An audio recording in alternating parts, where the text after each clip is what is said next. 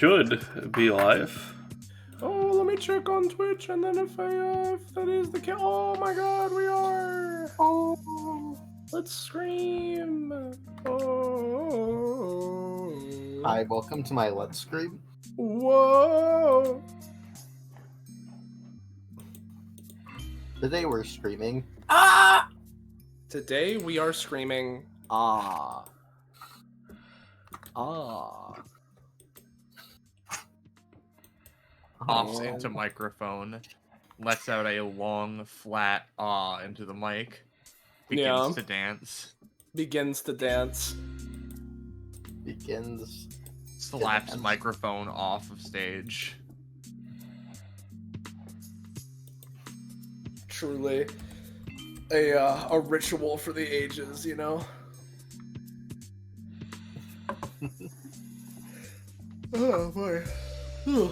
Here's my usual. How's everybody doing? What's going on? How's everyone feeling? What's up? Yes. I'm cold.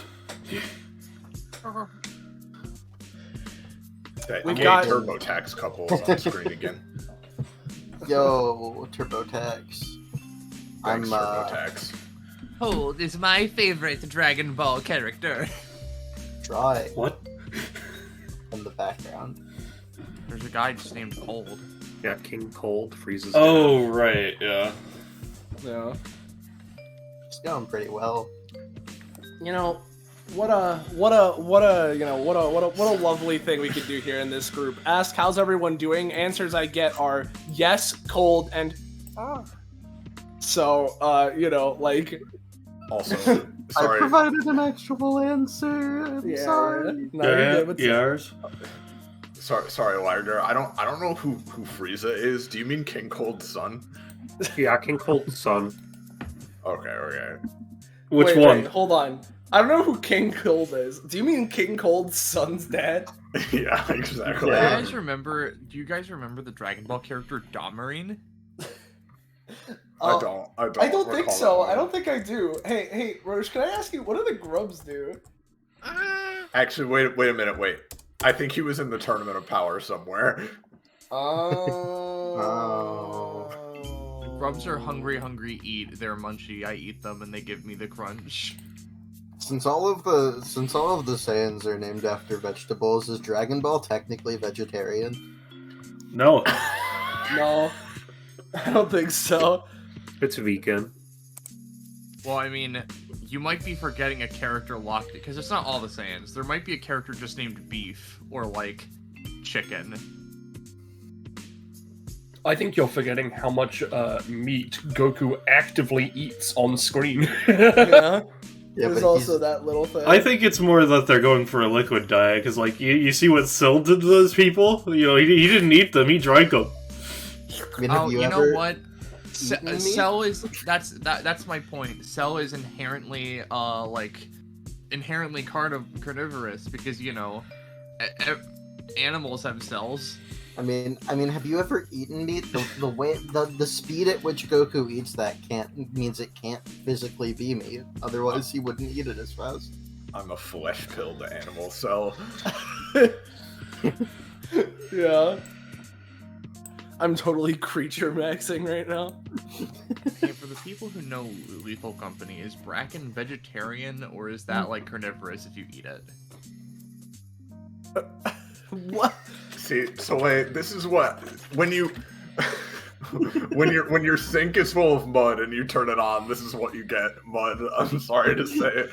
I know. Listen, I just wanted some nice, friendly little banter for the start of this stream here. Of just like, I just wanted something nice. And As an update, Listen, still cold. we're having a conversation as opposed to being silent or saying yes. So, but it is better than fucking complete and utter silence. So I'll give it that, right? This has also given me the mental image of like the banter sections with Greg and Alex and Taskmaster, and Greg's like, "Should we do a little banter, Alex?" And Alex just opens his mouth and mud spews for him for 30 seconds. It's like the fucking oil prospector from Gravity Falls. Yes. Oh, we should start this fucking Yeah, we section. should actually start. Hey, everybody, welcome back to episode. Talk about a cold open. Wait, is that a character in Dragon Ball? Hold on, I only know Is that about King Cold's son's dad? Yeah, Cold Son's dad, yeah. Anyone remember the Dom Marine? You know who else has dementia? Ouroboros and consume. Bulbasaur. Okay. Yeah. Hello, everybody, and welcome back to episode 197 of Destruction Bench Agreement, our more or less weekly tabletop RPG running the anime campaign or Epithet System. We're back here, episode 197, Operation Bifrost. We've been going at this for a good while now. I believe this is session 16. So you know we're in it, and boy, oh howdy, are we in the end game now. As always, I'll get a little bit of a recap as we're getting into things here, but we're fully in and approaching the climactic finale of this big ol' arc that we're doing here. So you can't be talking about the transparent tile's son's dad in the fucking chat. That's not. Sad. I got 3 hours of sleep. Brother, I got 5. It's not that much more. It's all good. It's all good. We're all happy here. You know, we're all fine and normal from Garfield. So, as I was saying, we've been going at this for a good fucking while. So there's a lot to go over. Yeah. Before we do any of that, though, if you are new around here, and don't worry, I'll get to introducing people. If you're new around here and you want to know when, where, how, why, you can catch up with more of the things we're doing here, such as getting even more context behind this shit, make sure to join our funky Discord server. Doing it in a little bit of a different order this time, because I'm just a freak like that. So, you know, there it is. And, you know, whether you go there and, you know, go to the community Discord, talk around, and figure out stuff that way, follow and sub to the channel to be informed that way, or whatever other method you may have. Let's get into who is involved here. For the past couple of sessions, we've been starting the proper end of it all, as mentioned, with various groups splitting up yet again for various places. But of course, in all of these, we have the same set of GMs. Hey everybody, I'm Patronic Soleil, whichever you prefer. I'm here. I'm running stuff, and I got my my good old friend co-GMs to help me out, starting with Iris. I'm actually Iris's son's dad, but yeah, I'm here. Yeah, and then we got Penny. Hi. I was gonna make a joke, but I decided no. I'm Penny. Hi, Penny. And with our GMs here in tow, let's go over our group we're going to be starting here with in terms of the players here today, which you can see in the you know, northern corner of the map at the top of your little screen, that group before. Let's go introduce our starting players here. So we got Ballast. Hello, I'm Ballast. I'm cold. You are cold. This is I'm playing Wayne Summers, son of Wayne Summers' dad. And summer is not cold, unlike the guy. yeah, unlike the guy we're speaking of right now. Then we got Liger. Howdy.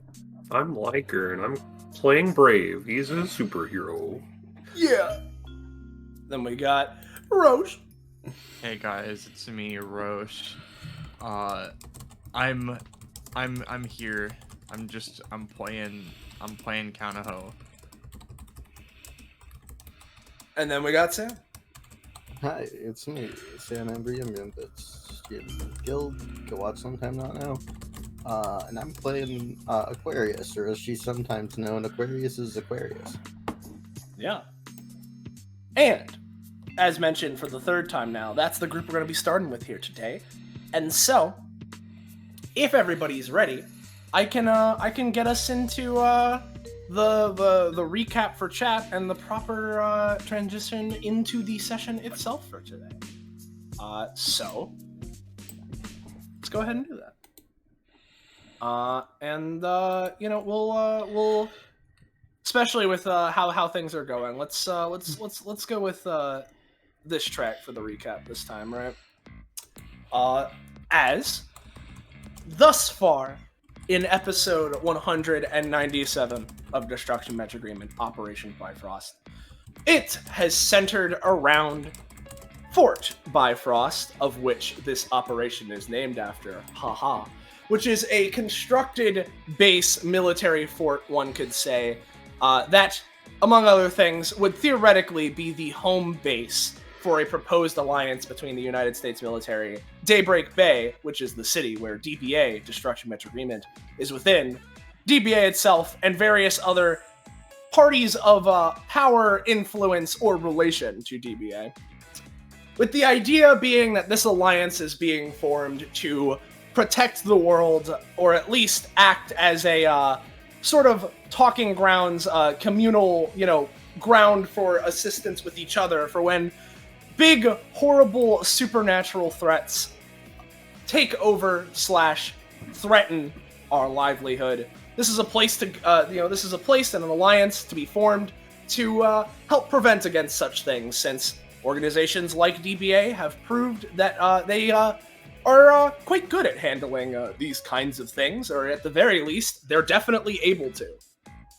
And with all of that, here on this fateful day, originally what was planned to be a mere talking through of the alliance and its potential formation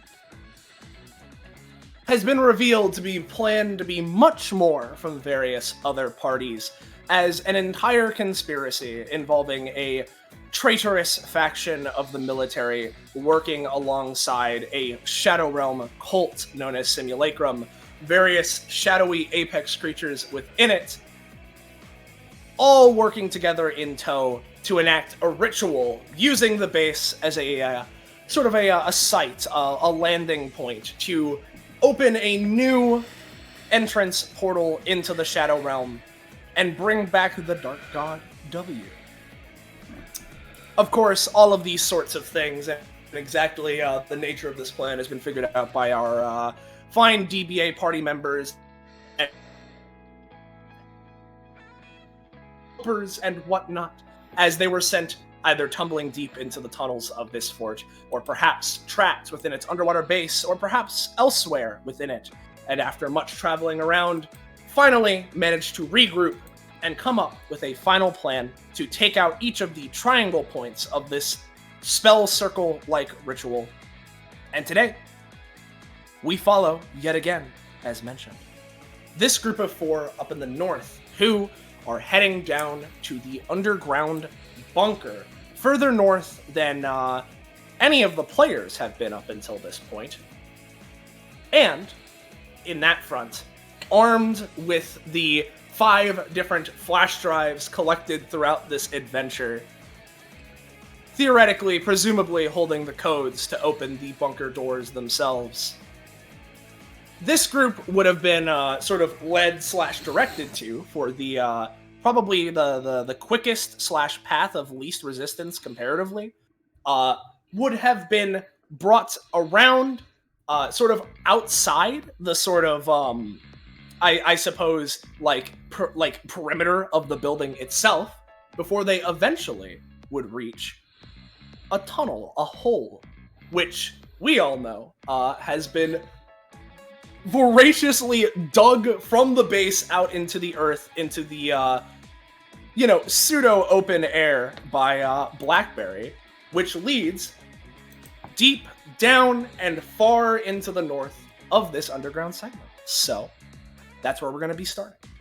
As your group of 4 would, using that tunnel, start taking the trek down into the base, or rather the underground tunnels of it. And with that being said, let me bring you guys over to here. As the rock and rubble of the tunnel, which, the tunnel itself is wide enough for all of you to get through, but with the nature of how it was created, occasionally, a loose rock, some rubble will tumble along with your footsteps as occasionally you slide down a bit.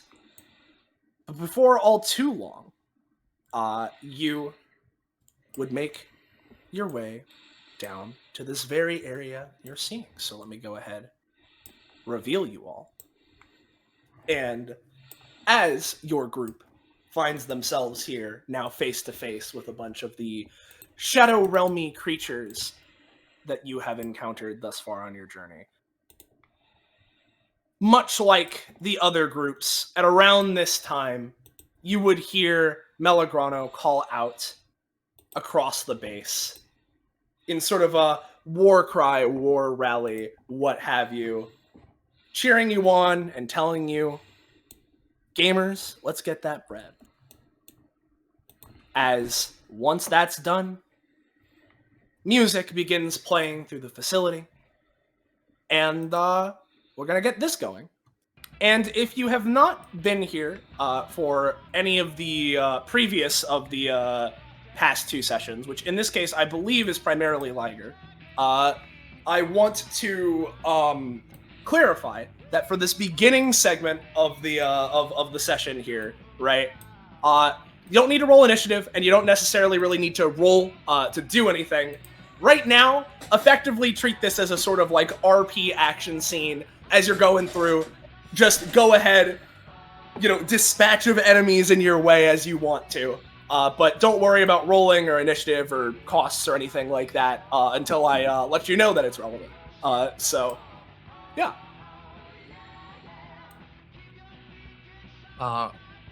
So I suppose to ask, we're sliding down. This is like a slide.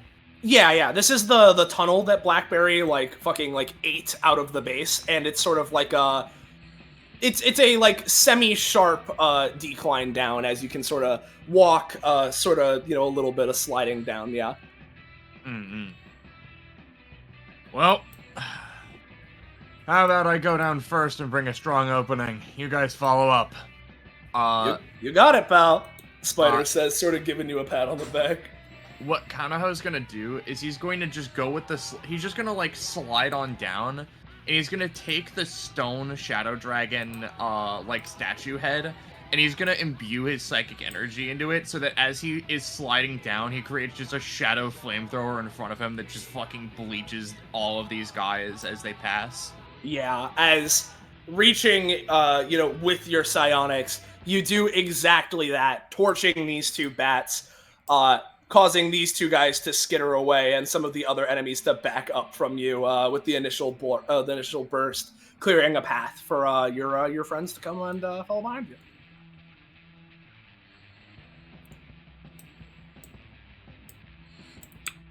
I don't know if you saw, Amber is BRB for a bit, yeah. Yeah, I know. Okay, just I'm making moving sure. her along, yeah. I think I've quite seen enough of these shadowy boys for one day. Wouldn't you guys agree? Spider says, sort of whirling his arms around kind of sarcastically. As one of them jumps towards him, he fires a web out at it, slams it into the ground as it melds into it. They're just animals. He shrugs. You're gonna see a lot more of them before the end of the day. Sorry, as you're saying? That one in the center, though, that just kind of looks like a stone. Or maybe like a cocoon. Stone is more accurate. We saw him down in the cave. It has, psionic waves or some fucking stupid shit like that.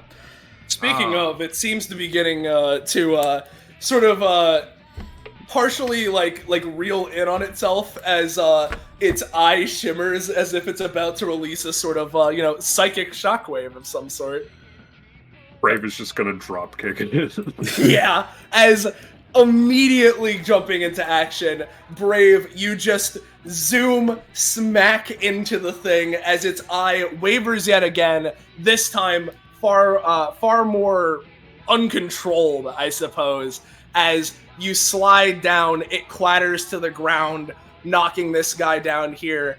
And as you're able to do that, it starts losing its exact solidity and form, as presumably you then kick off of it again, finishing it off with, this swift maneuver before it could even act.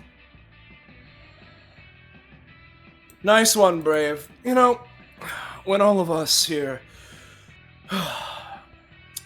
How shall I phrase this? Wasn't expecting to have to fight all of these guys here today. Says Othello, sort of looking a little dejected off to the side.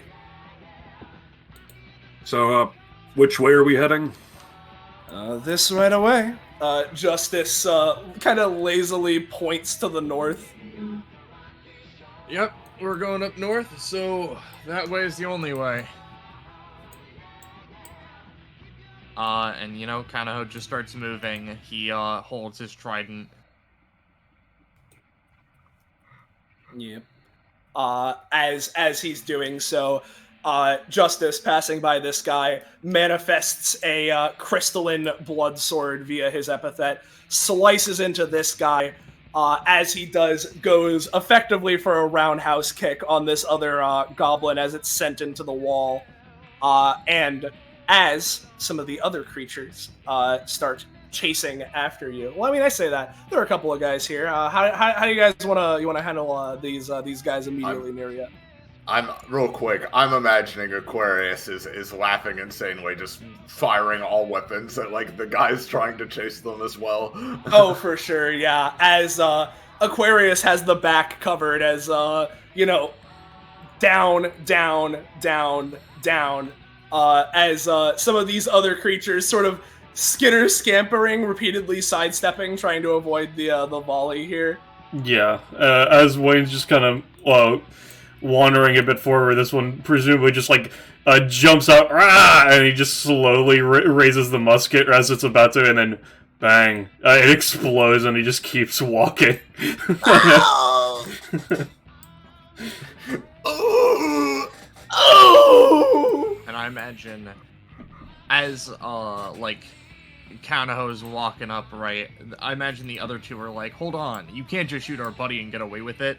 And Kanaho, I imagine, would just take his trident, right, and he would just kind of in one swoop stop this guy from moving without stabbing him, just catch him with a flat part of the trident, and then just quickly swing and send him into the wall so that he's KO'd but not killed, and then just goes on the backswing to just bat the isopod away. Yep, which goes exactly as described. And with Aquarius covering the back here, as mentioned before, you guys managed to get a little bit of a lead on this group of them. Let me make sure. Yep. You guys run to the north for a good little bit before eventually finding yourselves here. Boop.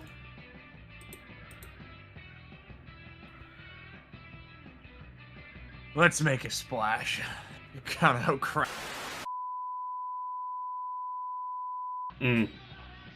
I'll shift ping in case anybody needs it. But yeah. If anybody wants to lead the charge here, feel free. Yeah, Brave is just gonna immediately rock up with a Brave flash down this line. Yeah. As immediately taking lead here, you see an opportune moment release a Brave flash down here, which pierces into 1, 2, 3, and goes down the hallway. Yeah, and he's down the other line. Sorry. He's just gonna start racing. Yep. And down the other line, unless someone else has something, Kanaho would begin swirling his trident around, gathering water, and then he would slam it forward and just create a big wave that travels down and just sort of starts sweeping these guys down the hallway as Yeah. he... As he, Is it my internet? Oh, No, what? no, I'm done. Sorry, I cut myself off because you started talking, and then I was like, oh no, it's fine, you can go. I was just saying, yeah. So, all right. In that case, yeah, Kanaho, you produce this wave and, literally surfing it along the way, sort of clear, while Brave clears one line of the path, you manage to clear this other side of it, just able to surf through, knock this guy sort of, well, I guess this guy could be knocked over here. This guy gets knocked this way, as then you continue surfing down this line, taking out these guys. And as those guys get launched there, I'll go ahead and just, you launch them there as they clatter into a couple of doors and force them open. So, roll 20, allow me to boop. And boop. As the creatures inside seem alarmed, taking note of all of your guys' presence. But you have more than enough time to start your run up past them.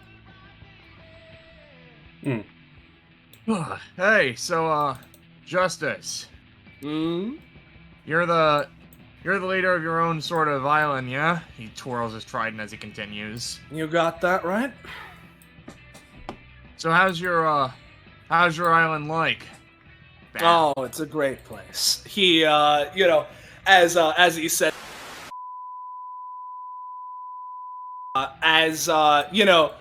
Justice stabs into the guy there. Yeah, it's a pretty cool place. Pretty, nice, lively. The happiest stormy skies you'll ever see.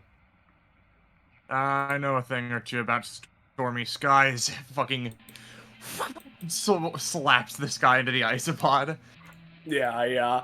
And what's up with you, Aquarius? Since you are back, yeah, Sam? At least She for now. BRB'd again. She needed to BRB again, and also the stream's down. Is it? Okay. Huh. Oh, it is definitely enough for a VOD slit. Oh, wait, is it back now? The stream's up for me, yeah. Oh, okay. It wasn't showing me the preview or anything, so... I don't know what's going on with that. Alright. I think it was an internet blip, but not a full stream going down. I see. Okay, we can continue. Yeah. I'll let you know. It was a blip. The stream is split. Whatever. I'll watch my stream and just monitor it. Yeah. Thank you. Yep. But yeah. Anyway.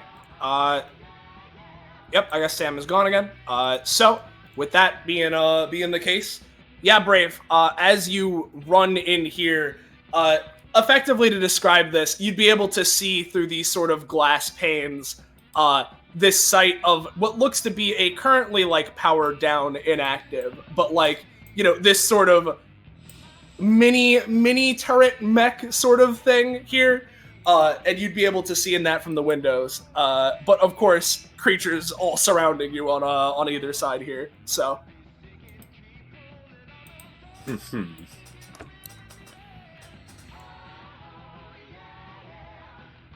So yeah, feel free to keep moving, and again, go ahead and feel free to flavor however you want to take these guys down. Yeah.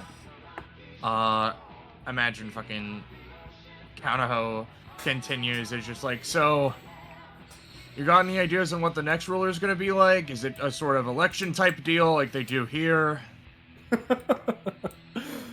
The next ruler, you say? Yeah. No, I don't know. Haven't thought about it. Haven't really needed to. Don't think that'll be changing anytime soon. It's always good for fresh eyes to peep on in. Yeah, punch sound effect. Yeah, in the background of this, just fucking wanton destruction. Yeah, Counterho and Justice are just next to each other, probably clearing waves of assholes out while fucking Brave is smashing the fuck out of people. Fresh eyes and whatnot. Sure enough. I've got plenty of my family around helping me out as well, so. Oh, a monarchy. You know. Looking around at the current situation, Wayne just kind of thinks to himself before deciding, and he basically holsters or puts the strap around his back and just lets his gun hang before effectively a drummer kit and all that appear on him, and he takes out he manifests, I should say, as opposed to takes out a pair of drumsticks and just starts playing what is basically a more traditional military, that sort of thing. Just like basically, and for the sake of it, as well as theoretically, mystically enhancing everybody around him, etc., etc. Yeah. For sure.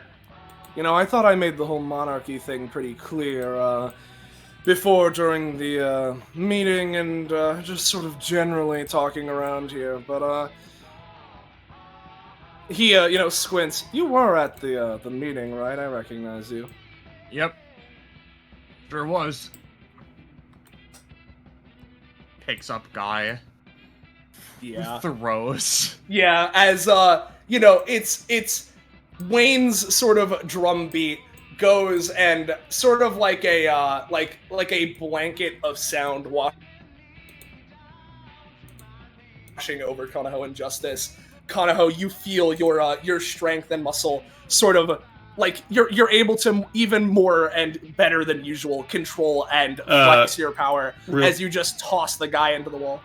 What's up? Apparently, Bell is saying that VOD is turbo fucked. Stream dropped like 5 to 10 times when there's several minutes long VODs. I have no idea what's causing this on my internet. Yeah, because you're not disconnecting. It's weird. Yeah, no, okay, so nothing's different from the last time I saw it. There's like one 24-minute VOD, one 2-minute VOD, and now we're on the third one. So, at least according to my my thing here. Well, let's get through this first section, and if it's still like happening, we can potentially either get Ember to stream when she comes back, or something else. Yeah, or something else. We'll see. Let's just keep going for now. Yeah. Alright, nice drum in there, Wayne. And just gonna keep going. It kind of does look at the little one near the big thing. Like, are they just chilling out? They're chilling out. They're like watching you as you're moving and holding up hands as if ready to blast. But they're mainly just sort of chilling out. All right, let's leave them to their peace and silence as we just fucking grab this guy and go and run forward before bowling balling them at the other two, like, bats. But rather than bowling ball along the ground, it's like when you're trying to throw a bowling ball, but you accidentally throw it up. Yeah, exactly. As it's sort of lobbed upwards, clatters into one of the bats, knocks it down to the ground. As the other goes to react, Justice flings another, crystalline blood spike at the thing, piercing into it, as it similarly clatters to the ground. While, let me just go ahead and, sort of reveal some stuff for our good pals here, right? As up by Brave and Aquarius, let's go and reveal a little bit of this. And a little bit of this. We can reveal it a little bit further to sort of like this-ish area. As, you turn the corner here, Brave, and this swarm of little scuttlers and guys all sort of turn their heads to you and Aquarius simultaneously. Brave Flash. Brave Flash. Brave Flash. Brave Flash. Among this world of shadow beasts, I alone am the honored one. Brave Flash. And Aquarius as well, just with the aid of Starlight Express, perhaps just blast down this hallway as well to a red and blue, just a line of destruction being carved. Yeah, exactly. Like, a blast is fired. Following that blast, there's a person-shaped blast, followed by a second one as they clear the path here, opening it up for the rest of them. Spider flashes a thumbs up as these two follow after, making way for the others, of course. I don't care about killing the one thing, I'm just gonna destroy the controls so this thing doesn't become a problem later. Oh yeah, that makes sense. So yeah, he just just turns the drum to the side, holds out the sticks, they become two basically stabs, and he smashes the console before turning back around. Yeah, you very swiftly take out this console. Though I will say, as you're leaving, Wayne, this creature here is goes to sort of fire a blast at the two of you as it arcs over the control panel, right? But presumably, as it goes to do so, you manage to close the door right in front of the blast, blocking it for you. Yeah. Yep. Here's Come on now, guys. We don't want to lag behind. Yeah. I don't want to see what's up with that one, but hey, we'll have all the time in the world once this is over. Assuming they're not ejected back to their home dimension. Oh, that's fair enough. Yep. Let me go ahead and do it a little bit like this and just reorganize some guys here. That Emmerich fellow already reached the door, right? Did they say anything about how it is?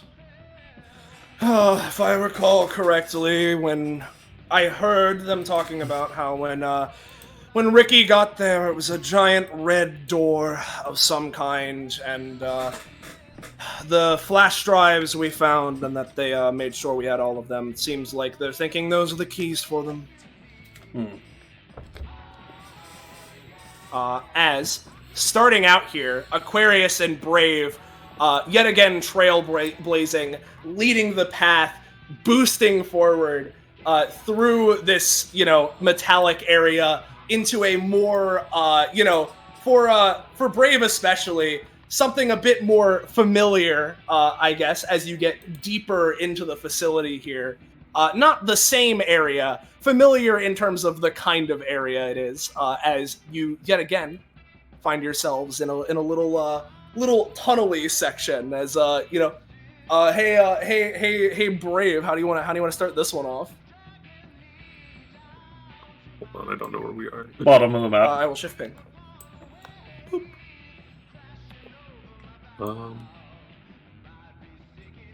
Brave Flash. Brave. And my brother in Christ, I brave Flash, I did.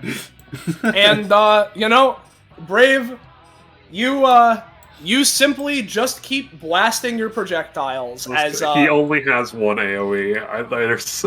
I don't have options. And you can feel free to rule of cool it in this segment. As I've mentioned, you can just sort of do some funky fun stuff. But Brave Flash works. As you anyway, you started blasting. As you start blasting down this section, Aquarius goes to the other one, starts blasting down this way. As the others soon make it over here from behind you guys. And let me go ahead and start clearing some of these fuckers out. Boop, bop, boop, bop, boop. Another split path.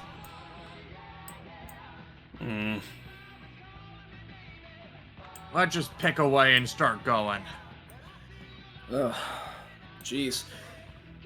This place just keeps on going, doesn't it, huh? Spider, yet again sort of goes up to Kanaho. Oh, tell me about it. This is the type of shit you only get with man-made structures. Bunch of tunnels, just for what? Extra paths to go in one way? Probably useful, but that's also a ants function. Well, let me tell you, if nothing else, after all of this is done, we've had a nice little Nice little workout. It certainly haven't skipped any sort of leg day this time. Kano takes a second and like looks back to Wayne. It's actually pretty wise. Thanks. It's just a fact, he says as he snipes with the ceiling, causing a stalactite to fall on this wall. Yeah, as this bat was about to start going to sort of zoom towards you, Wayne, you perfectly timed managed to shoot a stalactite above it and pierce into it before it can manage to start flying towards you. In which case, Kanaho, eeny, meeny, miny, mo, picks the left ways. And what we're gonna do is they're going to take their marvels and effectively start spinning them around and just using the levitation and like the force from them just to like launch himself over here, creating like a duality wave that like can knock some of these guys around and send them flying a little bit. Yeah. And then just continues going up. Yep. Meanwhile, on the other end here, as you know, how about this time Spider will go this way alongside Yakanaho. You know, Brave, you're really sort of perfectly suited for this kind of thing, aren't you? Othello, looks him over. I mean, I do have a lot of light-based attacks. Well, keep on light blasting away then. Alright, I already fully understand that I'm the slowest one in here, so to make that easiest, I'm just gonna take the direct path. Wayne's going to ignore the stone. Behind the stone there is a wall. Yeah, no, that's what I mean. Just you're gonna just try and phase through? Yeah, he's ignoring the fact that he's in a cavern, effectively. Right, I see. Obviously, I know this is a lighting mess. This is just him being like, I'm the slowest one here, I'm not going to just lag behind. I'm fine with not necessarily really being in this segment, but just for the sake of it, yeah. Yeah, that's fine. So we'll get back to you in a few here. Yeah.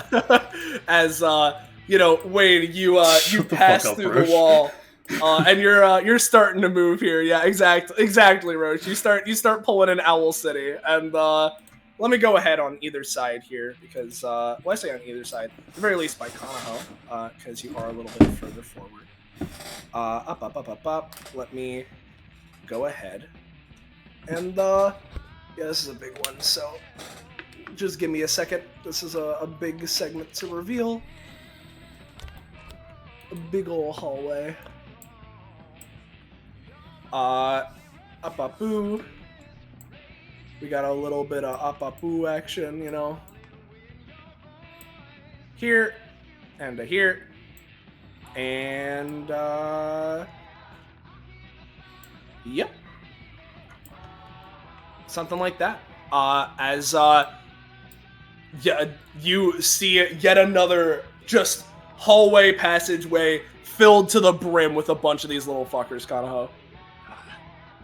We've been sticking it out since the beginning, eh, Mr. Spider? Oh, sure have. I feel like we've really gotten to know each other at this sort of point, huh? I think so as well. How about we just clear this as fast as possible? Sounds good to me. We've already spent a lot of time on these sorts of things, so we can spend a little more time focusing on the important stuff rather than dealing with the little minutia of life. And what Kanaho's initial idea is, right? He's gonna take out the paradox. The paradox? Oh, okay. Yeah. That's it. I've taken out the lost cosmos. He's gonna take out the paradox regicide, and he's gonna go up. And as he's running, he's gonna also draw the shadow dragon head from his pouch and just sort of like clutch it with his other hand. And using the memory properties in combination with the shadow dragon head, he's going to just hope that these guys can memorize things and just create a giant psychic image of a shadow dragon to barrel down this fucking hallway. Yeah, you know, and as you do, here, let me go ahead and help. Let me go ahead and give it some some oomph, you know, something like that. Some kick. As some kick, yeah. This one's more of a slingshot though, as you know, he reaches a web forward, sort of reeling back, you know, attaching it to the image of this shadow dragon, right? As pulls back and full force releases it alongside Kanaho, as with you know, with quite the signature, you know, the shadow dragon goes through this hallway, and just starts plowing through these fuckers. And Kanaho and fucking Mr. Spider are just riding atop it, blitzing through this hall. Yep. Meanwhile, and you know what? How about we have Aquarius run after the two of them here? Since Tummy Hurdy Land, you know, Brave Flash, barrage down here repeatedly, assisted in part with Othello commanding his shadow to handle any of the stragglers here. Will be able to clear this alternate path that Brave and the others are going down. So, you know, let me go ahead and start clearing that out. Boop bop. As I'll also go ahead and as you guys are here, let me reveal some more, just because you know, believe it or not, there's a lot of stuff that we've made here. Ababoo. You know, some guys. There's some guys in here. As you get here, Kanaho, you can see this pathway here, as you know, Brave and their group can see this here. Meanwhile, in the center, Wayne, suddenly, you find yourself right in the middle of it all. As you've managed to pass through the wall in this way, keeping up with the others, as you know, all of these little guys turn their head to you. He's just going to just kind of like sigh and raise his drumsticks and then bash it for a massive sound wave to clear out these ones around him. Yeah, exactly. As you do, they all clutch their head, sort of running away from the really loud, bad sound here, partially ducking in here, as you, before all of the others, you know, manage to run through, go and presumably run through the wall again. As you know, this time, we don't need to do the whole song and dance, because you'd find something pretty quickly. As let's go ahead here. No, you keep going. I was gonna say, I love the idea. Wayne shows up in the hallway, sees like 5 little shadow goobers, and then just does a drum solo as little music notes come out and bash all of them. Yeah. Amber's back if Yeah. comes in. Yeah, Sam, hey, what's up with you if you're here? If you want to do any amount of things to take out any amount of these guys, feel free. You have the stage here. Yeah. Aquarius running through here. Obviously, trying to get to the end as quick as possible, and I heard guys to the side. We don't want to deal with them. Would come to the side with her fucking massive baton and basically slam it into the side of the wall here, causing structural damage and basically causing the whole fucking like doorway here to collapse with rocks. Yeah, let me just as you hear some more like you know, we'll close that one off, you know.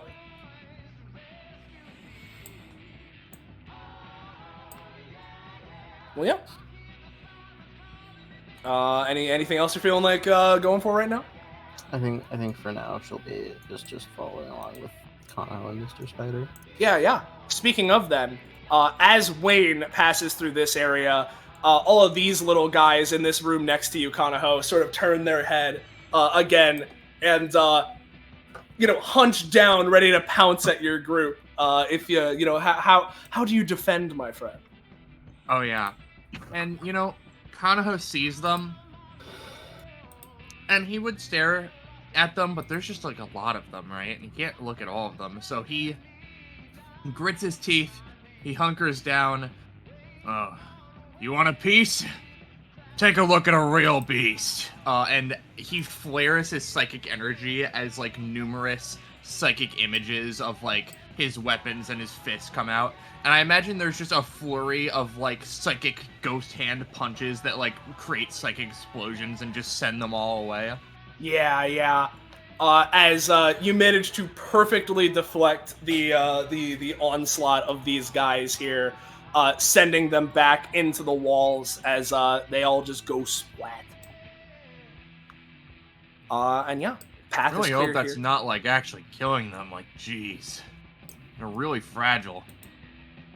I mean, we've gotten pretty used to fighting them at this point. We kind of know where their weak spots are, Plus, you of anybody, I mean, you've spent a lot of time with your good hobby pals, so.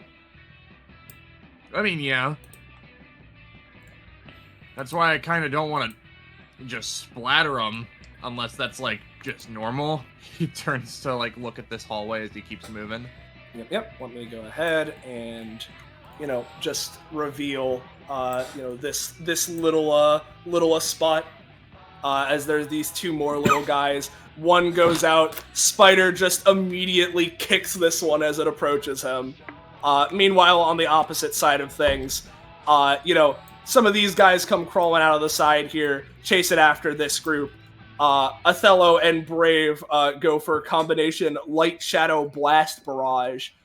As Justice makes it here, sees, this. And similar to what Aquarius did, snaps a couple times as some of his trademark cannonballs go and sort of cover this entrance. And we'll just go ahead and cover this one back up. Meanwhile, back by you, Wayne. What's going on with you? You see this guy and his legion of little bugs. What's up with you? All right. Well. He says he realizes that he's no longer not in a cavern, that he can't pretend it exists. He squidgles over here, ducks underneath the pipe. He's going to check what's in these cases real quick before really addressing the core issue at the moment. In the cases, there'd primarily just sort of be like, vague supplies, sort of like kind of like what you were finding in the mine, Nothing super duper crazy, but if there's anything in particular you're looking for, he grabs one thing, gets on top, and basically is going to break open the glass with this and use a flashlight that he found and combine them, and then use just his generic imagination powers to make a fucking immense spotlight cannon that is being blasted at this from here. Yeah. As you start doing that, it takes a couple seconds to rummage through everything.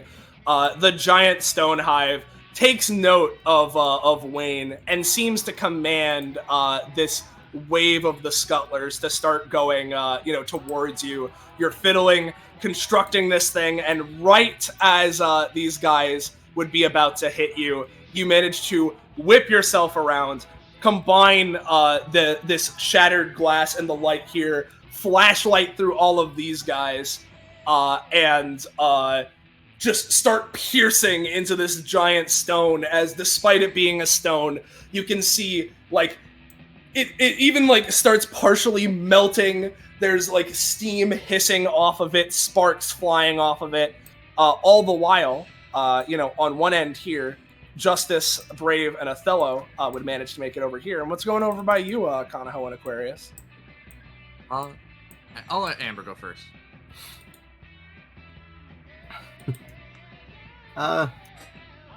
Aquarius isn't doing anything special for now, just running up, would see the singular little guy in here, like, you're harmless, and just run past. He grumbles at that. He snaps his fingers and goes like shadow drat, like. Yeah. Chat. I have Not that. Anyways, do I still have the image of the shadow dragon, or did disappear? Yeah, sure, you got it. Yeah. I imagine it's like tearing on through. It still goes here. They make it up. Huh. Yo, Armor Lady, Mr. Spider. Mm-hmm. How about we fight Shadow with Shadow? He, like, points at the dragon, gestures to the stone hive. Let's catapult this thing in there. Sounds good to me. Alright, sure. And I imagine Kanaho flips off the shadow dragon, and he twirls, or he puts the paradox regicide away, and he, instead switches to his marvels and his trident. As he swings the trident around, like to gather a little bit momentum, the Twin King marvel is like spinning around it, slowly gaining rotational force, as he then pulls them in and goes for a big supercharged momentum slam to send the dragon like over at maximum force into the stone hive. Yeah. Meanwhile, yep. Yeah. Or I was just like, and then Aquarius and Mr. Spider could follow up. Yeah. As much as he did before, Spider places a web on the dragon as Kanaho is prepping it, reels back while also jumping back himself, and simultaneously flings himself kicking into the dragon and releases the webbing on the dragon itself to further increase its speed. And yeah, what's Aquarius at it?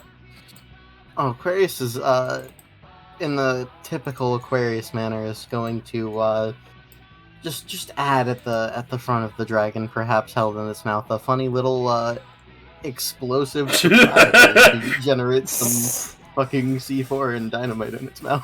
Hell yeah. Oh, I thought you were putting a reality and taking a grenade in its mouth. Nah, not yet. Not yet. As you arm this dragon literally to the teeth with C4.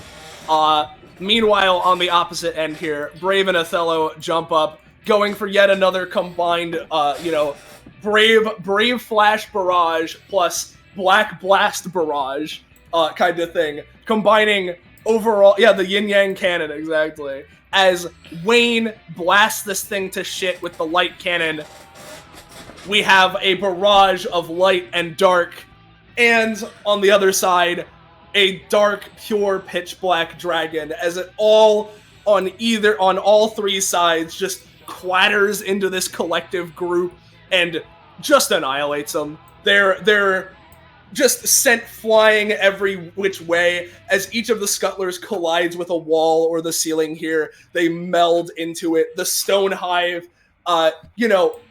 being pelted by both of the elements, just like, the best way I can describe it is that it is utterly, like, melted in the way mentioned before with the light, as the dark coats it and congeals it into the same kind of, like, shadowy, like, gooey substance that you guys have occasionally walked through as it coats the floor. And this guy's also dead, too, because he was there. But, yeah, path seems clear.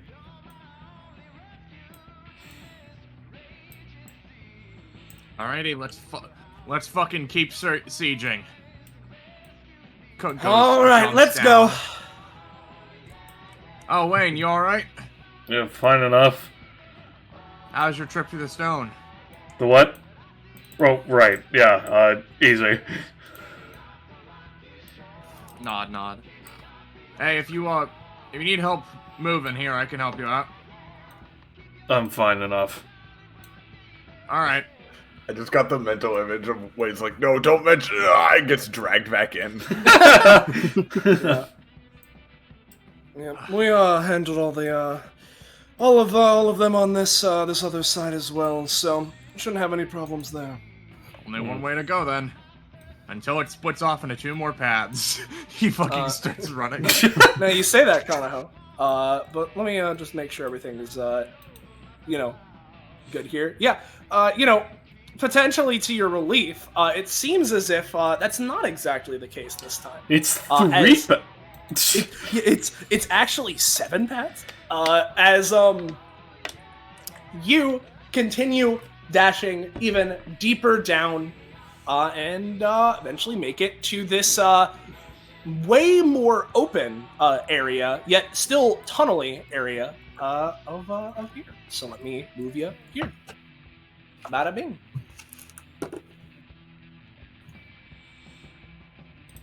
Let's see. I'll shift ping in case you need. There you go. The hell?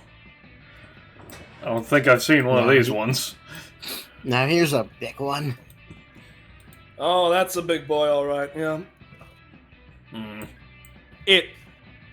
It's you know, body sort of swivels, waves towards you as with a massive roar, it's wriggling, charging towards you guys. I did just have a bit of another internet blip, just in case, as an aside. Okay, seems fine so far. Alright, cool. I but- just wanted to make sure. Yeah. What's you know, hey Kanaho, Aquarius, and Wayne, since I assume that Liger's still BRB. How you guys respond to this guy? I imagine. No, that's what I do. As he's charging towards us, Aquarius would step up and basically try and like physically hold him back, like fucking like arms locked. Yeah, as you get into you know, a sumo wrestling like you know, stance here, you grab onto you know, each of its little slicers here, holding it in place, perfectly vulnerable for any of the follow-ups here. In which case, since Roche is muted, Oh shit, I was muted. Fuck. Sorry, continue then. You can go unless it's okay for me to. No, you. I was only going because you were.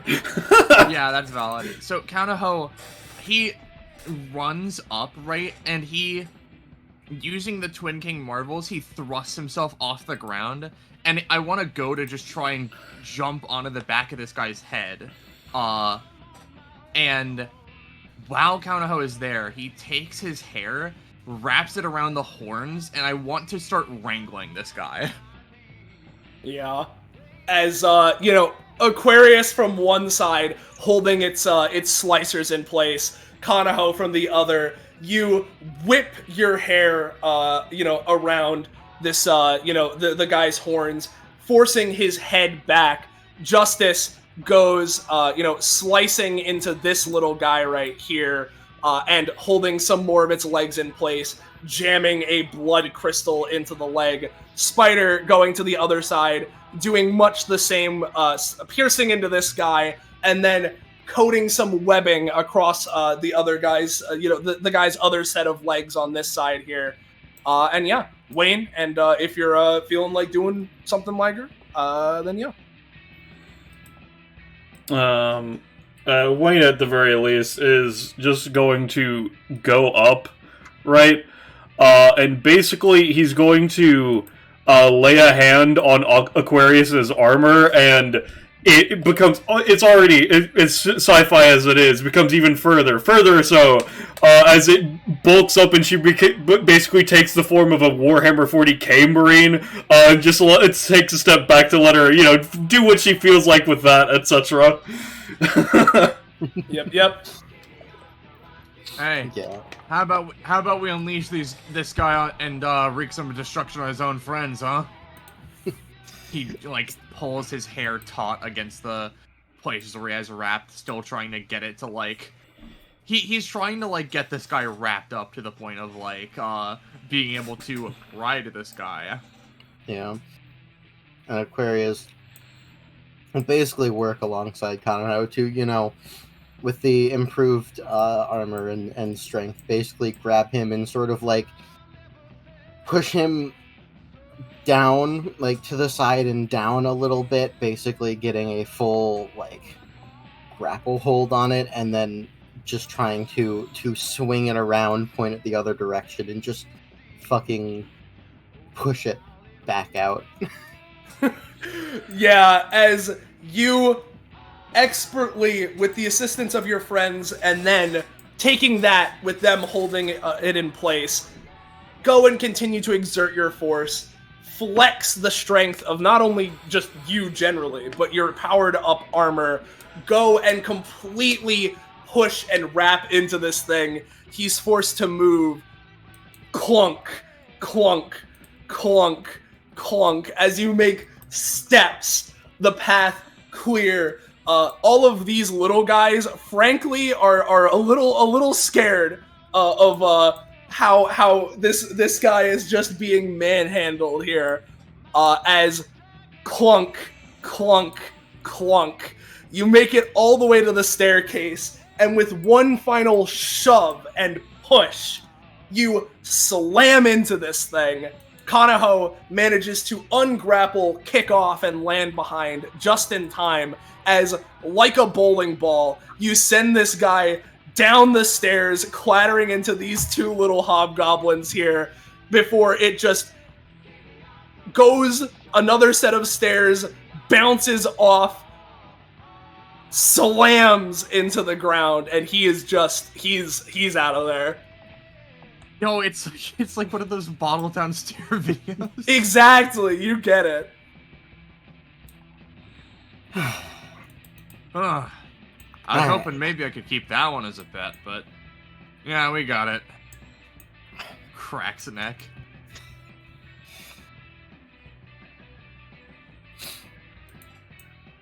So, Right then, we should probably get moving.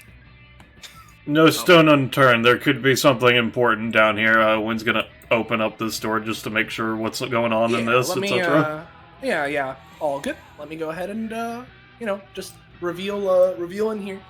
We got more supplies. Some oil drums and such here. You got all this kind of stuff. Wynn's going you to see take that these dynamite. sticks of dynamite. Yeah, you see that dynamite. Dynamite. Dynamite. Dynamite. Sure, let's go and check it out. We're gonna just like bump. I'm not even gonna attack him. Yeah. Just bump him out of the way. literally bump into him with your walking hitbox, and he just skitters away.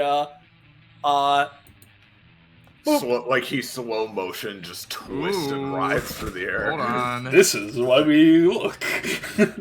Hey, what are these?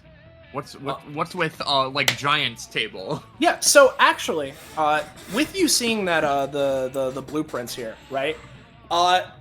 Effectively, the way I would describe what you're able to see here, right, is that it's it looks like the sort of like schematics for a like some sort of a how would I describe it? It seems to be like the basic sketch schematics and everything, like I said, of a like tube, right? That seems to be meant for high power, like both high power in terms of like force, but more efficient energy usage of like shooting things into like the water, like sort of like a submarine bay hangar kind of thing, where it's like a giant sort of a funnely thing where it has this set of like massive fans and some like power generator-y things to in some way effectively create like a pressure launcher, Yeah. So, without any further note, yoink. Yep. All good. Just rolls up the blueprints and also takes the construction hat. He's just gonna take that because safety first. Yep. Safety first. I'll leave the blueprints here on the map, but know that you got them. Yeah. I can take the hat though. Rolled up super energy tube blueprints. Yep. We're just going around the Fire Emblem map while there's like one enemy who's forced to stay in the same place. Only for 25 turns, though. Yeah. Shadow Hobgoblin will wait for it, patiently for 25 turns. We've got to make sure that like the thief who like is roaming around doesn't take all the chests. What are these papers? What's going on with these? with these papers. Those papers don't seem to be anything of like particular use past like, it seems to be like record logs of like, oh man, like, hey, soldier was here. Who's like, who's watching this today? Who's doing this? Mhm. How's the mining going? Gotcha. Yep. Don't need guns. Guns are bad. We can cut to see what Kanaho's second room is, etc. Of course. Yeah. Well, I'll reveal this because this is pretty simple. And Kanaho, if you like that hard hat, holy shit! Like, More. I already got one. I assume it's Kanaho's just a more ball. general storage in these ones, right? yeah, it's more general storage shit. Gotcha. Sorry, as you're saying, Rush? Kanaho's learned a lot from this arc. At first he was like, why are we taking things from there? And now it's like, hard hat, blueprint in my inventory. Yeah.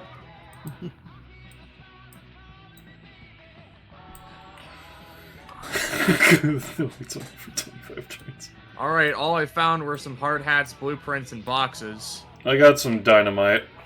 Dynamite! There we go. That's the stuff. This goblin, as you approach him, Wayne, like you see his legs. They are wavering like they're made of gelatin, and they're making like the I've been sound of like mostly waving metal against sheet. the taming of all of these creatures, but I get the feeling Fritz would be annoyed if I didn't bring a souvenir. He takes the drum he's been drumming, takes off the top, puts the rest of it over the thing, and then slides the top back on to where it's basically stuck inside the drum. Oh my god! You have got Drum Goblin. I will keep this in mind. Dude, Wayne is gonna be banging the drum. That guy is going to be lit. This hobgoblin will be liquefied by the time I get to the place. Like, He's not gonna keep drumming for now, at least. Put the hobgoblin in the drum wiggler.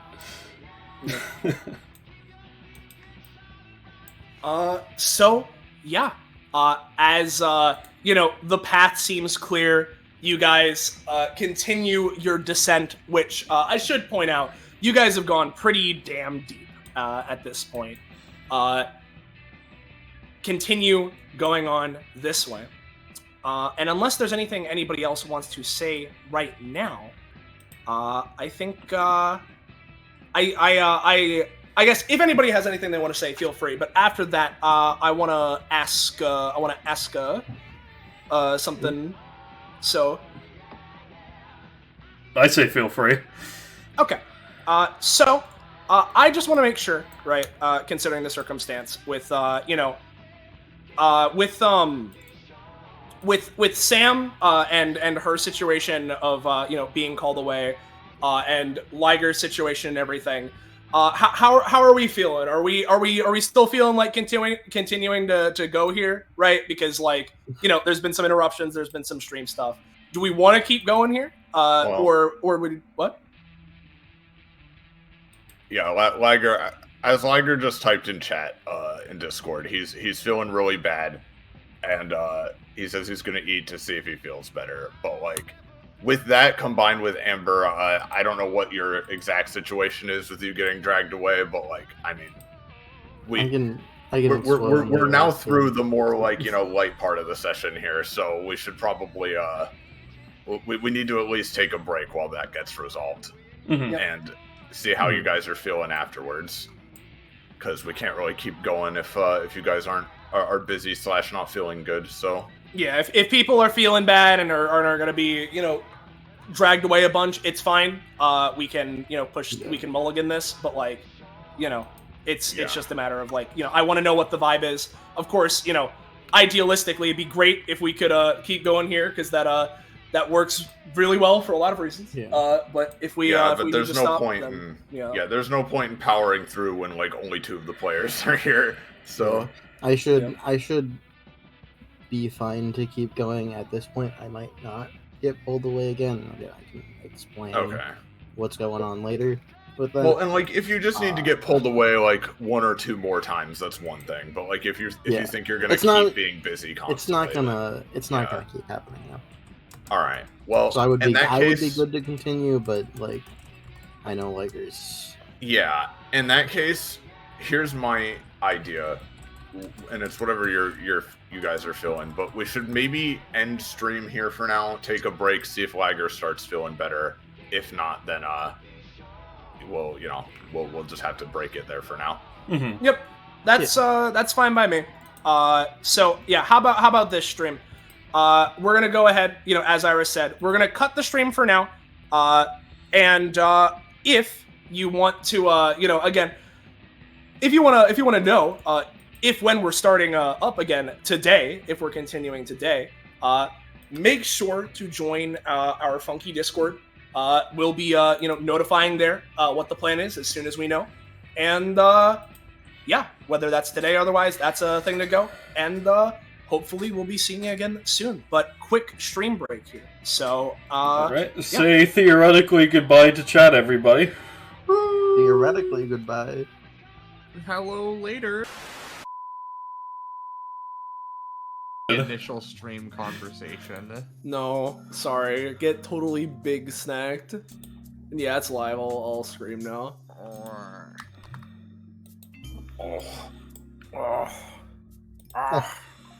Oh. I got a notification on my phone. Oh man, someone's live on Twitch. We've never done this joke before. Let me go and... Wait, we do jokes? I don't know what a joke is, to be honest. Oh, with you. sorry. This is the joke stream. Yeah. Yeah, the joke is us. Yeah. I'm summoning my mental presence into your brain. Is that what's happening? Oh forcing man, I my way really to the wish I had boundary. a big snack right about now. A big snack right Big about snacky. now. Could really use a big snack right now. Big snack right now. Big snack right now. Sorry, we only have medium small snacks. Or man. 3-course meals. Is that or me? 3-course meal. What about like a... So, if we take like 2 medium small snacks, what does that give us? Like a small large snack? That gives you a full 3-course meal. Oh. Yeah. It's Yeah. instantly upgraded due to our Five, spectacular package premium. Sorry, five, we forgot to program large snack, so it just skips to the next rank. five ring pops becomes a full roast beef inside of mashed potatoes. Yeah, exactly. That's how it works. If you A multiply soul your for a soul. if you multiply your 3-course meals by 10, you get a mukbang. Yuck. More like a yuck bang. Yeah. Hey Amber, is your like nemesis yuck Gratio. If Yuck Amber's like, yuck lots. yeah, if Amber is yum yum bits, like what's the nemesis here? What's the evil doppelganger, you know? I'm pretty sure we established it's Stib Mui Mui. So, yeah, Stib Mui Mui. I forgot about Stib Mui Mui. If you want actual small lore into my name, actually, a part of its origins lie, believe it or not, in Jackbox back in high school, when Jackbox was the first beginnings of a thing, and I wanted a funny like name to go by when we're doing the Jackbox things, but my brain was like weird, funny duality thing, and so actually I had 2 different ones that I would use. I say would use because we never actually played Jackbox, just theorized about playing Jackbox. But it would have been angelic bits and demonic bits. So they are the dualities of my soul that has become Yum Yum Bits. As we all know, when you mix demon and angel, you get yum yum yum yum yum yum. So, you know? Yeah, no, if we had an angel and a demon right now, then we could get a big snack, but, you know, we don't have those. Big parentheses, but not too big snack, you know? Exactly.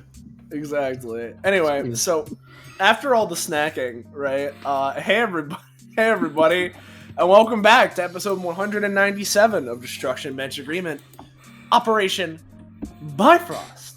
I'm gonna skip out on doing our full usual intro, primarily because we're jumping back not only into episode 197, right? And I also realized that fucking this little segment here wasn't revealed. That's funny.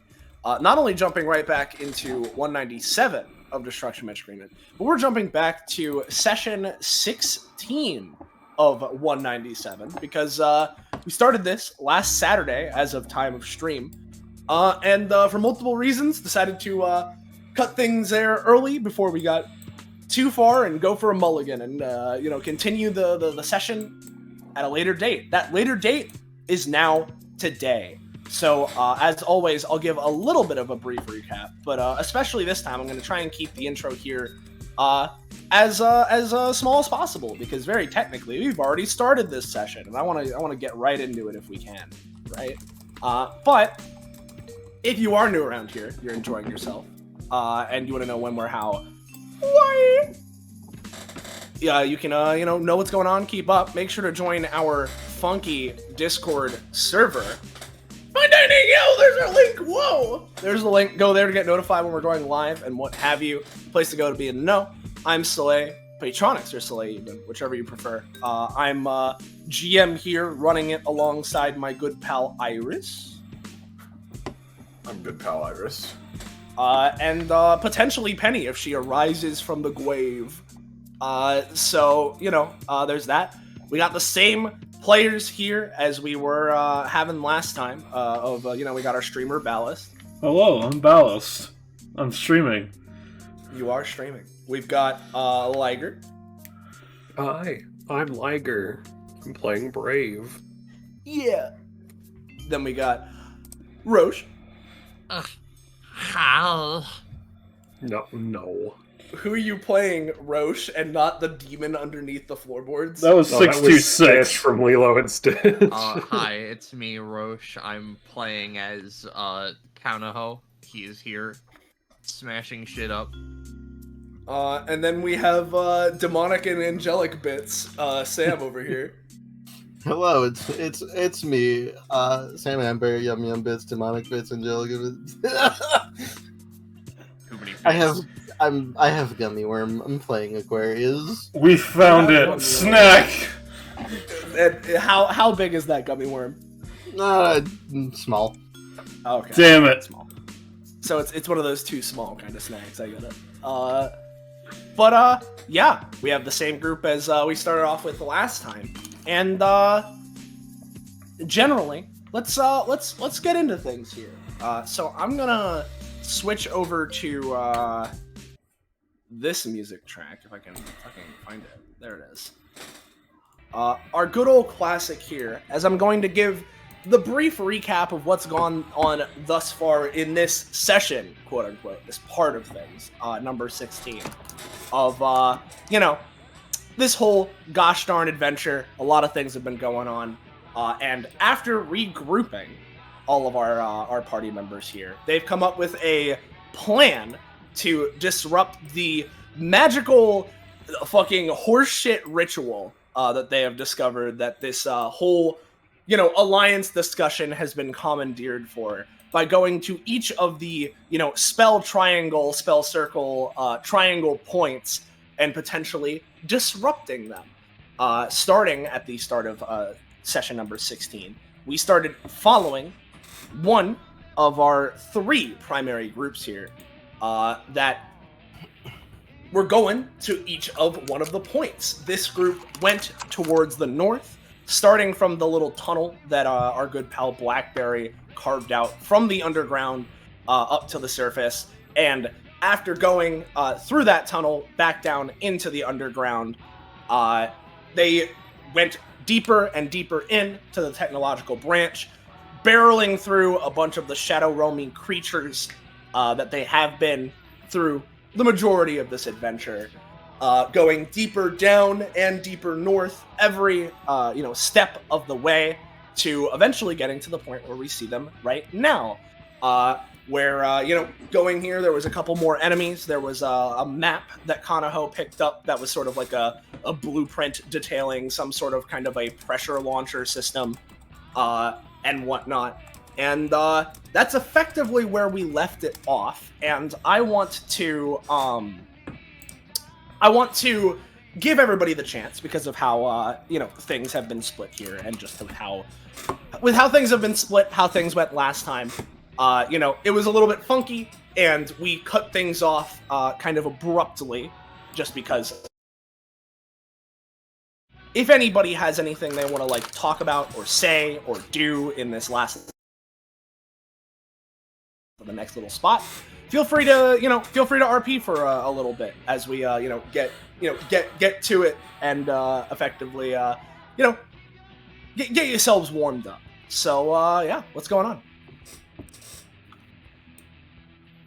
Well, if no one else will take the first throw, then I will. So Counterho walking along, various weapons sheathed at his side and stuff sticking out of his bag. He's like, well, all things considered, that was probably the easy part. From here on out, it's probably gonna get harder. Or maybe it'll stay about the same. Who can know? Well, Oh, it's definitely considering gonna get harder. we haven't fought any of the Apexes yet, it's kind of obvious to assume it's gonna get more frustrating, yeah. Oh, come on. What if they just sort of, hey, when Kanaho and I found that Malmagia lady, right? She just got kind of bored and all up and left her little post. Maybe the other ones got a little bored and they're just walking around. Maybe we can just walk in and it'll be a walk in the park, That's the problem that I'm assuming, considering Nidhogg left where it was and started moving north to our understanding. Nidhogg? The snake thing. Oh, that one. He snaps his fingers. Snake thing? It is a adapting, evolving possession monster. Alright, that's... Oh, the mech guy. The what? There's a guy that was I think he was possessing one of the mechs they have here. He's all goopy and black, and he did the adaptation stuff. From what y'all said in the break room, yeah, that's the same guy. I see. Well, that puts Good. another name to a face. I saw them all having a meeting, a decent while ago. I wonder if that's even relevant at this point. He chuckles dryly. Well, if Nidhogg's up this way, then that's good. I've been hoping for a rematch. Point of order. Yeah. Sorry, go on. If he is here, Justice, goes walking past Mr. Spider. I got a little bit of a revenge match for myself as well. Well, yeah, don't go. Let's all fulfill that vengeance, huh? Kick to the head from all of us. Sounds good to me. Though, if I were to talk a little bit about it, point of order, do we know who of the Shadow Apexes we haven't seen yet? I mean, we I don't guess, know is it- which ones are at the aquarium base, so not really. I'm trying to remember all those names Graves gave them. Spider, looks to the side. There was well, I'm pretty sure the Obviously- one we're talking about, Nidhogg, he's like Snake or something, right? Because he's a snake. But then there's there's Malmagia. We saw her, obviously. There's Yep. She's done with. people were talking about the red fast guy. That old situation. 3. There was the snaps his fingers a couple times, Grudge or something. Yeah. 4. We know that there was one that was with Grudge, but the only one we know for sure that is down there is Grudge over in the eastern quadrant. Presumably, the other one that picked them up is with them. Counterho puts a hand to his chin and just sort of thinks. Oh, well, obviously, that probably means we're gonna be dealing with probably considering no one's mentioned him, the big one with the staff, or, you know, one of the two others that ran away, or the puppet one. And of those, I'm really hoping it's not any of the other. Well, I don't think there's anything wrong with the... Considering Nidhogg was just roaming the tunnels, presumably they weren't already at a ritual seal point, which means that if we encounter them, they'll be an annoyance, but not the primary target. Othello kind of, steps forward. I mentioned this when I was going over the plan for everything, but Nidhogg was originally one of the, guard dogs, he does air quotes, for the, point that's down in the deep mines, so if he's left his post, I don't know what he's doing now, but... Got it. Well, hope for the best, prepare for the worst, all that sort of shit. If all things go right, I don't know, maybe we can talk this one out. Well, that'd be fun.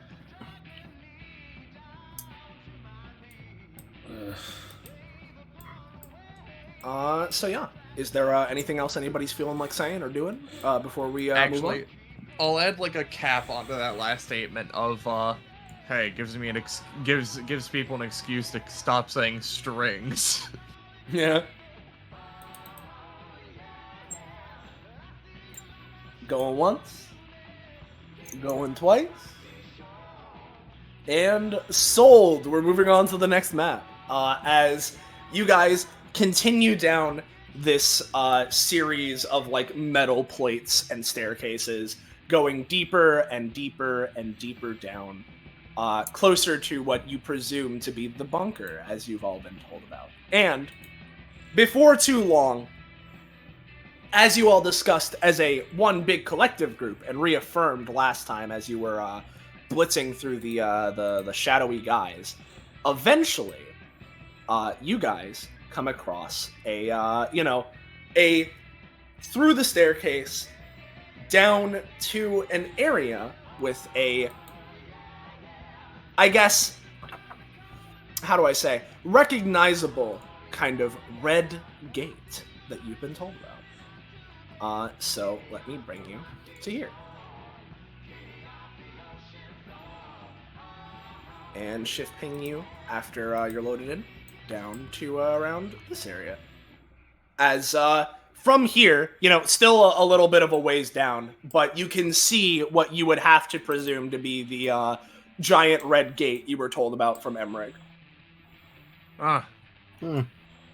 Looks like we're in the spot. Bingo! Counterho, sorry. Those guys down there look like they took a beating. The scale of the doors around here are frankly absurd. It's crazy. They gotta get their vehicles through somehow. But, like, what are they driving?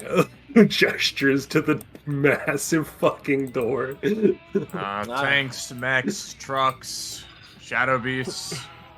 Bunch of machinery, whatever the hell, says Othello as, he sort of waves off to the side. I even wouldn't necessarily be surprised if it was intentionally designed so those big shadow assholes could make it through. Well, I remember right, Citadel was saying that there was like a whole thing, like this thing was being like made as the super safe bunker or whatever before any of this was all started. So, I don't know, maybe. Maybe they've got a super mech behind the door. That'd be exciting. Wayne's just gonna check to see if these sorts of doors are like locked or what the deal with them is, just to confirm. Yeah. Well, this door right here doesn't seem to be locked or anything. So I'll go ahead and open it. However, as you look inside and see this pretty barren room and whatnot, hey, Iris. Yes. Wayne, you take a peek into this room. And the rest of you keep talking and moseying on. And then all of a sudden, there is a massive, explosive-like crunching behind all of you. As bursting through the wall is a hulking, monstrous figure. Oh man. Oh, fuck, this I'm guy gonna again. assume that's the guy I was told to not fuck with. Yeah, this is the punches you guy. Well, I was gonna say tell me you're on our side, but now... Who No, he's in the not. goddamn hell? As he looks at all of you, you all see this enormous man. It's a strange feeling. You can all visibly see many cuts, scorch marks, various injuries all across him, and yet he stands tall, looking like he has energy to keep going for days. And he just growls, "Anyone want to tell me who the hell is playing that goddamn music?" And he suddenly comes over here and punches an arm into the wall and grabs something. And all of you hear,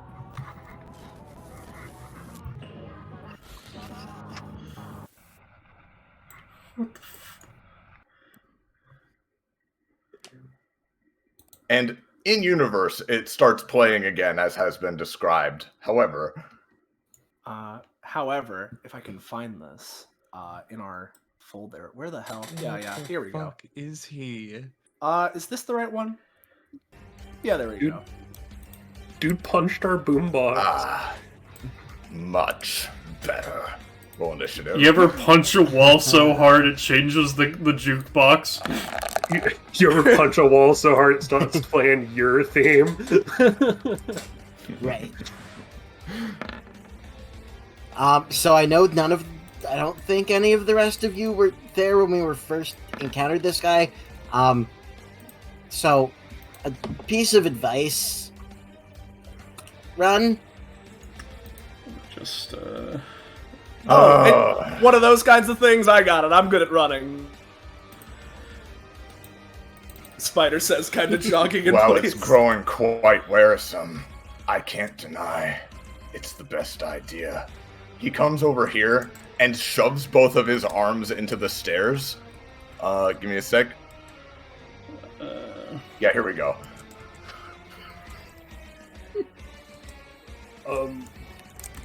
Aquarius, you can have the 0.5. Go ahead. Oh. Kanaho takes a minute, right? And comes up with a stupid idea. He points at Lieutenant Bellhurst. Freakishly strong, weird powers. You must be one of those DBA assholes, aren't you? does Brave The get fuck is DBA? does Brave get a 0.3 or is Bellhurst a 0.3, etc.? Oh, I didn't even see he was tied with Brave. Brave can get the 0.3, sure. Okay. They're those The assholes who are Brave- storming this place, obviously. So what's Justice gonna do? Justice sees what Kanaho's going for.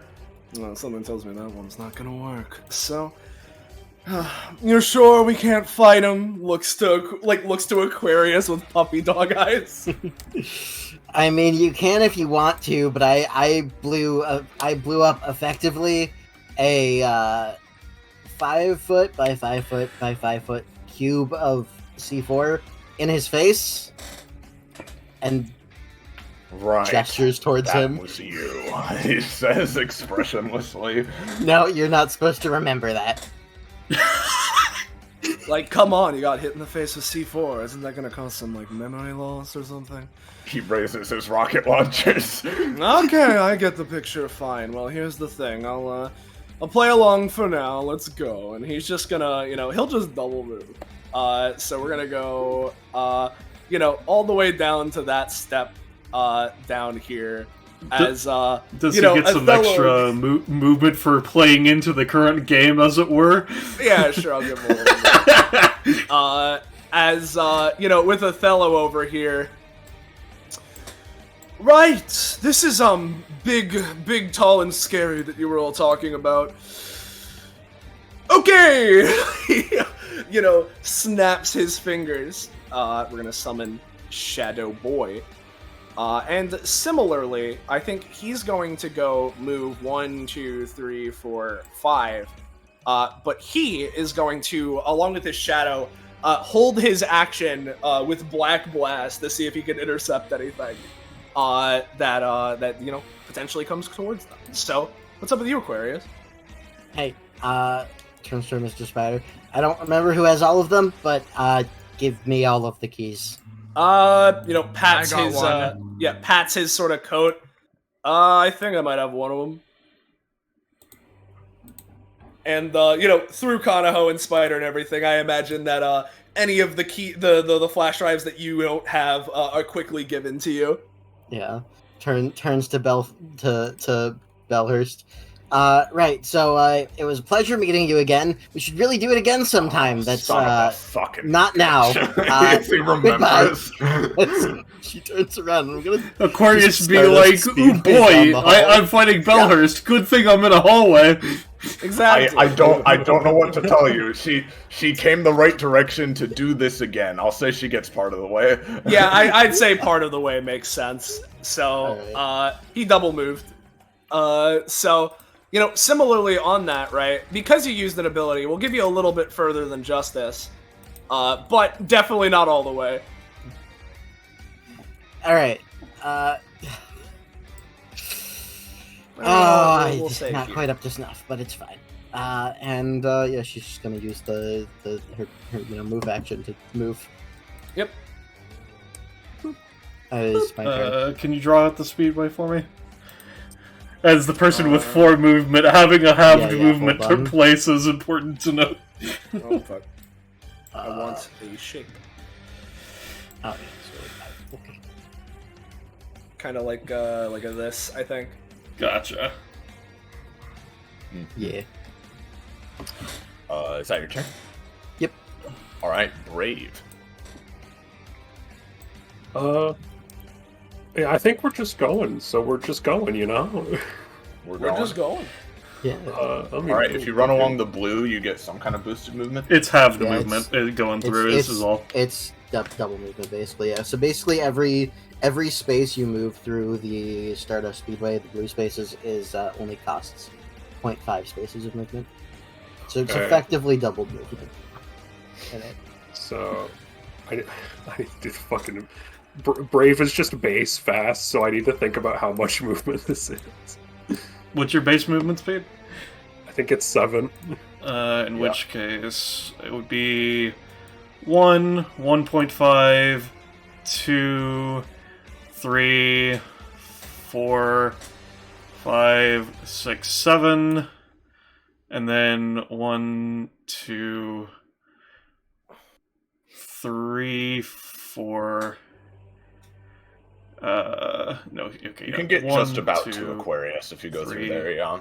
And double move. 4, 5, And double move if you double move, 6, 7. Yeah, you can get to like here.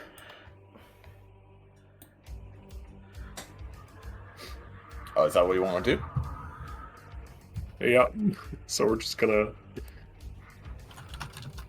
Boop. All right, he battle fasts his way over. Anything else? No. All right. For Bellhurst,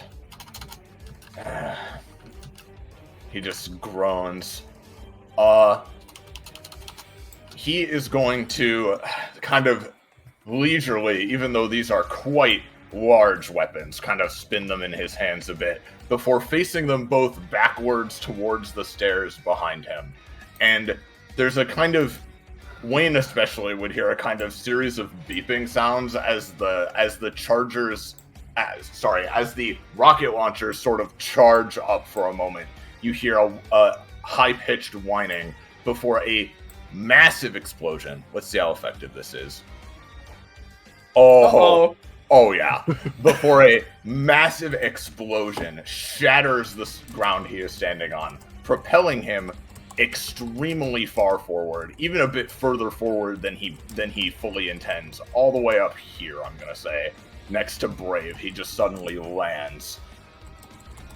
But that's his turn, so Mr. Spider. Oh, geez. For some reason was expecting him to use those like a normal person. He, as he soars overhead, this is a little bit of a sticky situation, you know, kind of deal, and we're just gonna start moving. So 1, and then, fucking, it'd be, I could get to, like, there, with 1 movement action. And do we want to double move, or, you know what he's gonna do, is with his main action, I'm gonna go and use, Family Reunion, create a bunch of little spidery guys, and give them the command, like, hey, go ahead and, hassle that guy, you know? Like, just give him a little bit of a rough time, hold him in place. Kind of deal. And so I'm just gonna summon a bunch of little spidery guys to make their way to Bellhurst and start annoying him.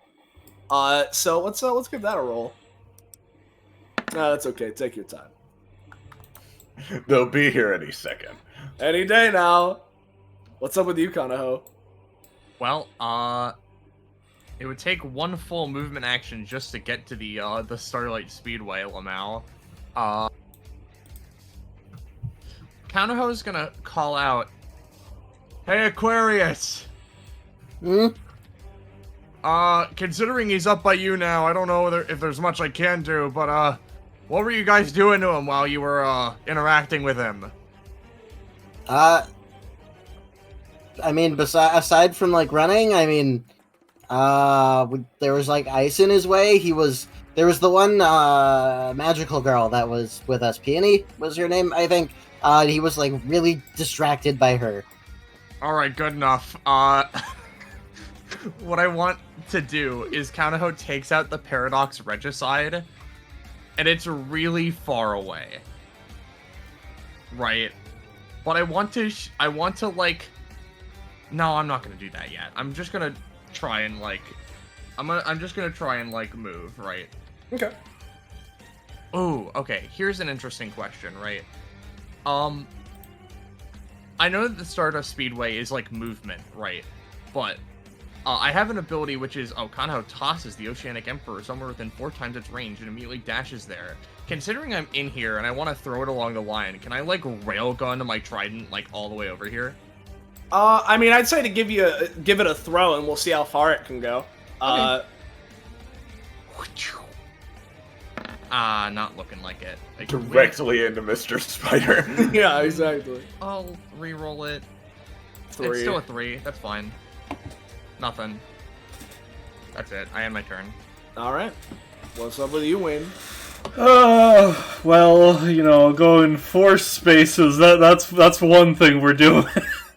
Me too. And you know what? Let's see. Yeah, I don't feel like burning stamina unnecessarily in this situation, so I'm just gonna double move. So 1, 1.5, 2, 3, and 4. And 4. And dirt. That's me. Sounds Gucci as we get to Justice. And we're gonna go, let's see. Yep, he's exactly in range for this. You know, Justice is gonna look over to Bellhurst. Oh, well, don't worry, I'm not attacking him. I'm just holding him up. Yeah, that's what we'll say. You know, as he's gonna, you know, spin his hand to his hip as if he's quick drawing a pistol, and go and fling a you know, blood crystal sword, theoretically, if this works. Let's give it a shot. Hey, yeah. As he throws the sword, as it then in midair morphs yet again into a crystalline scythe that zooms over to Bellhurst, piercing into him, yeah, it doesn't deal any damage initially, I don't think, but it effectively is normally supposed to be sort of like a, hey, it pins you in place kind of deal, and you can use half your movement to remove the spike, but then, of course, you'll take 3 damage and a bloody stack, all that other, you know, funny, haha, kind of stuff. And after it hits, Justice can take an immediate movement action, as is mentioned. So he's going to go up to, how about instead we'll go like, there, right? And then I'll take my follow-up, where he's going to channel fucking Atlas's essence. Really like that idea you did before. Let's see if I can use it. As he's going to manifest a a missile, a construct based off of Atlas's powers, fire it at Belhurst to send himself flying kind of diagonally forward towards the wall here. So let's go. Let's give it a shot. Sorry, Bellhurst exploded the dice rolls, Yeah, sorry, the number of the day is 3. That's fine. I still have my regular movement action, so whatever. I can get to this stair. That'll be him.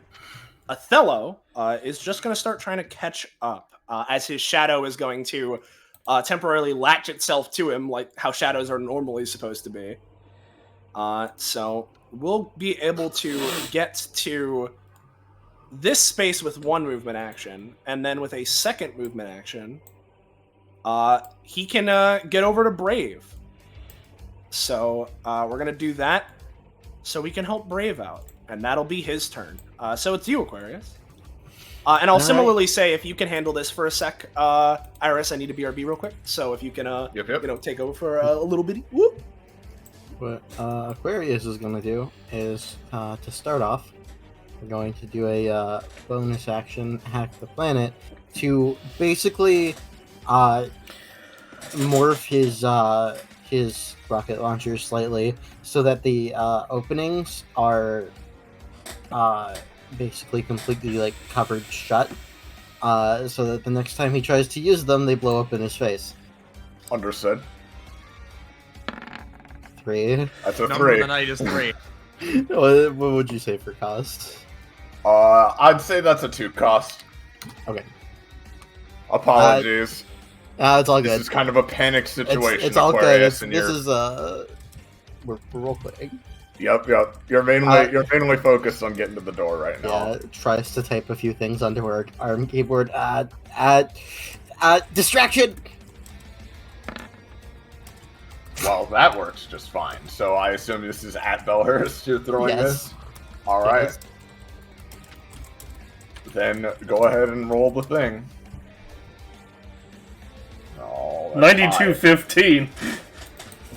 That is And very God high. said that the world is covered in water.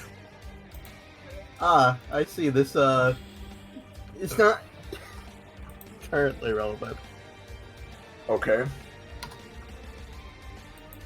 Bark of all trees. 1 mile? Oh no. Alright. Dude, the army's gonna have a field day using this new material on the island. Right. Anyways, bye. Well, at least that is allowed to roll, Aquarius, as once again, you blast forward. This time you can get all the way like usual. Alrighty. So is literally leave myself there to draw the... Is the key thing at the door over there, or is it somewhere else?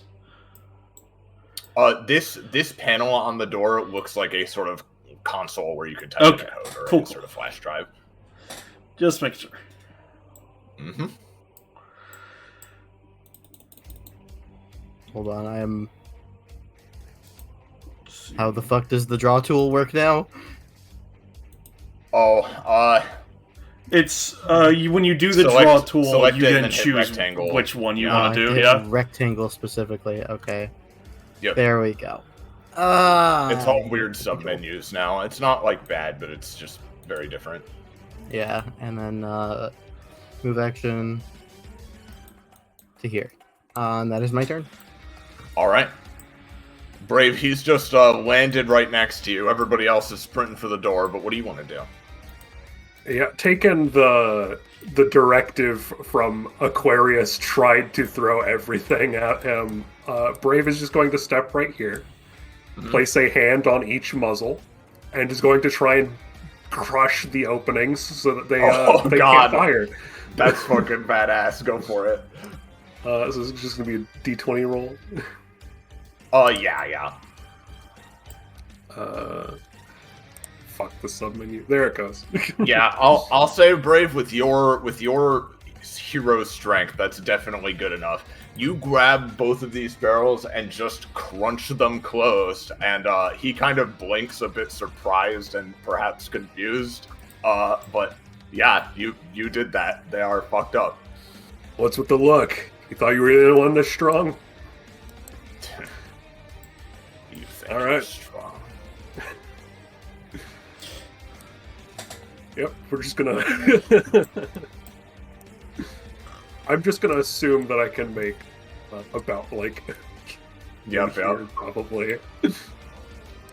Yeah. That seems Yeah, that about looks right, sure. that looks about right. Yeah. For his turn, Brave, it unironically, Brave, it seems like you saying that little taunt is all it took for him to forget, as he annoyedly aims one of the rocket launchers towards you.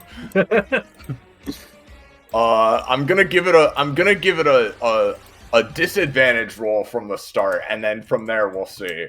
Hopefully Othello will be okay. Yeah, on a 2, it's definitely blowing itself up.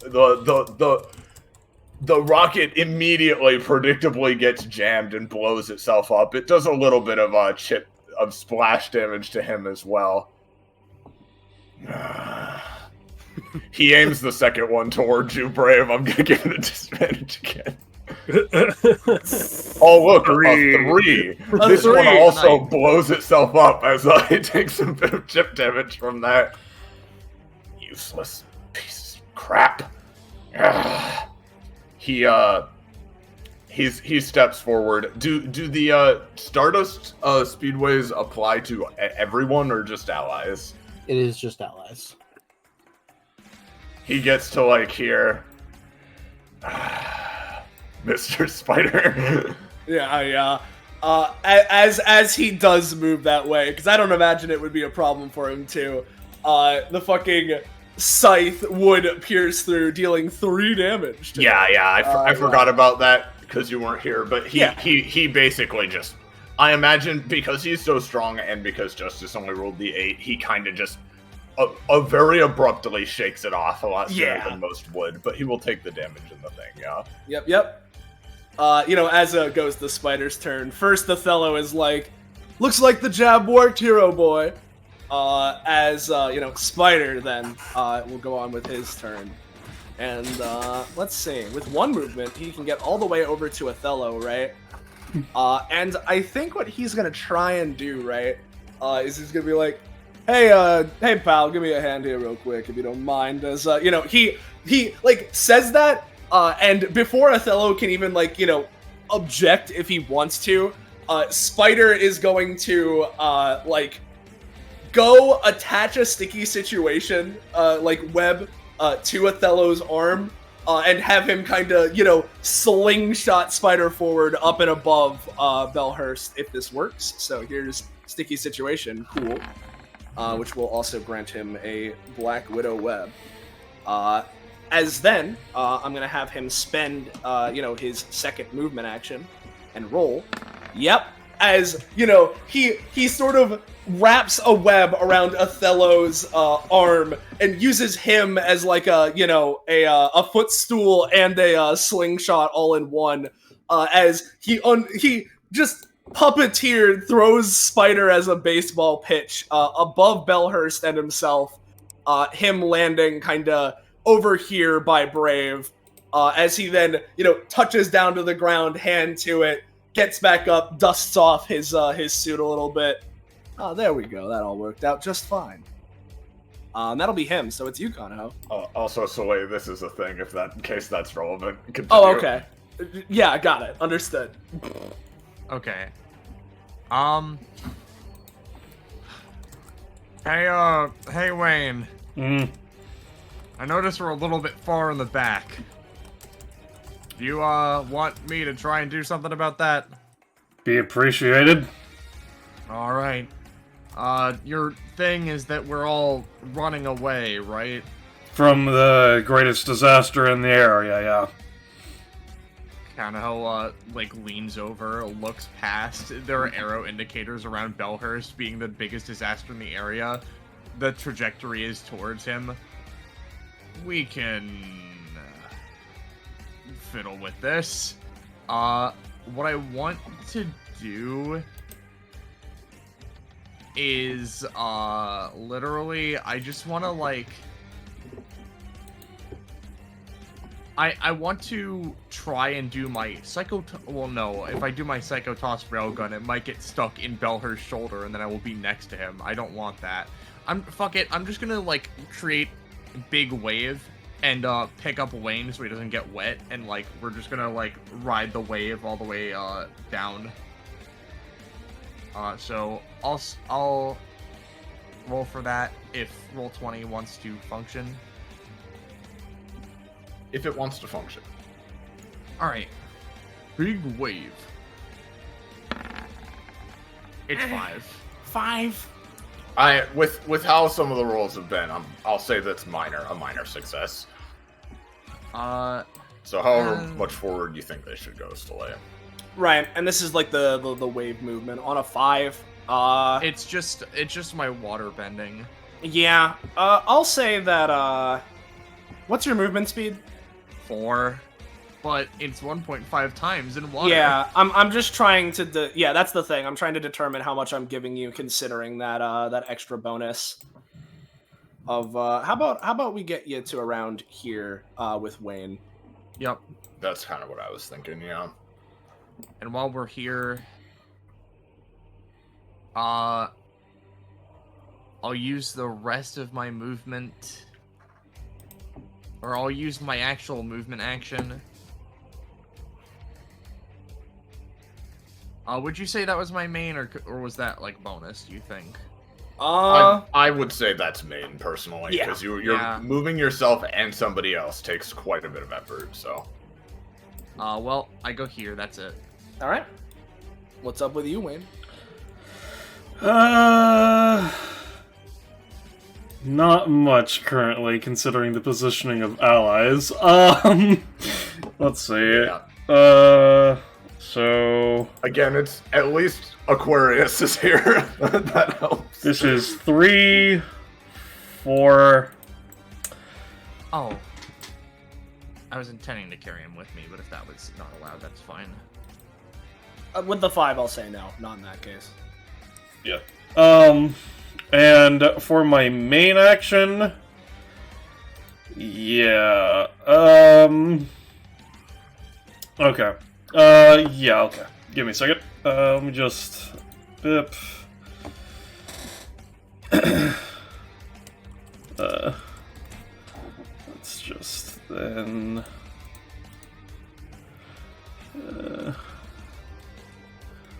Give me a second. I have to type out stuff for this one. Let's see.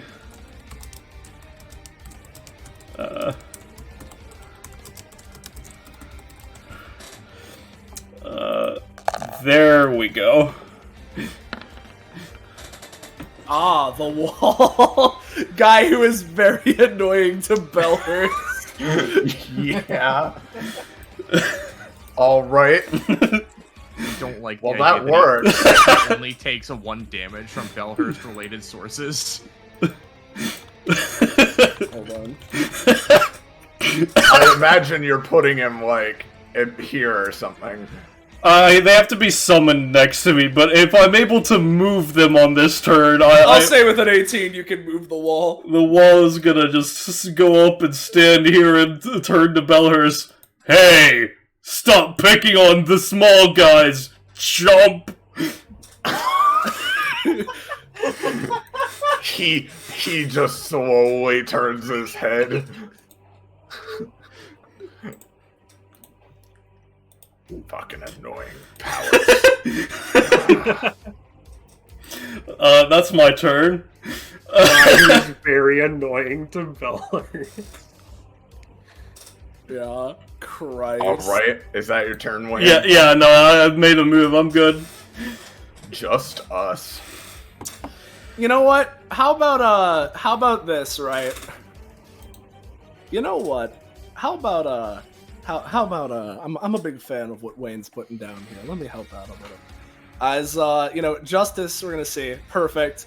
I'm gonna use Regicide Cortana and go for the placing a little trap version of it, right?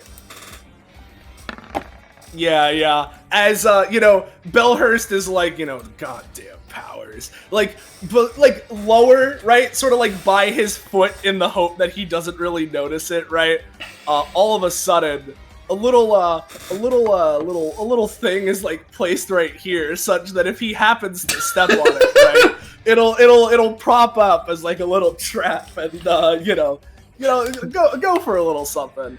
And let me just make sure of one little thing about how Justice works. Yep. He is yet again going to try and do the thing he did using Atlas's Liege to, pull what Bellhurst did and fire himself forward. So let's give that a shot.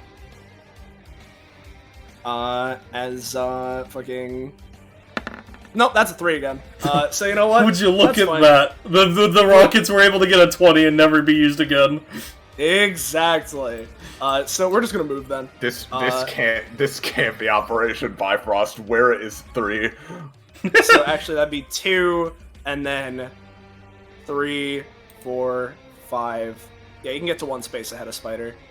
He takes the Stardust. Let me just Not add. this. Yeah, no, the Atlas Liege is incredibly useful. So yeah, that's that. That's Justice. We get to Othello. Right. I'm just gonna hope he sort of takes the bait there. As, Othello is gonna just, we're gonna, actually, let's remind myself of exactly how this one ability of his works, because it's been a bit. Yeah, because that only works that way. Yeah. He's gonna start off trying to use Abyss Rift to, like, immediately reposition himself such that he can slink around Bellhurst without him noticing. At least he'll try that. Yeah, that one's gonna work. As it's Yep, within, that works just fine. a shadow portal anywhere within 4 spaces of him, so he'll put that there, and then 4 spaces of that right there. As he'll The slink fully through. unique shadow teleport ability. Yeah, exactly. As mentioned, he thinks this is very clever, right? Yeah.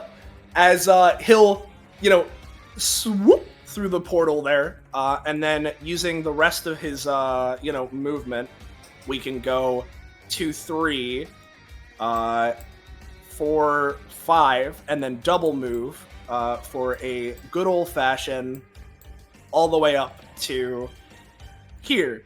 As he sort of slinks by Spider, Justice, and Brave, kind of a bit low to the ground as he's running his shadow, mimicking his motions along the side of the Stardust Speedway. It's limbs kind of crackling against its edge here. He looks to Aquarius. All right, you're right there, right? Is there a spot for the flash drive or whatever? As it gets to your turn, and yeah, Aquarius, as you're there by the terminal, you'd be able to see that there is a very noticeable slot that looks like it's for something like the flash drive you've got. Garrett, I think I've got this. Aquarius is going to...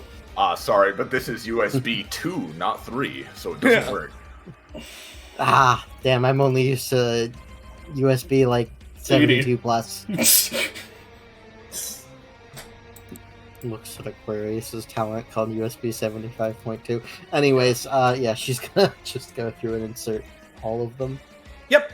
Well, you can insert the one, because you can insert, let me go ahead and grab, this first one that has, the Oh, are red there flag. multiple walls? I don't know. It's the first one, Motherfucker! As, That's why the flash drives are so big. It's because the walls are so big. yeah. As you jam this first drive into this door here, you hear a large thunk kind of sound, right?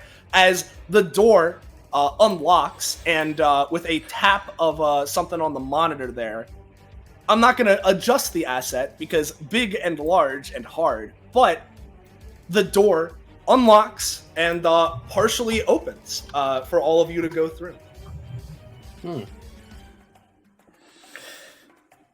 I assume that's right. I guess it's Yeah, it'd be like in the or- middle. I'll make a little mark, but like, you know, you can imagine the door is kind of being open. Yeah.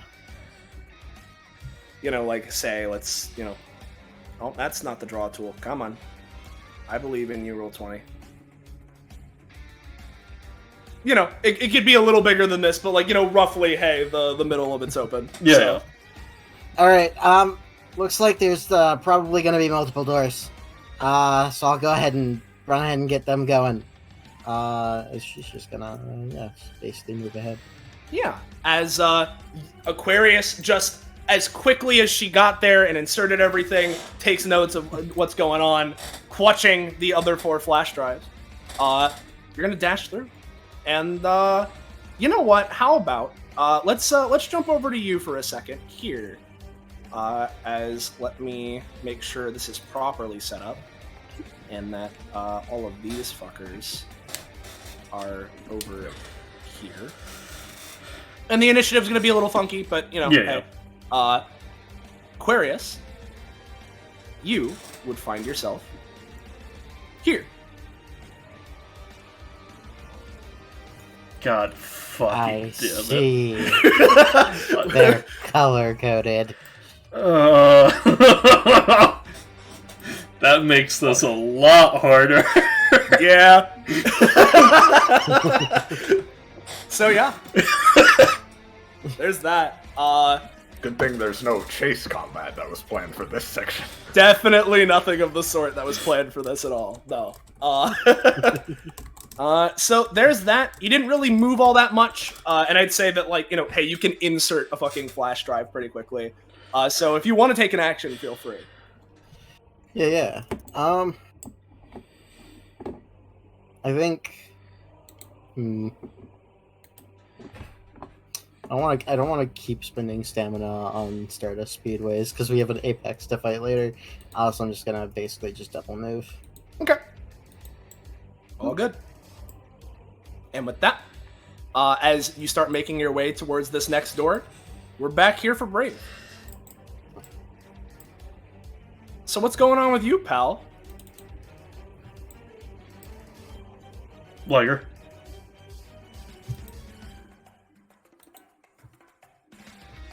Hello? Liger? What? I don't know if it's his internet or his mic or what's going on, but Or he's BRB'd for a sec. I don't know. let me check in the chat to see if He's he not said muted, anything. and he didn't say Don't anything. think so. He's not muted. Well, we can come back to him in a minute. Yep. I'll move his turn down. I'll give Belhurst the 0.4, idiot. Yeah, so I know what's gonna happen here, right? So, Belhurst sighs, glaring back at the two of you who are lagging a bit behind. And he is irritated by the wall, and he does step up to it, but rather than punching it, he grabs it. Oh, And damn it, he sidestepped the bomb. He starts lifting it. Oh wait, yeah, is this the Trap Justice setup? That's Yes. the Trap Justice set, yeah. Oh no, he'd walk into that. I thought that was part of the wall. Yeah, no, that's Justice. So that's, let me double check. I think it's 7 damage. Yeah, 7 damage and 5 bloody stacks. Like Sideshow Bob with the rakes, just we put him up, mark him up to 6 of 6. Yeah. 6 of those. He's gonna grab the wall away, and here's the thing, right? So we're gonna roll off, right? His strength versus how annoying the wall can be. Sounds to interrupt him. Sounds good. Yeah! That's what I'm talking about. To pick on someone your own size. Jump. So the way I imagine this happening, Wayne, is like he starts lifting it, and you can tell like he's glaring towards the two of you. He's definitely planning on smashing this down into the two of you. But I imagine like a little mouth comes out from the wall near his head, like, "Come on, that all you got, man? Oh, you're lifting me up. Oh, you're so strong. Come on." And he just like whips it into the wall. I'm just fucking so angry with it. That's his turn. All right, I'm gonna try to use Nope Not Acknowledging that on the wall dying, because the wall Fair is enough. very useful right here. So the wall crashes, but hopefully... give me a second. I have exactly I'll what bring I... it back just for... It's... this is a bit of an ask, mind you, but if I roll well... Yeah, we'll have to say. Damn it! Yeah, no, unfortunately, you go to fling the wall. I'll say pay 2. But, let me make a contested roll. That part of it's not going to work, but let me make a contested roll for how much of the wall is destroyed. Yeah, I'm going to say the walls... I'm going to say the wall is... It's like this. It's looking more like this now. Like it's almost... It's lodged into this wall and almost entirely destroyed, at least. Alright, sounds good. I don't think that's lasting very much longer. Yeah. well, like you're Don't you mock me, he says to the wall. yeah. I'll Dude, ask, you milk me! I'll ask Liger, are you here? Yeah. Oh, Hey, it's your man. turn. Yeah, your turn. Okay. Yeah, I was just weren't here. waiting, you know? We were calling you. Shit was oh, Yeah, we- We had were asked if calling you were you there earlier, but beforehand, yeah. oh, sorry. Yeah, no, it's all good. It's all Just fine. Not sure where It's you just were. You can keep Yeah. going. You're good. Well, I'm... No, I could keep going, but, I have to fulfill the escape the apocalypse condition where the hero goes back to help his friends. Yeah. So he's gonna go. He's gonna just try and pick up the two of them and then carry them. Well, give me a roll, because especially picking up 2 people, I know you're really strong, but like, Yeah. Yeah. Just roll to see. Boop.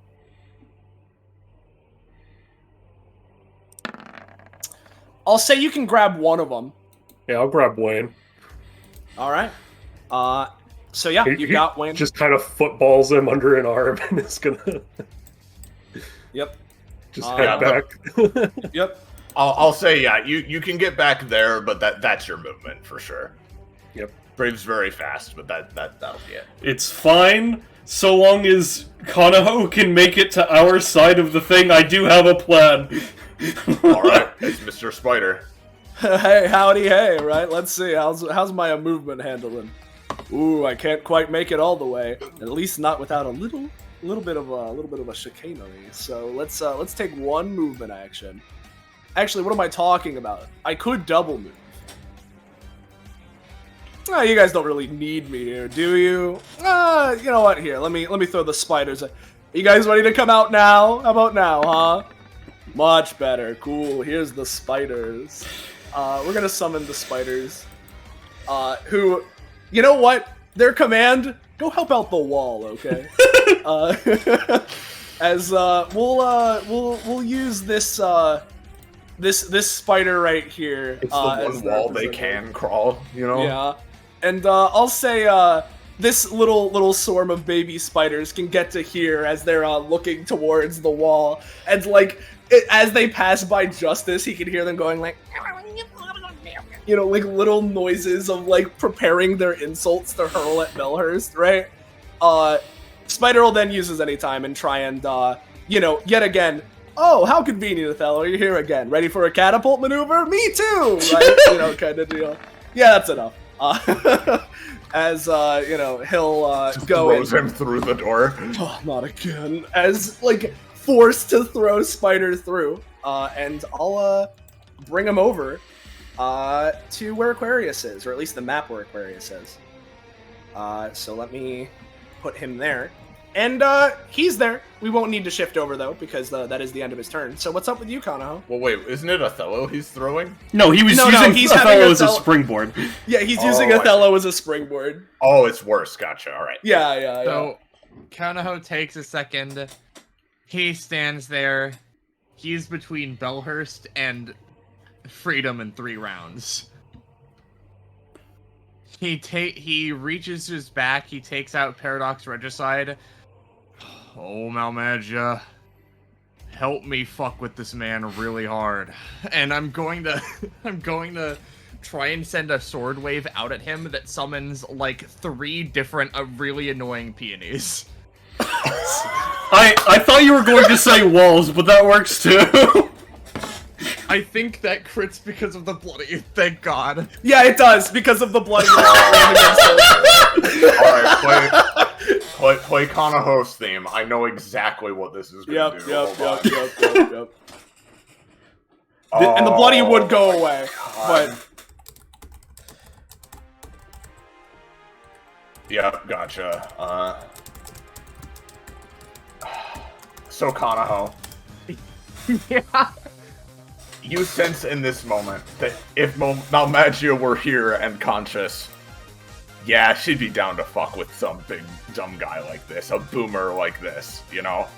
And not only that, but you know, Malmagia is attuned with the power of memories. And you remember, or at least, you know, have heard secondhand the memory of the peony clones fucking with this man, and as such, his eyes widen a bit. No. No! No! Oh, thank God. Alright. Kanaho's gonna exit stage, right? Well, oh fuck. I can't. I don't know if I can make it. I'm gonna say that's a 3 cost, but yeah. Yep, I spent 3. Okay. You know, I'm gonna have Kanaho move, but then I'm gonna, like, just while I'm at it, I'm gonna try and bonus action water bending, just slide myself a little on further.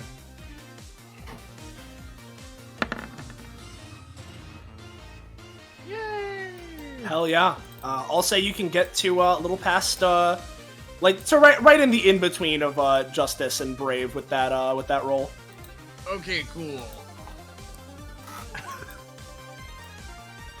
That's the end of my turn. All right, what's up with you, Wayne? So, this requires me to roll well, of course, keeping in mind. But, the other thing that Aquarius said that was working effectively against him was ice, right?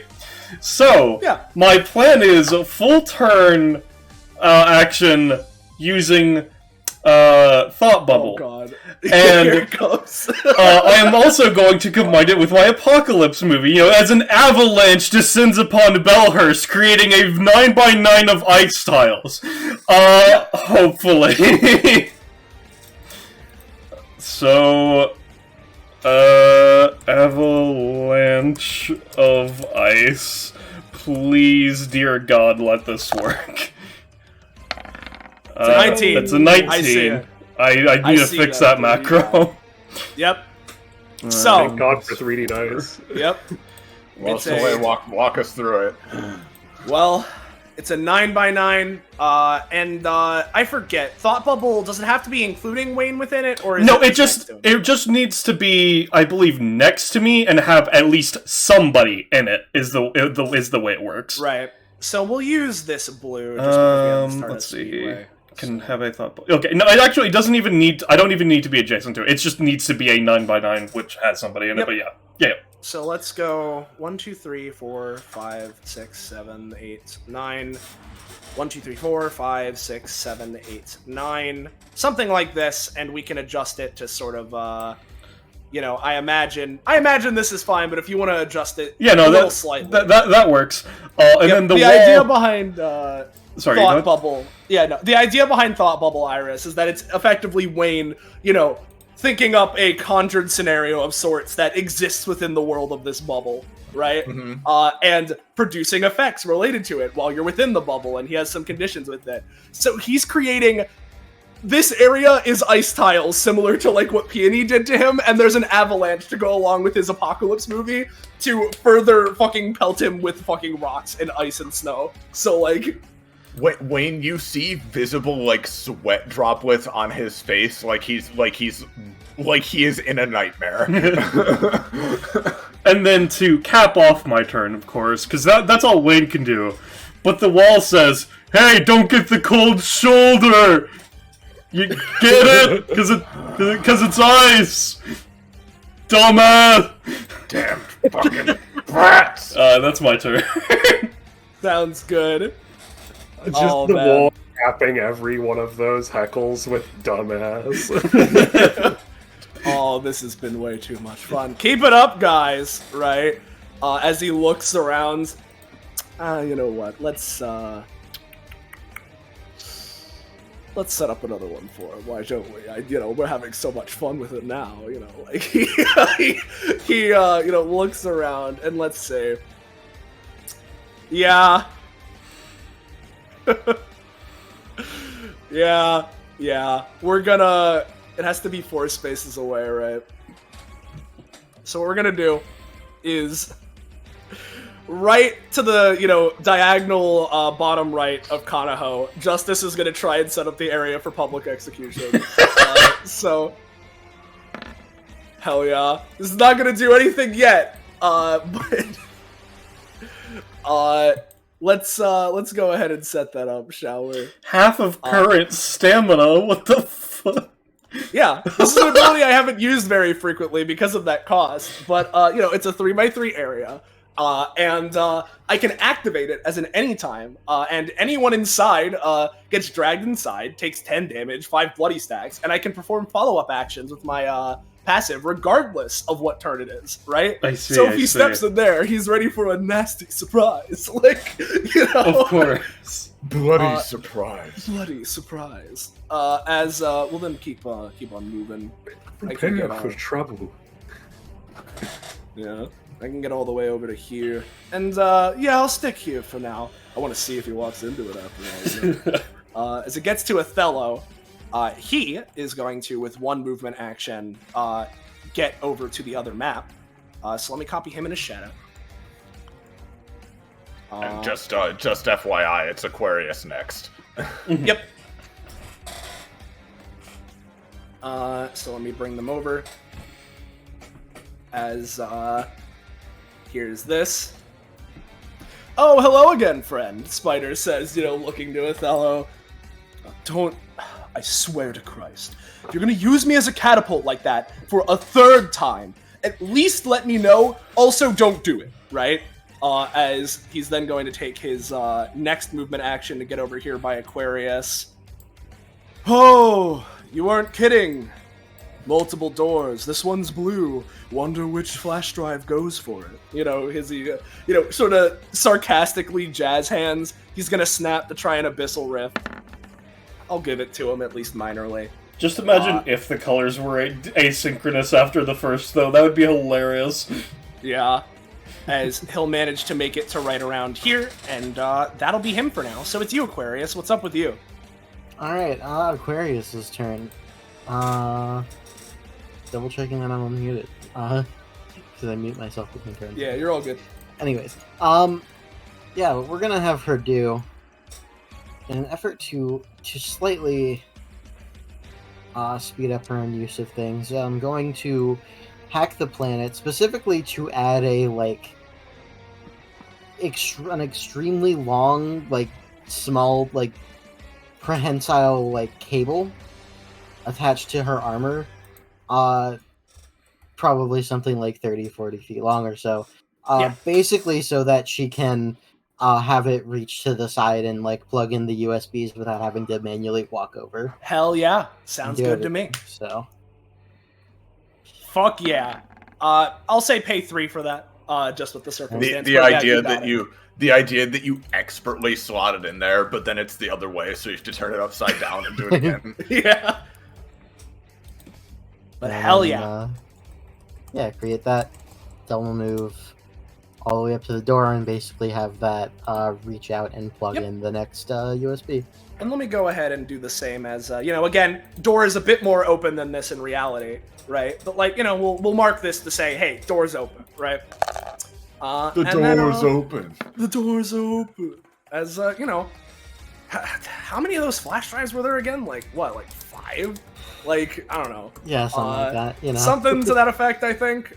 So let's go with, a little bit of, this action, I think. That seems about right to me. So yeah, that's Aquarius. As what's going on back home with the boys? Back home with the boys. Bellhurst is just overwhelmed with rage, such that his anger at this point is omnidirectional, and therefore so shall his attack be. He just growls, raises both of his arms, and prepares to slam them down, such that it's gonna hit everybody around him in a sizable area, because he's trying to get after you guys, and he knows he can't spend time on these things, but he also fucking hates them. Let's give him a roll. An 8. Yeah, I'm gonna say on an 8, Brave and Wayne are each gonna take 3 damage and get knocked a couple spaces back. Well, you know what? I'll intercept. I'll intercede. I'll take this whole fucking attack. All right. So let me throw Protection of the Mighty.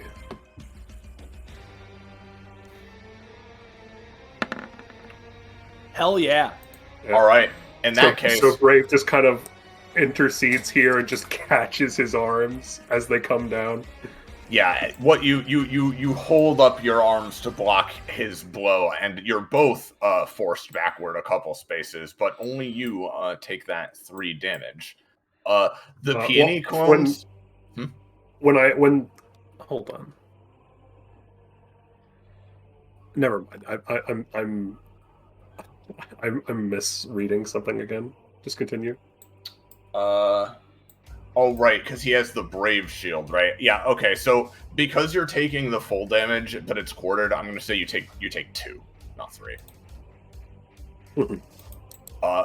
However, the peony clones also take damage from this hit and are, knocked back a bit. However, not only are these clones fairly sturdy, but he just sees each of them drop arms. Yeah, that's what I thought you were about to say. Yeah.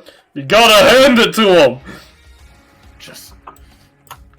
He turns to he was turning and just about to tell himself, we got a job to do, just keep walking. But then he turns to the wall. I'm gonna give him a willpower roll. Damn it! No, he's like, just do what we always do, Bellhurst. Just keep walking. Just keep walking. He walks up to you guys. Does he trip on the ice tile? That is the thing that was happening with him before. Just keep walking. No, he doesn't in this case, because he's only moving a bit to get up to Brave. But it is now Brave's turn. Brave, you need to knock him back, I swear to Christ. Oh, yeah, that was my immediately. I was thinking. Brave just reels back and is gonna just gut punch him with the primary objective of sending him back into the fucking bubble. So we'll just roll a basic attack here. Boop. Hell yeah. I'm gonna give him a roll to resist knockback, because he's pretty big and sturdy. No, that's not enough to resist, 2 spaces of knockback. He comes out, Brave, and he's like, all right, where were we? And then he just gets slammed back in. No! Where were all right. we? Let's go. Picks Wayne back up. Go, go, go, go, go. Where were we? Indelible sound of fucking whipping winds and horrid snow. Hi, what's this 3x3 I'm in? That's a setup move Justice's area. Justice did. He's just setting that up for if Bellhurst escapes, basically. Oh, okay. Yeah. If he walks in Alright. that area, I'll activate the blender on him, you know? Alright, so that's not it's- something that would hurt me. It's Mr. Spider now. Yeah. So we're gonna Go, move over little here for a spider. sec. Oh, right. Hold. You know what? Let's do little spider first. Let's do little spider first, because he's gonna, you know. The fact that this is happening and then just it's a swarm Yeah. of spiders as well. Let's give the swarm of spiders a roll to continue adding to the dog pile, huh? Yeah. Like it's as Belhurst is like already being like grabbed on all sides by peonies and there's a wall in front of him, suddenly from like the top of the wall, right, as if they're like pole vaulting, a bunch of spiders jump over and are like, yeah, as they like, you know, go and start crawling over his like arms to keep holding him in place, hopefully. And it's a whole ass scene that's happening right now. As meanwhile, back over by Spider himself, hopefully the little guys are left are doing their job. Let's see, how far can I get? Oh, I can get all the way here with a good old-fashioned double movement action. What happens if I go 1, 2, 3, 4, 5? What main action do I have again? You know what? Here's what we're gonna do, right? We're gonna call upon another little group of guys, right? Can never have enough backup. So, hey guys, a lot of the cousins are over there by our good pal Belhurst. Why don't we get more of the extended family over there? And hey, while you're coming there, could you happen to bring me some of my Spider Corp branded shoes that help give me movement speed? Kind of, you know, like, is that possible? All right, I'm asking too much of you. That's fine. You just say it. You don't have to be all passive aggressive towards me. You know, he shakes his hand off to the side, and that'll be him. Let's head back over to you, Kanaho. What's going on? I want to say out of character is that the funniest thing to me about that ability is that those are his spider drones, Yeah, and they can just deny him. they're just not feeling like it. Come on. Don't want to force them. Well, Kanaho, like, he moved out, he's like, oh, okay, I'm feeling decent. He turns around, he sees what he has wrought upon this man, and for a solid instant, he almost feels bad. And then he turns around. Hey, fellas. Nice running we're doing. He double moves. Yeah. I don't technically have enough movement to get to the exit. Can I just say. leave? Yeah, you're close enough. I'll say close enough too. As let's go ahead and bring you over to the other one. But you do you have bonus actions and shit? You have your bending, right? Yeah. So I will bring you over here, and how about we take you off this initiative, and you know, what's going on over here? What you got anything you want to go for, or you good to chill here for now? Oh, I'm done. Oh, okay. In that case, let's jump back again to Wayne. You're gonna be- So, before I, as Wayne, am acting, I'm going to have the wall act. The wall's face drops from the heckler, as it were, into a more solemn face, and just looks at Belhurst in a much less judgmental voice, just says, "Your mother's disappointed, Belhurst. You know that, right?" And that's the wall start. That one's gonna hit deep. Yeah. Caterpillar be like, or I guess, yeah, fucking this is deep. You know the joke. Yeah. Right. So, I'm gonna be honest. This isn't a great situation for me, so I don't know exactly what to do. Is the thing. That's fair. I'm just Well, gonna. For one, I forgot to do this part. Brave puts you down in front of him. Yeah, no problem. That's Yeah. fair. I was also thinking of just having you be my movement while I have my held action to help if he comes back, but I can move if you wish for me to do so. Either Yeah, or currently- works. Currently, Brave's thinking, I'll just stay here. I'll just make sure he can't follow you guys. All right. Feel free to do that suicide mission then. In which case, I'm taking one main action to one move action to get to the next map. Yep, and I'll bring you over, as I have been with everybody else, of course. And, let's go and put you right here by our good pal Kanaho. Boop. All right. And then with my main action, the problem is that my bonus action, I can't make things that are really helpful to this scenario with the combat being what it is explicitly is the thing. So I think what I'm gonna do is just keep it simple, keep it easy, and double move. All good by me. As we're gonna get to Justice over here. Oh, he's having a fun time over there. Hold on, let me check my distances really quickly. He holds his hands up, doing like the, like using your fingers to make like a frame, right? Yeah, right there. That seems. Is he spinning that half again? Is he gonna fucking Fibonacci his fucking stamina bar? Oh, it'll be funny. We're just gonna leave another little trap there, just as a fun little surprise again. Let's just keep him on his toes. It was right there. So 2 from that. Let me freehand, and let me a little bit right there. He's leaving another one of the 7 damage traps. As he'll then take his movement action and head to the other map himself. And that will be him. So I'll bring him there. However, let me go ahead and... After Justice, it would be Othello. So we're going to head here for a sec. As Othello is going to... hold on a sec, actually. Let me see if I can help with this. Yep, just barely, I think. As what Othello's gonna do, right, is he's gonna try and produce some portals for Wayne, so that Wayne can go a little bit further. Alright. So, 1 stammy. Damn it. As he snaps, but it fizzles a little bit. Okay, maybe next time then.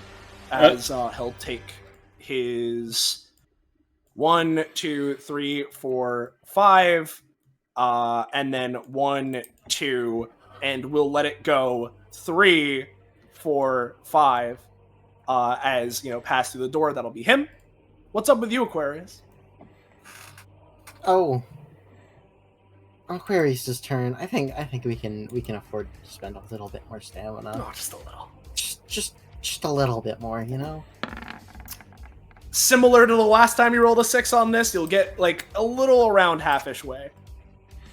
So let's let's put you like there, and I'll mark out a path.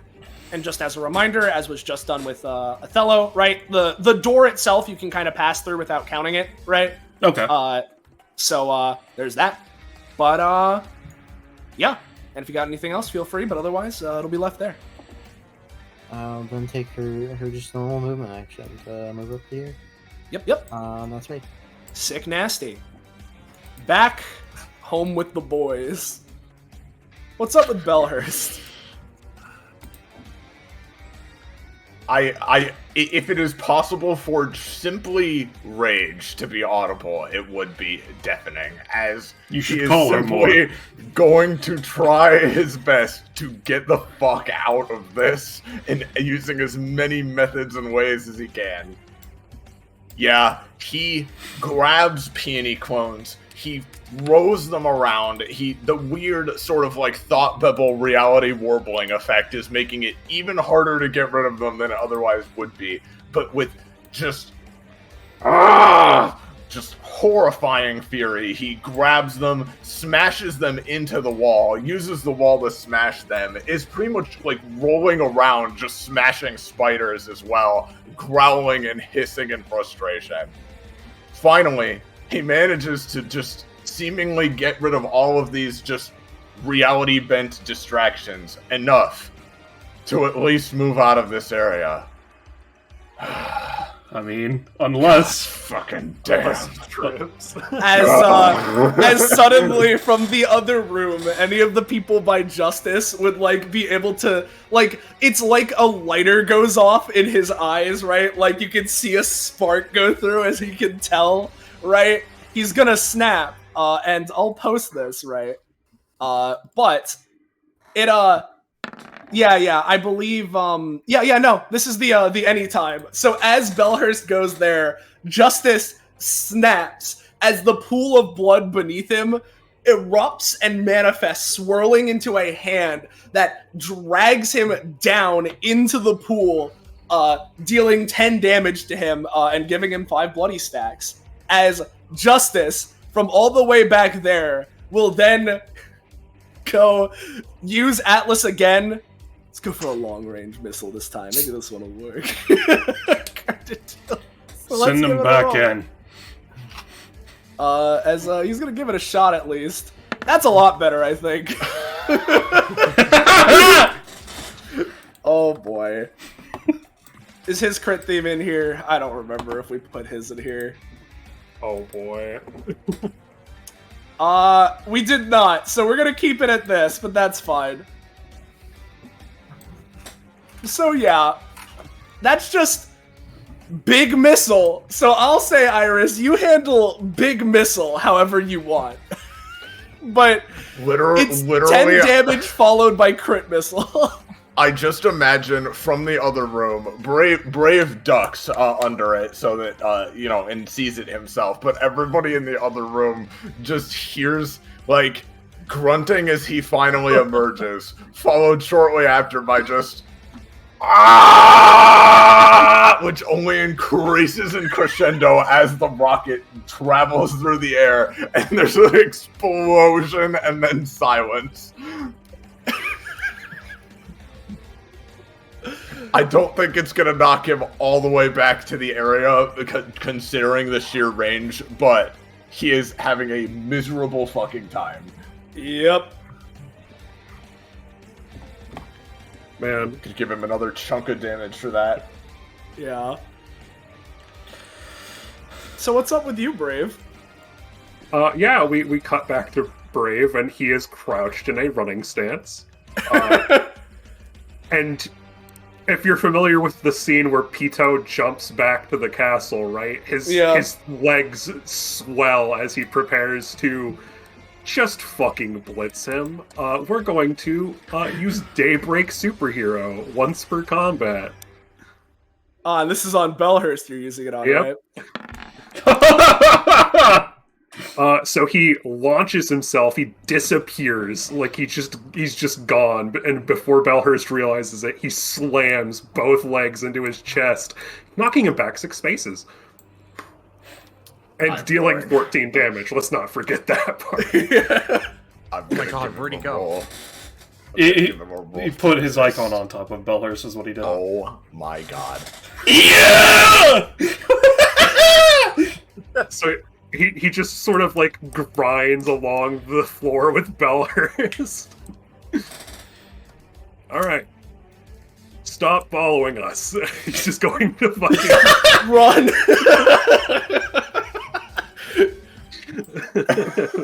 What's the wall doing here? That wasn't me. No, I put him back because I imagine, because he's in the thought bubble again, a just illusion of the wall to fucking continue haunting him. So disappointed. You're still having a little piss baby tantrum, Lieutenant Belhurst. You want your diaper changed?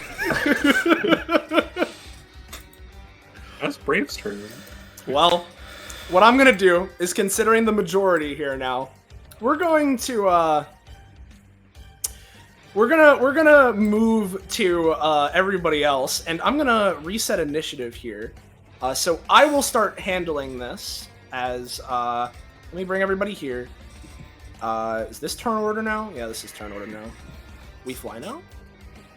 So after Brave is Spider, then Kanaho, then it's Wayne, Justice, And then after Justice, I know it's Othello. Better hurry, guys. He might catch you any second.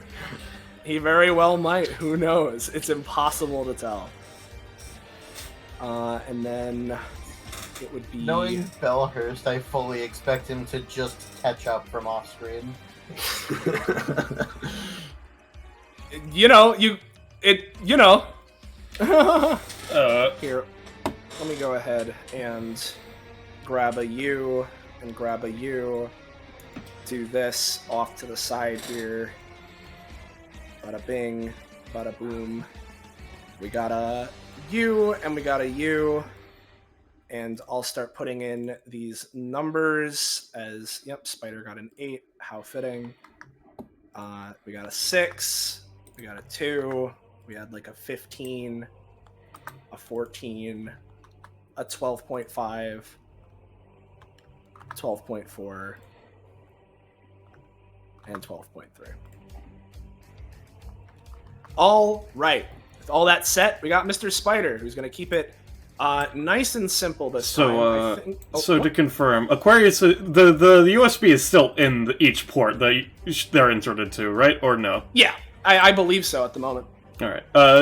Just before Spider goes, then Wayne's gonna be like, "So, how far can your web stretch?" Because Wayne looks behind, sees the fucking explosions and cracking. If he does start catching up, we might need to lock ourselves on the other side of one of these.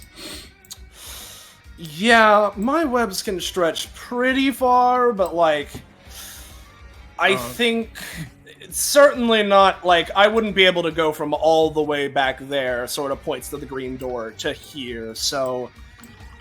I mean... Good idea. I'll keep that there, and, I'll be ready for it. I'll see if I can stick by the doors. Follow-up question. Can we open the doors from behind? You would be able to. Okay, never mind then. Yeah, that's that. And, for him, at the very least, yeah, with the, this door, he'll keep an eye on the red door, but Bellhurst doesn't seem there yet, so he's just gonna double move, I think. Just to do a little bit of that. Yep. What's going on with you, Kanaho? Well, I can't get very far.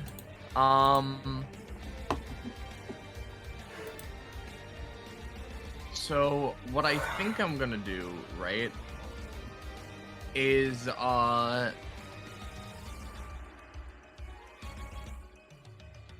me actually check something.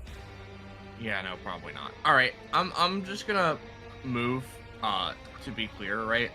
Mm-hmm. But, hey, Justice, you find where you are, or, if you need to focus on moving, you can move yourself. I'm pretty quick on my feet. I was hoping to maybe shift me and Wayne a little more. Go right on ahead, then. Alright, honestly, you know what? Let's not move. You know what? I want to use my full turn to do this. I want to use main, bonus, and move, right? And I want to use my water bending, and I want me and Wayne, brothers forever, for movement, for stamina brothers. I want us to go all the way to the blue door, at least. Well, let's give it a shot. Blue door. That's or right, bust. the blue door. That's right. Yeah. Pay me 4, right? Oh. But with a psionic wave of your arms and a flexing of your power, you manifest a wave of water that starts as a single droplet, expanding out in a sweeping wave like a hand that crashes underneath your legs as you zoom forward, able to grab onto Wayne along the way, as the wave, like a dolphin, then arcs over Mr. Spider, landing right here. Oh, yeah, that's fair. I was hoping using my full turn would mitigate some of the cost, but yep, that's fair enough. That's it. Yep. All good by me. What's up with you, Wayne? So I actually double-checked the ability, and there is something I can currently doing with my bonus action, because I misremembered it as the aura ability only affects people in the aura, and the other ability, the other part only affects allies. But it specifically only affects one target who is currently affected by the scenario. Yep. And considering he's in the Avalanche Ice Zone, I don't know about you, but I would say that currently Belhurst is being affected by the scenario. I'd say he's currently being affected. So, with that being the case, it's probably not going to be the most effective, but I'm going to try to give him some frostbite to, to just generally debuff him, Yeah. Mm-hmm. That's pretty good. Yeah, that's pretty good. I'll say that's a 1 cost. You give him a bit of a debuff. Alright.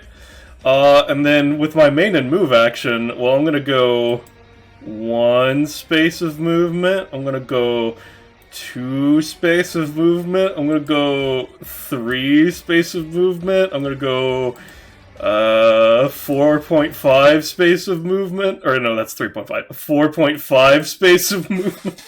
Yeah. And that's me. Hell yeah. I could lay down a bit more traps. Someone needs to be here to help Hero Boy if he gets in trouble, so why not? We'll go ahead and right on. How about, because it needs to be 4 spaces away, 3 to 4. Let's go for another one. We're just gonna keep laying these down. Oh, it's so much fun. Justice, when we reach Nidhogg, you're not gonna be ready, buddy. Oh, it'll be fine. Don't worry about it. We'll be A-okay. Oh. As he'll go 1, 2, 3, 4, 5, 6, and we'll leave things there for now. Let's see how we'll be here to back up Brave. Why not? As Othello is going to, 1, 2, and then effectively make it to here with 1 action. He's going to snap again to try and bring Wayne a little closer to the door with the portals. We'll see if that works. Nope. Can't move Wayne. Can move myself, but I can't move Wayne. I say that. Let's do something funky. As he's going to try and use Umbral... Sorry. Oh! Yeah, it's all good. He's going to try and use Umbral Passage, right? To... Instead of doing, the usual tackle that it does, send his shadow forward as it grabs onto Wayne to sort of, go grab onto him, Azuna drop, over, similar to what, Kanaho did with Spider, Dolphin dive over Aquarius to bring Wayne a little bit further. Why not? Let's do it a little bit like that. So, right, he doesn't have token actions, because I'm bad! So, here is Umbral Passage. Hell yeah. Did I really make that a 2 cost? I did. I thought I made it a 3. But, yeah. As his shadow bursts forward, grabbing onto Wayne, and like a bird soaring through the air, carries him to right around, let me check the range. It's a 6-space line, so we'll stick to that. And we'll have him go kind of this way so that it's not directly in Aquarius's path. He goes, grabs onto Wayne, brings him here before Othello snaps, recalling its shadow over to him, and leaving it to Aquarius' turn. Yeah, Aquarius' turn. She's gonna run up, do the same as before, extend the cable out to plug in the USB. Yep. And then she's also gonna take the time to use her bonus action with this door in particular. Touch a hand to it as some, minor electrical connection sparks go across, and she's going to attempt to interface with the door. Okay. Right. I assume. Do you want me to roll for it? I can. Yeah, give me a roll, because these things are pretty high tech and are meant to be incredibly secure. 5. Yeah, No. I'll say that you can't really interface with it all too well right now, no. Alright, that method's not gonna work. And then just main action to double it. Sounds good to me. So yeah, I don't know if Liger is still BRB. Oh, well, he just got back. Never mind. Oh, yeah, good timing. Perfect timing, because what's going on back over here? Back over here. We got Bellhurst. Bellhurst once again gets to his feet. He slams his fists into the ground again. And of course, conveniently, pulls out a couple of these. God damn it. Alright, brat. Think you're some kind of hero? Sure. Let's test that.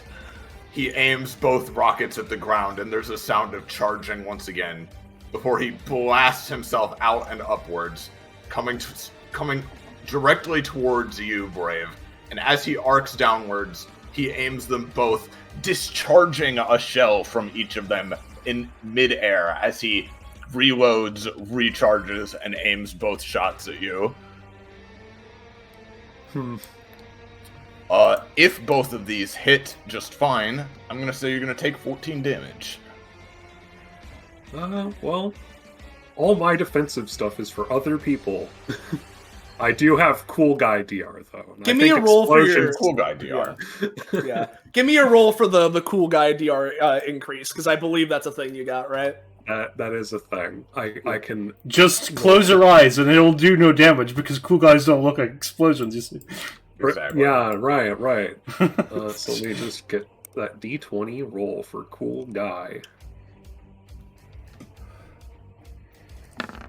As he, fires these shots towards you, Brave, you let out a deep, calm exhale, close your eyes briefly as the rockets directly in front of you, time seems to come to a crawl for a moment as the world dims around you. And you stand tall and solid and firm. And simply, with just the bulk of your body, take it. You tank that shit. Don't let it scare you. Don't let it flinch. And damn, that confidence, that ability is pretty cool. Enough to, I'd say, give you that DR.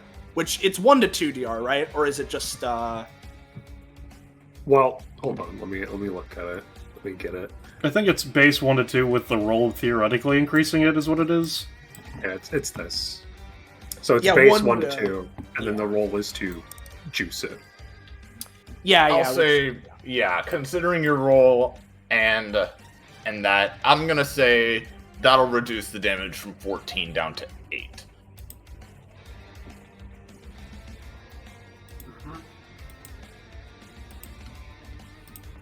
And the momentum from the rockets stops him right here in front of you as he lands down on the ground shaking around you.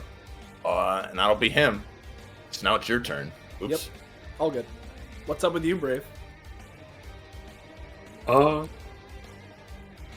He just, like before, grabs each muzzle, but instead of crushing them, he just grips them hard, looks at Bellhurst. Man, you really don't listen, huh?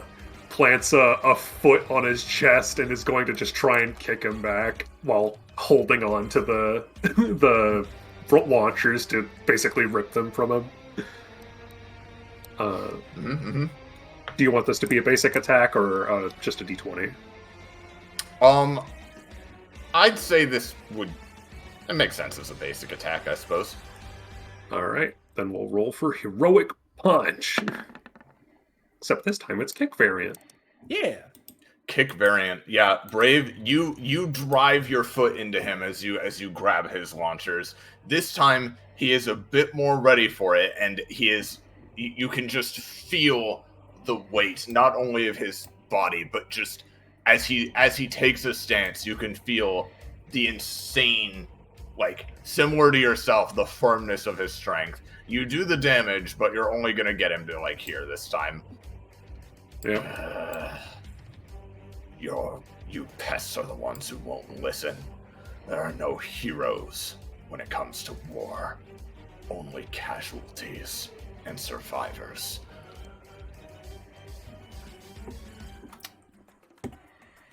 Not even gonna respond to that. Fair enough. Is that your turn? Movement. I think I'm gonna have Brave do a cool fucking quadruple fucking front flip over him to land in the bubble. Why? Why are you doing this to yourself? Because I can catch up to him. If he wants to keep fucking with me, he'll have to stop going towards you guys. Yeah, that's fair enough. Yep. Makes sense. Makes sense.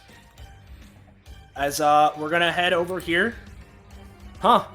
You know, Hero Boy's doing a real good job of holding them back there, you know? Good old distraction. You guys are all real good at this. He, goes, looks over to Justice, then to Kanaho, flashing him a thumbs up. Oh, that's good to hear. I am probably gonna have to do something to help him out. Kanaho reaches into their satchel. I've got something of an idea. An idea, huh? Come on. You gotta... Magician reveal your secrets? You know, as he'll start his movement action. Alright. Magician is correct. He reaches into his bag and he pulls out a crystal ball he took from, I believe it was Malmagia's fortress earlier. I have heard about, like, fortune telling, and I was like, maybe I can see what I can do about that. Because I hear it's a psychic-based thing. Now, I'm not sure how telling Brave's future is going to, like... I was hoping to, like, look into what the best possible outcome here is. Ah, more like a magic 8 ball then, I get it. Yeah. Okay, What's an 8 I ball? get you. Of course. We could also just huck something at the big slab of meat with, at fucking terminal speeds. Oh, that's always an option. Sort of taps his foot. You got something to toss? Kanaho reaches into his satchel again and takes out the hard hat, looking at it. Hard hat, It's well, hard. That is part of the name, that's pretty true. If you want, I can try tossing it. Sure. Though it is How pretty about- far, actually, so... No, hold on. Kanaho takes out his trident. We use this as the stick of the slingshot. Big Alright. slingshot. You want to go for this sort of a throw right now, or would you, do you want to wait? How you going? How about we give it a bit? All right. In that Because case, I try to look in the crystal ball. We shoot out the hard hat, and then maybe some of your webs are left behind, and we can pull Brave right back to us. yeah. All right. Yeah. Sure. Spider will hold his main action then for a combo of looks like you're a little tied up right now to encase things in the webbing and perhaps in sticky situation. So yeah. If I understand you want to hold your stuff to help Brave if he and Belhurst get here. Yeah. Is there anything else you'd want to do on your turn before we get to that holding point, or? It's a little bit weird because I want to try and do Item Enforcer to do fortune telling ball thing, but also I feel like I should probably use it for the sake of like making the hard hat more dense for our like slingshot maneuver. I guess I could do both, but I would technically be holding one, which is weird. Yeah. How about Yeah. Can you say it's just fair is fair for Kanaho to like plant his trident in the ground? Yeah, that's fair. It's fair. Yep, he plants that right here. And what we're gonna do is we're gonna use Item Enforcer because technically I can do both. I don't necessarily need to hold making the hard hat incredibly hard. It can just be a thing that's like on it. We're gonna do two maneuvers. One, make the hard hat an incredibly hard, dense, dangerous projectile, and in the other, we're gonna look at the best possible outcome in the crystal ball. 14, almost a 20. Sad. Yeah. As you go ahead and pay 2. As using the crystal ball, you try to look into the possible futures that this maneuver may hold. effectively, right now going and adjusting your aim, all of the different variables, such that when you fire it, you can get the best shot you can. Yep. And with the other hand, the fucking hard hat is made incredibly dense. Dense. As he offers that up to Monsieur Spadere. Yeah. Gotcha. Spider will hold on to that, and with Kanaho's, guidance here, we're gonna hold it and see how this goes with him. So we'll see. As we're gonna move on to Wayne for now. What's going on with you, pal? All right, so I wasn't fully paying attention to what Roche was just doing because as you see, I was just dealing you with a plan that I had just come up with. Yeah. I'm going to move forward, and what I'm going to do is I'm just going to hold my main action for if it looks like that's going to be necessary, I'm going to enact the plan is what I'm going to do. Got it. As we'll move to Justice, who we're going to keep him nice and simple. I think he's just going to double move. He's laid enough traps down for now. He'll end up next to Kanaho, not getting in the way of the aim here. As we'll go to Othello, who I believe will similarly probably just double move.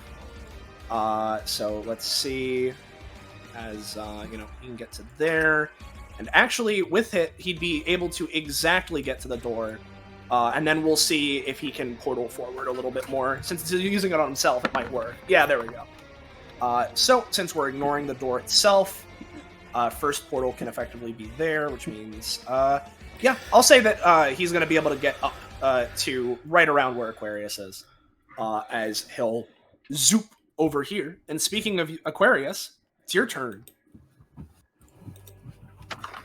Oh boy. Aquarius' turn. Now, she's got a really interesting turn lined up for herself, right?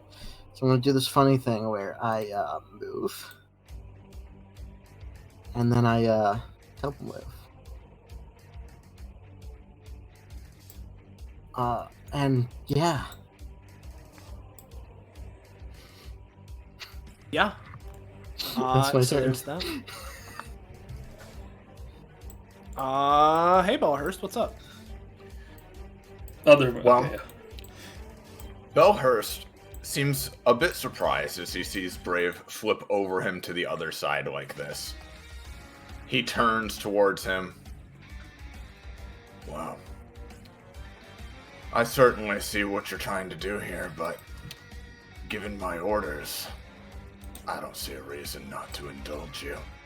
He spins the rocket launchers once before just dropping them on the ground with a heavy thud to each of his sides and cracking his neck a bit. Ready to find out if you're brave or just plain stupid? Bring it on. He reels back a fist as far back as it can go. Oh, but describe how you dodge or block it, friend. Brave is just going to meet his fist with his own. He's gonna clash, you know? Yeah. You are certainly brave. Again, even with your strength, this hurts, and you're forced back slightly from this as he grinds you almost like beneath him, like your knees buckling just slightly as he pushes you towards the ground. But he doesn't let the smile falter. He just grins and bears it with the pain rushing through his arm. Hey, listen up, Lieutenant. What you said before about no heroes in war? There are heroes. And they make sure everyone gets out okay. Sure thing. Let's see that then. Your turn. Yep. Reeling from the punch, he just skids back a little bit, throws out both hands to each side. Now take this! Brave Flash! And he's going to use just that. Signature move, Brave Flash. I'm cheering. You're cheering, so we can re-roll? No, I think no, he's this going is- for the this is boosting for- effect. Give him a bonus. Yeah, the Oh, I effect guess I'm of just- Brave Flash. You know This what? is I'll give him technically a... the same map despite being divided. Yep. Exactly. Yo, I'll you're give him a right. cheer too. How about you go about it, Brave? Spider says. Wipe him out. Yeah, so we're going to use those two +2 the damage and refresh the once per combat. So this is Awesome. going to be 8 damage. It blasts into him. He holds up an arm to stop it, and the explosion of energy just rocks him. He stands firm as well, but it most certainly did the damage. And Brave, you feel it's distant, but you can still hear them. Your allies cheering for you in this moment. And you feel refreshed as well. Yep. Hell yeah. Do you think that would be the time to unleash the fuck cannon? Or Yeah. As as the Brave Flash goes through and there's a blinding flash of light. Ah, there's the signal your little ball's telling me about. I get it. As Spider winks on the other map as let's go here. And I'm gonna give him a roll for sticky situation to further encase the hard hat in webbing, or not sticky situation, tied up, along with sticky situation to launch it, which is pretty damn good. Yup. Should I give a fortune roll to determine whether or not this just fucking completely obliterates him? Yeah, sure. Go for a fortune to give it the extra accurate shot bonus. Accurate shot bonus. 10. You know As- what? Fuck it. I'll yep. re-roll this just because we need something more polarizing, I believe. And this is not a good time for me to use the re-roll. It's just funny. This is funny. Oh well, It's a 10. Same thing. 10. It's almost like that's what As- the fortune was. Exactly. As suddenly there's a loud snapping sound of cord, which in reality is just spider webbing, as using Kanaho's trident as the leverage, the catapult, flinging like a cannonball at extremely high speeds is a ludicrously dense web-covered hard hat flung as a projectile as the Brave Flash hits Bellhurst from the front. When he came from behind, the fucking hard hat zooms and slams into Bellhurst's back for an extra chunk of damage, making him lean even further into the Brave Flash as it goes. So yeah, just like big accurate fucking shot on him. Yeah, I mean, I'm not going to give it the most damage considering the truly insane range you're pulling off here. 100%. But it helps. Yep, and if nothing else, back by Kanaho and Spider, Spider seems to, an aura of energy is expelled off of him as he enters Black Widow, so that's fun. Yeah. But,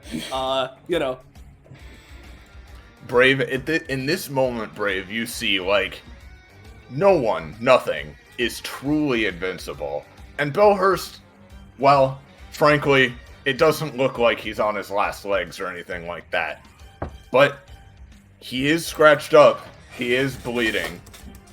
You know that no foe can't be defeated.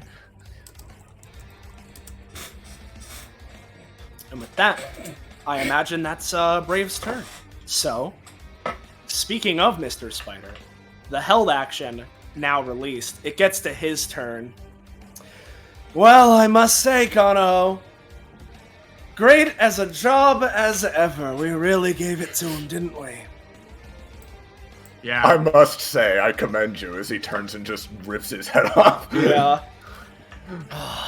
You know, that kind of thing and how Brave is doing it, it's really, quite frankly, getting me really itching for a fight here. But, oh, that's fine. There'll be plenty more of those shadow creatures for us to smash, I'm sure. Well, I mean, I don't know. Maybe we could take him on while Aquarius is busy with the doors. Oh, if you talk to me like that, you're gonna get me to go back in there. He, looks over there, the aura around him, Why leave it flaring all? again. Why leave it all to Brave, huh? We're brave too. Not named, but You know what, Kanaho? You do what you want, but I'll at least make my way over to watch a little more closely. I'm curious. I want to see how it goes. As he is, with his increased movement speed, going to be able to double move, right? And he gets all the way up to here. Well, wouldn't want to step in this one, would we? As he, takes a side step over from Justice's little trap, as he's gonna stand there and watch, or at least get closer. What's up with you, Kanaho? Well, I do kind of want to go over and join, however, I only have 4 movement. Yep.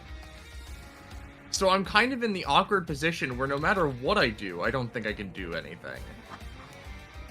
However, right, what I think I will do, right? Mm-hmm.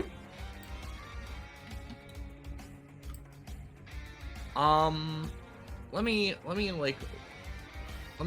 look at my abilities here. Sorry to take a little bit of time.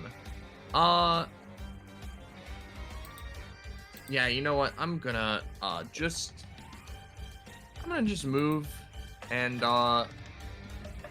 hold an action for if I can at all help with something that's going on. Sure. What's up with you, Win? Yeah, considering I'm as far away as I am, to make my continuing to hold the held action, have some merit, I'm going to not use my move action, and in doing so, I'm going to create Midsummer Daydream. The Daydream is going to be bird watching. And the reason that I'm doing this is that way with my bonus action, I can manifest a pair of binoculars. Hell yeah. Yeah, you got that 18s binocular. tonight, it would seem. Yeah, Thank dude. God.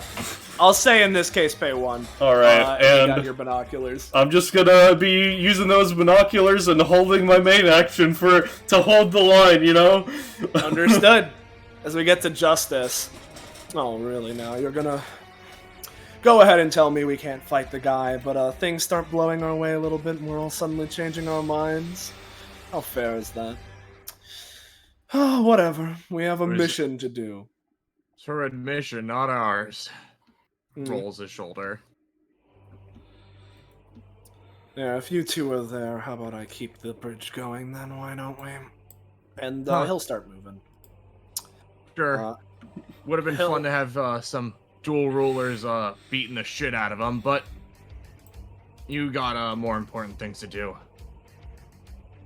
No. Now that you say it, I like the sound. Oh, God damn. He stands there, and you know what? He'll hold his action too. You know what? It's you've got the both of them standing here. Meanwhile, over by here, not doing that. We gotta get out of here. From Othello over here. Let's go and start with a good old fashioned 1, 2, 3, 4, 5. And then let's see, how far away is Aquarius? Because his shadow could move over here. How about this, right? He's gonna have his shadow move here, and yet again, he's gonna go for Umbral Passage to sort of go for the, not as effective as with Wayne just because of the distance, but try and have his shadow help push Aquarius closer to the door just so that she can use as little of her movement as possible to even get there, let's give that a roll. 3. Sorry about that. Othello will be here though. What's up with you, Aquarius? Oh, walk up to the door, cable stretch out, plug in USB. Yep. And with that, you open this door, and, I'd mark it with yellow, but that might be a little hard to see, so we'll mark it with orange instead. Let me go here, that. That did not work. Come on. We'll mark it with red even, because just make sure it's seen. Guys, why are we even trying to? If the door is already yellow, that means we can obviously pass through it. Come on! Exactly! Let me go ahead, Aquarius, as you open this door. Bring you over to here. So let me just make sure everything's set up proper. That was gate 4, right? That was gate 4. Okay. That was gate 4, yeah. Which means, as you, Aquarius, find yourself here, seeing this gate, you only have one flash drive left on your person that happens to be purple with the number 5 on it. So, let's just, for the sake of it, since we're on the last one, switch over to this. And just keep this here by you, my friend. So yeah. Yeah. Well, she's gonna try and do. You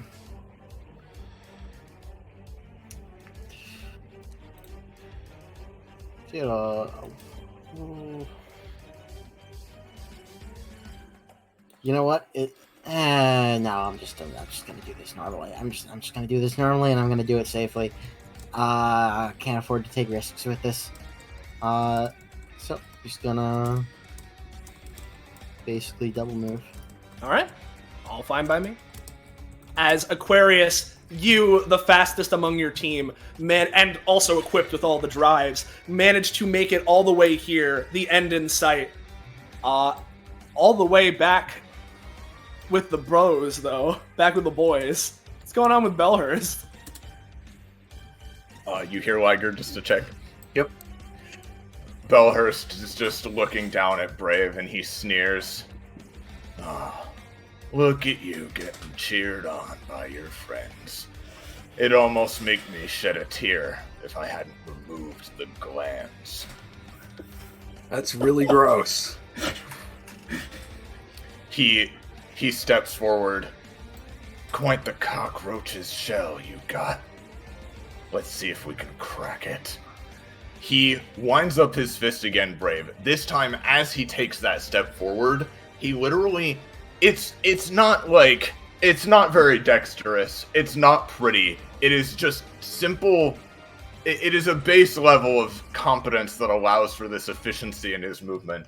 He plants his heel on the ground and kind of spins himself as he moves to just wind up this fist almost Popeye style before bringing it down, not towards you, but just directly down on top of you. No knockback here. He is just trying to crush you. You're telling me he planted his heel and did a spin on the ice tile? He did. He did. If you want to take advantage of that, then go ahead. But I'm gonna let him do it. He's bringing his fist down. That's a 14, Brave.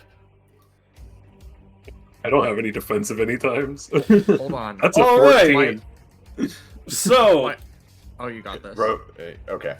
Which of you wants to do this? I mean, if Roche wants to, they can, but I am ready if not as well. Wait, yeah, he's been prepping a plan, so let's let you go first, Wayne. All right. And then Roche can potentially follow up. Seeing from what he can tell, very dangerous attack as Brave just stands there. All right, kid, I think it's about time that you start getting out of there.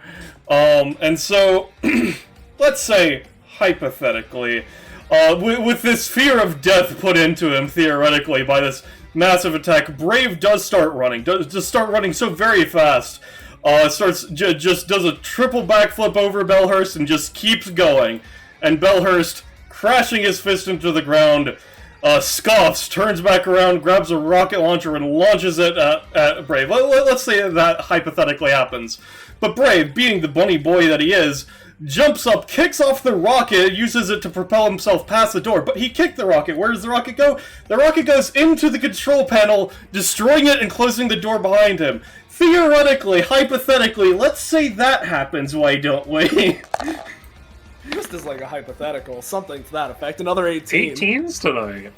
Well, it's up to you exactly how much of that occurs, Soleil, and also potentially partially Liger, because I don't know if this can force allies to do things, but yeah, just tell me what's going on with that. Yeah, so how much of that occurs? So here's the sitch. I'll ask you, Liger, right? Because normally, with the way that Wayne's thing works, is that it's like a big team tech maneuver that he said, and by the time that he's proposed it, it's already happened, right? So Is this something you're cool with? Something you're good for? Yeah, that was the plan, is for Brave to just distract him and then leave. Oh, fair enough. Fair And enough. so, here's what I'll give you, right? As he goes to punch you, and Wayne, looking via his binoculars, manages to see just that, right? Manages to see exactly how that goes, right? Or say exactly. By the time he said it, you've already flipped over him. Bellhurst, with how all of this goes, suddenly finds himself back over here by his rocket launchers, having picked one up and already fired the missile, right? As Brave, you go kick this rocket, your leg straining against the missile as it hits the air. For a moment, you kind of pseudo-surf and ride on it as you move back another couple spaces. As, with a bicycle kick, you then fling it back down into the control panel of this door, right? Which does damage the door, that's for sure. There's some sparking there. However, this door and the systems around it and the material it's made out of is incredibly durable. It certainly did not break the door in its entirety, but you can tell that more so than it normally would have, this did go through damaging the door for a hot little bit. As, if nothing else, you have now managed to make it all the way back over to the door. And yeah, you with Wayne's help managed to perfectly evade that attack. You know what? I'll say take 1 damage, right? Including your the DR and such, just from the kicking of the missile taking a little bit, but that's it, you know? Otherwise, Wayne's thing went off basically without a hitch. Bellhurst probably really not even realizing that just happened, grabs his rocket launchers and will continue his pursuit. But it's Brave's turn. Yeah. I think somehow closing this bullshit door would be productive. Yeah.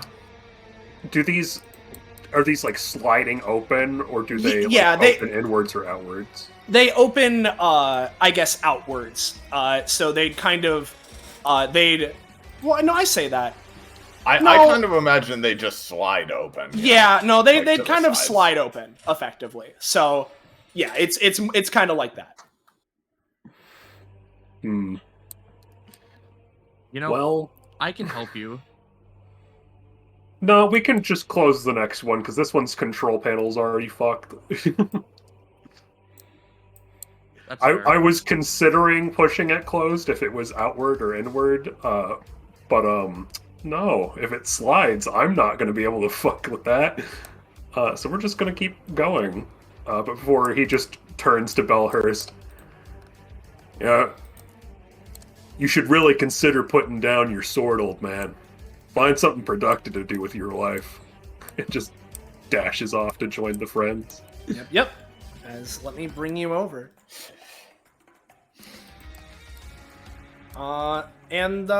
You'd be right around here, let's just say. You find yourself here, Brave, with everybody else. Oh, are we leaving him now? Spider says, extending his, arm off to the side. You got him all, gunked up? Not particularly. Let's keep going and try to close that door.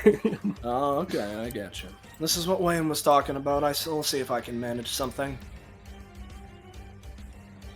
And, as that goes on, if you want to take the rest of your turn, Brave, because that was Wayne's action that had you jump all the way over there. So you still got your shit if there's anything you wanted to do. Yeah, I'll just double move. Cool. All right. With that, we get to Mr. Spider, who, you know what? How about we try a little something like this? As he'll walk there, right? and he'll try. I guess in this case, it'd be best if he moved over to like the side here, right? To wrap around the the inside of the door to try and pull like the flash drive out from the this first door here, right? See if he can start to get the door closing, kind of deal. So let's give that a little bit. He's starting to. He's making his way around. Yep. I believe in him though. Oh, you believe in him? Yeah, I believe in him. Let's see it. Trust in me, for I am brave.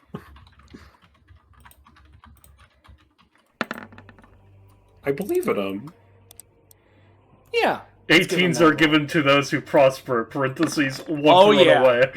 As Spider reaches one of his legs out, a web shoots out from its very tip and expertly wraps around the door, latching on to the, latching onto the flash drive on the other side.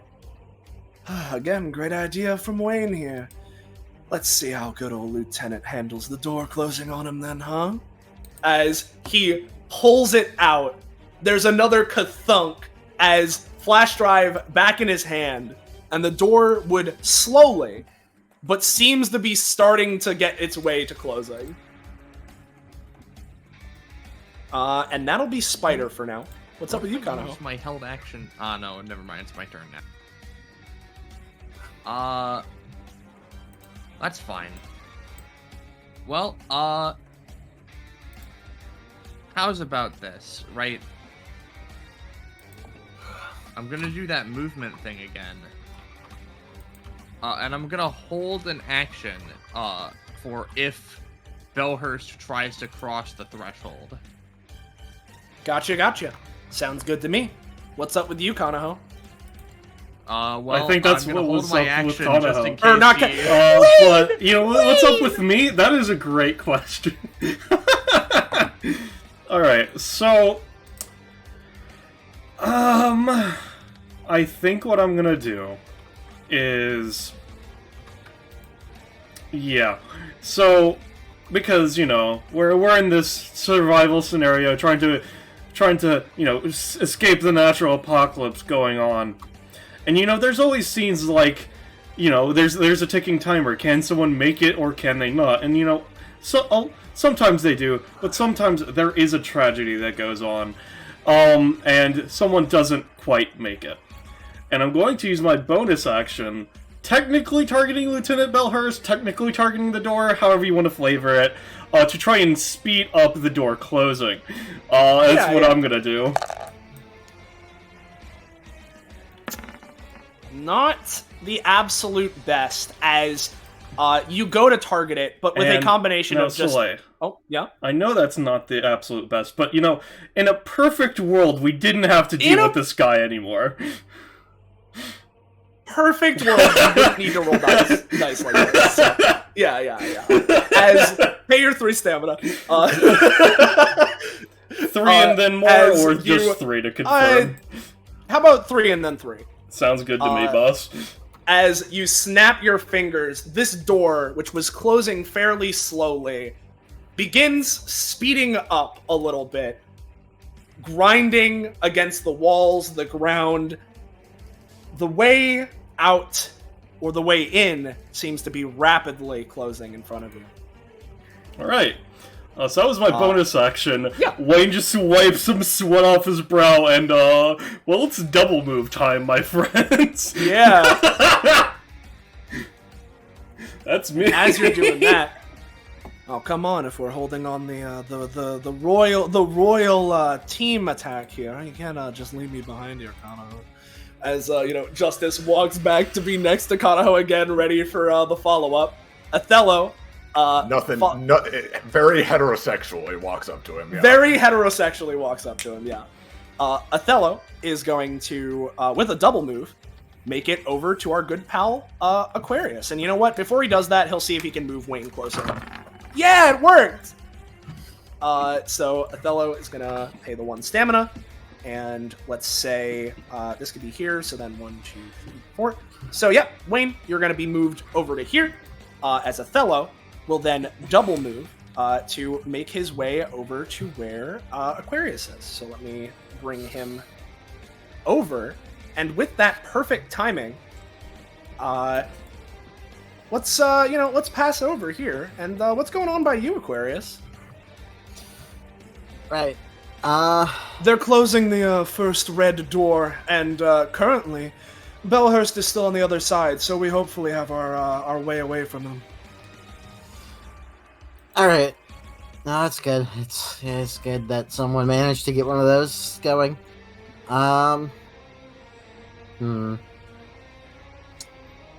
We probably need to get this going pretty quickly too. All right. I wasn't originally gonna do this, but 1, 2, 3, 4, 5, up to here with my movement, and then what Aquarius is going to do is the right arm of her suit morphs and shifts a little bit to become basically like a big open cannon. She puts the USB drive inside and is going to try and fire it from long distance into the slot up at the door with the right arm. Oh, 20. Aquarius. Oh! With a perfectly timed, aimed, and executed shot, you load your cannon with this flash drive, firing it directly at the keyhole effectively. Perhaps with something like a cannon shot, it would normally be a little chaotic, a little inaccurate. But of course, you've already attached your little wiry tentacle-like arm on to this flash drive, helping it guide midair like a bird's flight path, as expertly, perfectly, you manage to clink, sink it right in, getting this door to open. So let's go ahead and do this, as presumably the final door is open in front of you and Othello. Right, all the doors are open. All right, so it's time to just sort of go then, huh? Yep. Yeah. And that is Aquarius' turn for now. Yeah. So, hey Iris, what's going on over here? Well, here's what happens. First of all, Bellhurst kind of growls, stomps the ground a bit. Fucker! Let me find it real Fucker! quick. Yeah. Oh fuck, Soleil, where is it? You looking for his track? Yeah, he hit the here, jukebox. here. Yeah. And he sees the red door start creaking closed, and then more rapidly start closing in front of him. Facing the rocket launchers behind him again, he boosts himself forward as fast as he can go. But, as stated, Wayne is closing it pretty fast at this point. So as he flies, he drops the rocket launchers to the side again, and he manages to get there just in time to get his arms in there. And he grabs the door, and all of you hear an incredibly loud, all the way down to Aquarius, you hear it, this metallic groaning, as suddenly the massive mechanisms closing this gate start to struggle, to chew, to heave ever so slightly, before finally stopping. And no, let me finish. Sorry, yeah. You're gonna want to let me finish here. Trust me. They finally stop, and yet again, slowly creaking, he starts to open the whole door again, groaning, just.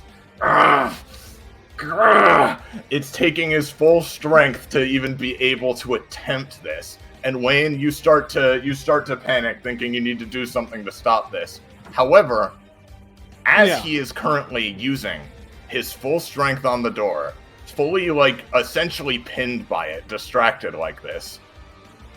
Yeah. So, Justice looks over to Kanaho. Oh, so now's the time to go for our royal team maneuver, eh?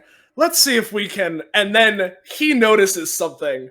Hold on. Look behind for a moment. As he, takes Kanaho's head and shifts it over to the side. And let me just I'm go back. for well, hey, perfect timing. Justice was like, hey, let's go for the team maneuver. But actually, hold on, what's that behind Belhurst? As he's holding up the door, right? He shifts Kanaho's head over to the side just so he can see, right? So let me just, as suddenly, from the other end of the hallway, just running, Lieutenant Ram holding Niles on his back, piggyback style, just charging across the Stardust Speedways. Well, okay, hold on, this is fast, kind of deal. As he slides across it, goes across the ice, and sort of stumbles on himself, going, Mr. Orson, now! He throws Niles into the air,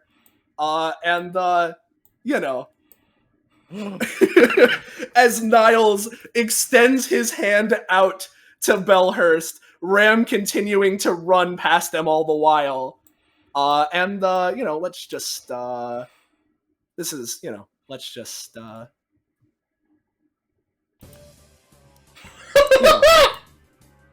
the hell is this? Yeah, there it is.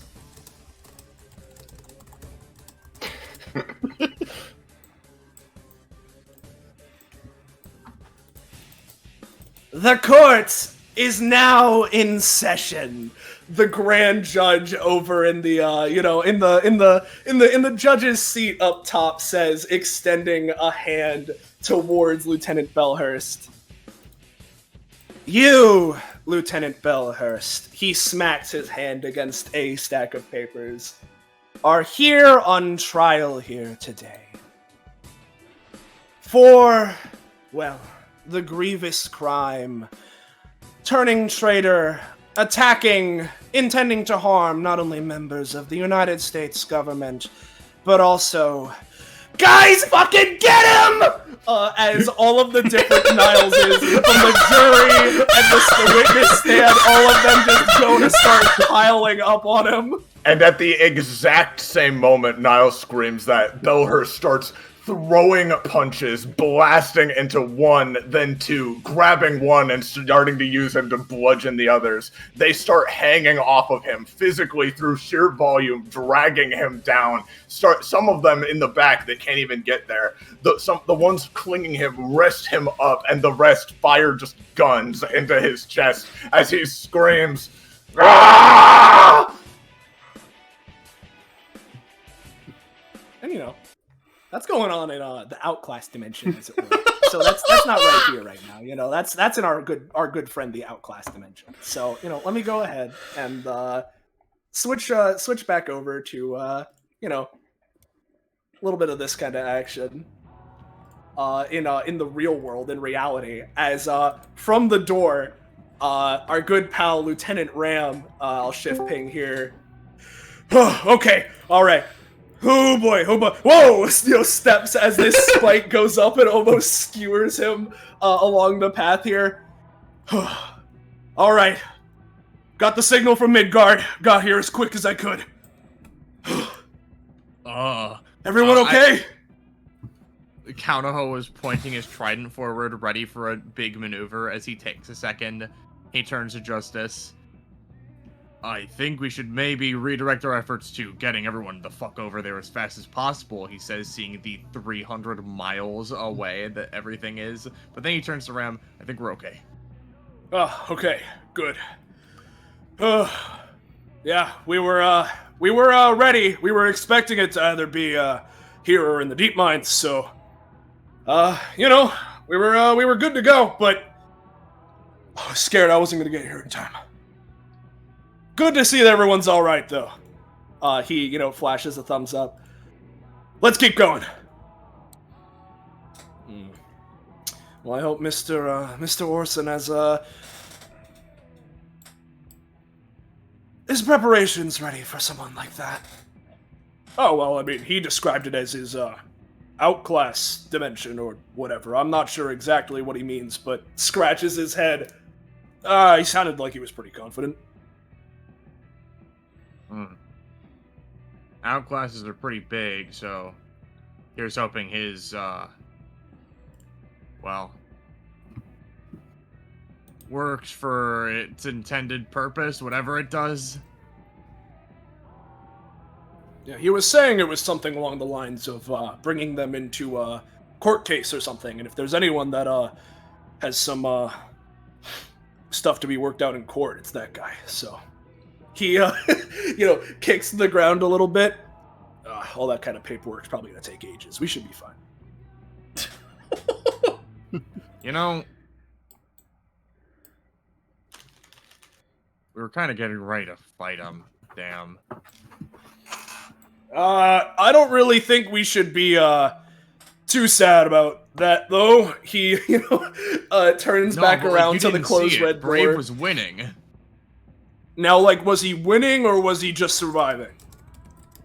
He looked like he was winning. Listen, you're Kanaho, right? If I remember. Kanaho Vataka, future prince of the Bloodstone Isles. Yes. Right. I don't know how much you know about military history and whatnot, especially of America, but he's Not much. He's not the kind of guy that just one person is going to be able to take. And I know it's all of you there, but it might look like you were doing well. All it takes is one good hit from that guy. Well, that's fair. What?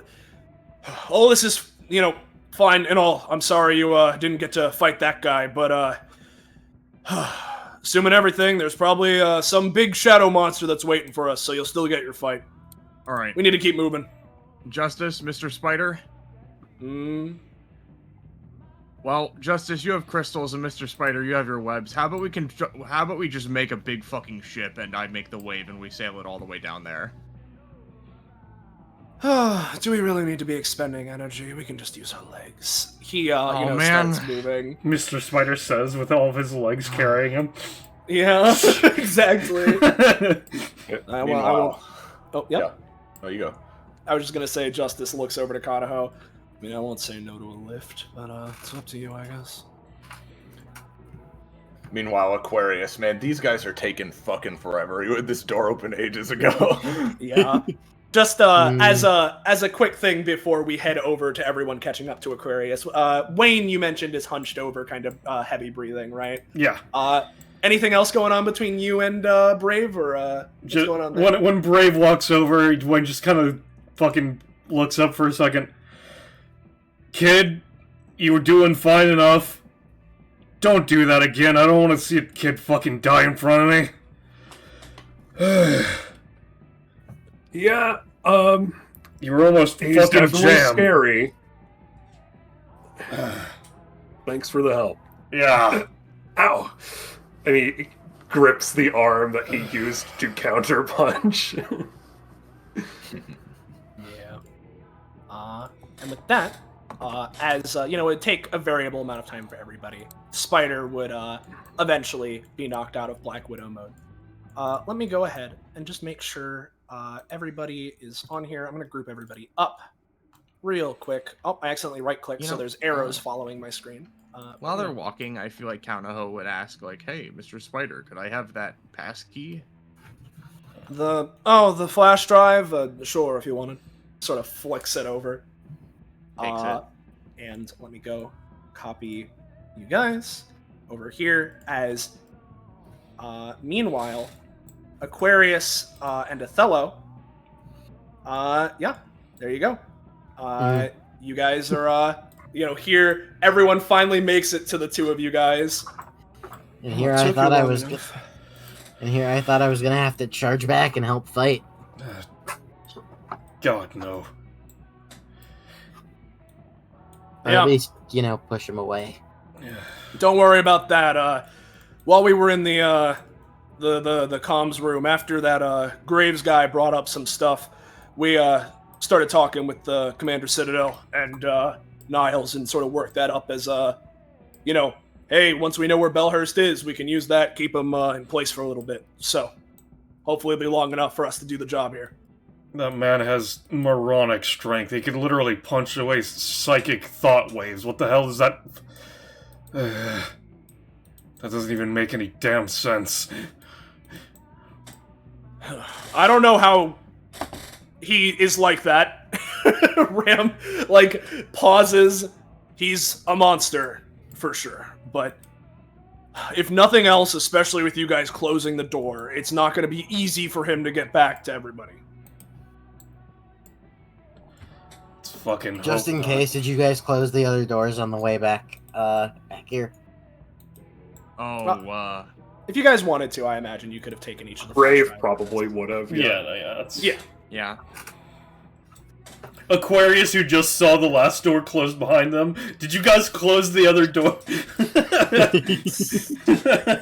Yes. Aquarius is like, you know what? Let's close this one too. Breaks the flashback. Now no one can get in. We're safe. We'll ride out the apocalypse in this 20-foot stretch of land, guys.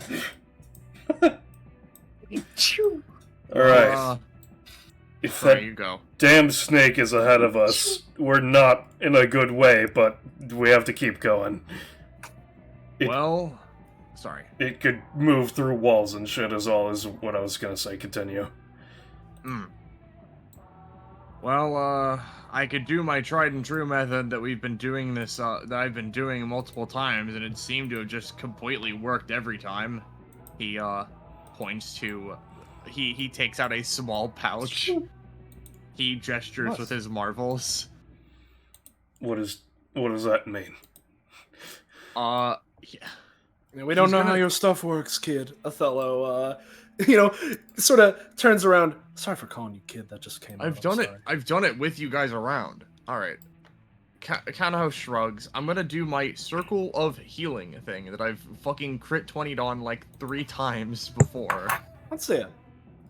By this logic, it should work yet again. Hey, I should crit just another time, you know. Almost. Almost.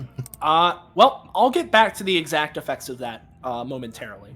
However, in the meanwhile, hey guys, Hello. you got through Hi. combat. Hooray! Yay! So you know what that means. You know what that means. Stats. And I know I said that I wanted to keep it consistent with the combats in these things, and if I recall correctly, I believe that the stat line I've been going for is 312. So I think I'll be doing that for this one as well. And while you're deciding what you're going for, I am going to go to the bathroom and be right back. So if there's anything, feel free to handle it while I'm gone. But yeah, whee! Out of curiosity, Amber, did Aquarius get anything with that 20 that they got earlier? Nope. You know Gotcha. upgrades yet? So, yeah. So Roche, you have 15 in Oceanic Emperor, correct? Yeah. So Because This is kinda weird. Yeah. So, this is kind of weird because you've already been kind of doing this, but now it's like written in law that you can do this, and plus gives you some other effects. So, this was pre-written the whole time, but, super giving you that effect. The water cycle. Kanaho can use IUCs to create water, either by drawing vapor from the air or melting ice, but cannot make ice or vapor from water. Additionally, you can change the temperature, making it ice cold or scalding hot, provided it's still a liquid. So some extra utility with your funny things. Again, you've already been doing this with drawing vapor from the air, but it's like, now it's written in law. So there you go. And I mean, having ice cold and hot water can also help. So yeah, there you go. I forget. Are you a powerhouse or an expert Monday, Liger? Let me check. Because I'm pretty sure you're a powerhouse, which would get you like another stamina or 2 out of this. I'm pretty sure. Yeah, hold on. Let me find.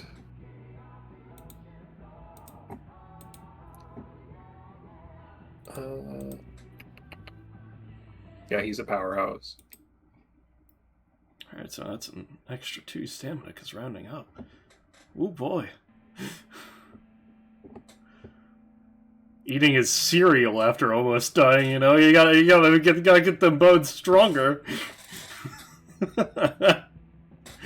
I forgot to update his token. Brave is supposed to be at 45, not 40, apparently. So I see.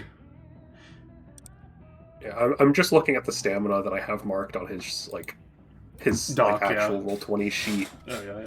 No, like I think I updated it in like the stamina section of the Roll20 sheet. It just didn't update the token. So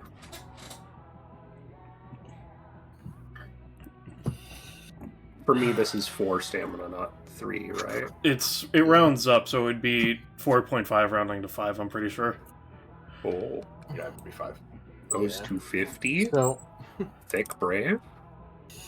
oh, this is one of the small things about the old Roll20 sheet for anime campaign that frustrates me. You have to manually update your max stamina both on the token and on the sheet because the token uses, what the Roll20 is standard for. It uses the stamina attribute name and then the stamina _ max attribute name. The sheet, as it was made, does not use the max property of the stamina attribute. It creates an entirely new attribute called max stamina that it uses instead. So in order to keep both token and sheet updated, you have to update them separately. Yeah. And it frustrates me to no end. It is pretty stupid. Hey friends, I'm gonna go ahead, just so I don't strain anybody else's internet, I'm gonna go ahead and do a Discord stream for Penny's benefit specifically, but obviously if you're a player, please don't look. Sounds good. Yeah. But yeah, so literally during that one turn where Kana was getting ready, I was just DMing Soleil. I was like, I haven't used it this way before. Can I use talking in hypotheticals to affect enemies? And she was like, what do you mean? So I went through my entire plan. She was like, yeah, no, in that sort of situation, yes, you could. Yeah. So I was like, thank God. I don't want Brave to kill himself. I need to be ready to save him, Yeah. Also, yeah, that upgrade is helpful. Sorry if it wasn't intended for him to do that before. It is kind of... It was a little awkward to, hack a water, literally just water, and only water. Yeah, no, I get it. Here's the thing. I'm perfectly fine with doing it, it's just... Now it's written you can, and with a bunch of extra things, and... If you want a more full upgrade, you got plenty of other stuff, so... I don't mind, it's the thing he was going to be able to do anyway, so, and... personally, I don't know how other people like doing things, but I personally like it when it's oh, you do a thing, as a variable utility form of your powers, and then get an upgrade solidifying that capability and stuff. I always like that, so if anything, you were just playing into that. And, yeah, so... Don't worry about it. And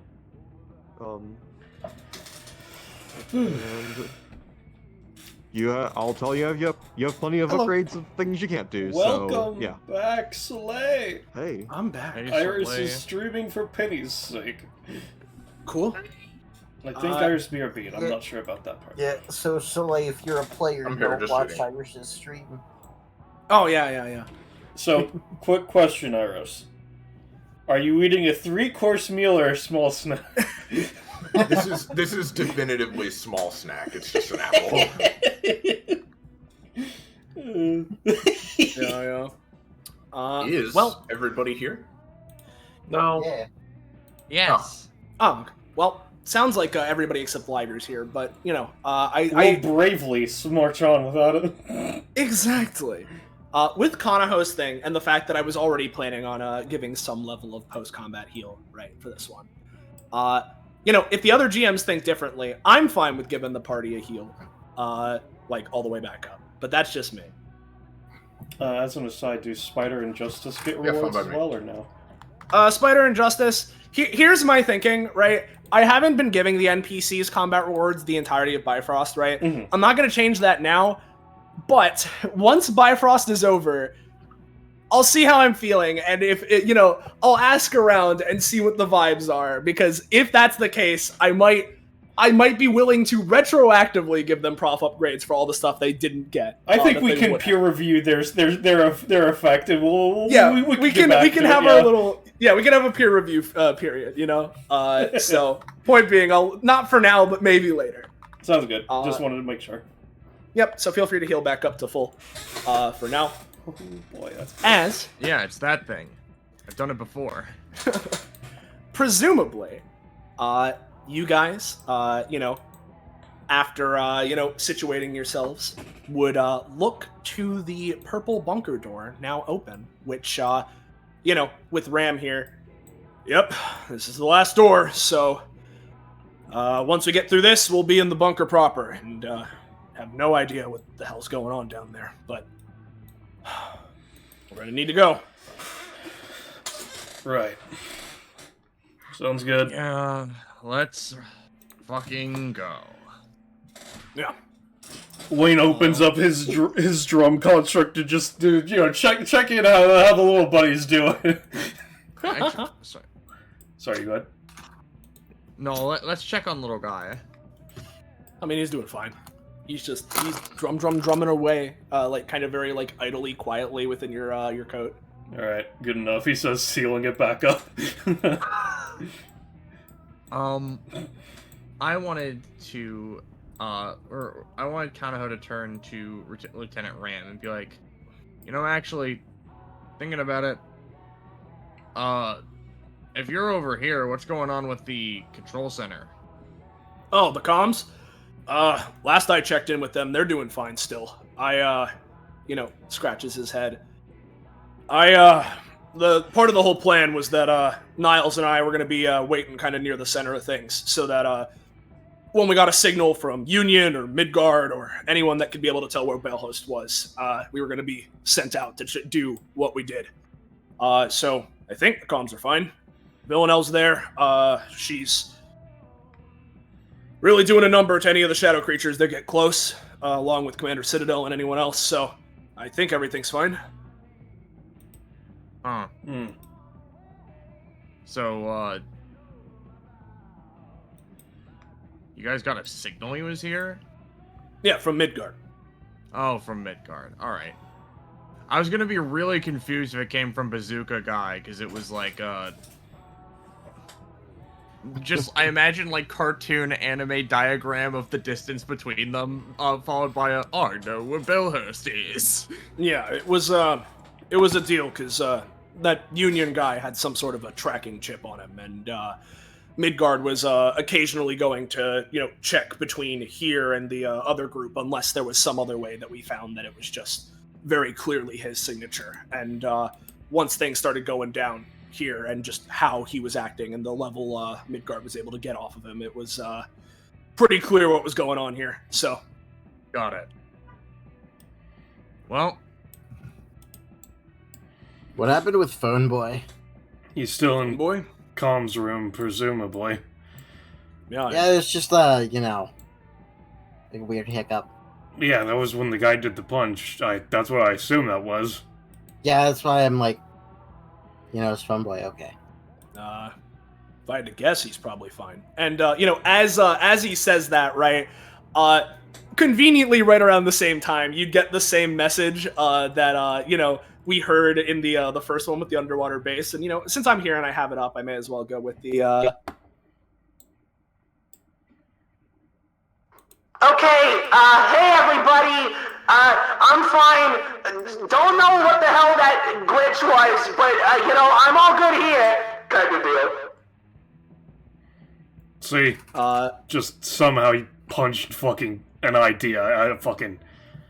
Let's hope Niles doesn't get himself killed, but it's not our problem anymore. It's more like he damaged the PA system, but yeah. Yeah. Because specifically the way that the music has been going is that it's been a combination of Mello's Epithet calling through and the bass and you guys, but also via Alexa's Epithet and what have you. It's been connected to the physical PA system of the bass, and so in part that Bellhurst slamming into it. That is fair. Wayne does not understand how the other person's Epithet works, so is not taking that into account. Yeah, I know.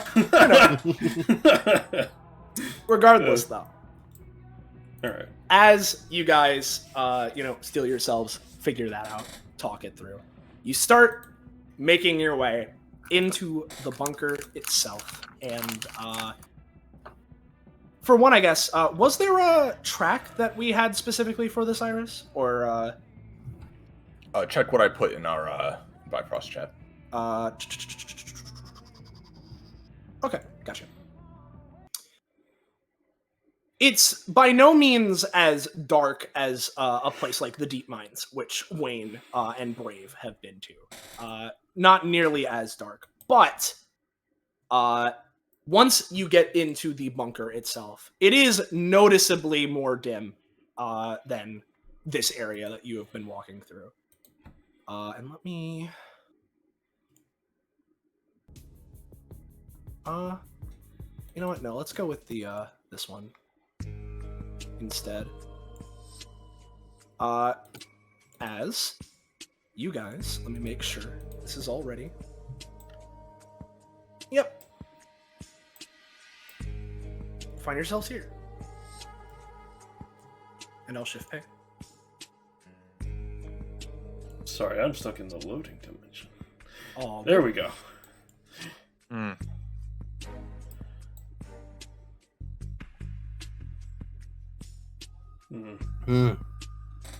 Dark and spooky. Nope, nowhere to Is go but this- forward. Is this how this normally looks, or is this is this corrupted? He turns to Ram. From what I remember, maybe it's, I don't know if it's just like, placebo or something where it's a little more purple, but for the most part, this looks normal. Are these just regular doors or something up with them? He just turns around before Aquarius does anything just to make sure. Should be normal doors. Alright. We're past the incredibly high security. From here, it's, I guess, more normal for a bit. So, if you're opening that door, Aquarius, let me go ahead Yep. and, boop.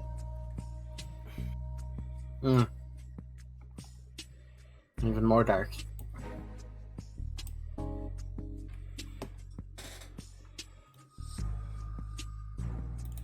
Yep. And as we're schmoving, right? Mm-hmm. Kind of was keeping an eye out. He's doing this. I'm posting my talent, except I'm not, so you know what it is. Right.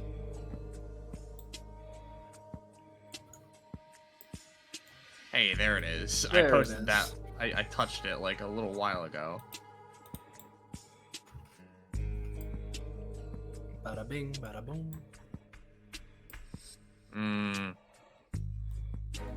I don't like how we're kind of already splitting off. He seems nervous. Oh man. I'm gonna go this way. Aye, sir.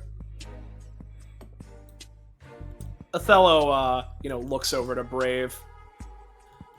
Somehow, this place makes me feel more claustrophobic than the mines. It's just kind of the office aura. Ugh.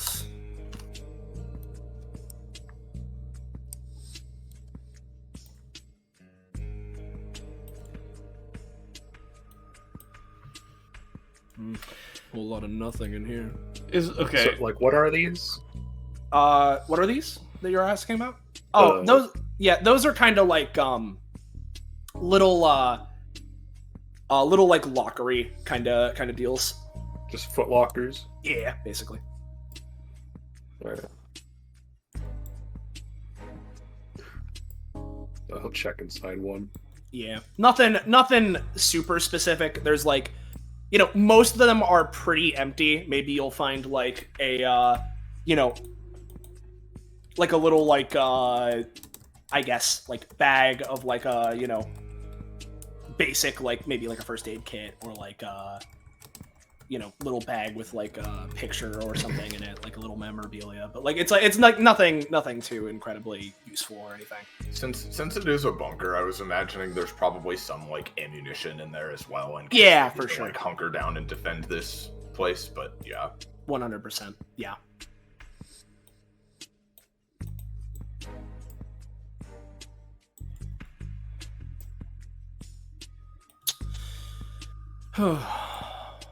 Sort of taps his foot, this being Othello in this case, as they keep going around. Wayne is just gonna check the papers on this table overall, just to see what the vibe of them are, etc. Yep. The papers would primarily be sort of like construction details of like, like plans of like, we want this room to be sort of like a, more of a, storage area. We want this area in the back to be kind of like the ultra super duper safe room that has like a potential safety like submarine exit kind of deal, right? We want this area to be this and that, and like other construction plans and like resource allocation and stuff like that, Gotcha. Boop.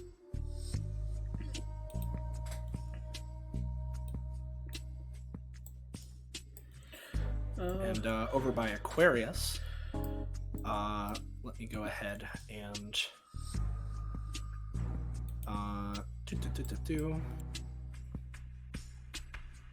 this as this hallway would keep going further north.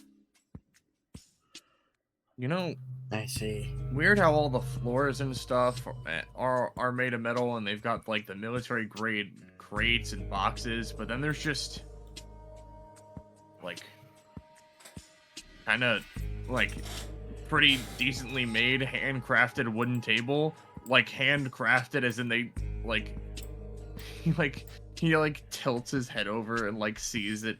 Oh man, it's just like actually just made of wooden planks and shit. Aquarius like goes down to one, taps it with a bit of her the knuckle of her gauntlet, metal clang. So that's what that did. Huh? What are you talking about? He Spider goes, taps one with his leg. There's a ting. Oh jeez. What? Don't worry about it. It is really funny that it doesn't specify alive trees. You're correct. Yeah.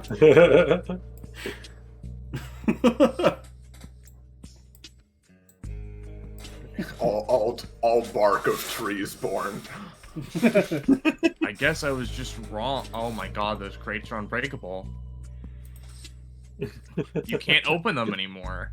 I mean, well, there's barely ever been anything useful in any of them other than base level foods or whatever. Justice, slides over the table. So I don't know. Them being unbreakable is probably a little more helpful. Use them as a bludgeoning weapon. You also say that crowbars don't exist to pry open them by exposing the nails. That's kind of, you could still open them, just not with brute force. Hold on, I wasn't using my Kanaho voice for that one. Sorry, buddy. Two people just responded to you in canon. It's been indoctrinated. You can't, sorry. No take backs. Wayne pretended you said that. Yeah. What are you? I didn't say anything. Wayne, what was that? Justice looks over. Justice also responded. Yeah, no, that's what Justice is saying. What do you mean you didn't say? That was the joke. Yeah. I think them doing their thing might be breaking down alternate timelines. Who knows? Oh, Kanaho was looking into the future with that orb. Maybe it broke something.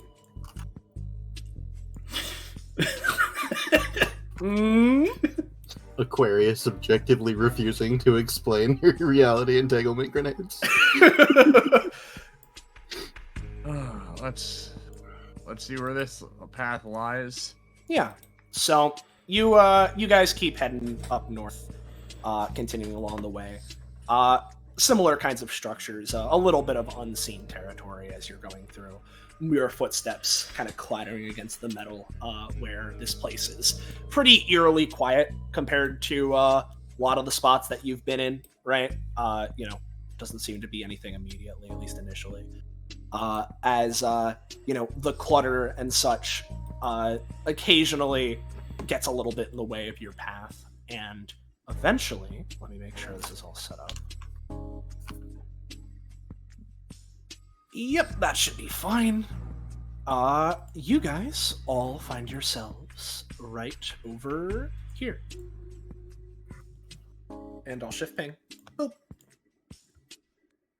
You know, the more we're traveling through it, and judging by the look of that vent over there, this place really is looking a little more purple than the surrounding area before it. What's the vent got anything to do with it? Well, the vent doesn't look purple. I mean, it looks like kind of purple, but... Yeah. Hey, so real quick. Yeah. You step there, Aquarius. Yeah.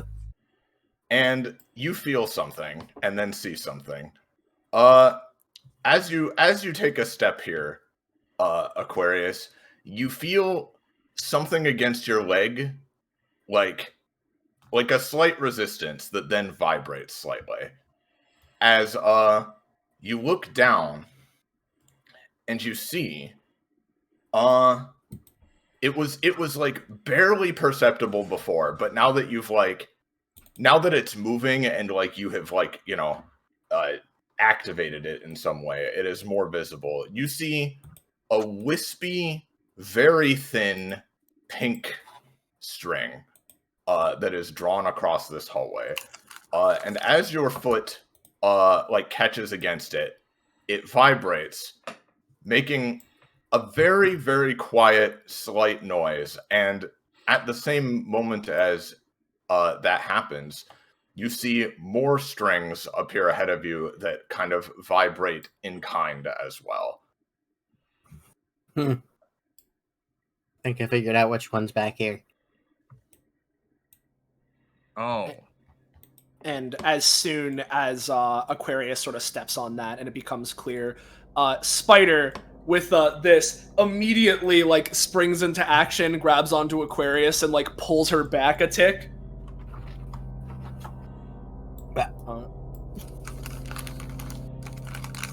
Yeah, they're all over the place here in this hallway. It doesn't seem to have done anything else, to be clear, but they seem to just react to you brushing against it. I see.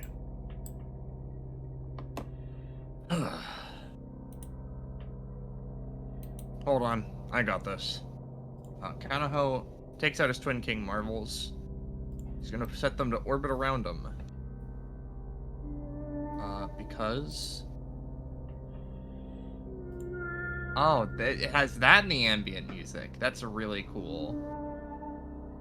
Because his perception in this area is heightened. So, we're gonna just try and move on ahead with that in mind, as we're gonna try and maybe step over some of these. Now that they're visible, it is a bit easier to step over them. They aren't covering the hallway, they're just, kind of wispy, moving across at different angles.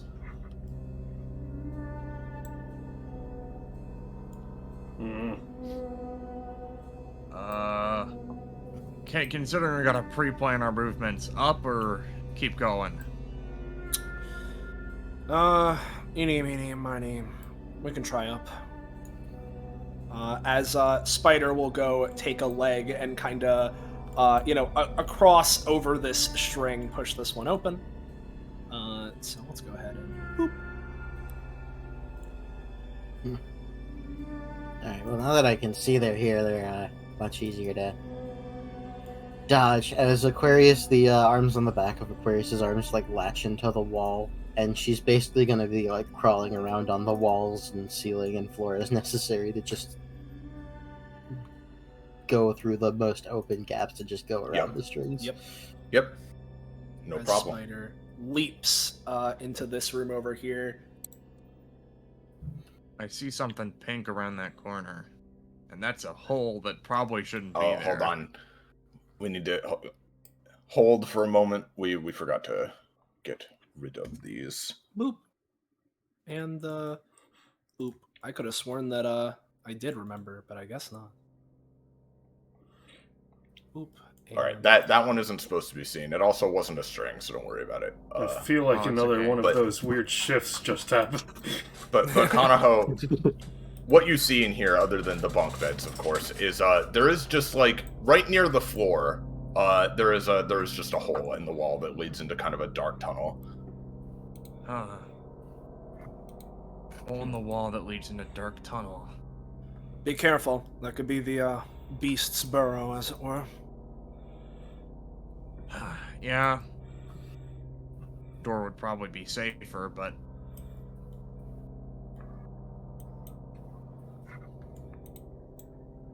It looks like, to be clear, like, it's not quite like you'd have to crawl through it, but you'd have to hunch down pretty far. It's pretty cramped. Especially considering Kanaho's a big guy, but you know... He's big man. Strokes his chin. Mr. Spider, I think I'm gonna... I think I'm gonna try to see what's down here a little bit. Alright.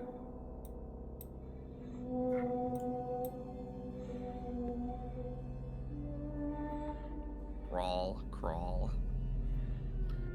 Yeah, you hunch down Kanaho, and like the ceiling, such that it is of this place, is like your horns are probably scraping against it a little bit of your helmet. It is like 4.5 feet high at tops, and very jagged and winding. Yeah.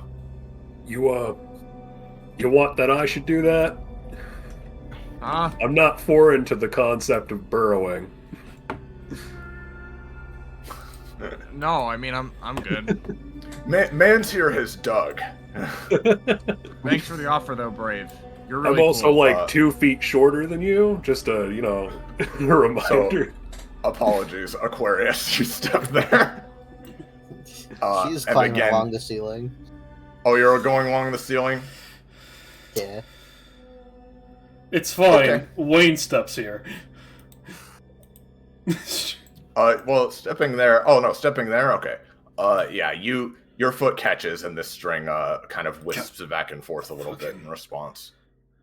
And when it does, I'll also reveal this one is like hanging from the ceiling, attached by various strands down to the floor, and so is this one, and they both react in kind. Oh, jeez. Oh, huh. It's fascinating, but when we're on the enemy side here, not great. Othello puts a hand to his head and sort of looks down, scooting away from this one. Aquarius, were you opening that door? She would be specifically like slowly trying to like kind of half opening it, testing it to see if there's any like unnatural give that like if she opens it, it's gonna be like a trap or something. You do not sense anything like that as you slowly creak it open. You're rotating the wall. Yeah, that's really good. Looks like a bathroom, pretty dimly lit, but yeah, it's a bathroom. Alright. Crawls down Bathroom string tile. under the thing and then back up onto the ceiling.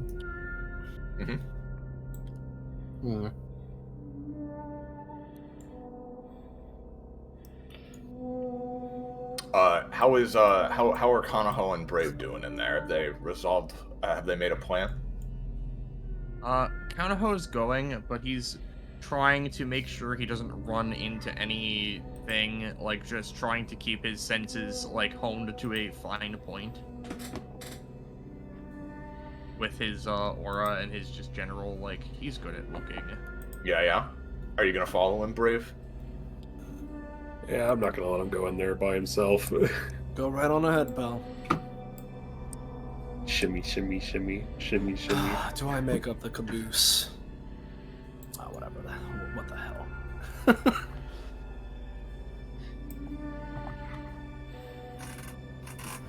Oh, bones? No, that's just like bits of wood is all. Oh, Look very durable steel. at the moment. Yeah. Looks like they took out a support or something. I don't Maybe want to crawl just a through scrap of that.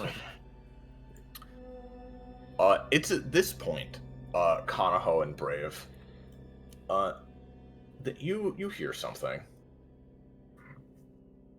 Hmm? Give me a moment.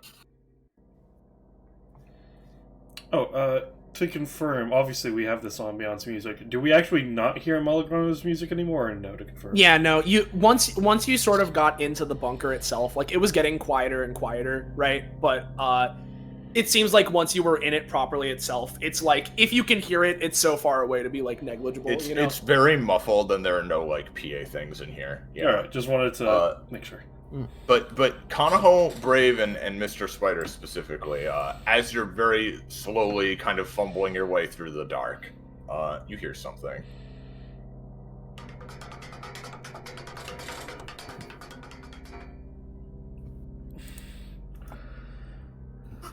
That is some Oh. horror movie level shit. Kanaho just You're telling silently, like, looks, just hears that, and is just like, huh, where have I heard that before? Oh. He doesn't say anything. As the realization crosses his face, he immediately turns around and looks to the pink strands that are glowing back there, and almost immediately assumes, oh, they're going to pop out there any second, aren't they? They're right behind me, aren't they?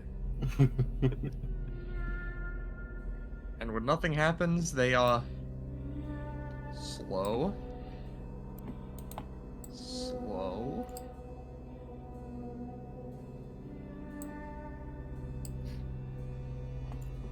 And Jesus, this is really uncomfortable. as they move through, what's the other group doing? Before any of us move further into this room, I think Aquarius would want to hack the planet basically to create like a sort of colored like smoke grenade to put in here and like spread out smoke that'll ideally with like, you know, like more like chunky particles, I guess, to sort of lightly cling to any strings that might be hanging around here just so that we can see them. Alright. That's a 4. You do that, and it goes around. You don't see any strings appear.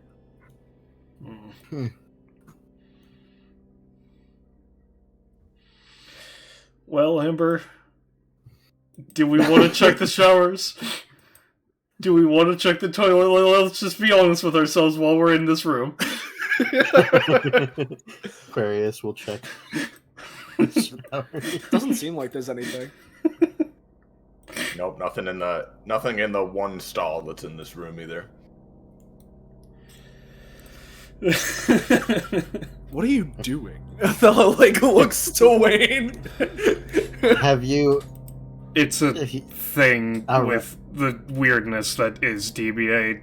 Bathrooms have oddities.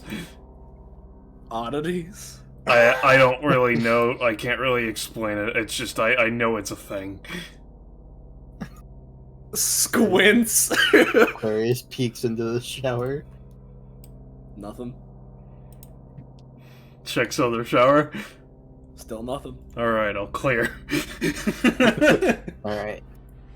Thank God. Roll bathroom. And you were calling me a weirdo.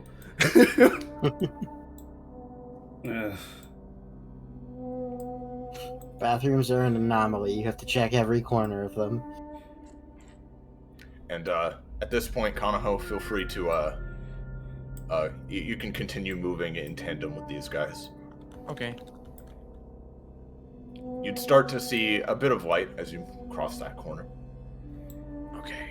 There's a way.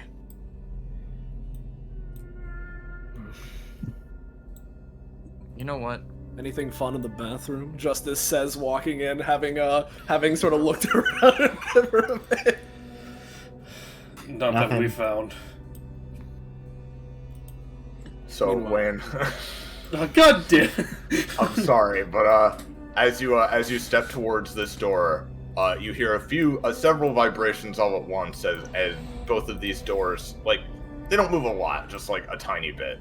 They both rattle a bit. See, this is why you check the bathroom. Fuck. Okay, it must have been a bad smoke grenade. Damn. And as you open the door, Wayne, the strings don't hold it closed. Something horrifying emerges from the tunnel. Three horns and glowing pink eyes emerge. Yeah, that's all you can see for a second. Just raises his gun, takes a second, lowers it. Yeah, I'm glad I just decided not to crawl. I had enough of that in fucking basic training. Hey, so I just heard them fucking rattling through the vents. Right. There was some nasty shit in there. As in, like, the noise was really freaky. If there are things in the vents, you think we can smoke them out? The last smoking out operation didn't seem to work all too well, but... Oh, there was a vent.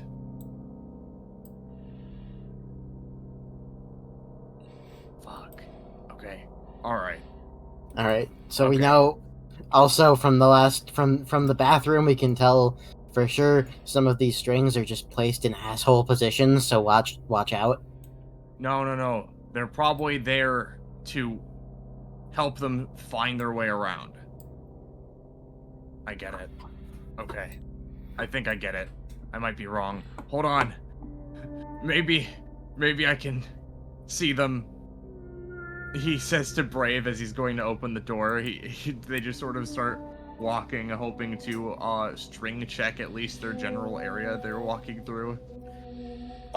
Theo, what means the marbles? He has a marbles and generally enhanced senses. He has like a very high perception boost. Yeah, give me a roll then. Yeah. Because his perception's heightened in his area, and he just has a +3. Okay.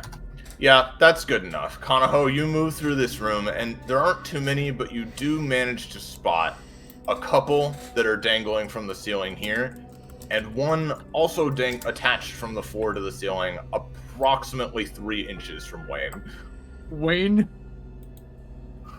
I'm just not gonna move anymore. You just ignore them. He just freezes like that. Just step back. And just go a little bit like this way. Gestures to the right. So to confirm right now, Amber, is Aquarius ceiling crawling or are they walking? They are back on the floor now. Alright, Wayne is just going to follow the leader, Aquarius. Oh, well, hey, if you're not going to take Kanaho's offer, I'll take the red carpet. Why not? Ooh, look around this way. Alright, so okay. And Brave opens this door, I assume. Yep. I was just waiting for that to resolve. And then, boop. The silly... There it is. The sign on this door says Med Bay, Brave. Boop. Are we in Among Us? Shut the fuck up. We're not in Among Us. I double checked the map layout. If so, which one of us is the imposter? Now, which of the three of them said that is really the question. Exactly. See, there was gaps. Each of the, it was one by one. Yeah. One of them has shapeshifter powers. I don't know if we need the. Oh my god, there's another vent right there.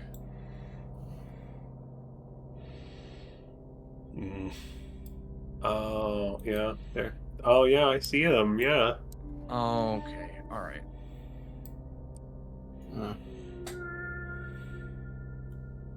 You know, I'm getting the distinct impression that Nidhogg isn't around here. I think we would have heard a lot more loud noises and crashing and banging and... There's not nearly enough shadow creature blood around here. You know, Kanaho is going to keep their like eyes out, right, for like the strings around them. But what Kanaho's gonna do? Give me a roll real quick if that's what you're doing. Yeah. Like real fast. All right, real fast. 10. Hopefully, Well, you are keeping an eye out, but you do kind of bump into this one. Again, it just ripples and makes a very faint sort of like noise. Got it. Right. Well, Brave is... Yeah. Kanaho's gonna keep a closer eye in the future. As honestly, right? Like, I don't want to just be like, I'm taking a perception check every 5 steps, but like that's what Kanaho's doing, like in character, basically. Yeah, no, that's fine. That's why I gave you a roll. And real quick, what were you saying, Brave, before we go back up? Yeah, he's just crouched down on the floor, taking a quick little listen into the vents. You don't hear anything just now. It's very dark in there, though. It's on the move. Alright, maybe this one will work this time, as Aquarius is going to throw another string scouting smoke grenade into the med bay. Oh, that one's much better. Yeah, Aquarius, you throw it, and once again, it doesn't... It scatters around. This time scattering through much more of the area, so you're a lot more confident. At first, you think that maybe this room is just empty, although then some of them do catch against this one that's hanging from the ceiling down onto this movable tray. Huh. Alright. Well, there's one at least. Brave, over this hallway, you suspect, possibly from the earthquake that rocked the base what seems like forever ago now, this hallway, just floor to ceiling, is just covered in debris, like fully collapsed in.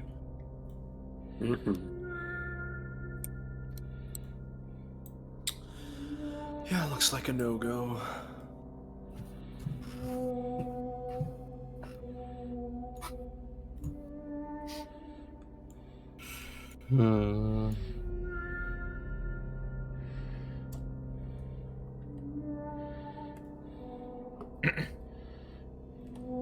Oh, there's another hole.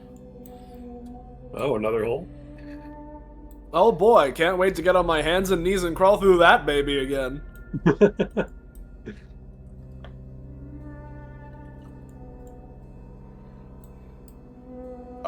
Meanwhile, Kanaho, I assume you've peeked through this door here. He took a cursory look, but if I'm gonna be honest, Kanaho, to test like a hypothesis, has been looking this way to see signs of any moving activity other than their own. Yep. You don't see anything as you look. Just from your cursory peek in here, it looks like an office of some kind. Yeah, he'd... Or actually, there'd probably be a sign on the door if you want to get closer to read that, but yeah. Sure. It just says communications office. We gotta get Melicrano here, stop. You know what? For the sake of it, what Kanaho is gonna do, he's just gonna take out one of the lanterns he got from the mines earlier and just light it on. Sure. I can grab one. With psychic power. So maybe this'll fucking help it not be so goddamn dark in here. Yeah, it's not like super duper dark, but it's pretty dim because, you know, this is definitely underground, you can tell. Yeah. I know I have one of these somewhere I can just grab easily. Oh, there it is. I see it. Boop. strings are right here. Over by our good pal Kanaho. There we go. Alrighty. With your I don't have psychic control of power this, on. but Yeah, I'll give it to you in a sec. Controlled by Roche. Boop. There you go. Pog.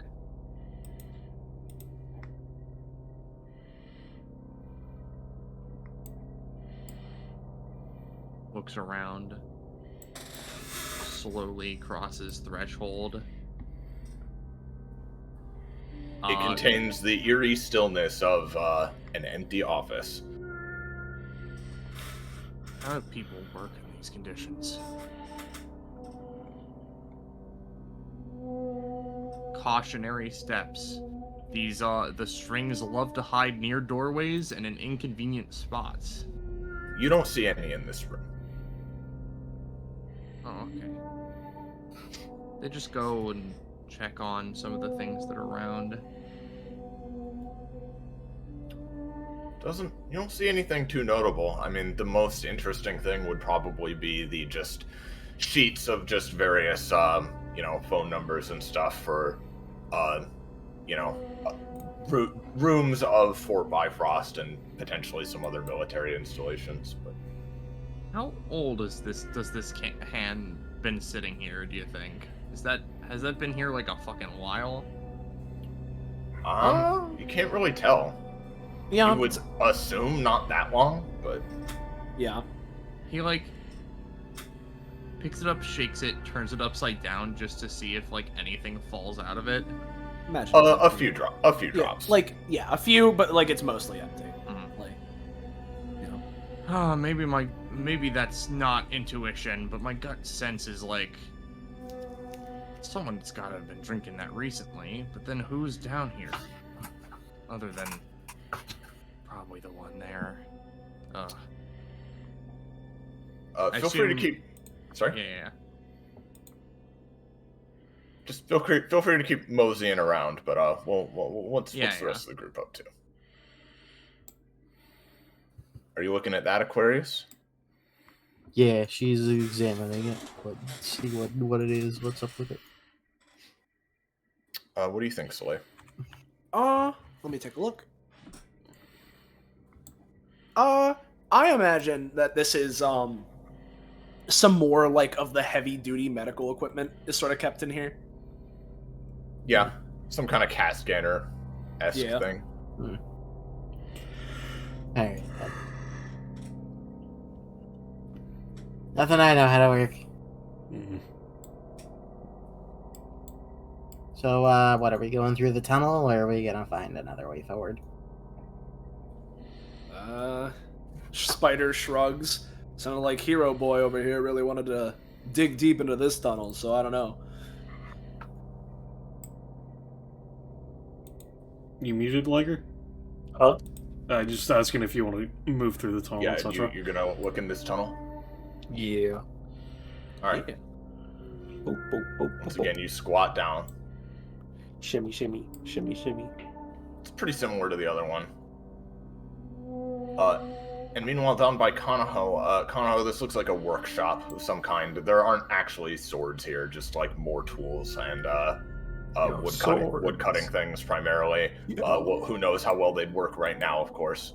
But Yeah. Looks like give another me a roll also, by the way. Alrighty.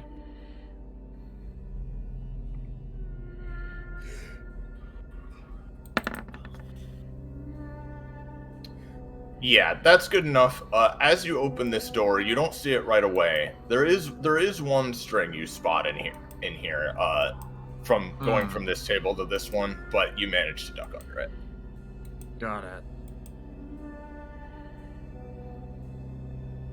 Looks like another hole. And some doors. I wonder Kanaho. where that hole goes. It's muffled, Kanaho, but you hear something coming from the tunnel. It's getting closer. Well, I'm gonna turn my back on that, and whether that's the Shadow Beast or that's one of my allies, I think I'm gonna be fine with that. I'm just gonna roll the dice. And Kanaho, he's gonna be careful of any strings between the tables. He's gonna try and make his way over you here. are confident that there are none with that roll. He's gonna try and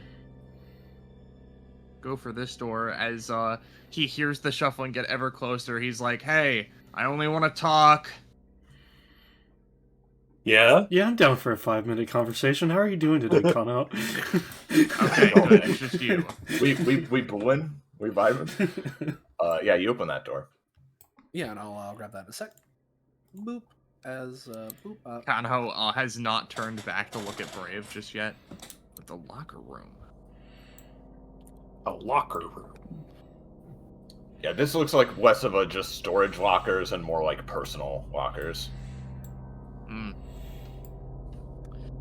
To recap, I went to the previous room, points. It was a room with communication stuff in it, and there was a kind of like empty soda can. I think that's what that is. The weird metal cylinders with the pop cap on them. Yeah. Yeah. Well, I'm just gonna go back through the tunnel. No wipes in the tunnel. Be careful.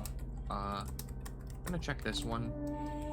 Hey, Brave! Spider calls from the other end of the tunnel. Having fun in there? Yeah! Oh, that's great to hear. Oh, he's just having a swell time. Shimmy, shimmy, shimmy, shimmy.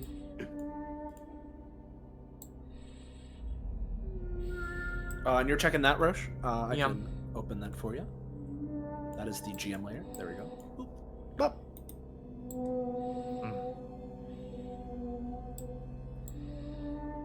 Did we check this area out?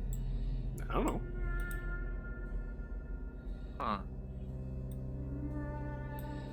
This is probably the end of the hallway that we didn't go through when we went up instead. Hey, Connor, can you give a roll? Those two sorry, are visible I already. was muted. Yeah, sorry, I was muted. I was trying to explain that your perception wouldn't have helped you here, Kanaho, but as you open the door, these strings vibrate a bit. I see. But that would cause you to be able to tell where they are. So Yeah. And as I was also trying to say, yeah, from what you can tell, Kanaho, around this corner is where you guys came in, but you went a different way.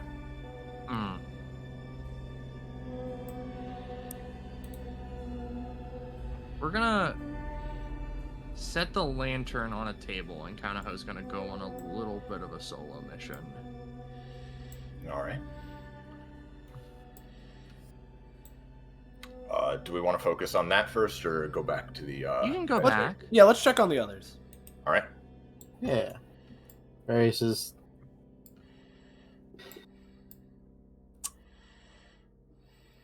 Well, I'm not following him through. I think there was another door out this way. Yeah, was there anything over there, Brave? Kanaho's down there. Oh, that's where he went. Well, that's nothing new. he like. Okay, I heard that one. he looks around, holds a finger up. Sounds like a spider. Huh? Well, sorry. No, not you, like shadow thing. Oh. Brave, as you walk around this corner, you find some more wispies.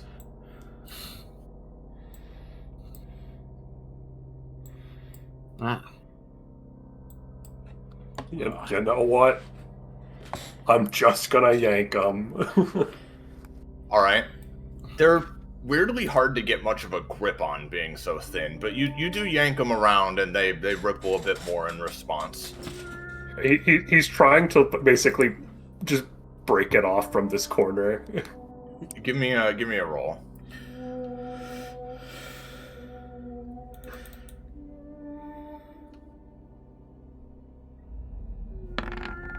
Brave, you are extremely strong. But either because you can't get enough of a grip... Oh yeah, someone could cheer you. It's fine, you got this. Yeah, you got it. You got it. Yeah. Yeah. Yo. Alright. Brave, you're really strong. But either because you can't get much of a grip, or these things are just on there that tight, it does not come off. Well, I'm no longer concerned about these. Yeah, Alright, they're really stuck on there, huh? And then, yeah, as you guys start ducking under those, let's see what's your solo mission entailing of, Kanaho?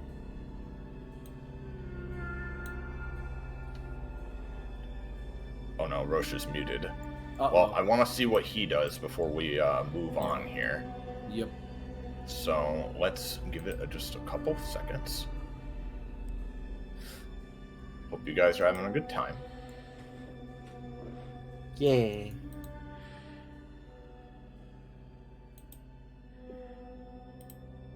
You there, Rush?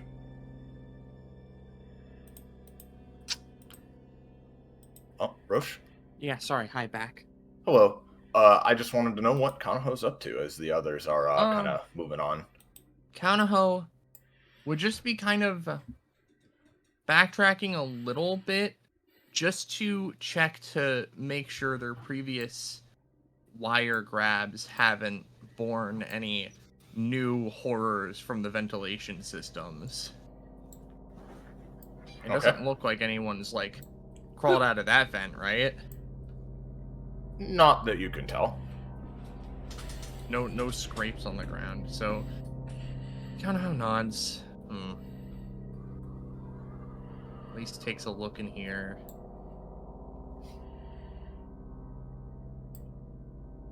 Looks like probably not being followed. You probably brush against a couple more of the strings as you're coming back through here, because again, like, they're, you know, kind of like spider webs. They're hard to see. Like, if you take your eyes off them for much time, then yeah. You know, But that's alright. actually, this is gonna be fucking stupid. No. Hops over them. He's gonna go back and get the lantern. And then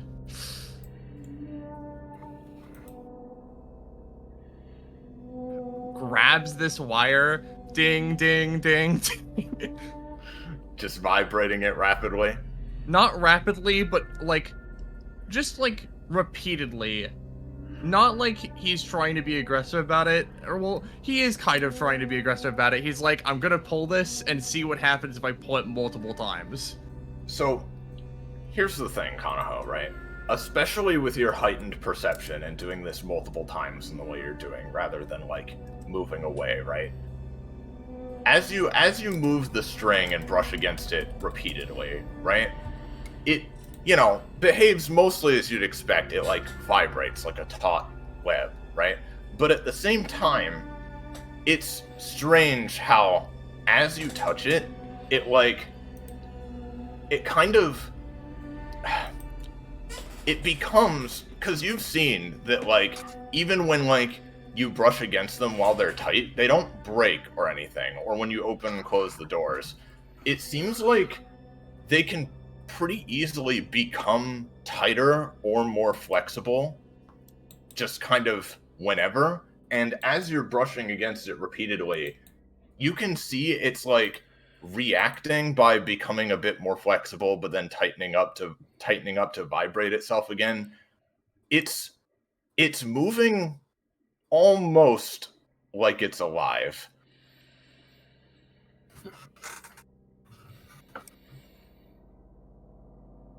Okay. He gives it, like, after a couple more tries, he's like, alright, I'm done now.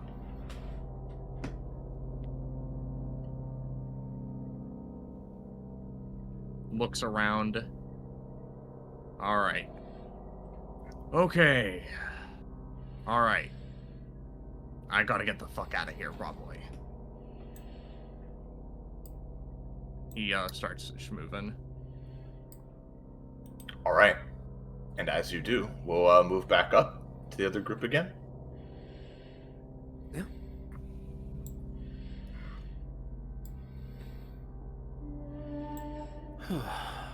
All right. Well, only one way to go, huh?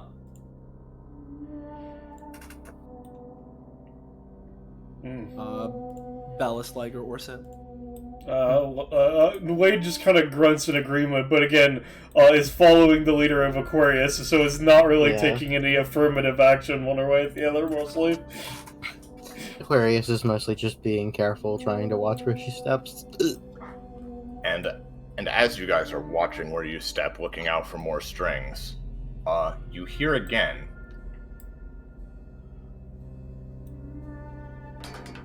But this time, while it does get a little bit quieter, you hear something coming up from just around this corner. As you hear a metallic sound of a latch opening on a vent in the ceiling. And just around the corner, something drops down from it. I'll ask Brave and the others, do you stop at all, or do you just keep walking? Brave's gonna keep going. Yeah. Probably just And keep as going. such, Brave, you see in the shadow up ahead, drop down from the ceiling, a small form. Oop. I was And- half ready for that to be Francis, just so you know. Just so you know. Could you fucking imagine? Hey, Brave, look at my clankers. You know? But, no, this form drops down from the wall, and seeing you, Brave, it's odd, as you can't quite make them out immediately, but seeing you right there, they seem a bit caught off guard, even taking a step back a bit. And you see something like retracting. You can't quite make out what it was. But after a moment, if you just continue standing there, you would, in fact, get a good look at this individual. Kind of in the back, like, hey guys, here I am, I'm coming back, don't... Oh. Oh, it's a baby.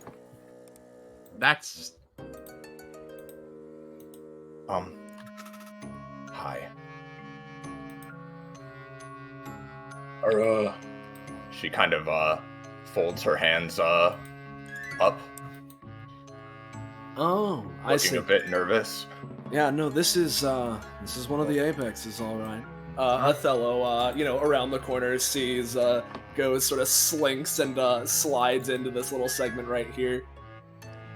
Oh. Brave is just gonna rock up and then go down on a knee. So, you the boss here? Kind of scratches his head. You could say so, I suppose. As you continue staring at her, she's kind of like...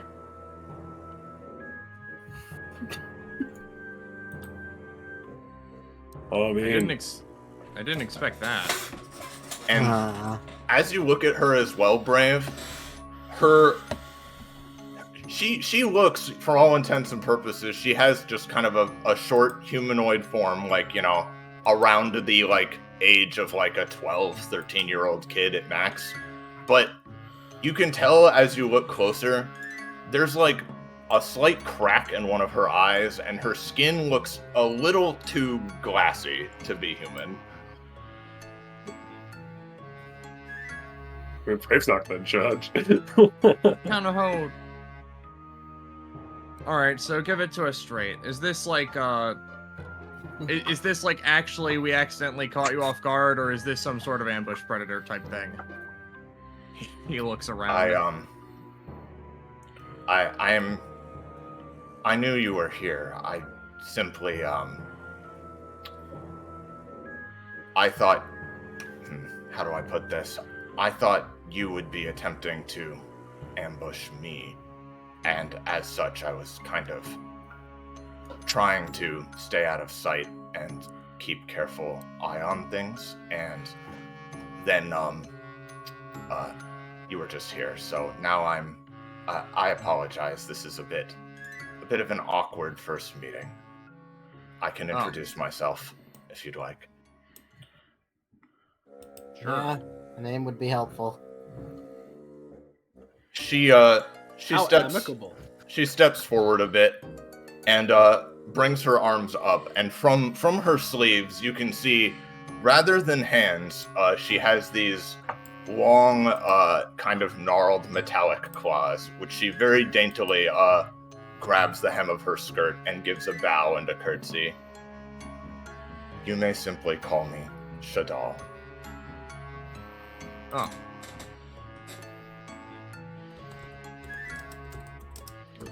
Like the Yu-Gi-Oh archetype. Yeah. Well, Damn it! I was typing. Damn it! I knew at least ballast would get me. Yeah. But my name is Kaunaho Vataka.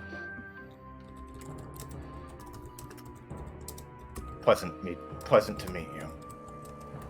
Othello, I don't think we've ever talked, but I believe that at some point we've at least been in the presence of each other unknowingly. She glances Othello up and down and sort of nods neutrally. And Oh, I see. I'm Brave. Ah, and that's your name. Title. I don't use my I see. actual name when I'm on the job. Perfectly acceptable. Again, I apologize for the awkwardness here. Yeah, I'll be honest, I was expecting something a little more like grandiose. Like a throne room or something. no, that was Malmagia. So you've met her then. Yes, she's a bit more of theatrical than myself. Oh, tell me about it. You don't seem as, I don't want to say frustrating, but there's some other term like it, like the snake, at the very least. And you've met that one. I see. Well, you're not attacking me outright, so I assume that at least you are not outright rejecting the idea of coming to some kind of other arrangement than fighting. Oh, that was kind of why I was hoping to meet you specifically. Oh, really? Yeah, I was kind of watching in that whole meeting that you guys did a while ago to, like, get the plan straight. Yeah, we were being naughty eavesdroppers. Oh. I didn't have any threads around at the time, so I suppose that explains why I didn't notice. Are those threads, like, part of you, or are those a separate organism? She looks over at you, Kanaho. He looks nervous. I would prefer not to share such personal information at this juncture. Thumbs up. So, as you've mentioned, talking about other theoretical situations, I don't know about the listening into a plan or anything. I wasn't part of that group. How attached are you to this cult ritual circle? Because I, from my understanding, you're not all on the same page about this stuff. To say that is indeed the case. While I'm not in direct opposition to them, nor am I merely neutral. I do have a stake in their plan. However, my methods differ from those of my peers that are working together on this operation. And if possible, I would like to see if we can come to some kind of arrangement. Perhaps be friends, even. Oh, how lovely. That sounds swell to me, eh? Well, ultimately, it's gonna end up depending on a lot of factors, because from what I understand of the plan that's going on here, there's really... I'm in a particular position, I don't know about the others, I'm in a particular position where I can't really reasonably allow just about any of it. I see. She nods. I figured as much. I'm like down to negotiate, see what you want, see if there's some kind of agreement we can come to, but I'm not hopeful. She holds up her claws, kind of folding them together. Before we start direct, formal discussions on that matter, perhaps if you'd all be willing to follow me first, and I can lead you back into the she kind of gestures to this door. Back to the very northernmost point of the base is where the point of intersection that you are looking for the ritual is located. So I can at least start by doing that as a gesture of goodwill. How convenient. I hear no objections, so if you all follow me then. Right. She somewhat stiltedly turns using her large laced up boots that she's walking on, and kind of like, not robotically, but a bit, again, stilted, starts walking towards the door. So, with that being the case, obviously there are the strings in their icon, but is it like there are strings detached from the ceiling that are moving them, or are they actually just moving on their own accord? They are not fully detached from the ceiling moving them, but you do see strings kind of ambiently around them. Alright. Like, you don't fully, like, it's not like before where you, like, could fully catch a glimpse of them and follow them. It's more like they're sort of, like, you can tell they are constantly moving and shifting around her. In fact, like, even just walking this close to her, like, they are not brushing against you very much at all, or even, like, vibrating like they used to, but, like, you can kind of feel something walking around near her. Yeah. As everyone walks forward, I imagine she, like, opens that door, right? Mm-hmm. Kanaho would move up and, like, put a hand on Brave's shoulder, like, hey, let's not move forward any closer, like, as a gesture, as she looks to Shaddall. Hey. Yes. As much as I really want to have this work out and we talk and things are fine and ultimately have this figured out, I want to ask, just before we follow you down a corridor, the snake, Nidhogg, was mentioning a particular hunting strategy you had, and his eyes narrow a little bit. That wouldn't happen to be trying to be nice and then playing a trick like that when you have them walking through your strings, right?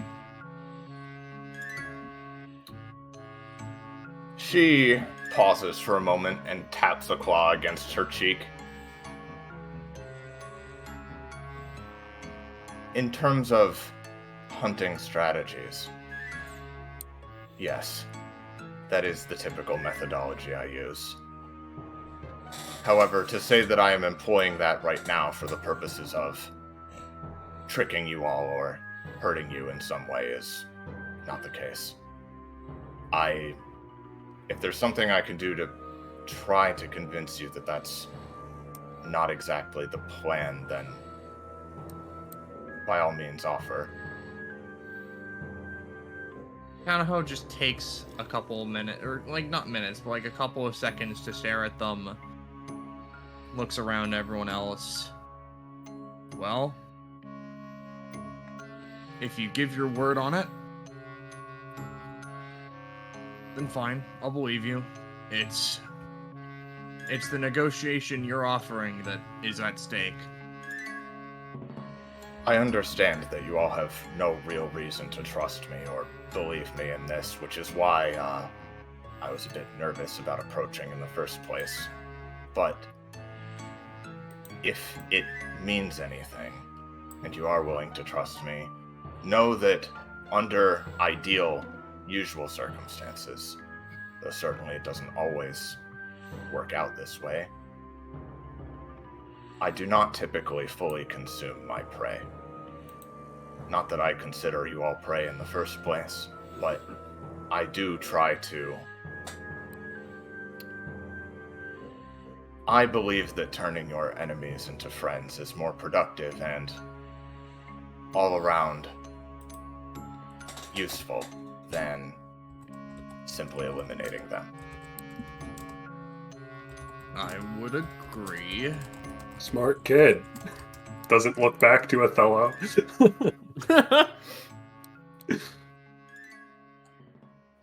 If no one else interrupts, she will turn and the door opens by itself.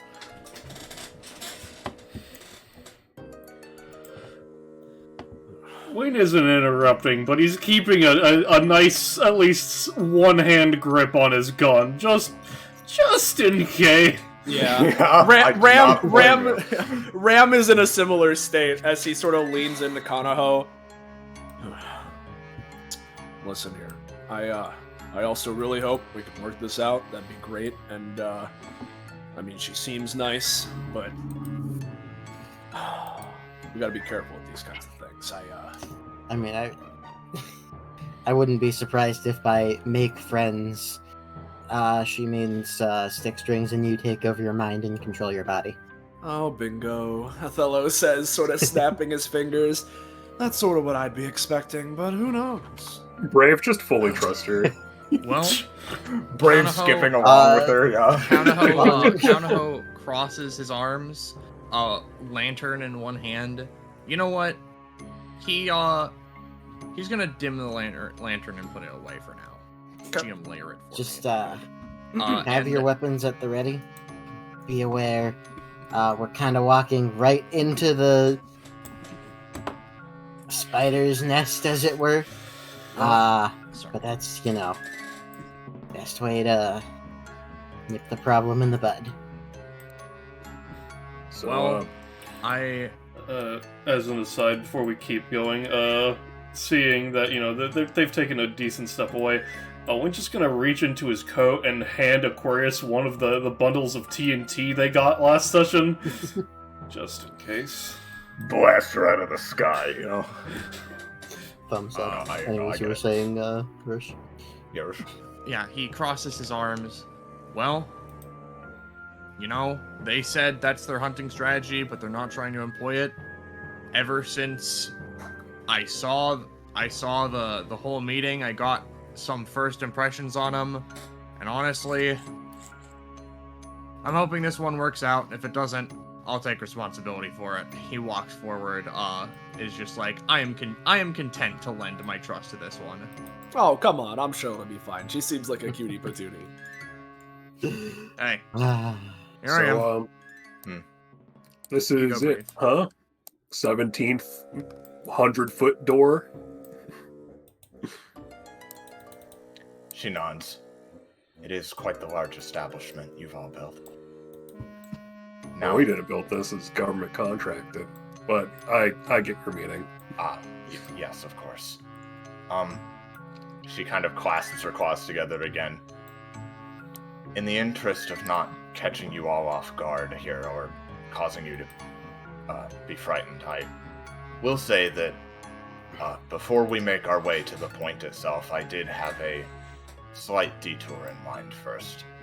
As I said, I would like to discuss terms fully over in a more formal and comfortable location for myself as well as, I hope, for all of you. Do you have a extra space or something? You could say that, yes. All right. She steps here up to the door, and this time does start pushing it open while looking back towards all of you. And as the door creaks open a bit, the shadows in this room undulate and spread a bit across the floor in reaction, as through the door you see nothing at all, just darkness, before suddenly that darkness begins to creep and then billow outward, and this room falls to pieces a little bit. Soleil, and when you're ready, can you help me move them over? Yeah, I was gonna do that in a sec. I was just gonna copy them. Yep, thank you. Let me go ahead, do that, make sure, and then double make sure that everything is actually revealed. I think it is. Let me just adjust the lighting so I'm 100% sure. Yeah, okay. I think we should be good here. I'll switch the map over. As the door opens, this feeling washes over you, and in the blink of an eye, you were where you were, and now you're here.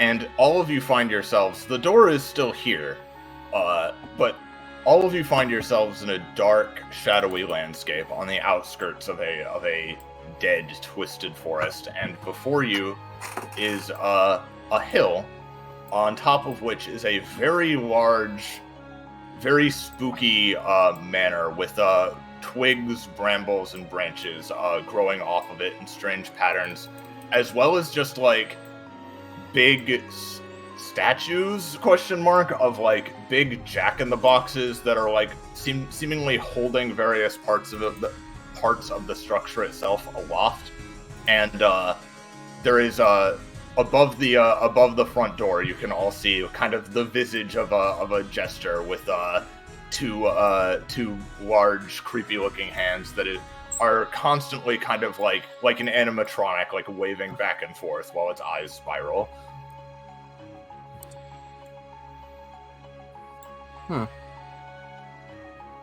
Full house. Thank you. Did work quite hard on it. This area is quite excellent. Othello, looks around, motioning. This is the kind of place, Aquarius crosses her arms and, closed eyes, nodding. Good production value. It does make me curious, because this place is well crafted. Counterho, slowly ties a rope around his trident as he walks. I imagine you got a way to scale up this. The hill? Yes. It's not so steep you can't traverse it, I don't think. Oh, okay. Well, I was gonna ask, because obviously we've met. I've seen Nalmagia in person, and I apologize. It's fine. And we've interacted with many of the other ones. How you guys get the inspiration to come up with your vibes, I guess? Vibes? Well, closes his eyes. Nidhogg is just a big snake, whereas Nalmagia was an elaborate human magician. You've got this sort of... I assume this is kind of like toys, question mark? I think vibe? The question he means to ask is how did you all evolve into separate creatures? Well, I mean, that's a little bit too simplified. What I mean is... Well... How the change first took place, I suppose. The idea was first planted. The original inspiration. Well, he looks up at the jester. I can explain as much as I can, at least. Asking such is a bit similar to asking why he has red hair, she has blue, and why, in general, you look as the way you do. It's, at least at first, developed mostly unconsciously. It's a reactionary thing to whatever happens to allow you to survive in the moment with whatever primal thing you begin existence as. I remember very little of that time. Myself, a notable similarity that the apexes share is intelligence, as you can, I assume, relate to a generally good survival investment in terms of how you evolve. As for the actual aesthetic differences, once you begin to become aware of your own consciousness and your own drive, by that time you've already begun shaping your form one way or another, and it's largely instinctual, but I suppose that for me, you see her kind of look away slightly, almost like she's either trying not to say too much or just trying to think of how to word it. It lent itself to my general sensibilities and my strategy. She makes air quotes with her claws. I see. Plus, and it is to my preference as well. Yeah, who wouldn't like that big jester guy up there? Look at him. He, Spider, waves up to the guy. So inviting. I try to exude a friendly atmosphere whenever possible. Closes his eyes, processes information, then smiles. That puts it in concise a way as I was looking for. Alright. Well, thanks very much. They offer a little hand to shake. She offers the claw, hesitates a bit, sees if he pulls away at all. Assuming he wouldn't. Assuming he wouldn't, she grabs the hand and shakes. The claw feels sharp, but she's careful. And at that point she says, well then, let's continue this discussion inside. What was it? Allow me to invite you into my home. She comes up to the door and presses a little doorbell, which produces a suitably spooky little jingle. And then a moment later, the door opens on its own, but this time it's because somebody opens it. If you're up for revealing this room, Soleil? Yeah, sure. Let me go ahead and make sure I'm on reveal. Yep. Yeah, this is what I wasn't expecting. It's Tibbers! He holds the door open for you. Oh my goodness. Spider puts his hands up to his his face. How polite. She motions you all inside, kind of bowing.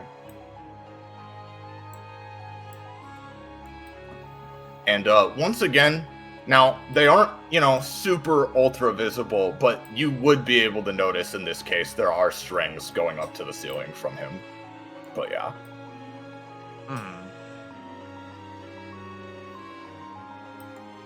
Oh, is this another Othello goes sort of inspecting the butler here. Is this another creature or is this animated plush of some kind? I'm curious. Must they be mutually exclusive? I suppose not. I suppose I was curious if this was its own kind of species of creature, or if it was more something brought to life by you. It is brought to life via its own processes. Fascinating. Most of us require hosts, after all. Of course. No, I understand. He inspects from all angles. He's a big fat fucking bear. He's a big fat fucking bear, that's for sure, yeah. Which way are we headed? Well,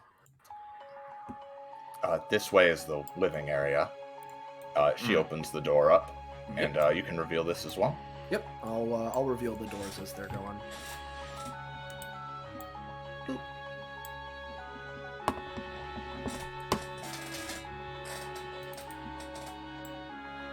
You see various guys meandering around. One of them peeks over the couch to look at you all. It's Princess! Yes.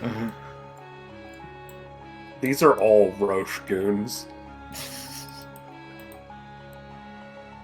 Except for the one that's a James goon for sure. Yeah. So, you're welcome to move forward into the parlor whenever you all wish, or you can look around a bit more first if Ooh, that's the your preference. parlor.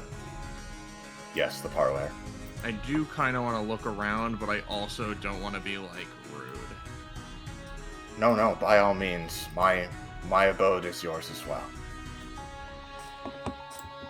I would ask you don't travel upstairs, just simply because it's a bit more of a personal area to myself, but otherwise, feel free. You have one of your friends here. Actually, they are the strings on these guys like visible? Not super obviously, but like if you squint, yes. I mean, I befriended a hobgoblin of my own. I could have brought him if I'd known it was going to be so nice. Really? Yeah, his name's Hobby. I see. That's surprising. They are somewhat fickle creatures. Yeah, I don't know. Just kind of like these. Takes like a half of eaten fruit out of his fucking pack. Looks weird. Aquarius, are you opening that door? Sorry, I forgot I was muted. Yeah. Yeah. Yeah, alright. I've got that, of course. You open the door to find a very, very bright playroom.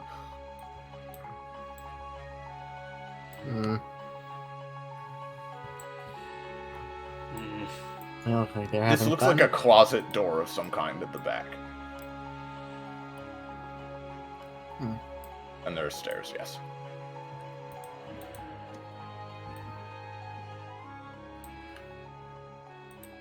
Take some mental note of the stairs for later. It's in the closet. You open up the closet. If you would, Soleil, Yeah. my friend. Yep.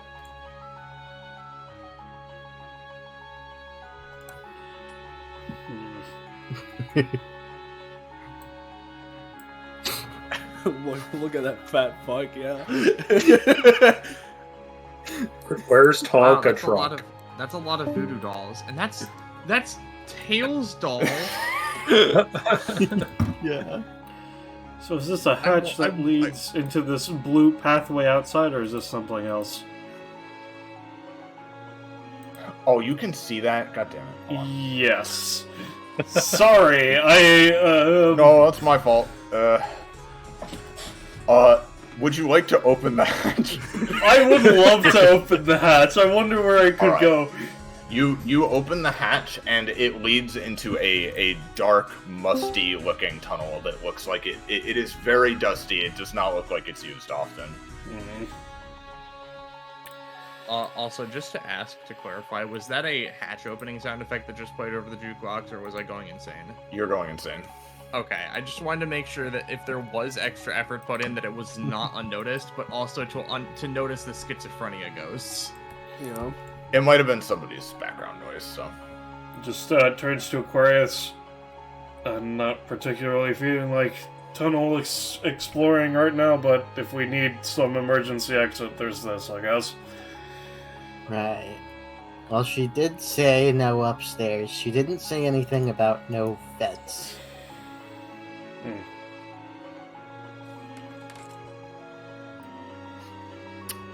What are the others doing? Kanaho's going to that door. Open this door. I'll open the door. You open the door.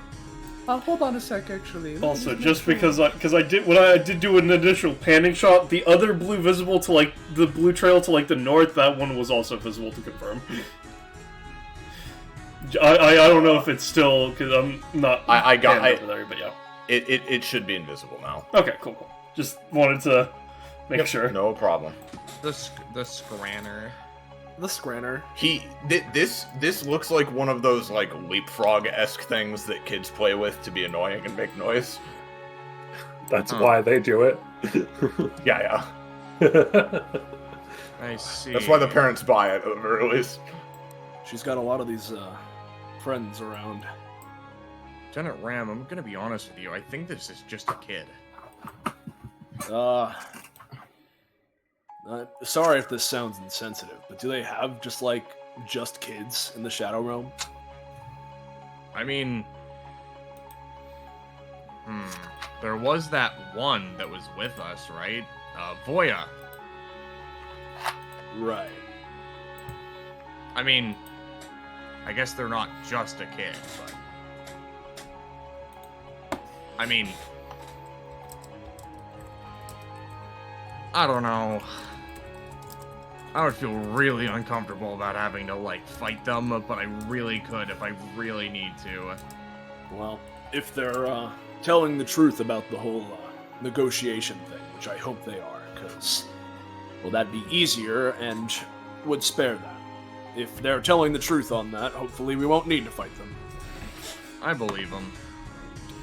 I got a hunch. And what's Brave up to in the meantime? I'm calling it the parlor. She would look to you and say, for the rest of you, if you don't mind waiting for everyone else, I would prefer we all go in together. Oh, sure, no problem. Simply, simply because it's a bit of a formality.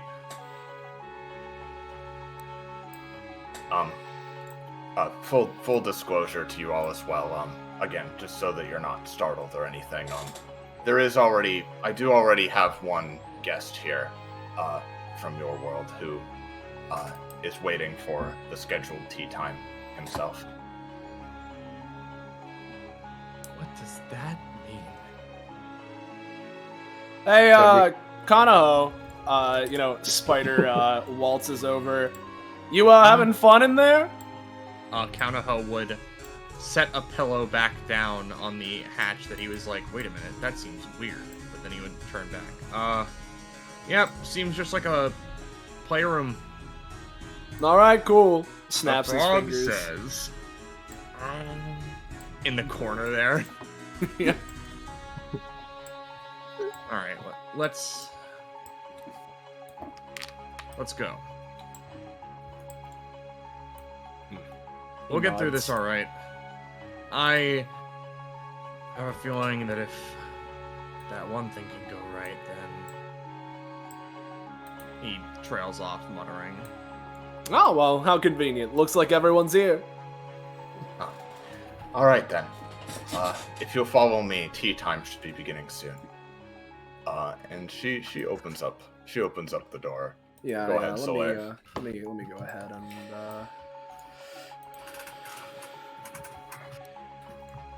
Oh God fucking damn it! There he is.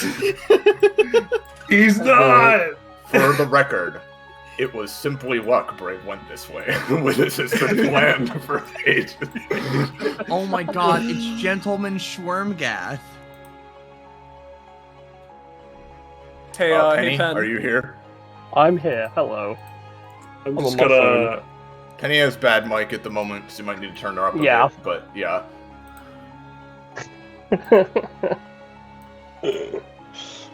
Hey, Hey, Francis. Oh, hey, Brave. Yeah. I'm What are you really doing gonna here? Ask... What are you doing here? Picks Oh, him me? up. I'm just here for the tea party. On that, more tea, Schwormsworth?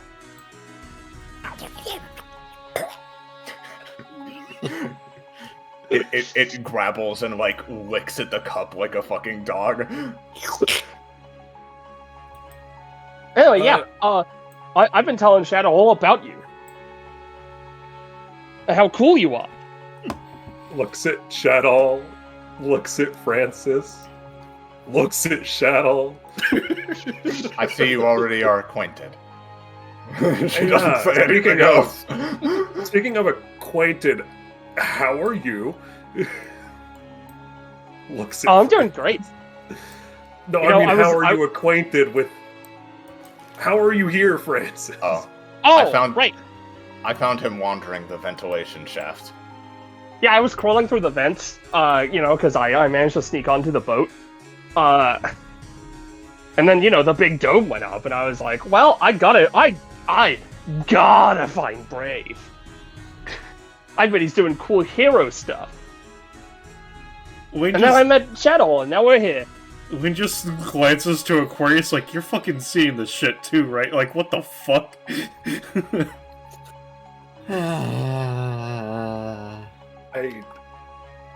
I don't even know how I'm going to begin to explain this one to your mother.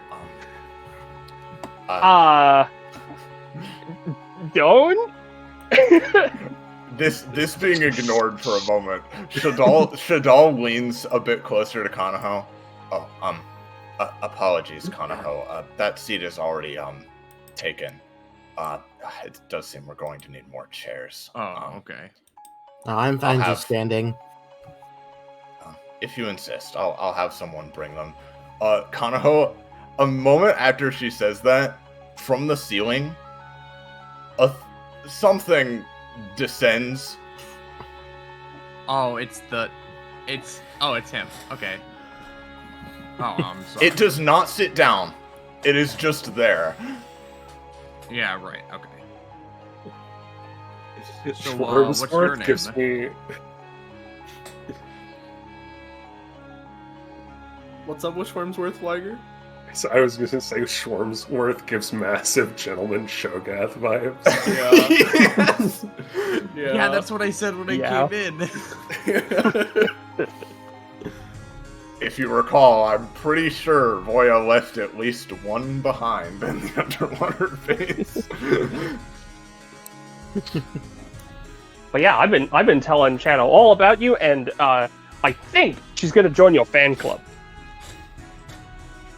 Yeah, good job, buddy. The door behind some of you opens as Sir Barrington here is gonna set out a few more chairs just in case people want them. Oh, how lovely. Justice will go ahead and grab a chair while they're setting out a bunch of the extras. So, what's his name? What's your name? They turn to the Bound. It makes kind of undulating squelches. Shadal just kind of shrugs. He doesn't have a name. Oh. Alright. I'm afraid, with a few obvious exceptions, we of the Shadow Realm don't normally refer to each other the most often. That's the only reason I haven't given them names or anything of the sort. I see. You know what?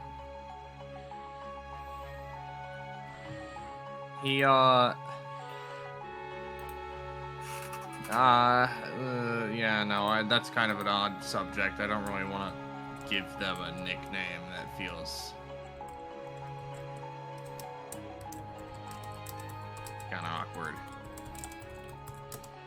It's alright. You needn't pay my other friends any mind. Just, even if you are going to be my friend and decide as such, that doesn't mean you have to be friends with all of my other friends.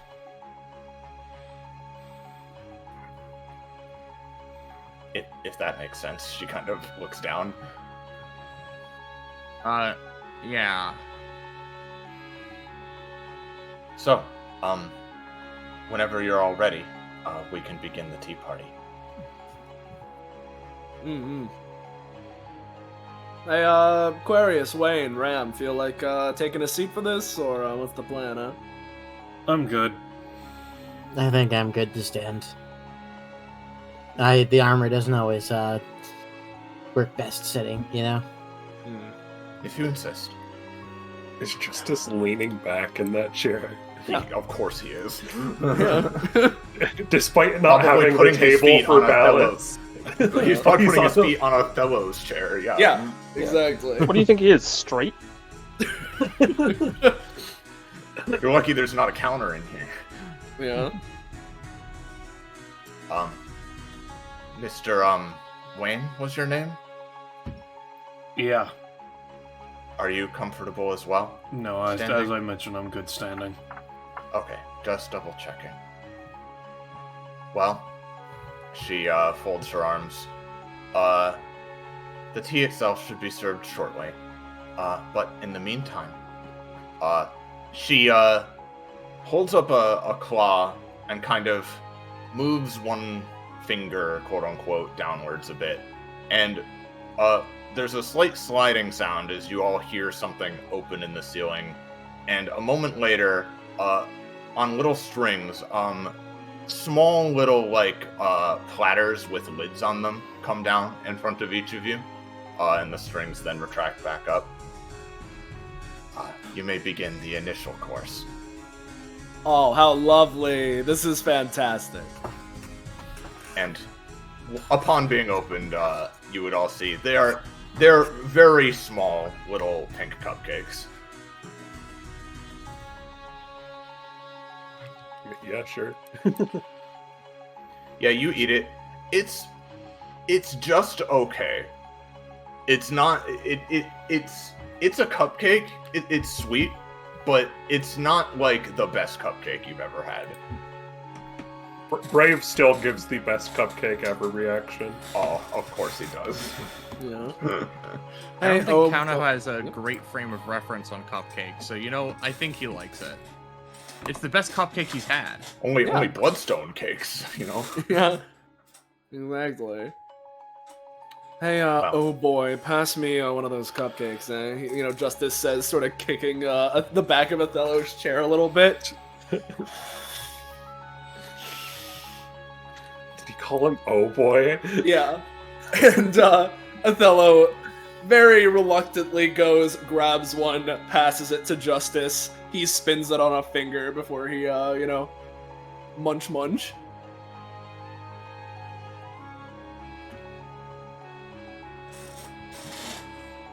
Chanel herself does not eat a cupcake and simply crosses her legs and then folds her arms on her chair.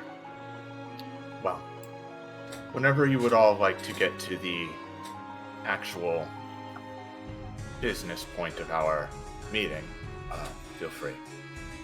Yep, I'm good to go. Whenever everyone else is feeling it, I mean, I'm having just the time of my life here, chilling and relaxing with the atmosphere.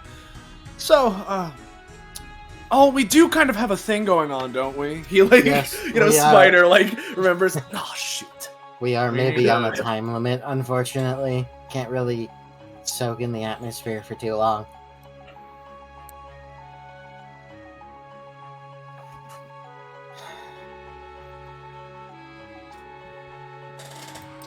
So I guess the first question, for me at least, is, and what do you want out of the whole, everything going on here? What are, your personal, goals to get out of this? I simply, believe me or not, I simply wish to be friends with everyone, or at least with as many people as possible, both from this world that I am native to, and to yours.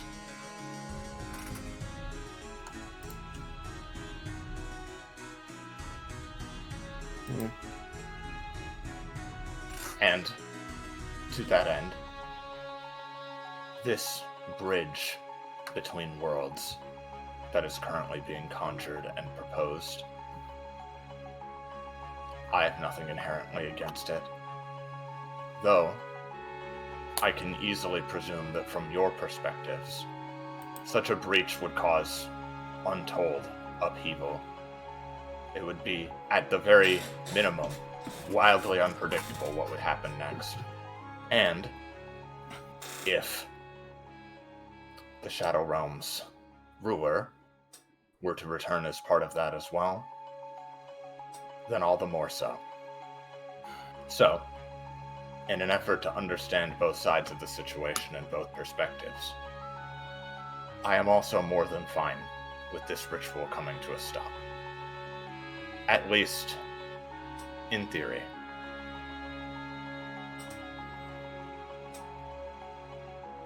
I mean, if ultimately all you want is to make, friends with people, if that's genuine enough, that's not in and of itself a problem. But trust me when I say this sort of like dimensional bridge between the material plane and the Shadow Realm is it's gonna be more than a simple upheaval of chaos in our world. We're talking like potential and very likely entire universe destabilization. A lot of extra work for me and my coworkers to try and keep things in order. Chaos basically everywhere. Dimensions are separate for a reason. There's a pretty delicate balance that the ebb and flow of things tends to normally maintain, and this kind of bridging of worlds tends to cause problems.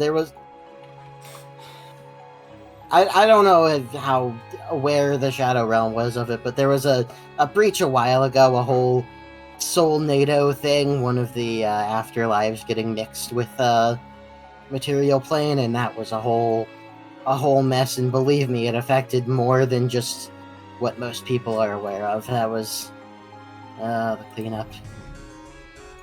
A Soul NATO, you say? Most intriguing.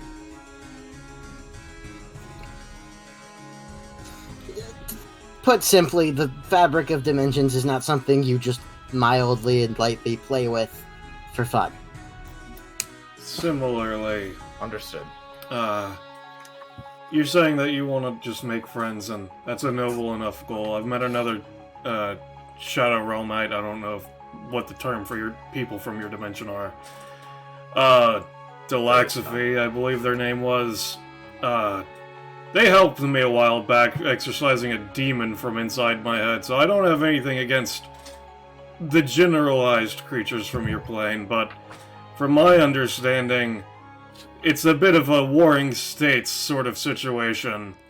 So not all of your peers share that ambition. And secondly, not even to say anything about the wars going on in your plane, our home world isn't exactly the kindest to each other either. The man that is orchestrating all this, to my understanding, is trying to use you as some sort of weapon, I assume. So that doesn't really mesh together with your current goals either. That sounds about right to me. Justice, says kicking, a little bit, partially, like, knocking a leg against Othello's chair again. The usual thing. Just taking advantage of all of these resources in front of them, Yes. The majority of denizens of this place are simple creatures born of fear. And as such, hunger and fear are all they know. And much like, from at least what I've gathered, the more primitive creatures of your world as well, taming them is, well, not impossible, as you can see I've done here, and as your friend here has proven. But on such a large scale, a massive influx all at once, to say nothing of the dimensional stability mentioned, I can assume you all can see why someone like Nidhogg, for example, would desire such an outcome. It would instantly become a problem with every ecosystem. Starting from here, spreading across everywhere. She nods. Yeah, basically. The strong from the Shadow Realm get to dominate where, well, I guess just regular animals live, or people, or anything, for that matter. Literally an invasive species in that way. And I mean, he crosses his arms. Maybe I it's see- just a Maybe it's just a scale issue. Big rift, bad idea. Little door, maybe. Oh yeah, no, that's a clarification. Yeah, the big issue is big permanent rift. No go. Little doors, those kind of happen all the time. That's normal. Little pockets that are occasionally cross over, and beings can cross between dimensions. That happens all the time. And that is less controllable, and that's more fine to happen. It's the issue is when you create these big open permanent rifts like these guys are trying to do. Completely understandable. Well, yeah. He scratches the back of his head. I suppose the big thing with all this is that it's sort of a weird situation. Whereas some of you, I assume you included in this, and well, okay, let me start over. Whereas all of you want to do this for some personal or personally important sort of thing, there are a few who have varying intents with it. Where probably, if I had to guess, Nidhogg probably wants to just be a jerk in all of the lands here. Malmagia probably just wants to do their usual stuff, take over a castle, be extra, but be ... human. And a few others probably are just in on this for the sheer sake of this leader of the Shadow Realm or whatever. He crosses his arms. I mean, doesn't it make you upset? What exactly?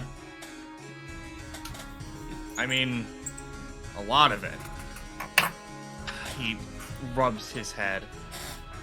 The guys from this plane pretty much only want to bring you over for the sake of causing this chaos, and not even really paying that much attention to you. He pauses, looks to Othello, except in regards to him, who I believe shows some appreciation.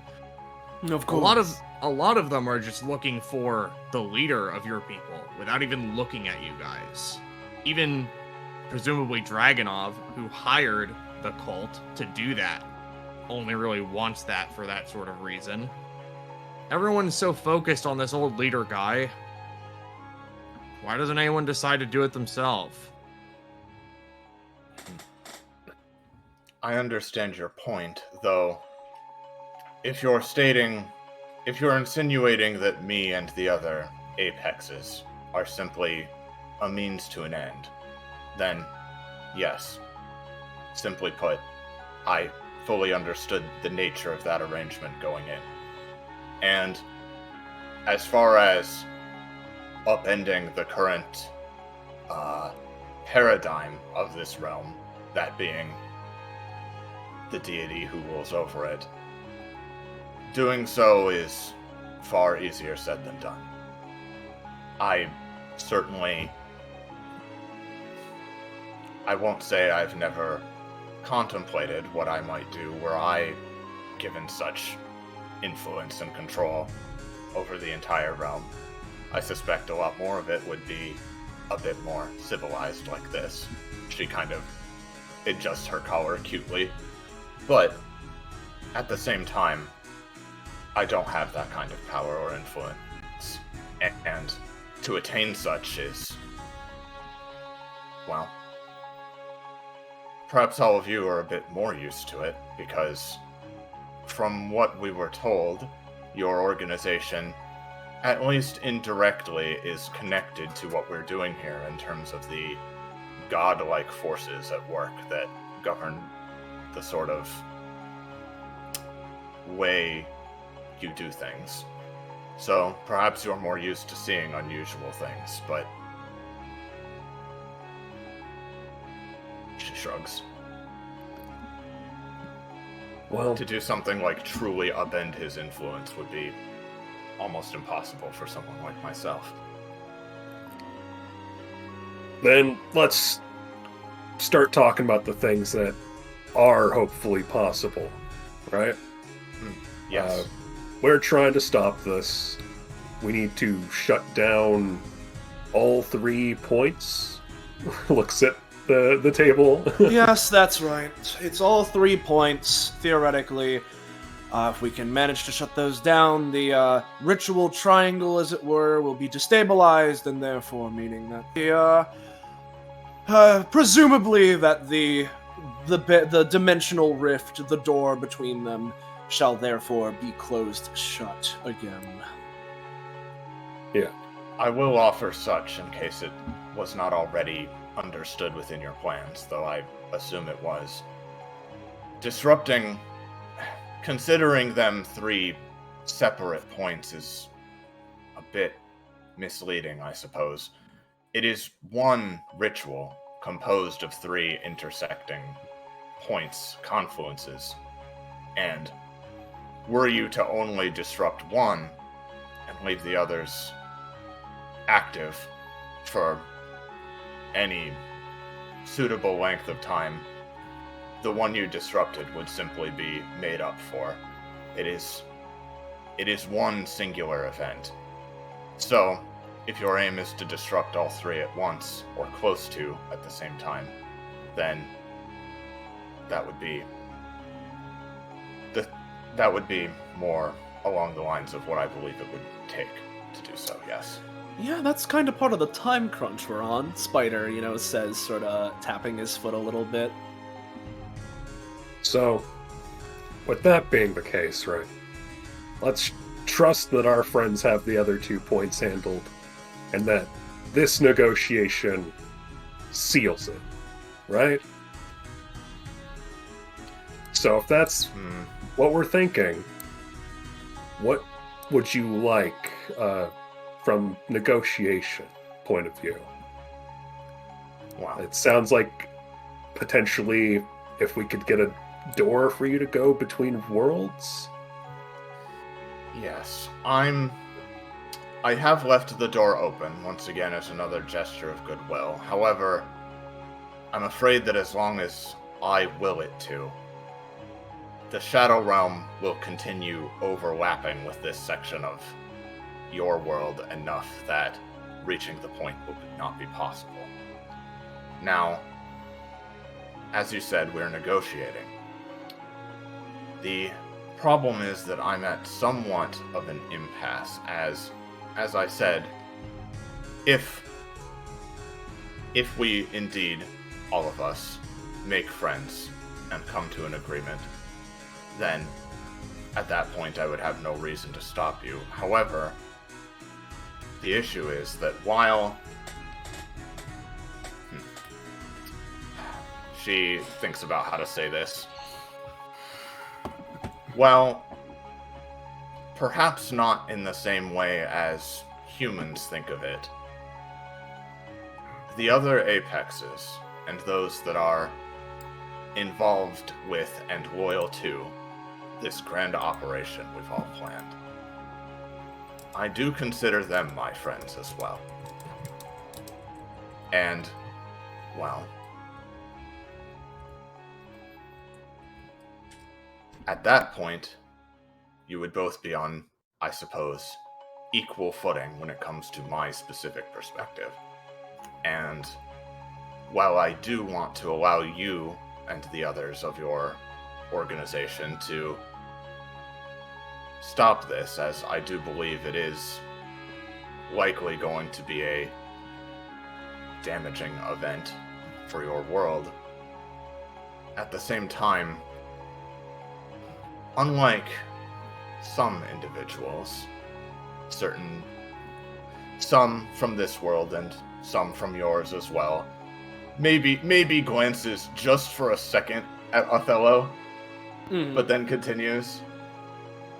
I do consider myself loyal to my friends. And simply immediately breaking off the contracts and agreements I've made with them, even if it would be what you wish of me, not only would it be dangerous for me to do so, because, in case it wasn't obvious already, if it came to a direct physical confrontation between myself and any other Apex, again, I have my own methods, but in terms of a direct one-on-one fight, I would be devoured in an instant. I am no match for them. So not only would it be dangerous for myself to go against the others, but, as I said, I am not one to abandon her loyalties so easily.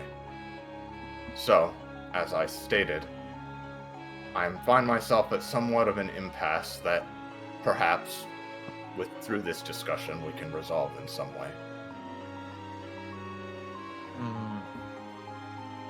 Your pacts you mentioned, or contracts, I guess.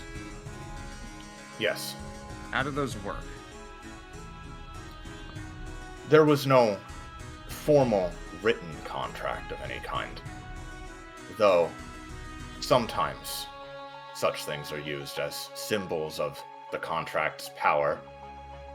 This was all verbal agreements and verbal contracts between myself, the other Apexes, and, I assume you are aware by now, the human named Colonel Dragunov. Yeah. And along with the cult members of Simulacrum who worship my kind and the ruler of this realm, who served as sort of a middleman, I guess you would call it.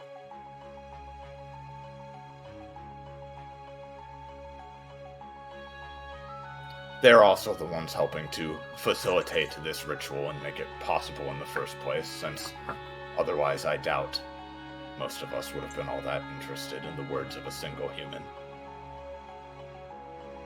Well, and I assume on the list you were saying, you said you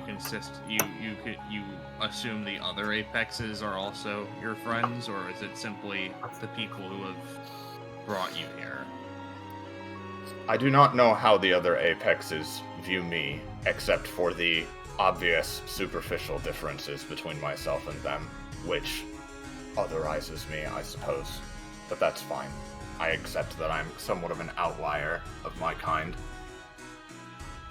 I don't know the specifics of what they consider me, but I do consider them, at least for the duration of what we're doing here, my friends. I see. So, what is you mentioned friendship before. but... Sorry, real quick. What is friendship really but agreements between individuals? Really? And, yeah, you can continue, Amber. You mentioned before that, we don't... Just because you want us to be your friends doesn't mean we have to be friends with your other friends. So what do you normally do when you have friends that are in direct opposition to each other?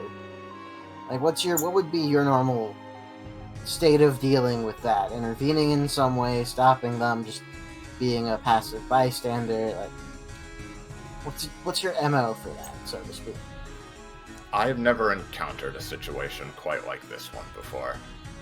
At the most, in the past, I have encountered, well, some of those you see here. Some of them fighting each other or preying on each other as they normally would. And, well, as you can see, showed them an alternative method of existence as my friend.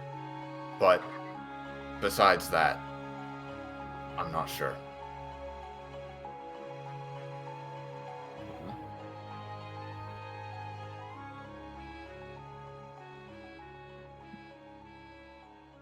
So,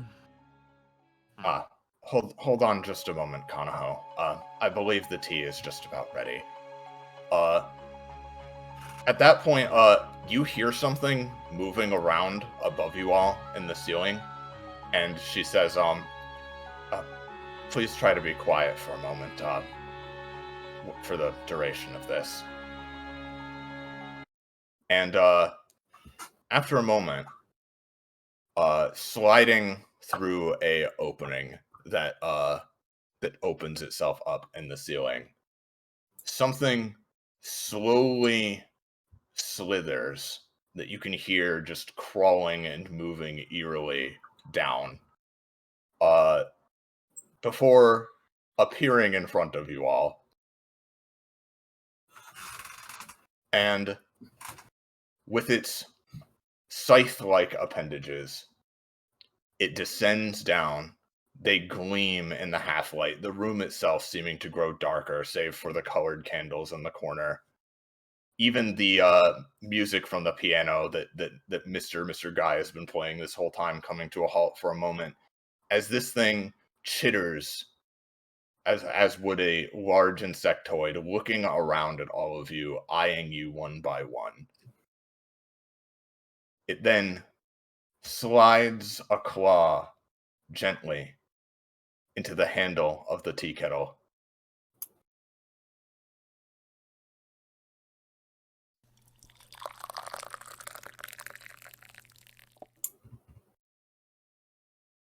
And one at a time, delicately, balancing each cup upon its free scythe as it does so, taking care not to spill even a single drop. It does so before, once again, very slowly, horribly, retreating back upwards.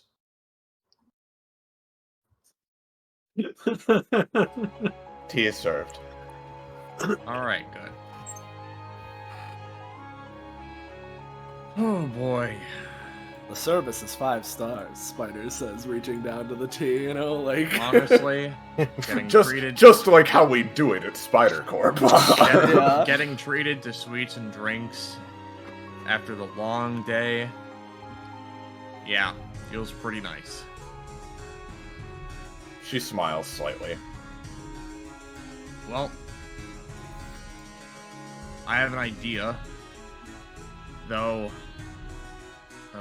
I was thinking of if I could find some. He rubs his temples. Yeah, okay, fine. I'll just say it. I was hoping to offer a very similar thing to Malmagia, as I had come to respect them through fighting them. But continue. If it is something that you would enjoy, I'd be willing to take on an agreement, a contract, a friendship, whatever you call it. You stick by me, and, well, stick by me as in, generally we're friends. And I help you see more of the realm we sort of foster and all of that. Help you get more friends. Really? Of course, you could get that by simply completing this whole thing yourself, but I know a lot of people. And, I mean, if you want to fit in more with humans, I imagine there are no shortage of people who want to help. So, that is an intriguing offer, at least. If you go with that, I don't know how this whole thing works, but I mean, I would probably, if I see her again, offer it to Malmagia as well. I see. So I don't know if that's a deal breaker, considering maybe she's also your friend. We would need to discuss it a bit further, but not necessarily. Well, how about, How about we stop thinking about it as stopping the ritual and more tabling the ritual for another time while we enter a peace treaty and negotiate with all of the apexes. Because so far as I'm aware, you guys are mostly tools of what the military coup is doing. That's the real problem here. I don't think any of us really mind you guys. Unfortunately, something of that ambition is certainly not going to be possible. Making peace with all of the other apexes and with the human minds that have orchestrated all of this. I mean, even if it were possible to come to an agreement, there simply is not enough time to do so. If you do manage to stop this ritual, and, well, I don't know. If this ritual fails, I imagine there will be consequences for all of those who were involved in this operation, of some kind at least. And I'm not sure they would be able to simply come together and try this again. So, while perhaps a different compromise can be found in terms of one of the small doors your friend there mentioned, or something to that effect, frankly, I would assume there are also certain creatures of us, just as there are certain humans who hunt our kind and other such extra-dimensional things, that it would be very messy. I would imagine there are some that you wouldn't... I mean, I doubt you would want someone like Nidhogg roaming free in your plane. Oh god, no. No, if he got out, he'd probably be, there'd be people out to deal with him almost immediately. Yeah. Suffice to say, I cannot speak for all of the others involved in this. This is purely an agreement between myself and all of you.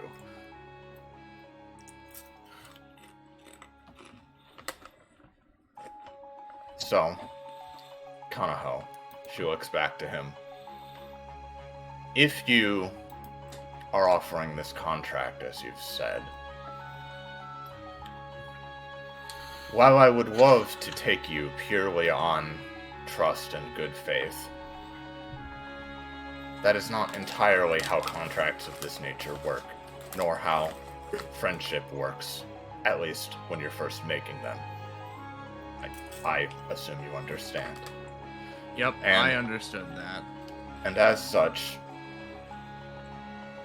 she pauses. I would require some kind of gesture of trust or some form of collateral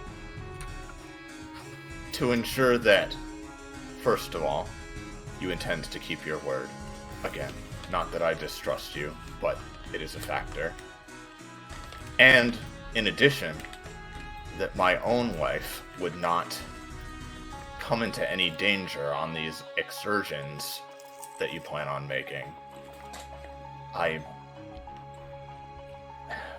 wish I could be as brave and brazen as the lot of you, but it's simply not in my nature.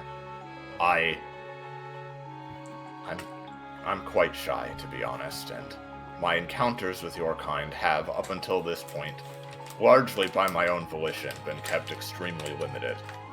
So, while I do trust you, I do not trust every single individual around you that we might be encountering. So, all of this to say, I would need you to put your best foot forward.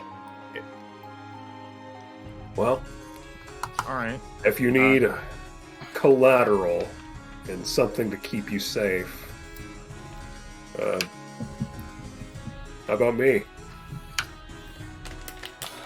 Brave. I don't think that's necessary. God, alright, I fully admit I'm horrible at this negotiation stuff. God, if this if this dome weren't here and I could actually get in contact with the chief, this would be a whole lot easier. From my job perspective, I'd have to run it by the chief and a few other people. I can't imagine that the deal you're making with Kanaho would necessarily be a problem. We'd probably be keeping an eye on you regardless, so you'd have someone watching you to make sure both you didn't get into any trouble and trouble didn't get into you. Maybe phrased weird. But I realize that's not a guarantee, but I just want it to be known that if this goes through, you will have eyes on you constantly whenever you are not in the Shadow Realm. To be clear, Kanaho sort of takes a moment. In spite of people wanting to jump on the sword, this was ultimately a deal I offered, and I don't think it would be necessarily fair for other people to jump in and put themselves as collateral, as those lives are not mine to own. Well, you didn't offer it. Anyway, well, I feel like we're all letting something kind of go over and kind of be ignored. Shadow does have all the bargaining power. The only option we have is to stop the ritual. Shadow can do that if we meet their conditions. And we can also stop the ritual by defeating Shadow and finding some other way. Except we can't, because I would stop all of you from doing that. So we find ourselves at a little bit of an impasse with someone else with all the power. Allow me to... I don't get what the conversation's about, but she could join Brave's fan club. Maybe she can go to school with you, knucklehead Francis. Nuggies him. Yeah. Well, a fan club does sound intriguing. Allow me to, as I do, yes, have the bargaining power here. Allow me to offer this. I have no desire to keep Brave or any of the rest of you here and as some kind of a hostage, because frankly, I don't believe that even if you all agreed to such a thing, that the rest of you would look very kindly on me for doing something like that. And not only that, but, well, you are all very powerful to the point where, unless I was keeping a very strict eye on you, I'm not sure just you being in my house would be the most desirable thing for me. No offense, of course. You've been lovely company so far. So, allow me to propose this. Rather than keeping someone here as collateral of that nature, I do have a way to form a connection with others in a way that lets me, among other things, keep an eye on them. She kind of, looks to the side because she knows that you all know what she's implying.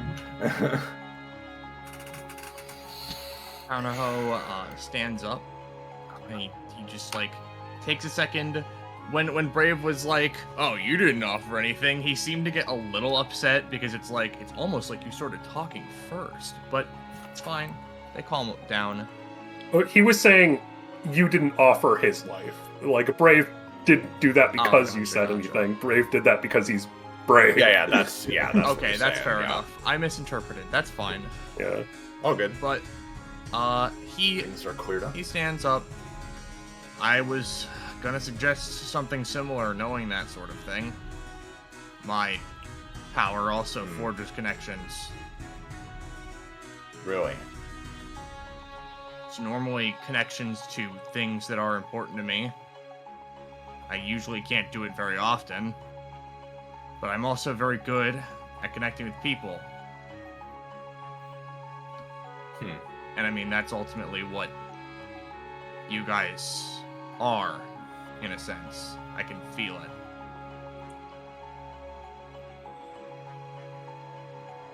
So, I see. commingling of psychic energy in your strings.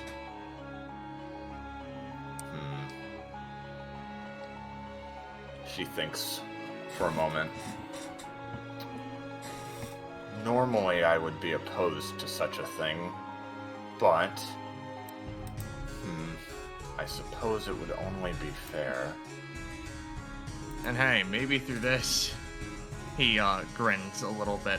We can learn something from each other the whole time or something. I don't really know how this stuff would work. I don't know if you'd get my powers or if you'd get mine, or if I get... I don't know. Is that to say that you're agreeing to my personal methods as well? Does it remove my autonomy to do as I will? As in, are you the one controlling my actions, or am I still here with you having some pull? My method.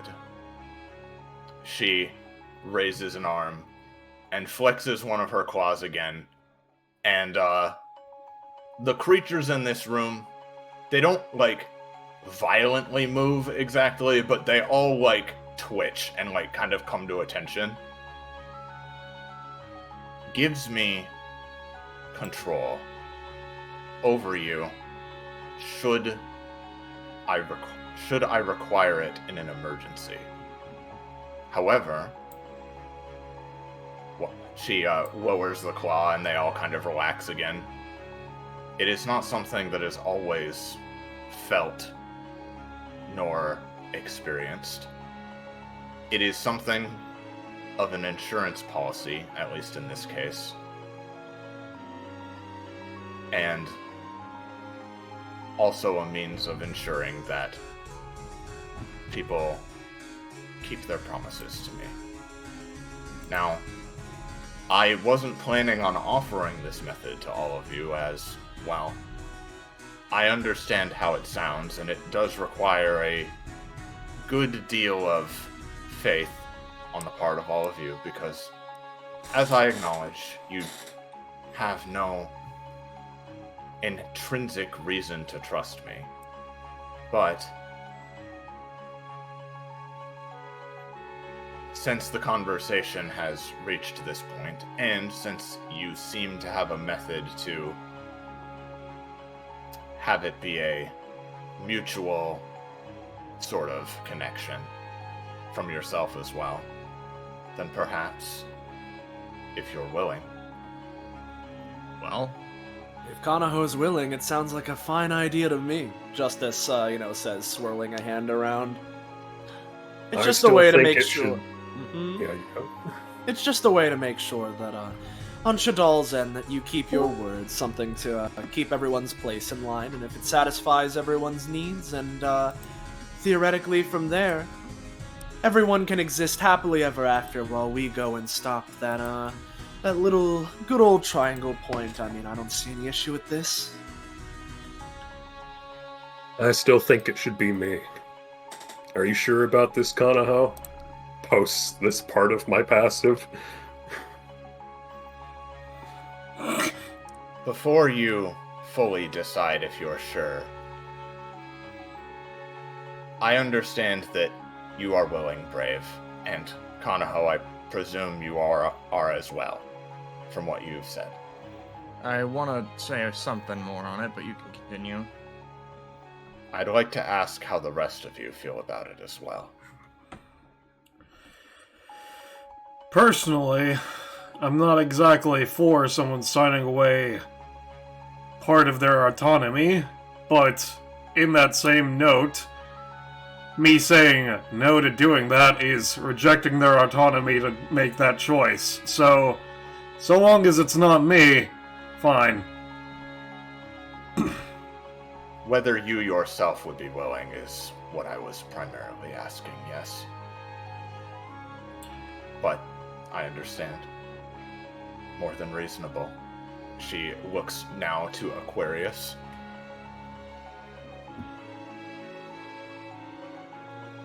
Amber, are you muted? Is Amber here? Sorry, I'm Just here. muted. I was just muted. Well,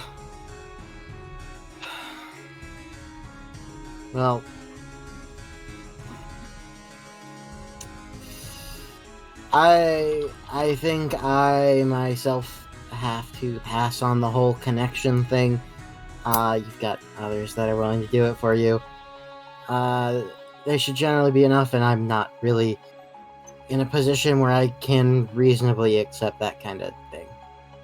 Sorry. If I'm to be accepting this bargain,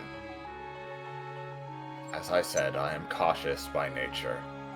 I would like it to at least be a few of you who agree to this. Particularly if there's going to be some sort of connection to me as well. Though, they do say friendship is a two-way street, so I understand. You were saying, Kanaho? Is she saying that she wants to do the strings thing with multiple people? Yes. Alright. She wants it with at least 3. That can be an NPC, though. I'm just giving you guys time to talk. Out of character volunteers Othello. Yeah. Well...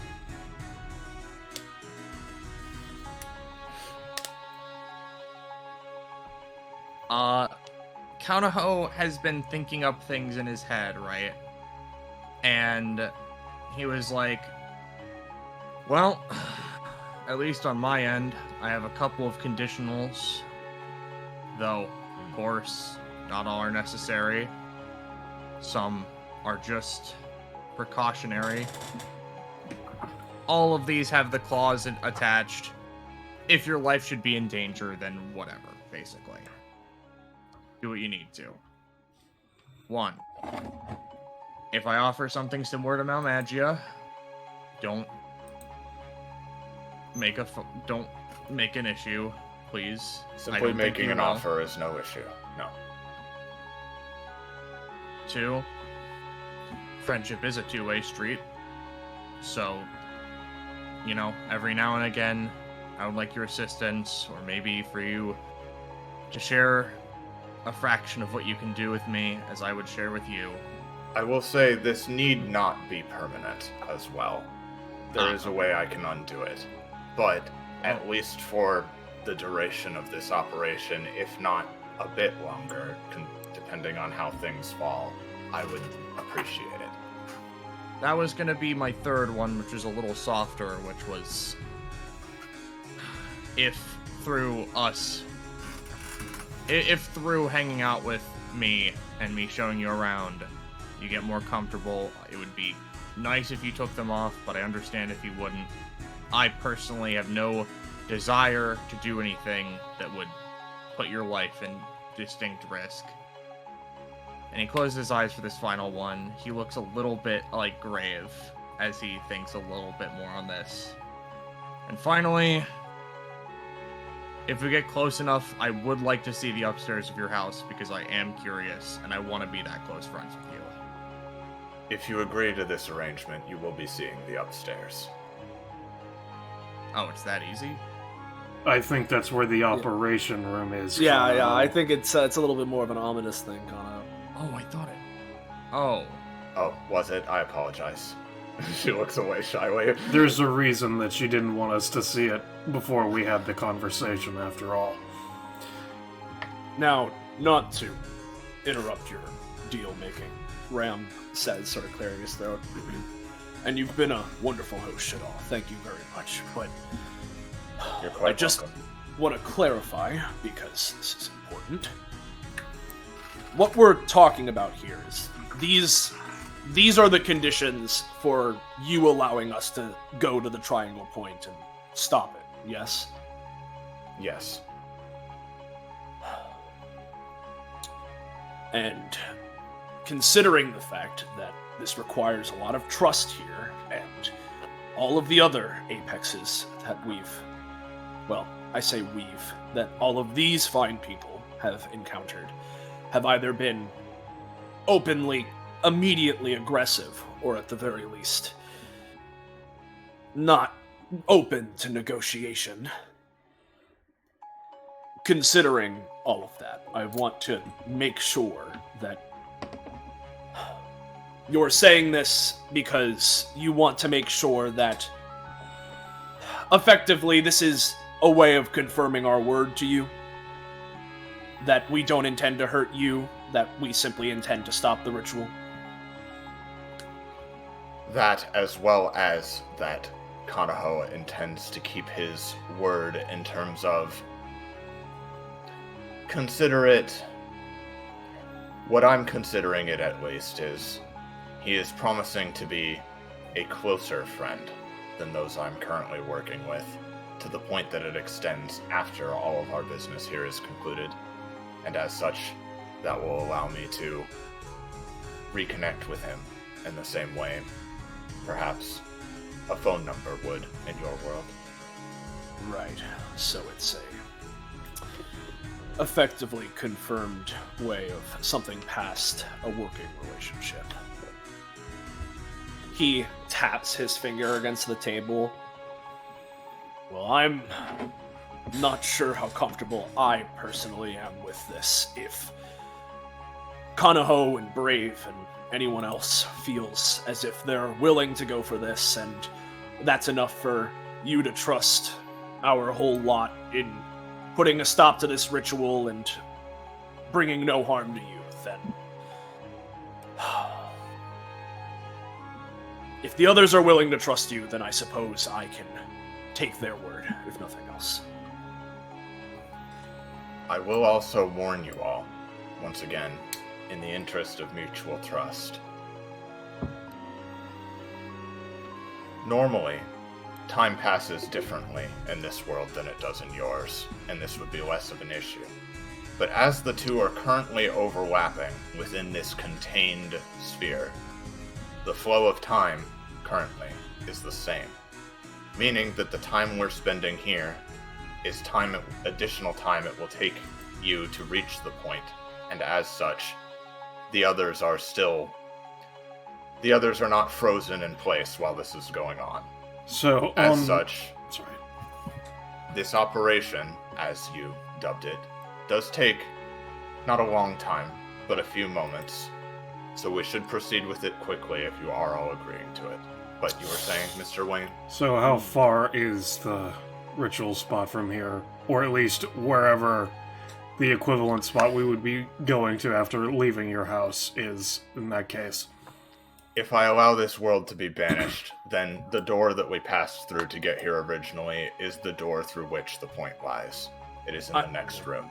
I can confirm at the very least that that room that we would have gone through should be the very back of what's effectively the, I guess, ultimate, like, stakeout kind of area, where the idea is that, like, when the emergency this bunker is made for would come to pass, that would be the safest of all of the safe rooms, the place to go that has an extra exit way out, and normally the door we pass through would be leading to there, but right. I can confirm that. And from what Mr. Dragunov described to me, through that door is a vault containing a secret experimental hangar bay that has some strange technology within it. So, one last question. Obviously, you said you needed 3, and we don't know if there's no one currently that's raised their hand to be a third. But, considering you're being amicable, that's fine, that's good. However, I tend to, while I wish the world was a better place, I tend to be a pessimist.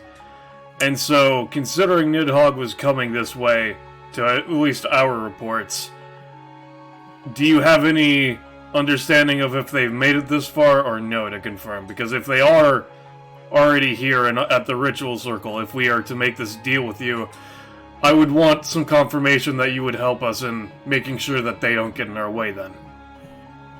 From what I know, there are cultists of Simulacrum guarding the point beyond here as a last ditch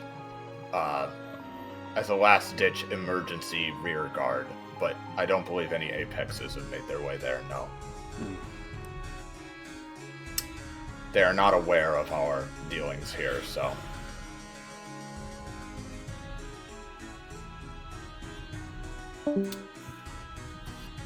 Well... Apologies, was there any other specifics you wanted to know? No, that about wraps it. If you don't mind me making a suggestion... If Brave and Kanaho are indeed willing, as they have stated, though, again, feel free to back out if you are feeling trepidatious about such.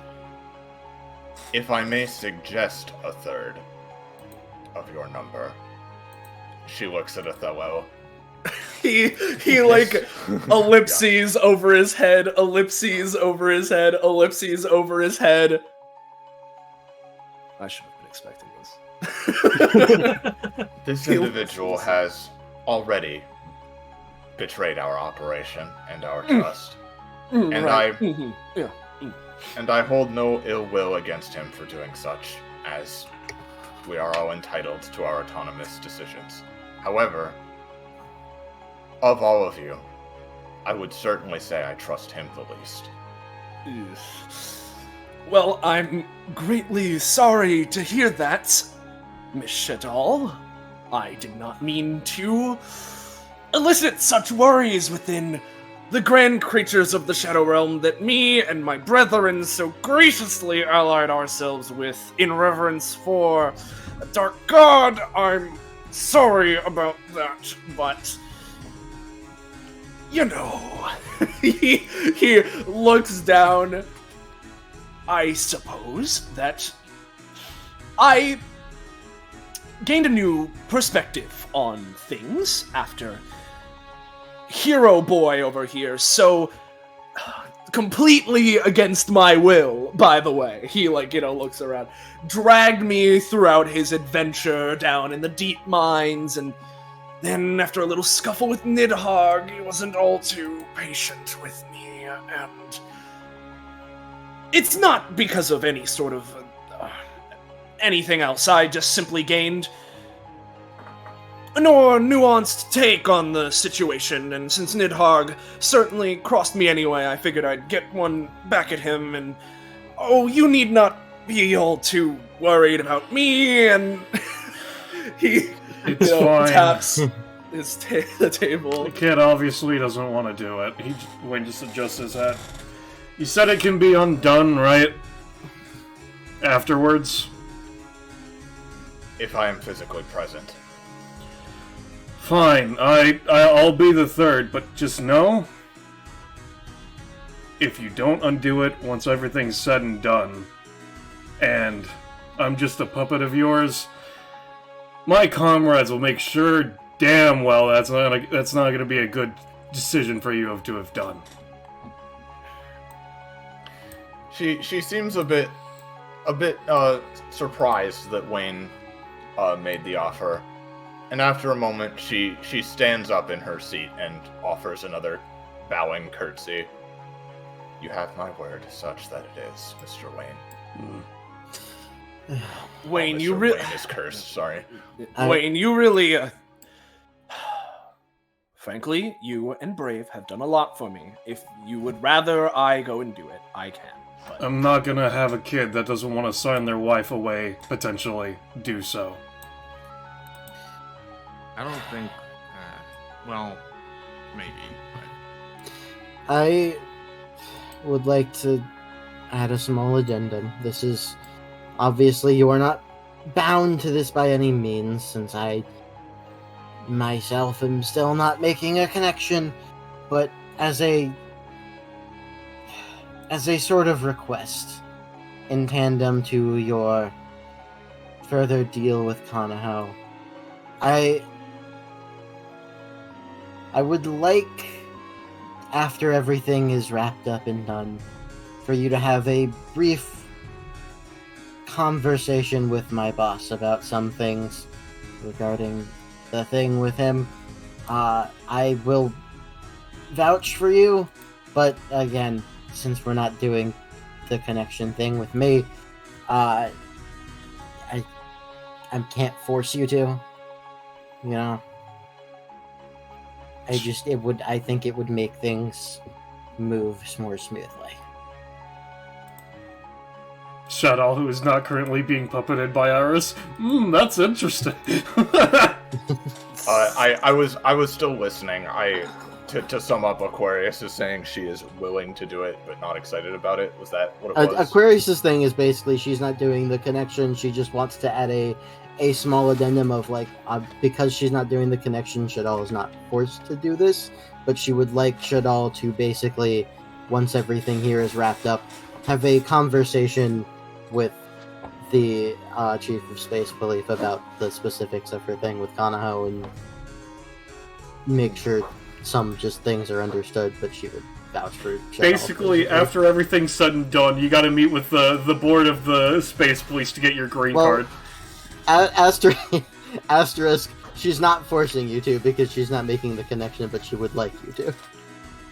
I am willing to do so, as you have all been more accommodating and trustworthy than I had hoped for, even. As such, I am willing to at least tentatively agree. Alright. If it makes you feel better, we won't be going to the offices there. We'd go to like a neutral space, basically. If it makes you feel any better, I'd be hanging out with you, so... You know what? Othello gets up out of the chair just as his legs are kind of, swept off to the side. You want 3, right? Wayne, Brave, and Kanaho are going and willing to do it. Great. I'll give you 4. No, He, stands up. You all have put a lot of faith into me. And I should return the favor. Not only that... Lumbering up behind him, watching him. Not only that, if nothing else, this whole thing with the Shadow Realm stuff should be... should be cool. He looks over to the side. Alright. In that case, I should waste no more of your time. Thank you all again for your cooperation and companionship. The last of the tea, presumably, is finished, if not by by the various creatures waiting on the side. And she'll walk over here. Good luck, Kanaho, and everyone else. Considering our level of trust at this point, I assume you would be fine with allowing me to use my other limbs to climb these. I'm not very good at it otherwise. Go ahead. From under her skirt, 8 large, very sharp mechanical legs come out and clack their way up as she goes. So, Please escort them, Mr. Barrington. He's, behind them. Real quick, as we're getting ready to go up, Wayne's going to take his rifle and basically whack Othello upside the head, trying to knock him unconscious. Give me a roll. Oh, boy. Basically just being like, hey, I'm doing this for you. No, the fuck you're not. As... You do. Oh, that's a 6. It's a 6. He's trying to have character development, Wayne. I'm gonna protect him. Alright. Brave has seen you knock Othello out too many times. Yeah. It's not okay. You can't keep doing it. He's ready. Yeah, He's a 6 as well. Wayne, you go to do the maneuver. Brave jumps in the way. Othello, oh, no, okay. No. Wayne, I know that you offered to do it for me. I get it. I know. And I know that, really, I don't owe you anything. You guys are the ones that dragged me along. But considering you've gotten me out of a bind or 2, I'd feel bad if I threw you under the rug. I don't give a damn what you're feeling. Go sit the fuck back down.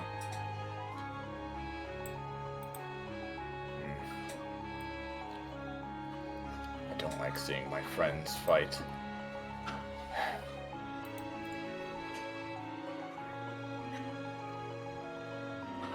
Kanaho, who is walking, just takes a second, turns around. I don't really know which side to weigh in on here, because this wasn't my whole thing, but like,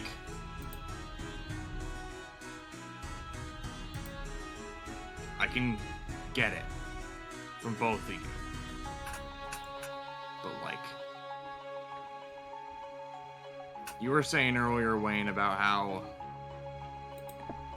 fiddling with someone else's decision to do something is messing with their autonomy. Even if you don't want Othello to do it, maybe if Othello shouldn't, that might be a thing. But that's something you said. Yeah, and he was very obviously not wanting to do it. I don't care if he's getting this bravery inside of him out of nowhere. Someone's gut instinct is the instinct that they should go with. That makes sense. He already made his decision at the table. I was reacting to the distrust because listen here, wait. He leans in. I really respect these guys here from the Shadow Realm. You know, they're really cool. Yeah. They're really awesome. And you know, I wasn't expecting to be on this sort of a spiritual journey today. I was sort of thinking I'd be around, and when a couple of DBA people showed up, I'd smack the snot out of them, and, you know, it'd be all sunshine and rainbows, except dark and evil. And, you know, he, waggles his fingers when he says that, right? And it'd be all great. But I've been through a lot here today, and, you know, I haven't encountered one of the Apexes since we fought Nidhogg, and, you know, I sort of forgot that, they probably wouldn't be the biggest fan of me turning against them, and, you know, I want to make it up to that. Yeah, I get you. Again, if it does help, I have no intention of keeping these changes permanent. Fine. If you want to get yourself on the train, go ahead. That gets you the 3. He says, looking at Othello and then stepping back down. Once again, we can, after all of this is over, we can arrange another meeting to ensure all parties are content. And that everyone is safe and comfortable. She turns and goes up the rest of the stairs again. And, I will change back to this theme. Yeah. And as they're going up, Othello will just turn to Wayne. Thank you. Honestly, I mean that completely. Where in the fuck? Here it is. And you all climb the creaky, rickety stairs.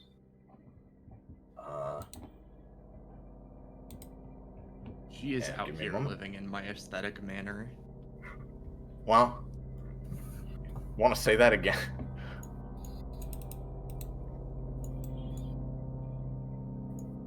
She, much faster than, she did before, travels, across the floor, heading in this direction.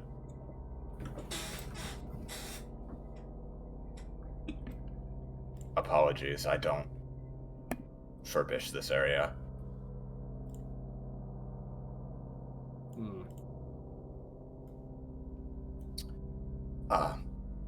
Give me just a moment first. She, comes in and quickly closes the door behind her.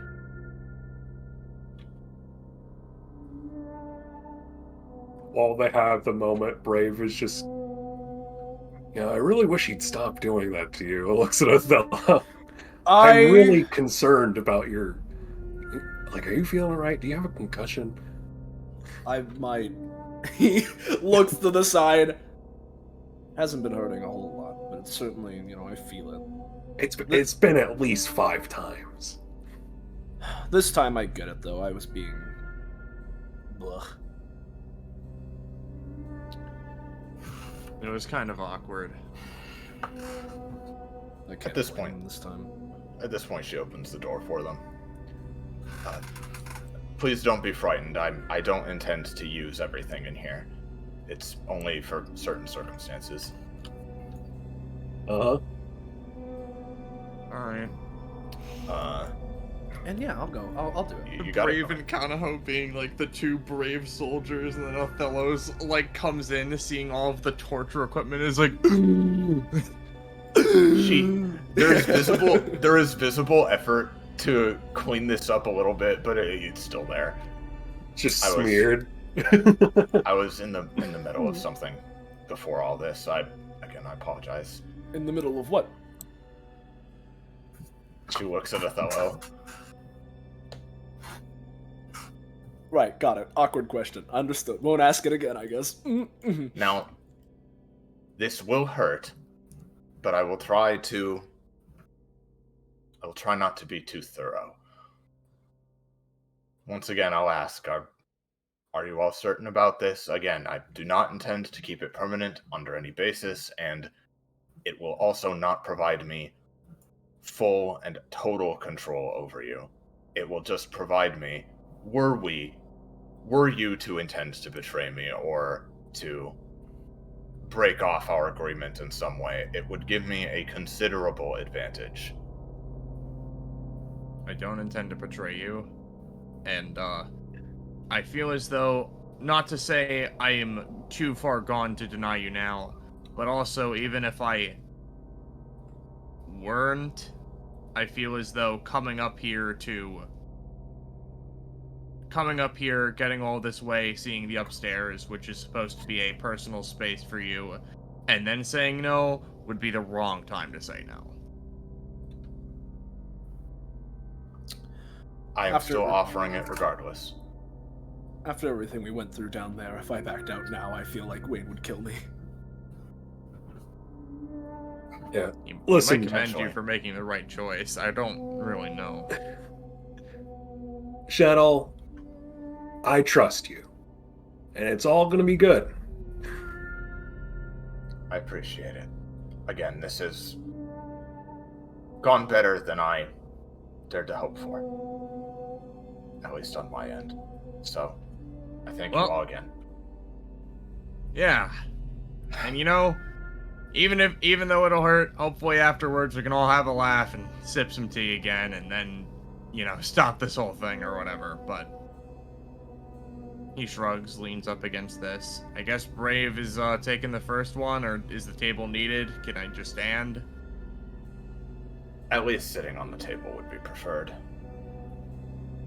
And at this point, we'll go ahead and cut back downstairs. And this process takes about 5 minutes per person, I'd say. And Wayne and Aquarius and the others down here in the meantime, I mean, maybe not Francis, I mean, if Brave was in trouble, I mean, he'd just win. But you feel the minutes, despite it not being that long, you feel the minutes dragging as, I mean, not only for the obvious reason of, maybe could go wrong, maybe things could still go sour, but also because that time limit you all have to actually reach the point in time is still present in your minds. If there's anything you'd like to do or say to one another while you're waiting, feel free. But otherwise, we will continue. Wayne just kind of waltzes over to Aquarius and basically is like, if anything happens one way or another, just tap me. I'm gonna go to sleep for a bit. He just goes against the wall, leans, puts his cap over his eyes, and just, drifts off, as it were. Yeah. Aquarius is just looking up the staircase, hand clasped around her baton. Despite her icon, her usual like cocky grin just gone. She's just seemingly not necessarily worried, but more so waiting for some excuse, some reason to charge up the stairs and commit violence. Behind her, behind her, Spider's tapping his foot as, comparatively to her, he seems a bit more lax. Despite that, his facial expression fairly neutral and kind of serious as he leans back in the chair a little bit, while, Ram more anxiously tapping his foot as well, holding his hands, elbows up on the table as he leans in, sort of waiting the moments come by. Justice, lounging as ever, legs still up on this chair that Othello was on, as, occasionally looks around the room, looking kind of bored, sort of looks over Francis again, like, kid here, alright, kind of deal. He's just hanging out. Yeah. Got tea? Got cupcake? This is a certified child. I feel like since it's like 5 minutes per person, they're not going to hear any screaming until about 10 minutes in. They wouldn't hear anything on the level of screaming.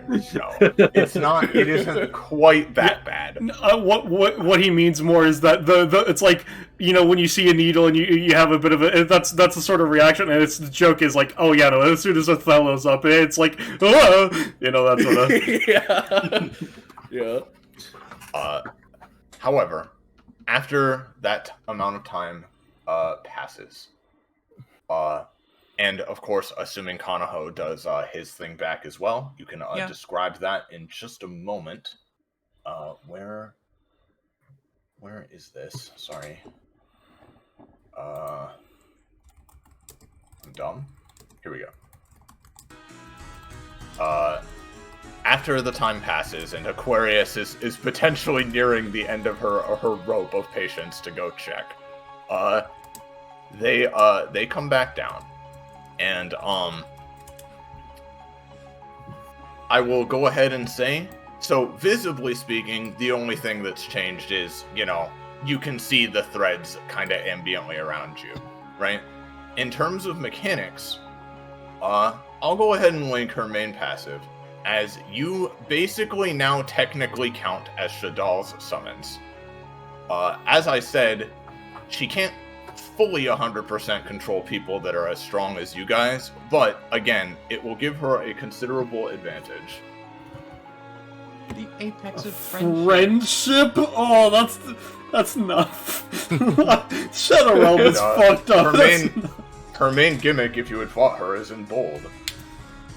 Yeah, that's what I assumed, yeah. I see. So if Hobby was here, Anyway, you guys come down the stairs being escorted by her. Again, it did hurt. It wasn't like absolutely the worst, but it wasn't fun. And but yeah. She only had to saw off a couple of our limbs. Only a few. No, she didn't. You're fine. Kanaho comes down with a little bit of that expression on for a little bit, and then just like, oh, he's trying to play up the look of, oh no, is he actually like not autonomous right now? And then he's like, no, it's fine, guys. I imagine, right, like, I don't think there's any specific, like, Kanaho touches you, and suddenly there is now a blazing connection between you two, except for, like, when, of course they reach, like, 5 comp, which I don't know if they, like, would, or if you would consider that being a thing here. But, like... I'd say it's kind of up to you, because she is kind of submitting to this, but...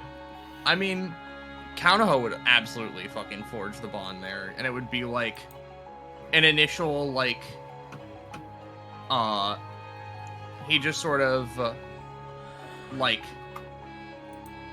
turns around, goes, you know, didn't hurt as much as I thought it would, and now that this is a whole thing that's going on, he, you know, extends a hand out. We can go ahead and shake on it, too. She smiles, which in itself is slightly unnerving, since it is porcelain skin that's doing so, and shakes his hand back. And I imagine just the psychic energy that blazes throughout Kanaho just creates just slowly, like, blazes across his hand, spreads to Shadow, not hurting, but instead just feeling, like, enriching.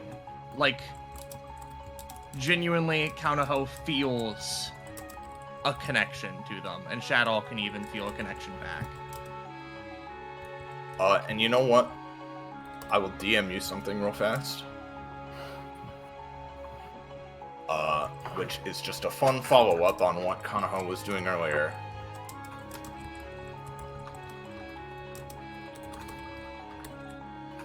Dedicate object, Shadow.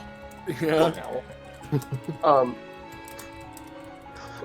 While she's DMing you, I just want to say, I'm so glad that her Apex title has been revealed, because fuck you, like, back when Brave said that they don't have friendship on their side, you were wrong.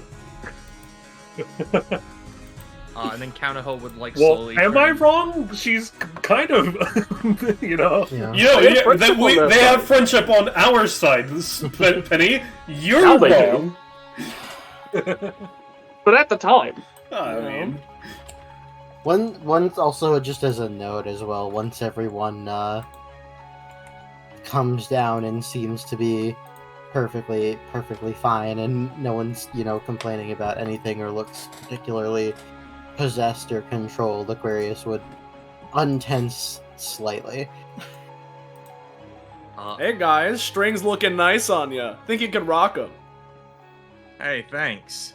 Kanaho would transition from, like, handshake to now just giving Shadow a head pat, because fuck yeah, why not? I'll Fretful. Once again, I thank you all very much. Even though this is my abode, I thank all of you for your hospitality as well, and for being so amenable to this agreement. Well, since that's out of the way, and as far as I can tell, you haven't betrayed our trust in you, we should probably get moving to the disabling the point. Yes, and to be clear as well, she sighs a bit. As I can now sense, at least to a limited extent, through those who have undergone this connection, depending on how things unfold, I may try to help going forward, such that your end of the bargain can be lived up to, and you don't all die in the attempt. But just know that I will likely even then be cautious, because, as I said, a threat on the level of another Apex, for example, I'm no match for any of the others in terms of, again, raw physical strength. But I will at least do what I can. I mean, hey, we can handle that if shit comes to, or if push comes to shove. Yeah, considering the new connections created and everything, if any of the other Apexes try to get at you for what you're doing, we'll probably end up dealing with them anyways, so... I don't think we were expecting any Apexes to help us, so, I mean, this is all positive. Alright. Then I shouldn't waste any more of your time, as I was partially intending to at first, to be honest. So, she spreads her arms and focuses a bit. It was lovely meeting you all. I hope, going forward, no matter what happens, that the bonds of this friendship will endure. And At that point, nothing happens for a few moments, as it takes her considerable concentration to do this. But after a moment, you hear a cracking sound that slowly increases in volume as you see shadowy cracks spreading across your perceptions before she lets go of her domain's connection to the real world. And as such, yeah, Soleil, if you can help me move them back over. Yep, I think that should be good, so. Just just as a warning for everyone also, just because this whole situation was resolved amicably, stay on guard. We don't know where Nidhogg is. Yep, for sure. Fellow kneels down. Hey, Wayne. Shakes him a little. Draws gun. Oh. Hey, no. We're fine. Everything went okay. It was just stung like a needle, but it's fine. Everything's I'm all totally possessed. Don't. He just looks with don't touch me, turns to Aquarius. I told you to wake me up when they were done. Sorry, man's had a nap. Sorry, it was a little focused. And with that, the door to the which presumably leads to the Akashic ritual point that she told you about before you. Hope you had fun, guys. Yeah. So yeah, with the door open and the path clear, we're gonna be leaving things there for now. Yeah. Thank you to you 4 players for playing in this segment. I'm hoping the entirety of Bifrost, the wait was worth it. This was the plan for Francis. I hope it was worth it. This was the intended time. I would have missed it. Is the second point here? See, I mean, that's the thing. I also think it would have been funny if they show up and he's like, where's Brave? Almost correct, because in the past 3 or 4 sessions, my gut feeling was that Francis was on one of the ritual circles, and basically they were just in a dimension overlaid on top of it, So yeah, but yeah, I really hope that was fun, guys. It went super well. Thank you all for playing. Ballast, you're still enslaved, but the others can go. But I didn't get the strings.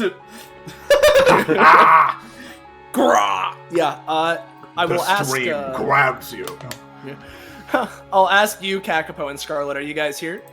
Hello. Ready to go whenever. Yeah. And awesome. Now that you're here, you can wait a little longer because I'm gonna BRB really quickly before we get started. And, you know what? Feel free to get yourselves mentally prepped because we're gonna be going. That's fair enough. Man, just the fact that a shadow fight could have happened in this session rather than the next one just opens up so much and is just making me no matter what are no matter what happened, no matter what had happened, she was done in this session. Yeah, no, that makes more sense considering if it was 3 different Apex combats and then also at the end, I was like, I don't know about that. Oh, yo, do we get? Well, we don't know what you guys are doing. No. Companionship, sure, but not combat. Yeah, I'll say that comp-wise, especially because of the situation with that, all of you can get through with each other. I will also post her boss banner, just for the sake of it. Yeah, I'll put it in voiceless. How much comp do we get with her? She said 3. Yeah, 3 with all of them, including her, I'd say. So. Mm-hmm. I got 5. I love her. Special little boy. Well, let's see what it is. Good buddies of chat. There they are. This poor fucking child. They're part of her boss banner. I mean, yeah, those are her good summons. Those are her big boys. Yeah. Yeah. I love that it's all serious. Apex of friendship. Yeah. It's wonderful. Thank you so much for drawing that. It wasn't even for me, and I still feel like it was for me. I'm not gonna rant about it or anything, but my overriding goal with this was, you know what? let's give DBA what they always want: a chance to make a friend. Let's see if they do it. And you guys negotiated very well, and we're able to come to an agreement. So there you go. Yeah, that was great, guys. You finally got a friend. It's time for me and Graves to take one off the register. And speaking of friendship, we failed. Like, yes. By the way, I don't think I have it cracked, because this is the first time I'm like noticing that, oh, I should have companionship with Othello. I feel like I should have more than 3 at this point. Potentially. We can work that out afterwards. Yeah. I'll also post this one, just in case. By the way, they're all revealed. We know all their names. Yeah. Yes. It's see Scarlet. On that, right? With now that they're all revealed, I could say, right? So we were thinking about, like, okay, what if Scarlet asks if Voya knows these guys, right? Shadal was one of the ones that I think she definitely has not met, because I'll be real, with how Voya is, I think she would just be one of Shadal's summons if that had happened. I don't think she wouldn't fall for it. Yeah. It's God, it's interesting to look at this and see just how interesting things could be with, like, different theoretical party setups. Like if Brave wasn't here for the Francis show up, or if Leela was here. Yup. I was really interested to see, because you guys had had some splits in the party dynamics, but that made it really interesting. So Leela would have very much immediately taken to babying and, like, older sistering. Shadal would absolutely just be on board with the whole connection thing. One of the things that really gets me, right, is that, it was in the back of my mind, but Wayne didn't get around to asking it because he's not the character that would. But, as she mentioned, time in the Shadow Realm is usually slower. Everybody was treating her like a child. We have no fucking clue how old this creature is. They could be like 5,000 for all we know. she's not a child in the way we think of it, for sure. Yeah. But that's how she likes to look. Listen. Like, listen, it could be like a 50, it could be like, they could be like a 5,000-year-old, like, weird, fucked up, spidery eldritch deity, and Leela would still be like, oh, baby.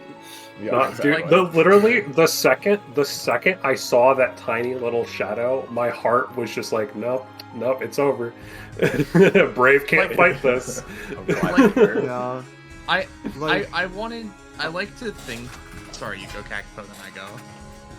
No, you finish your thought, then I'll get to my thing. But yeah, it's just. I was just saying that I like to think that, like, with Kaunoho, I was trying to play him a mix of, I really want, like, Kaunoho really from the beginning was like, oh, this one is getting bullied by the other ones, and it's like, I think Kaunoho was like, I kind of want to see what the deal with that is, on top of being like, well, see, I don't want to just walk into a trap, and like, genuinely, I was like, oh, I've genuinely figured out a lot of how they work, seemingly at least, and I'm like, I feel proud that I played them both smart, but also just in their usual, like, no, I'm fine with this, I trust this, sort of way.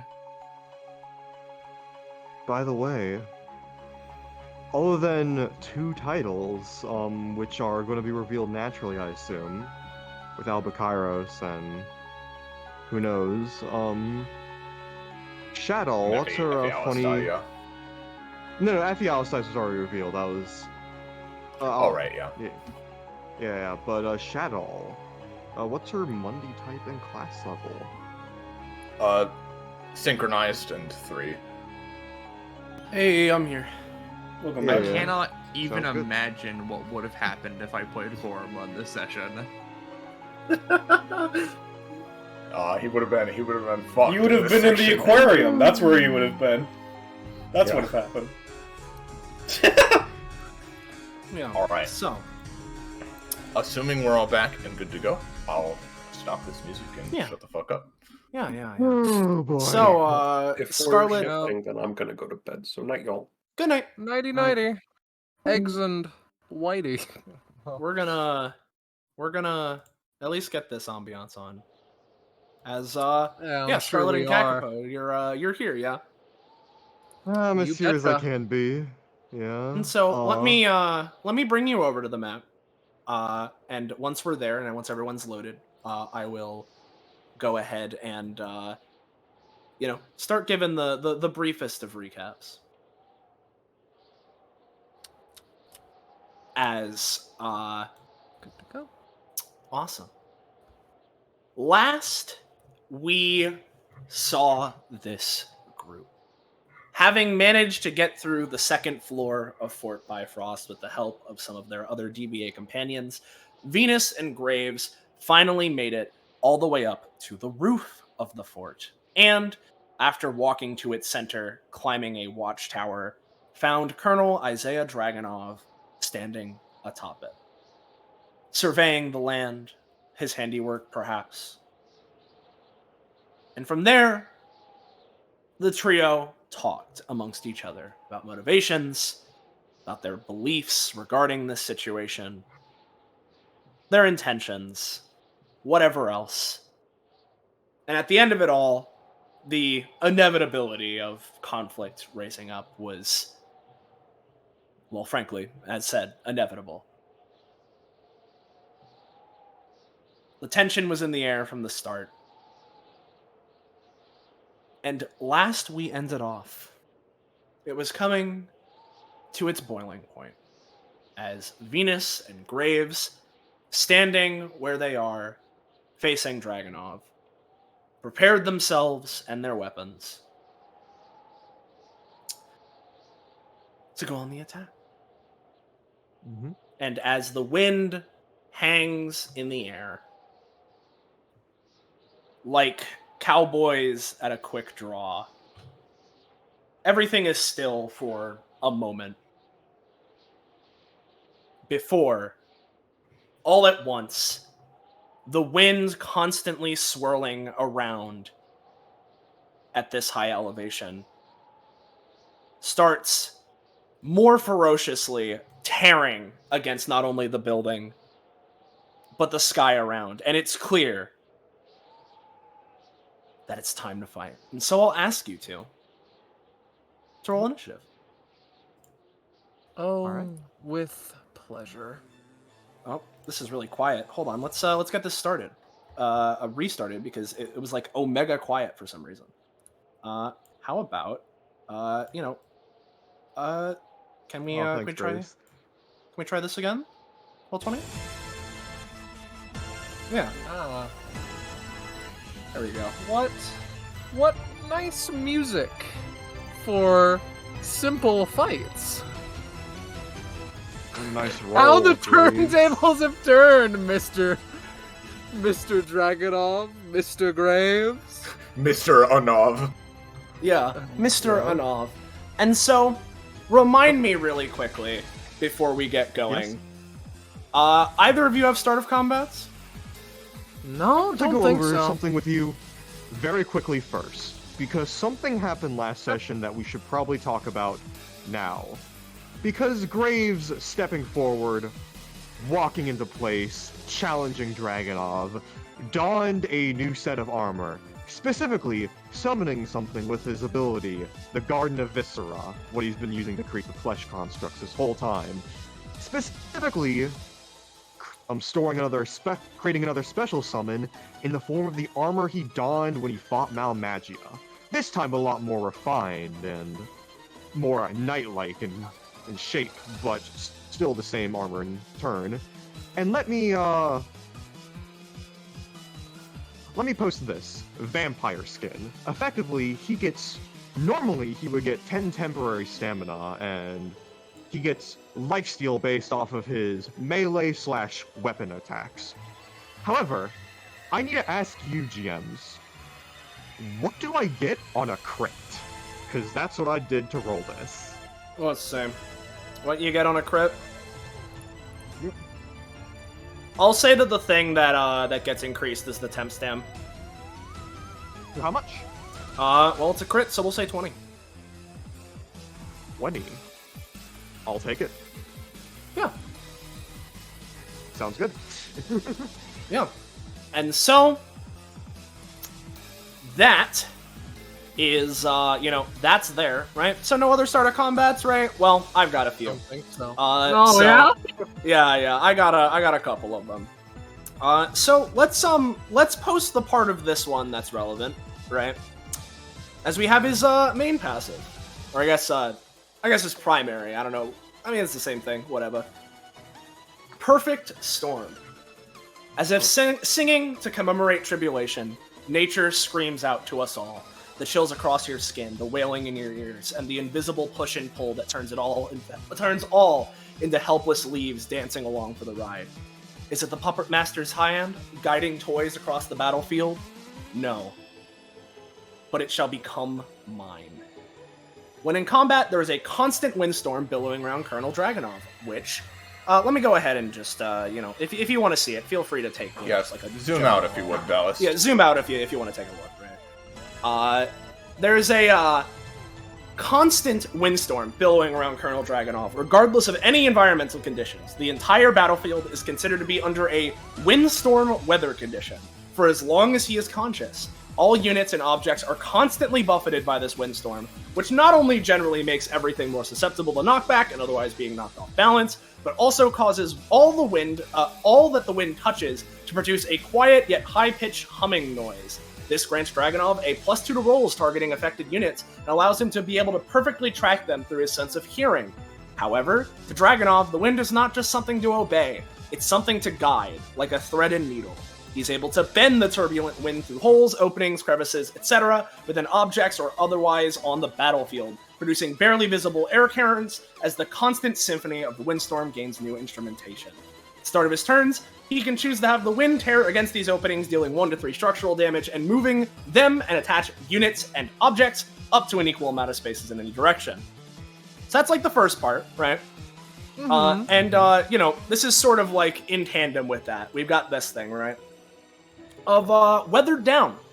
Every round, on a randomly determined turn within that round, a particularly strong and loud gust of wind will whip across the battlefield. Every time that it does, it pounds harder than the last. The gust blows in one of the cardinal directions, chosen by a Dragunov.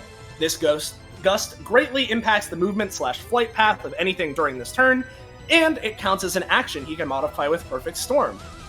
He can choose whether or not he wishes to be affected by this gust, able to switch on a dime if he so chooses. And lastly, as the last little thing I'll show off, because as he, prepares here, he would shift his stance, and I'm going to post this because it's important. He has 3 stances. Woodwind Dancer. Battle is its own song. A choir of conviction rings out with every step, with every swing. Can you hear it? Colonel Dragunov's blade, the Gilded Needle, is specially crafted to be a tool fit for his epithet and its capabilities. From it and through it, Dragunov has learned how to expertly harness his power in equal parts graceful and horrifyingly efficient. He has 3 stances, sharp, natural, and flat.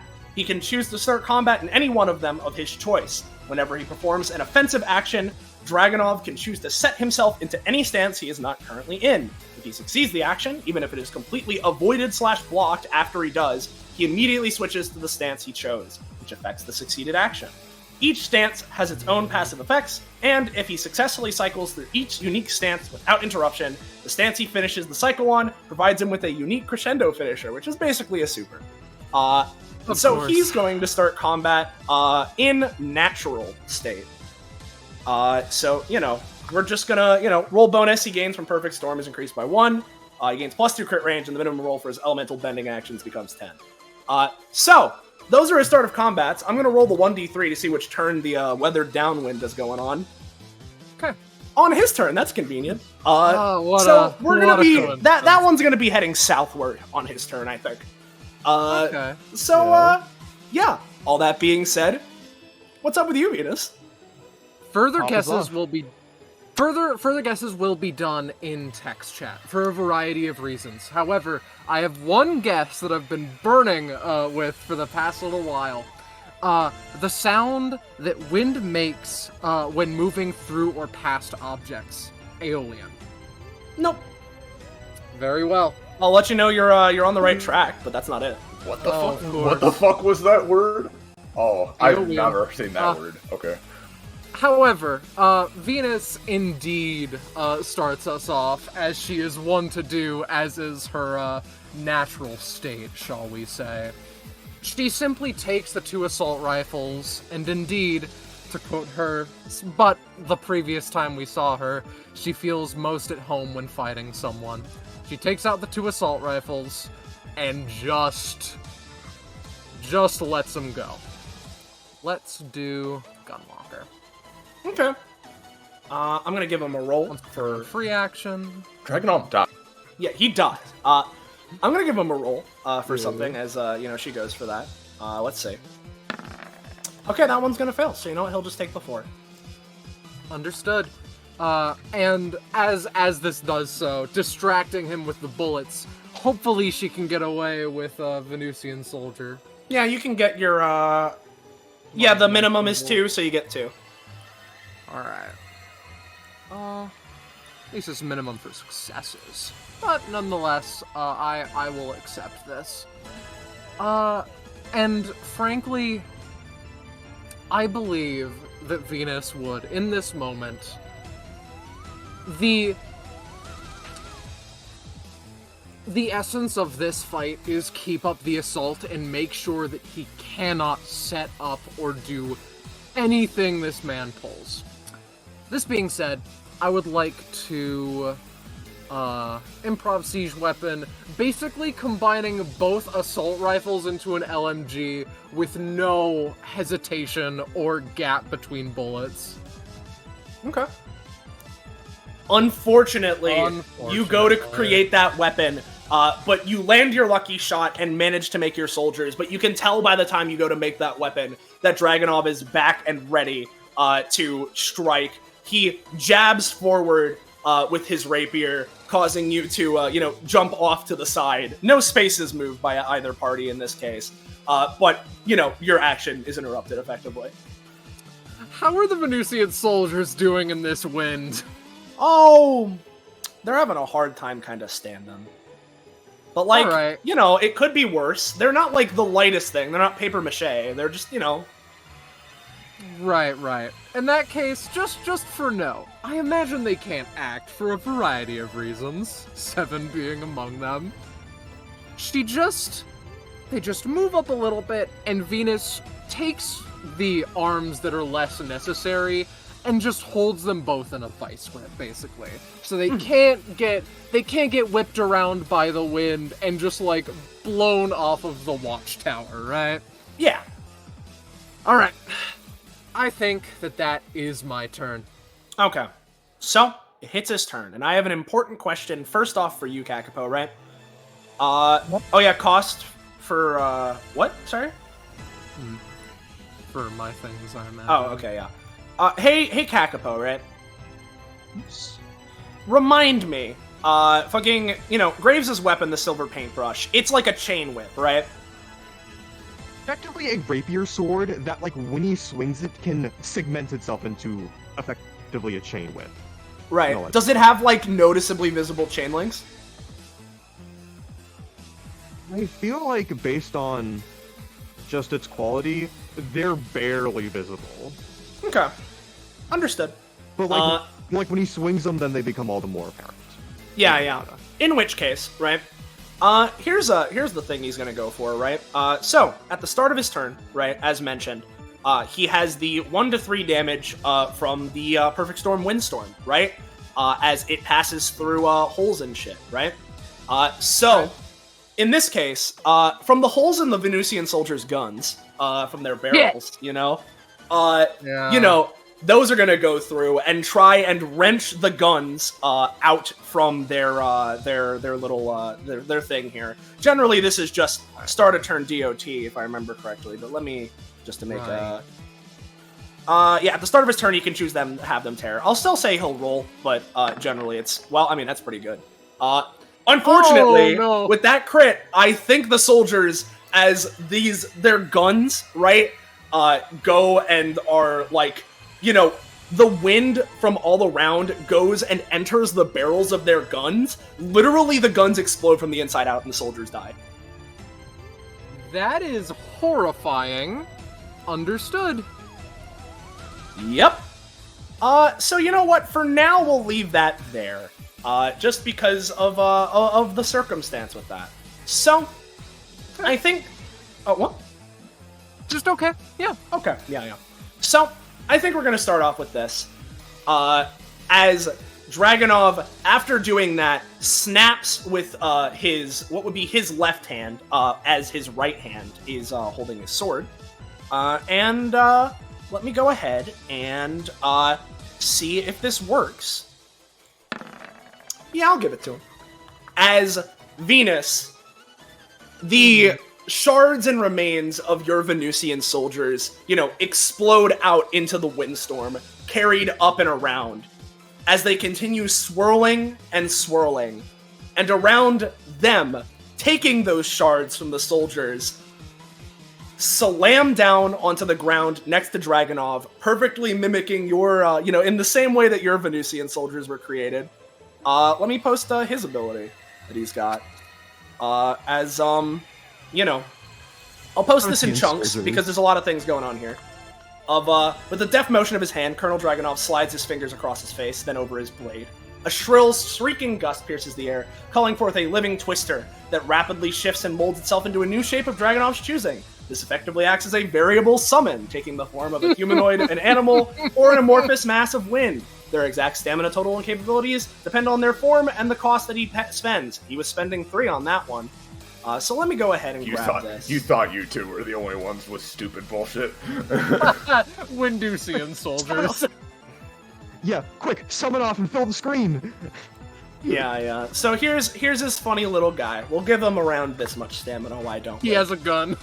I mean, what he does have is that he has bits of the Venusian soldier's armor, on top of him, right?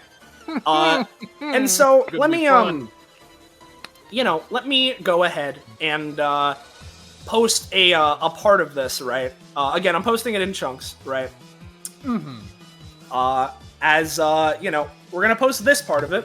It can be used up to 3 times in a single turn, and he can spend any of the standard array of action types to activate it. So that was his movement action. Okay. to summon that, right? And now with his main action, he's going to hunch down, you know, close down to the ground, briefly sheathing his sword. We're gonna let this one rip. Let me just read the flavor text of the ability. Why don't I? Oh boy. You know, we'll just post the whole thing. Why not? Howling Cutter. Dragunov's blade, like a bell, rings with resonance as he reels it back in an EI stance. Then, with roaring conviction, he slashes forward in a large sweep, releasing a gigantic wind cutter projectile that tears across a 3 by sight line. This deals 12 damage in the line, able to cut through steel, massively damaging structures and objects it makes contact with, and it additionally inflicts up to 3 knockback, either directly backwards or to the side of the area's attack.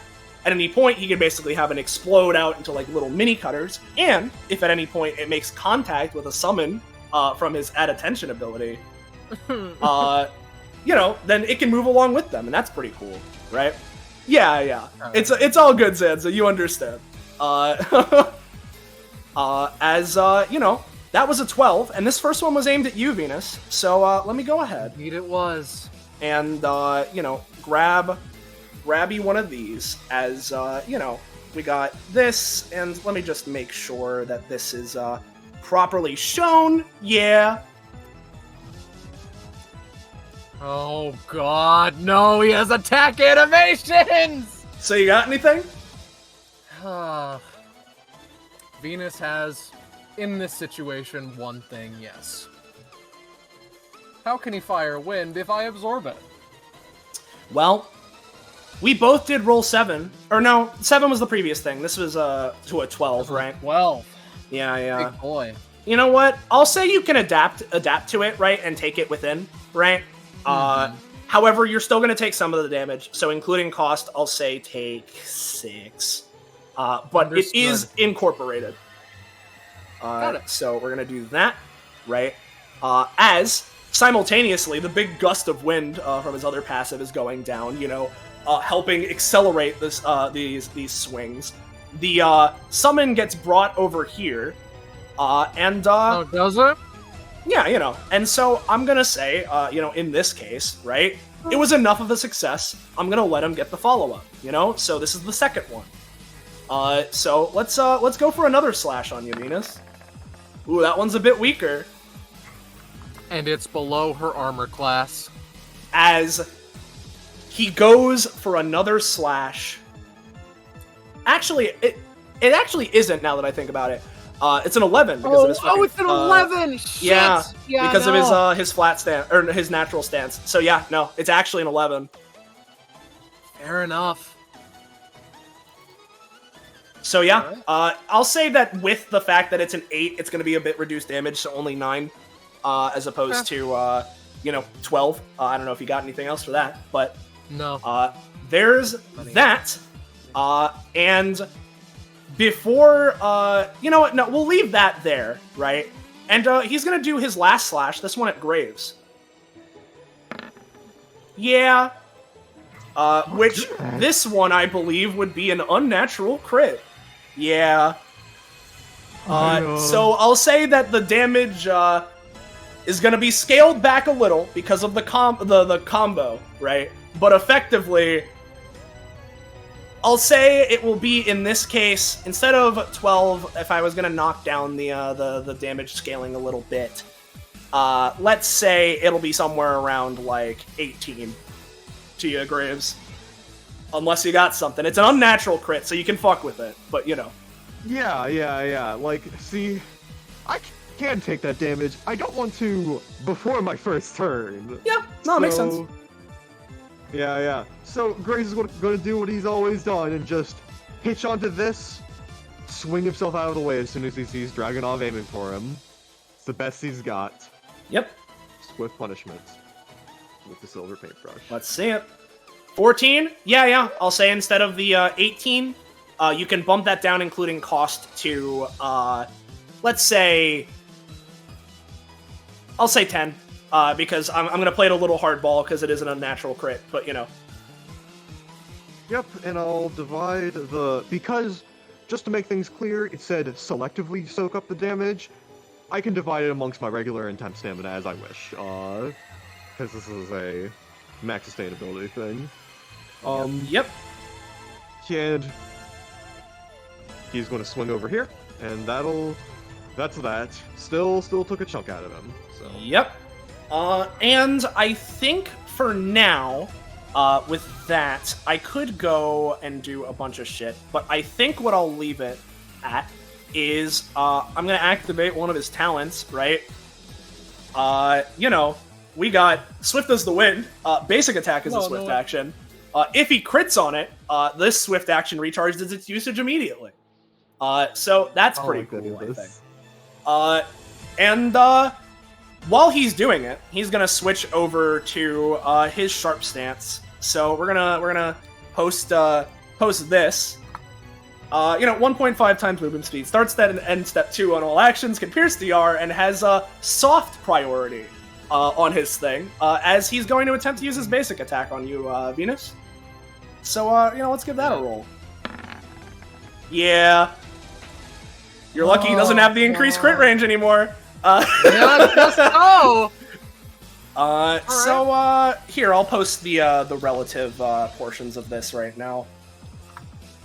Gilded Needle, 9 damage, 1 range, a top-of-the-line specially designed rapier constructed of alternating silvers and blacks, outlined with a golden trim. The hilt of the blade, partially covered in leather wrappings, has 3 holes carved into it, lined bottom to top in decreasing size order. As he battles, the howling winds travel through the holes, producing a harmonized hum with each motion. Wind trails behind each swing of the weapon, and a constant swirling of that same wind makes the weapon exceptionally difficult to touch for anyone that isn't Dragunov.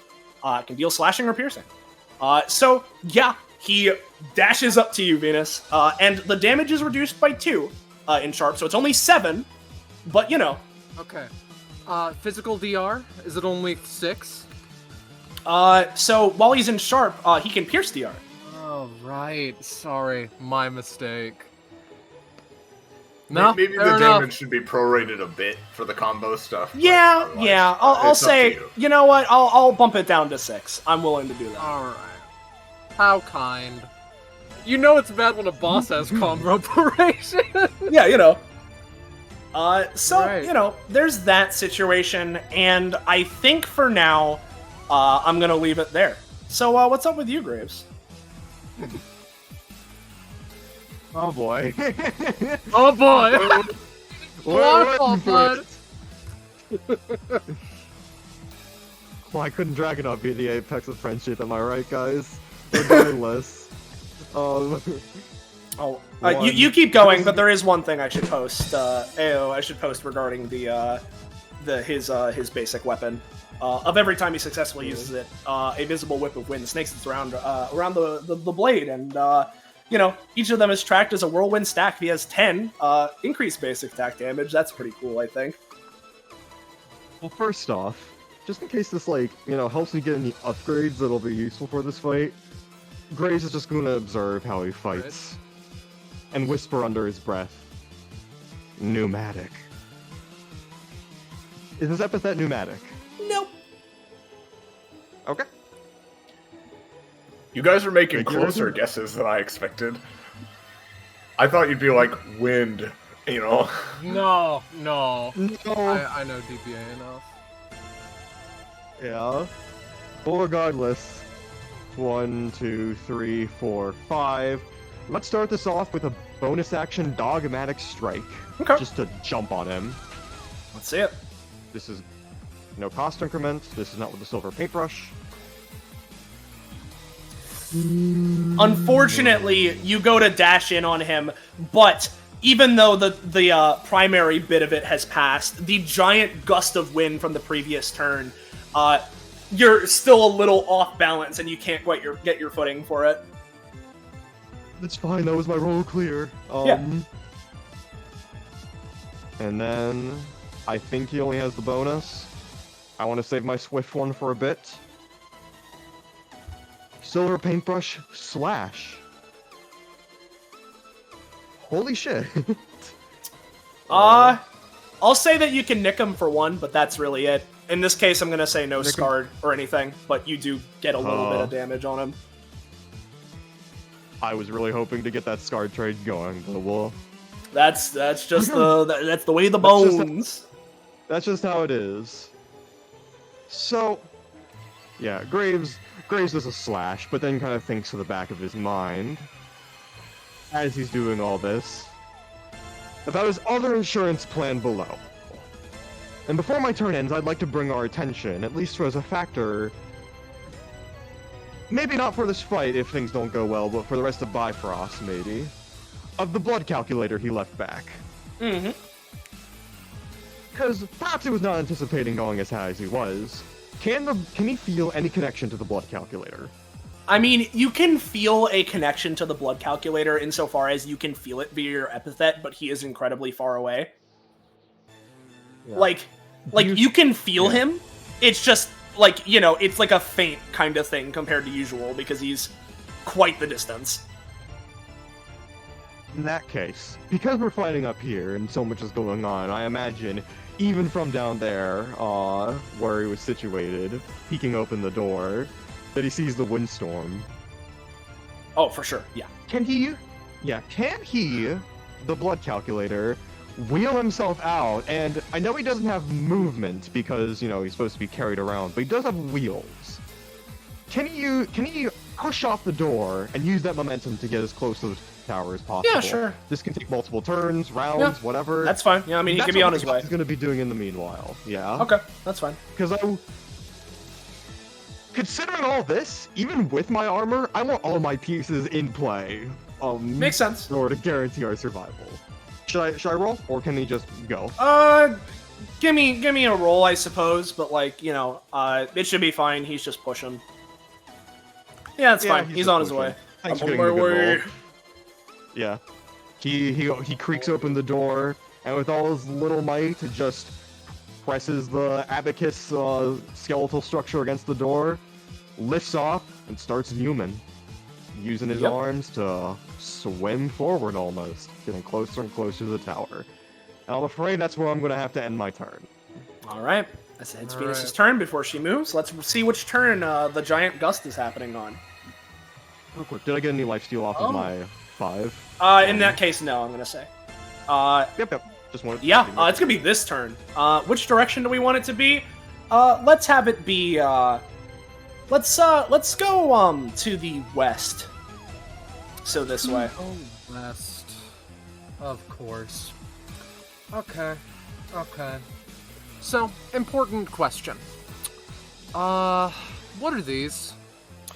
Those are kind of like little barrier kind of like, you know, like structure fixtures and shit, right? Like, think of them as kind of like, I don't know like what material, how I would describe it, but like effectively little like barrier fences, kind of, you know, that are like stuck to the ground. All right. Very, very interesting. Thank you for the information. So, would you say that Venus is strong? I'm inclined to say that, yes.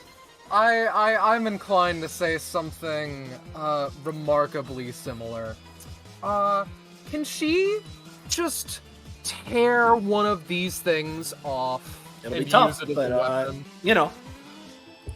Oh, you automatically succeed strength checks so long as it's something physically possible and feasible under anime strength.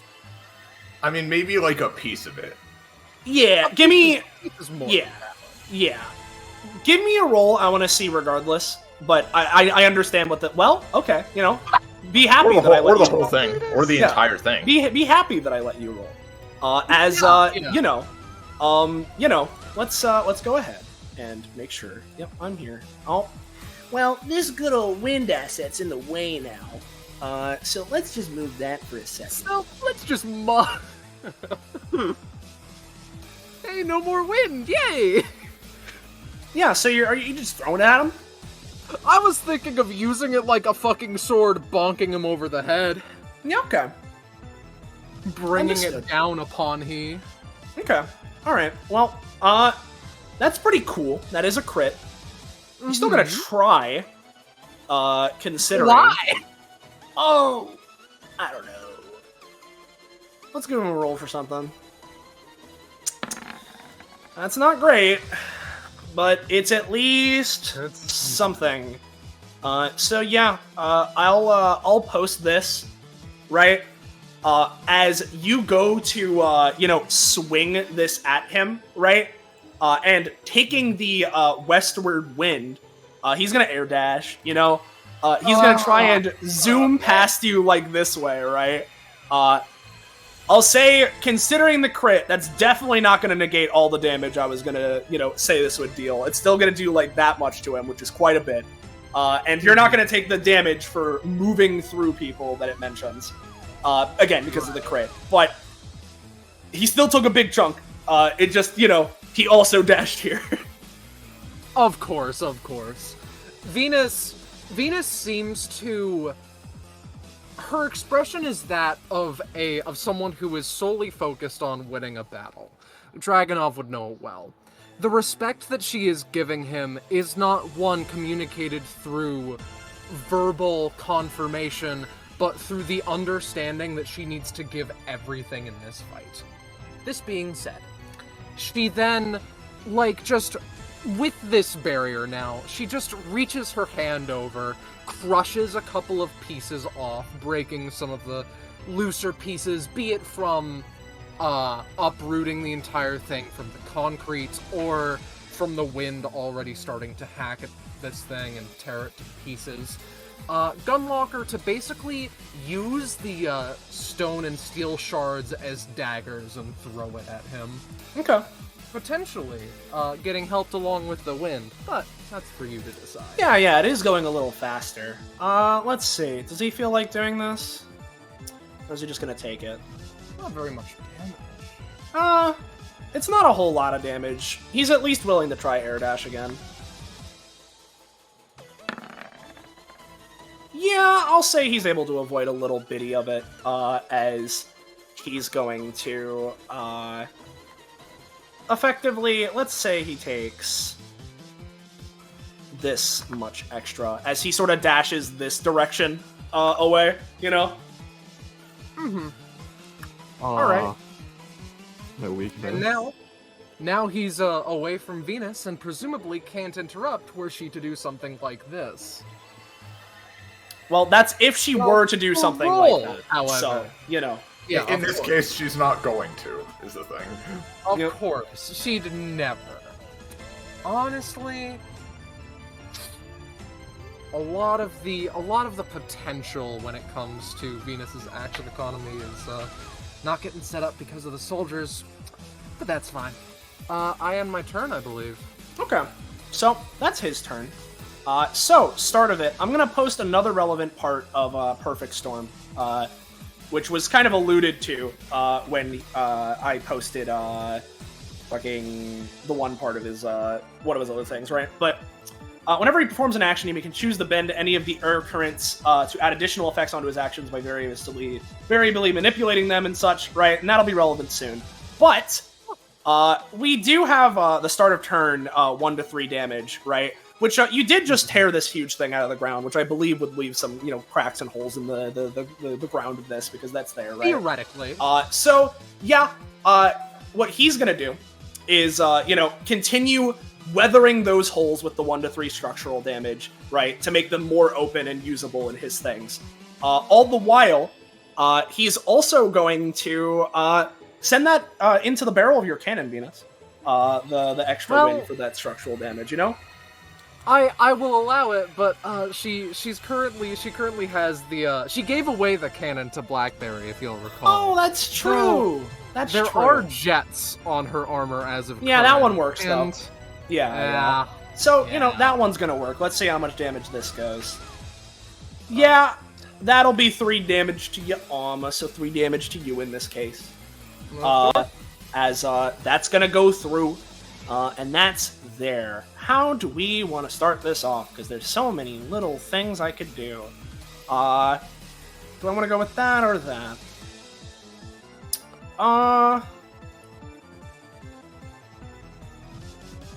Would I rather try a little bit of that or a little bit of that? We're gonna go with this, I think, because I think this will be fun. And how long is this? That's that space line. I'm currently in sharp. So that'd be 3, 6. Yeah, so he could. So let's give him a roll for this. Yeah, okay. Let me post it. We've got Barrel Skewer. He scours before hunching down, clutching both hands to his blade, for the boom of a jet engine is heard. He dashes forward in an up to 8 space line, thrusting through and dealing 10 damage to all in his path. All units hit by this attack are dragged to the end of the line, and in the spot Dragunov specifically pierced through on each of them, a perfectly circular hole is left on their body. This hole is completely open with no blood or flesh visible. If he desires, after performing it, he can toss any units on the skewered on the blade up to 5 spaces away in any direction. Of course, you're Venus, so it's not really all that easy to move you. But 8 damage still be 8 damage, and holes still do be made. Of course. And all the while, he is going to pay an additional, in this case we'll say 1 stamina, to have the wind from within the holes in the ground here that I mentioned earlier, right, sort of burst out and fire sort of pressurized wind blasts at you, Venus, while he's doing that to further compound onto this attack. I would cry. Yeah, and you will be crying, taking an additional 3 damage. Understood. As that goes there, then how about we go with a little old-fashioned switching over, and or I say switching over. Let's go with Gilded Needle with the swift action, and switching over to. Do I want to switch to flat? Yeah, we'll switch to flat. Why not? That sounds fun to me. So let me post flat. As he's gonna switch to this. His attacks gain +3 damage, +3 knockback, inflict half damage splash to adjacent units, and become unblockable. But other non-block reactions roll with a +2. Alright. Here comes Gilded Needle, though. Let me go ahead and you can roll this one off the goddamn sheet because you've seen it here. Ooh, that's a 17. Indeed it is. So yeah, if you don't got anything, that's 12. That's that there. He gains another whirlwind stack. Oh, yep. I might as well try. This can count as a block. I count it more as an absorption. What do you count impromptu as? Impromptu's kind of weird. I'd say it's like somewhere in. It's like a block adjacent. I'll let you try it, but you know. Yeah. Ooh. I'll say that because of the nature of it, it's not going to completely negate it. And similar to before, you will absorb the hit, but you are still going to additionally take, instead of 12, including cost, we'll tab that down to 6. Why don't we? Alright. Thank you. Yeah. That's so that. There's that. As for the rest of his shit, let me remind myself. Was I a gracious person and put a range on this? Ooh, I did, but the range is still good enough to hit Graves, I think. Yep. Cool. We're gonna use a bonus action real quick, see if that works. I have to pay 5 stamina for this one. Ooh, that's the amount of stamina I paid for nothing. You know what? That's a failure. That's unfortunate. I should have stated that I was switching to natural. Yeah. Quickly and deftly just ducks out of the way of whatever wind blast comes barreling towards him. Yep. And so, I've used most of my action types, but I do have a movement action left, as well as one other thing. So, we're going to movement action, try and add attention again. We'll spend another 3 stamina on this guy, to this time try and make a bird. Oh yeah, bird it up, brother. As a wind construct of a bird appears next to him. And here, let me go about posting another part of, the add attention ability, right? Of, go here. As mentioned, I can use it 3 times in a single turn, right? But I can only use its summon variant once per turn. The future uses of that, I can command any number of the summons, regardless of any of their action economy, to perform a start step 1, like, melee attack action. So, that's pretty cool. We're gonna go ahead and we're gonna command, let's go ahead, command both of them to do that, so I'll pay 2, and see if this rolls to work. Or I guess if this works. Yep. In this case, Venus, I'll say that this will be 5 damage to you from Baba Bird, right? Alright. This tornado just moves a space forward and then whiffs its attack because, it has start step 1, right? And then, if it hits, he can try a Gilded Needle. I'll have him switch to natural. This is going to be heavily damage scaled because of just how much he's already done. But he'll at least attempt it on you, Venus. Well, I said it. I said it with my goddamn mouth. And I'll say that with the crit and how heavily I was going to scale it, it's just going to deal its natural 9 to you. Alright. So there's that. And then, one more time, we're going to command the other one to go and attack Venus. Not 99. As we're going to try and command this other summon. Yep, start step 1, and we'll hit you, Graves, with a good old-fashioned, wind gun slap, pistol whip, but with, a rifle, effectively. And I'll say similarly in this case, this will be dealing... it's based off of the soldiers, and normally these guys can only do melee attacks, but I'll say in this case, Graves, it'll deal 4 to you. Does he not need to roll for that, or...? That was the 12 that I just rolled. That was a 12, okay. That's coming from the summon that just moved up to you with the start step. Yeah. Graves is just looking this guy over. Would it be worth it? This guy is, completely intangible, yes? He's wind. You can hit him. You can dissipate him and hit him. In that case, he is basically going to splice and dice, do an exclamation with his hands, and just cross-chop, get, dissipate his form. Even for a moment, so he can't hit him That's here. It. So... Swift punishment. No. Not this time, unfortunately. It's your roll clear. It's your roll clear.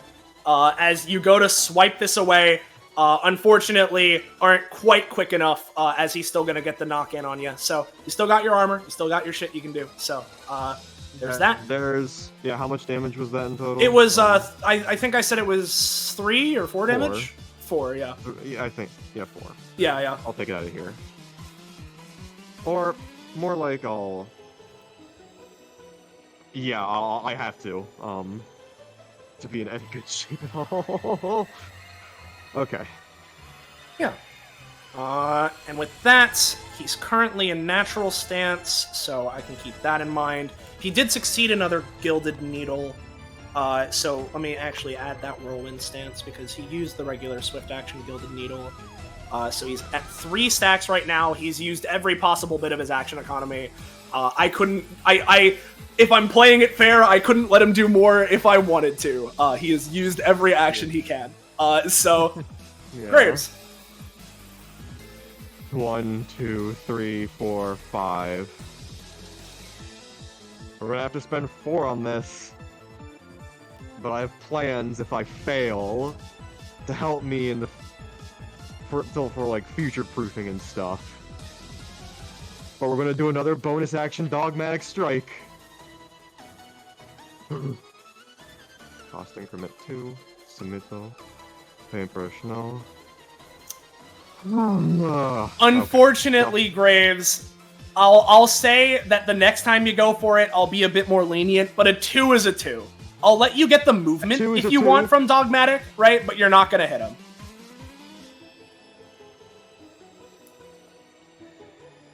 If I get the movement at least, that's at least something. Yeah, no, I'll give you the movement. At least, but, you know. Yeah, that's fine enough. I'll try and start my engine, but if nothing comes of it, I'll never fail again. Or at least I'll try not to. Yeah. I have ideas. But a simple silver paintbrush splash, trying to get in the scarred, trying to get any life back from his attempts. Let's see how this goes. Thanks, fuck. Yeah, dude, you're gonna hit that shit and deal that 5 damage, and it was, how much lifesteal per hit? 2 to 3. 2 to 3, I'll give you that 3. Thank goodness. And you get a scarred stack. Alright. No, I like doing this one, typically, for shit like this. So. Yep, that's going to be very helpful. And I think that's all Graves can do. I'll save the anytime again. I'm right next to him, so maybe it'll do something, but... Understood. That's me. Alright. Venus, before you go, let's see which way the wind's blowing. Okay. It'll be on Dragonov's turn again. That's pretty cool. Which way do I want it to be this time? Let's go with the good old-fashioned east. Alright. So... I have a couple of things. So we're going to start off with switching over to the tab. There we go. So I want to use impromptu incorporate. No, I want to use so that's why we put it away in order to basically take out a minigun. Miniguns are known very well for their they like heat up, right? Yeah. Right, of course. They're known for this. Of course. So... Puffy, warm... Oh, ambition for you too, yeah? Drab, magenta, willing, whispering, or scattered fabulous. Alright. I mean, puffy and warm sounds like what you wanted. Yeah, I'd say so. You're all smart people. You know that it's, let's start with this. Would you say the air is currently cold, Soleil? Yeah! Alright. Would you say that hurricanes are created primarily... No. Would you say that they are all... Would you say that the intermingling of warm and cold winds is, to cut a long, scientific, and very complicated process short, how hurricanes are created? Believe it or not, from what I remember, that is somewhat, I mean, at least fairly accurate on a base level. Yeah. We're going to make a hurricane. We're going to counter wind against the wind character. Okay. And, well, Venus did just make an awfully puffy, warm minigun, huh? Oh, it was quite warm. And ultimately, let's put aside the flowery language. I'm going to improv siege weapon, not making this into a weapon that is to fire more or more powerful or better. It is just to make heat. All right. It was not correct. It was not correct. Now, right, okay, so yeah, improv siege weapon, because put it away is the free action. You were going for Yes. improv siege. You still have the weapon, I'll say, but unfortunately, you go to fire and create your own counter storm against Dragonovs. And, I mean, frankly, you just weren't prepared to deal with this level of wind force when you were going at it. You simply misassessed the level of force you would need to use. Okay. Understood. There is a portion of Venus's rework that I forgot to include up until this point. So if it feels a little bit too ass-pulley, feel free to just do away with it. But she was intended to have a mechanic where upon the use of not bolster defenses. Upon the use of improv siege weapon and adapt and improvise, she gets a use of the other. Well, here's the sitch, right? Mm-hmm. Unfortunately, it's hard for me to immediately just give you what you like. You know, of course, I totally. I wish you would have put that on your sheet if that's a mechanic you would have had. Yeah, if that was something you really truly meant to be there and it simply wasn't, I could go with that. However, you did nat 1, so regardless of whether I let you do it, this time no. This time no. That is so fair, Vesty. Alright. Last thing for the entirety of this turn. Venus, upon just like trying to heat it up and like not, it blindsided her. She doesn't like it. She just tries to whack him with it. Well, that one's gonna potentially work. I'll give him an air dash try. Nope, he'll hit it. He'll get hit. So, he'll take 5 overall. Yep, that's it. That's that. It's been an honor. I pass. All right, his turn. As a gust starts harshly, billowing over to the eastern side of this. How exactly do I want to go about it? You know, listen, I want to make sure people know I'm not going soft on them. So let's go with something pretty good and optimal, I think. And no, I think this is good enough to use it as a main action. I don't need to use it as a bonus action, and I'd rather conserve some level of stamina. So let's give this a shot. Let's see. Yeah. So we're gonna post, use Sonic Bubble. The perpetual hissing of the storm comes to a fever pitch as it becomes an audibly painful ringing. As soon as that's recognized, a dome of pure sonic waves erupt in a 3x3 area somewhere within a spaces of Colonel Dragonov. Any enemy units in this area initially take 8 damage as the dome continues to rumble and expand. Each turn on initiative, any enemy units inside take 1d2 sonic, and the dome grows in 1 size category. Once it reaches 6x6 in size, he rolls a flat check at the start of each subsequent turn. If he rolls lower than the size category, it violently explodes. Okay. So that's there. Let's go ahead and grab our little this. So this is gonna be pretty bad if this like goes through, right? I mean, it'll deal 8 damage to you. Yeah. I don't want that to happen. I'm gonna, as this is like picking up and he's about to do this, I'm just gonna swift punishment, grab his eyes and like just get him so off focus that he can't do this action right now. Okay. Potentially scarring him even further, but just a last-ditch effort leap to just prevent this bubble from forming. We'll see how grab eyes goes. Yeah. It's that you would have aimed for the eyes, but just as long as he can like make skin contact. That's Yeah, enough. yeah. Hit No, his I arm, understand. hit his I face, understand. I understand. Let's see Anything to it. distract him. Yeah. Let's see that die. With punishment. No. Oh, Graves! Not now! Fucking Christ, dude.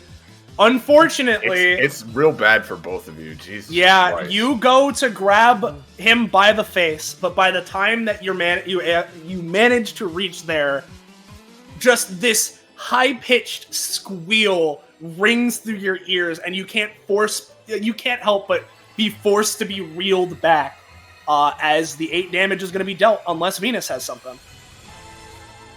The most that I can offer you is something that primarily defends myself. However, that's something.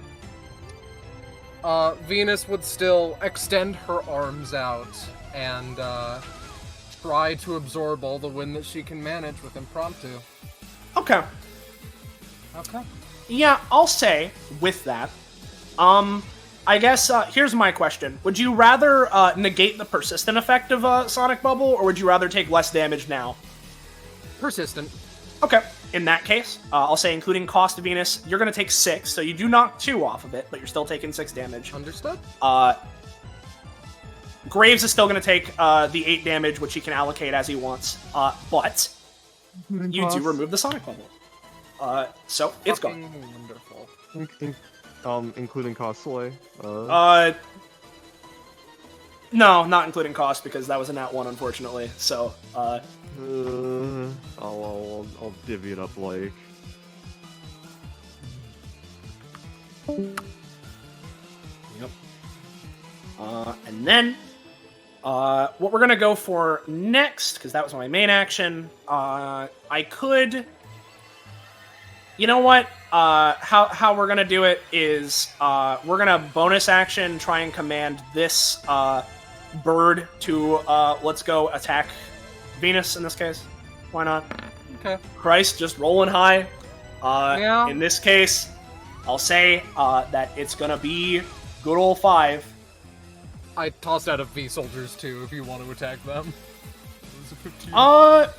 You know what? Actually, here's what I'll say. Right, one of the V soldiers can take that attack, considering the timing that you were summoning them.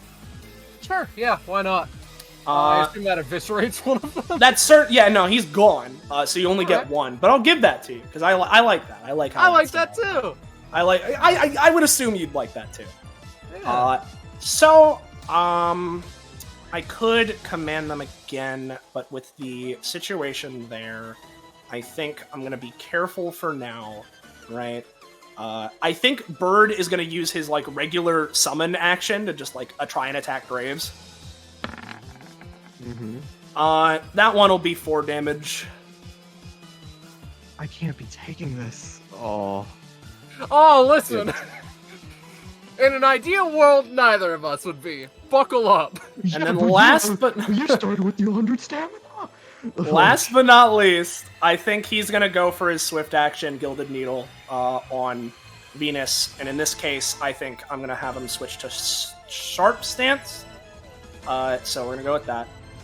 I'm gonna say that one's gonna miss, as he goes for the hit, and unfortunately for him anyway, he goes a little wide, Venus, as after weathering this assault from all sides, you manage to duck back a little bit. Oh yeah, and it is below your AC anyway, so yeah, I mean, it would have super failed. So yeah, that's that.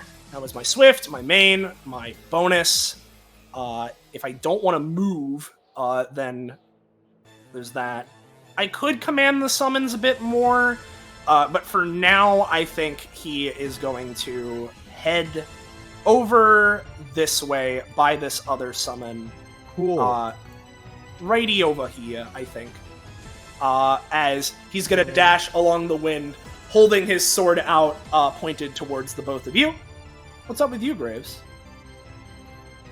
I might need to pop this now. So I think with the two things that Venus did and the 1 successful hit I did, that would be 3 stam. Like that would be 3 points in the blood calculator. Can he give me the 3 points? Yeah, I'll say so in this case. Yeah, I need to roll for it, and we know how that goes. But if he's like whirling around his way, he can send me the signal. Yeah. Yeah, you can send it.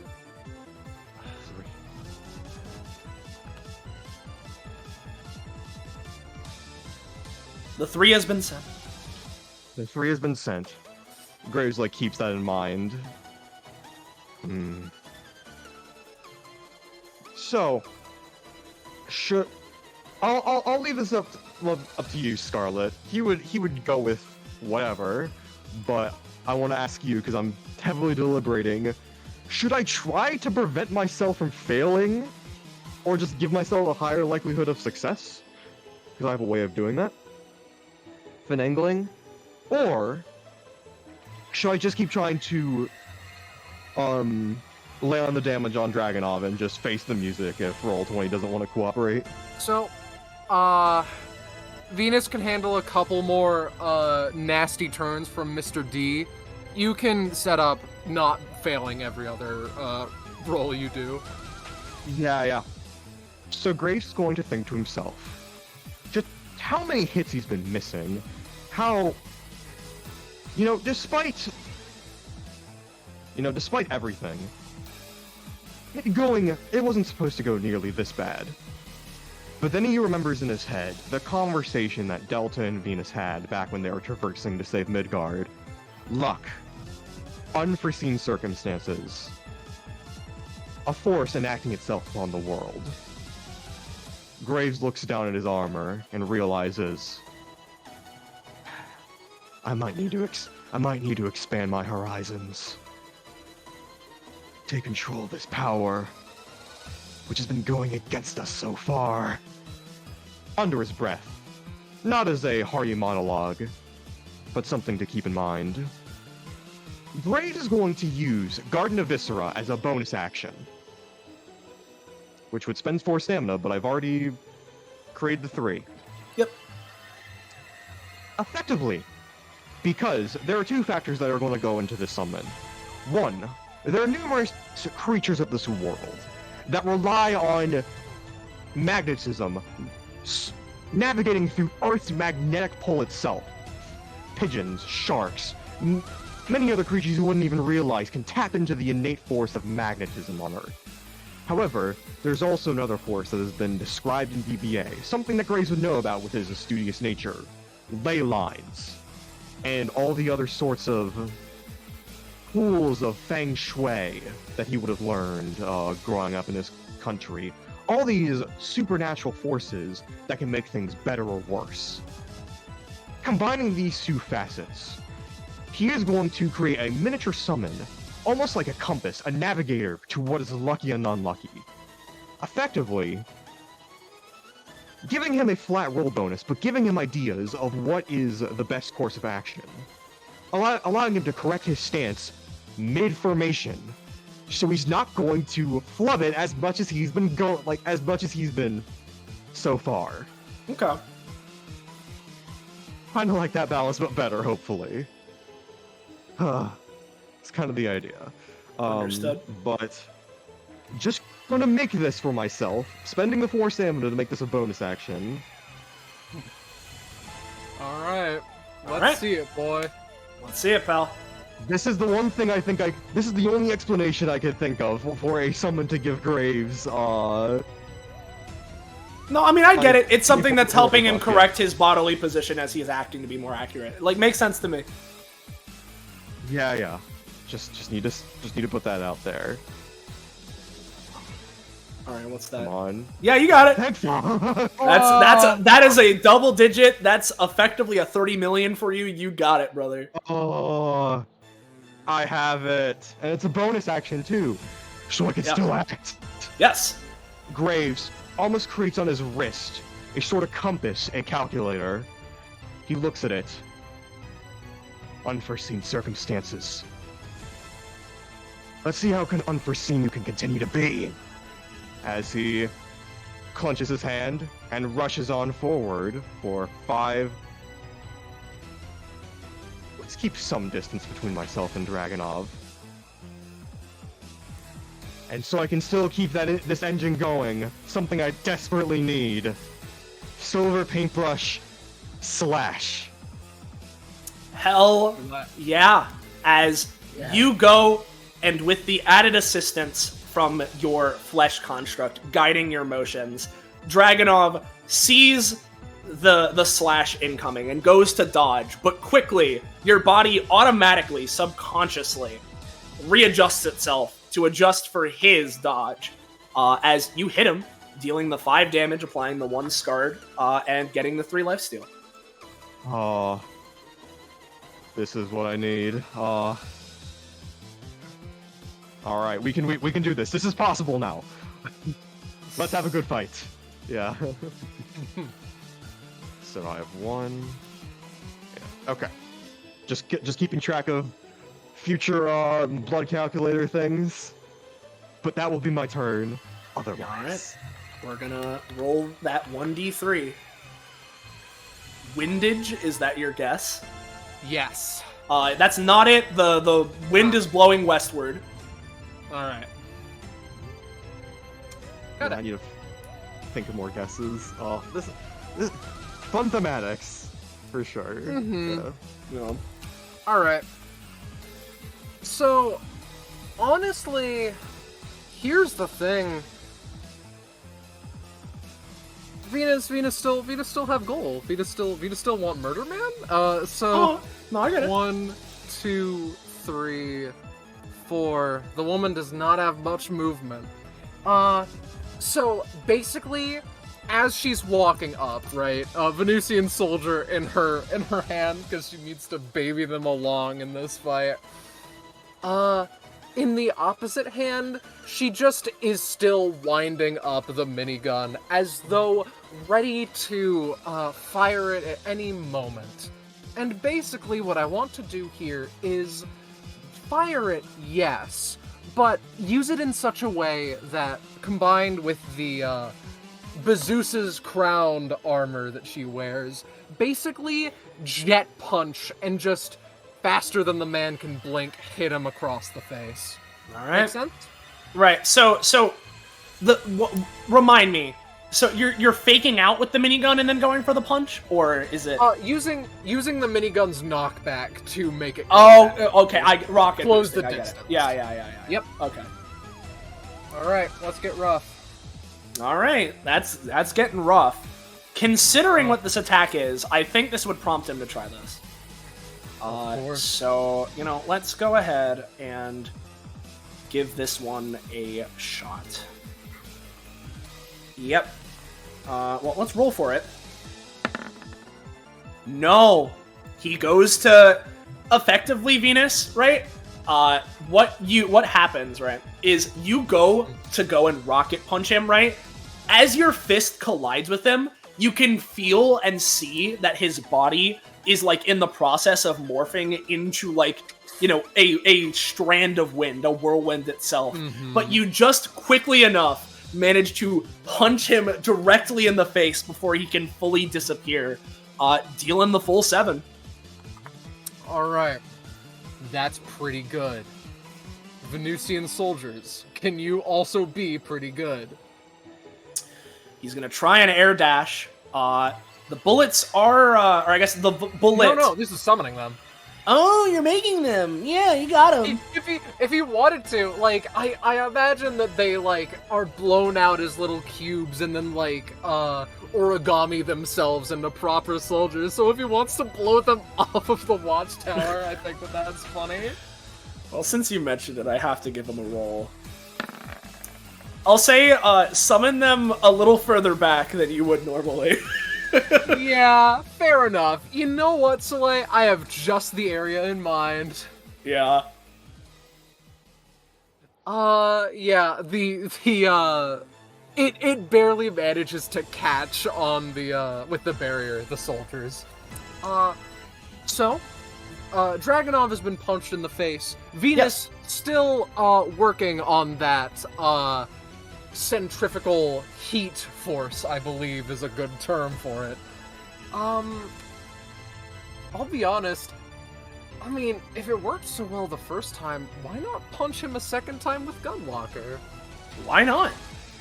May as well give it a shot, I mean, yeah, you might as well. One moment. Oh, there it is. Okay, sorry. Gunwalker. Punch. Air dash. Oh no. No. You know No. what? He's gonna take a little bit. It's reduced because he rolled a 6, but he's still taking a little bit. That is fair enough. I'm glad to hear.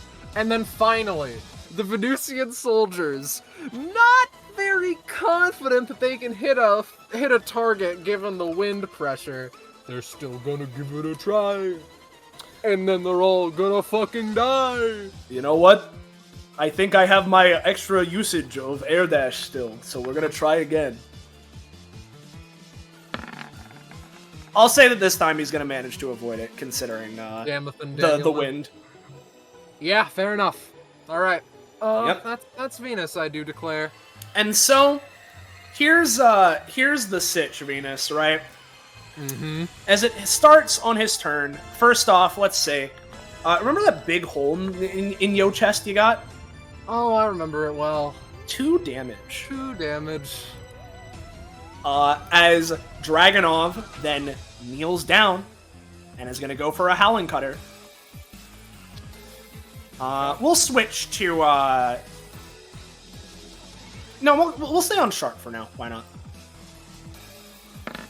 not? So yeah, here is this. So with the Sharp stance, this is, first off, 10 damage in a, something a little bit like, you know, let me GM to token, like, something like, oh, I don't know, like this. Like, I don't know, across everybody? Something like that? So, I have a neat counter-argument in the form of impromptu incorporation, eat the wind again. Ooh, impromptu incorporation, eat the wind again. Right, okay. I'll say, Venus, you, including cost, are going to take, let's say, 4, right? And you can incorporate it. But I'll say he can at least try one more time, and we'll see how the roll goes. Fair enough. Take damage? Well, that's all I had to say, isn't it? You need to, like, inquire as to if Dragonov's gonna do well more. Yeah. Well, you know, with that, it would be fucking... You are taking the damage now, that's for sure, right? With the minus... This would, like, base level be, like, 20. But... You know... I gotta get out of here. I gotta get out of here, man. You know what, 20? You can get Venus. You know, I don't really care. But for now, I'm Indiana Jones. Yeah. Like... Graves, I'll say that you can get by with your armor being on 1. Well, how much damage do I take overall? Because I have, like, a specific division I do. A specific... Well, I mean, I guess if you want me to do the numbers, then I can potentially make it so your armor's gone. Let me calculate. Let's see. They allocate the damage, I yeah? allocate the damage. Right. Oh, yeah, okay. Let's see. You did roll pretty well. I'll say this will be 10. Well, no, you rolled well enough, but it is a crit. No, I have to respect the crit. It'll be 10. Including cost? Including cost in this case, yeah. Sounds good. I can get myself back up relatively fine, but yeah, I'll do it like this. I'll get rid of 3 here because I want to keep this around as much as possible, and that means 7. And I'm like right here.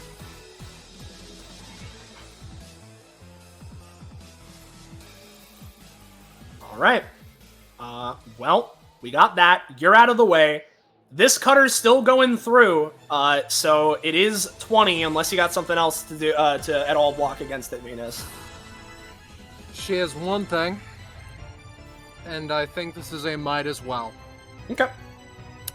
She's going to fire all weapons to basically try and counter-wind this wind attack, you know? Yep. Just create however many assault rifles for however many bullets to just try and counteract his attack. Fun fact, let us not have this 20 that he rolled distract you from the fact that Venus is warmer, so we're gonna fire all weapons. and we'll take another 3, so 23 damage? I'll say that it can still be 20, including the cost, with how things have been going. So, there's that.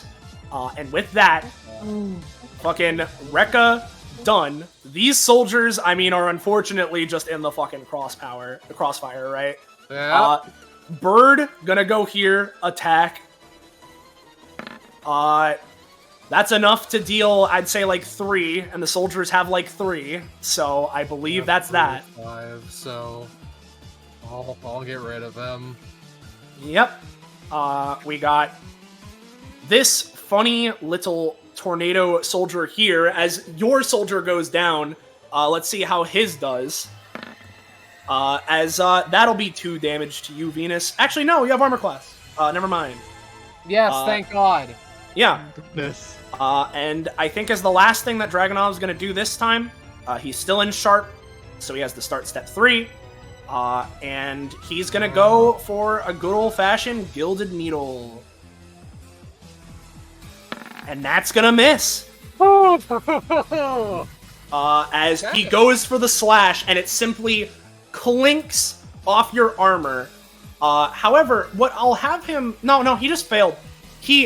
As he clinks against the armor, right, he snaps as suddenly the wind that's passing through the hole in your chest seems to get louder and louder as it would be, like, wanting to scrape against you, but you manage to hold completely firm and effectively, like pseudo, chest bump him back and knock him off his balance. Okay. You know what? Yeah, I'll say, if you want him, he can get knocked back 1 space, unless you'd rather him be here. No, I want him adjacent, please. Alright, cool. With that, we're gonna leave it there for now, so what's up with you, Graves? What action economy is it for me to drink my potions? They're free actions, explicitly. Yeah, they're free. Drinking food! Alright. Just, Venus, as you're holding off Dragonov, you just see Graves, 1 swig, 2 swig. Keep going. Like, barely. He almost, bites off the can as he just downs it, smashes it on the ground, downs another one, smashes it, wipes off his face. 1, 2, 3, 4, 5.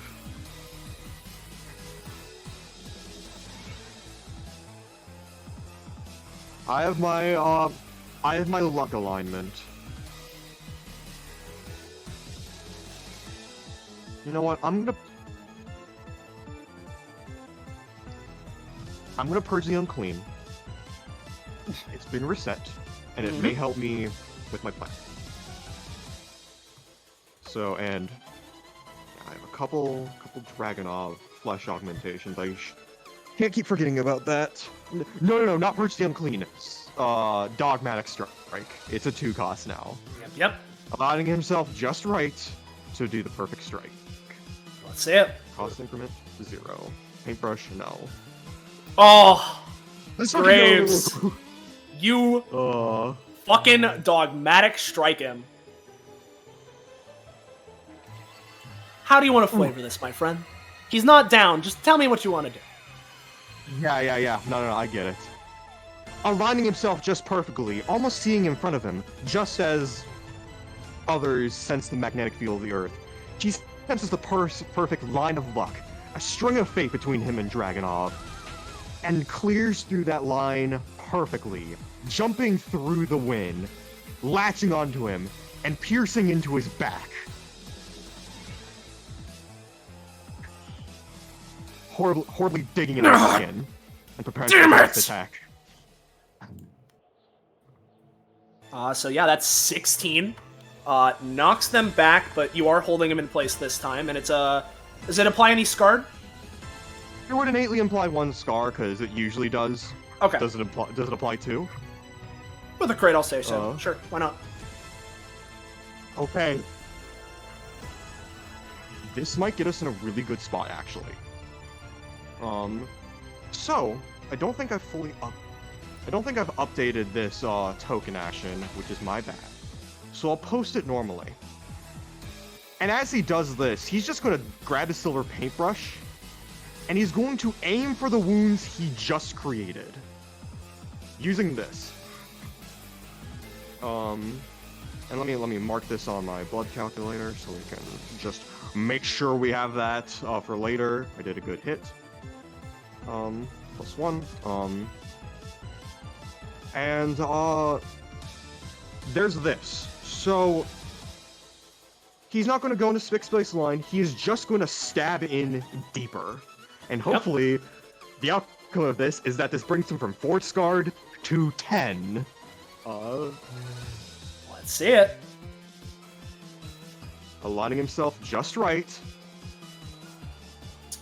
That's at least a success.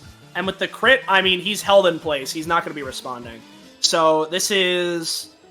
how much damage? No damage. Just scarred? It's a scar, like, mega multiplier, is what this is. Yeah, so 1 and then doubles. You know what? Yeah, I'll give it to you. So we'll go to 5. It will go to 5, and then it will go to 10. Yeah. Would that give Graves prof? Yes, it will. Yeah, I imagine so. I'm at 52. Well, you get this. Oh my god. Oh boy! Well, I haven't even used my main action yet. And wait, how much lifesteal have I gotten from both of these attacks? Oh yeah, I mean, I'd say first one definitely gives you the 3, because, I mean, that was a fucking crit. Second one, I'll say 2. Sounds good. I'm back. Yeah. Alright, let me... You know what, ladies and gentlemen? Let me double check how much scarred I applied. I apply via Purge the Unclean. Because we might have the machine ever. thank goodness. Yeah.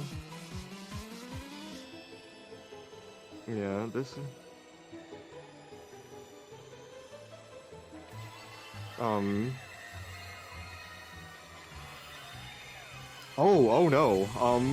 Oh no? This is... Purge the Unclean is one of those gets +1 damage per scarred. Yeah. You know what? May as well go for it. You're tough. You've already got both of us down on the ropes and you're just one person. But don't think all this training of my life has been for nothing. As Graves is going to purge the unclean. Unfortunately, Graves, you go for this last attack in this chain here as Dragonov takes his rapier, clashes it against your own, holding it there. I don't know how many times I need to tell you. I'm not underestimating you. I know precisely what you and your organization can do. And if you think that I don't recognize that if for even a moment I'm letting up my guard and letting you get in a big attack, clearly, you don't know what got me through the war.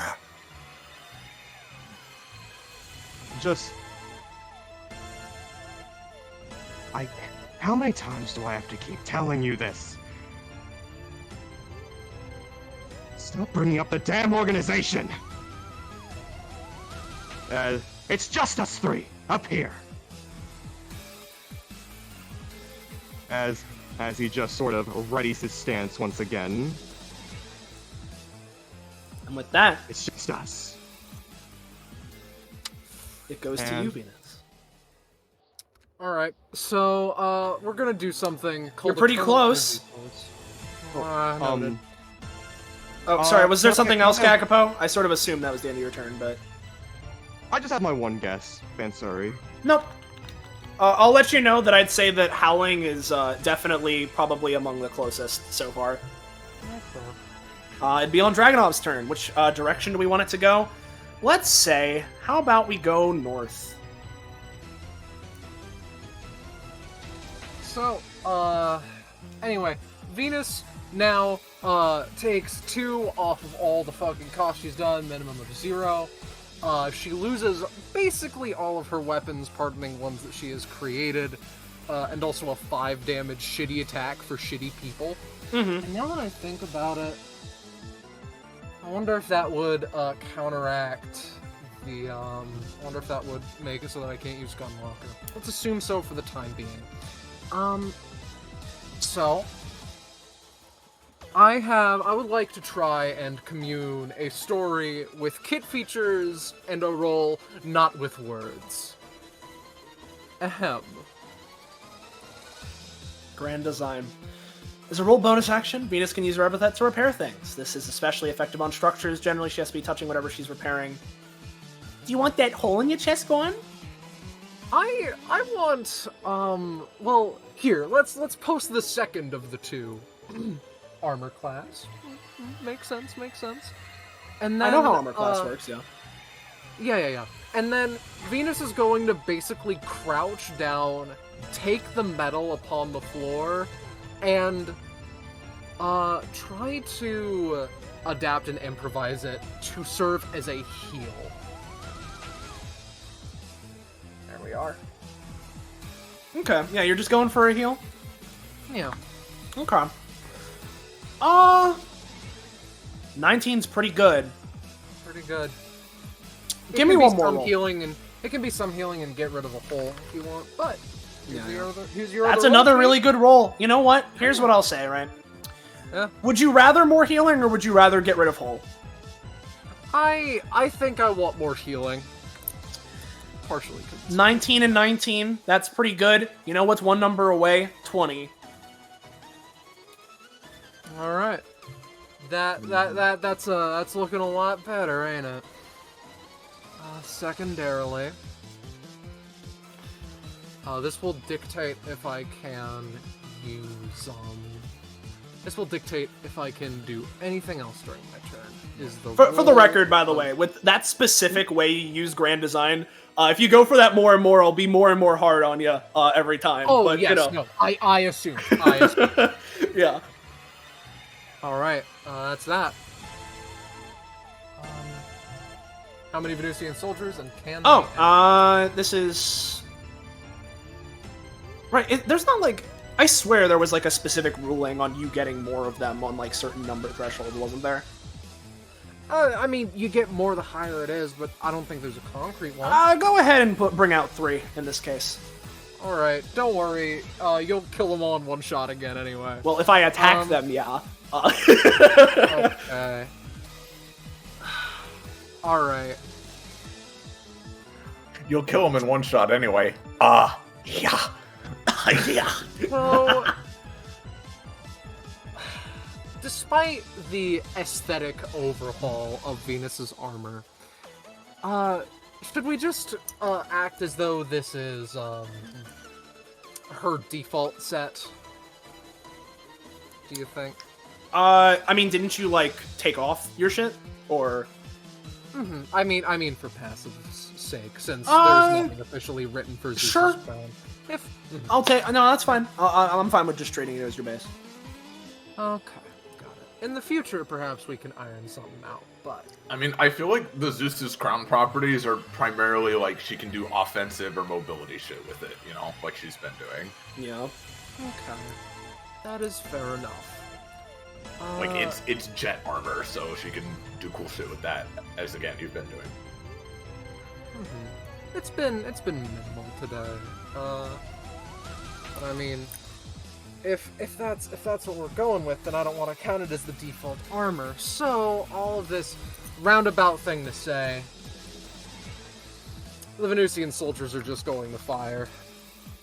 Well, they're gonna fire. Actually, yeah. Do you think that it's like a free action to still be winding up that minigun, or Oh shit, the minigun is gone, isn't it? Because of the... I mean, you fired it behind you to fucking, rock it, but you didn't, like, let go of it, right? No. And it's a fucking...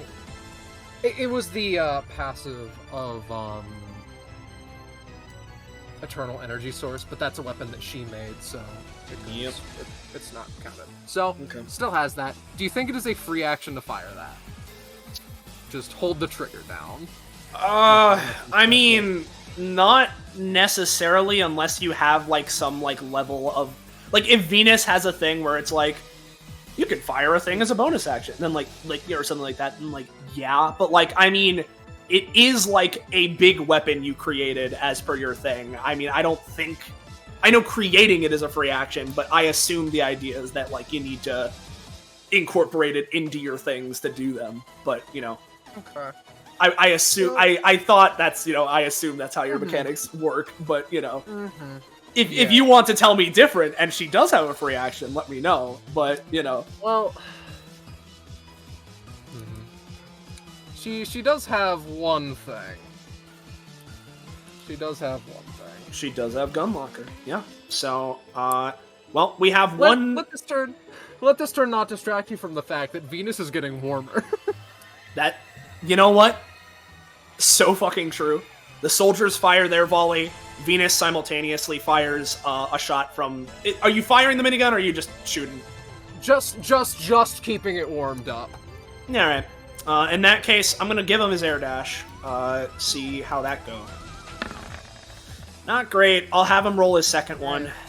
That one's a little better. And so, he'll pay 2.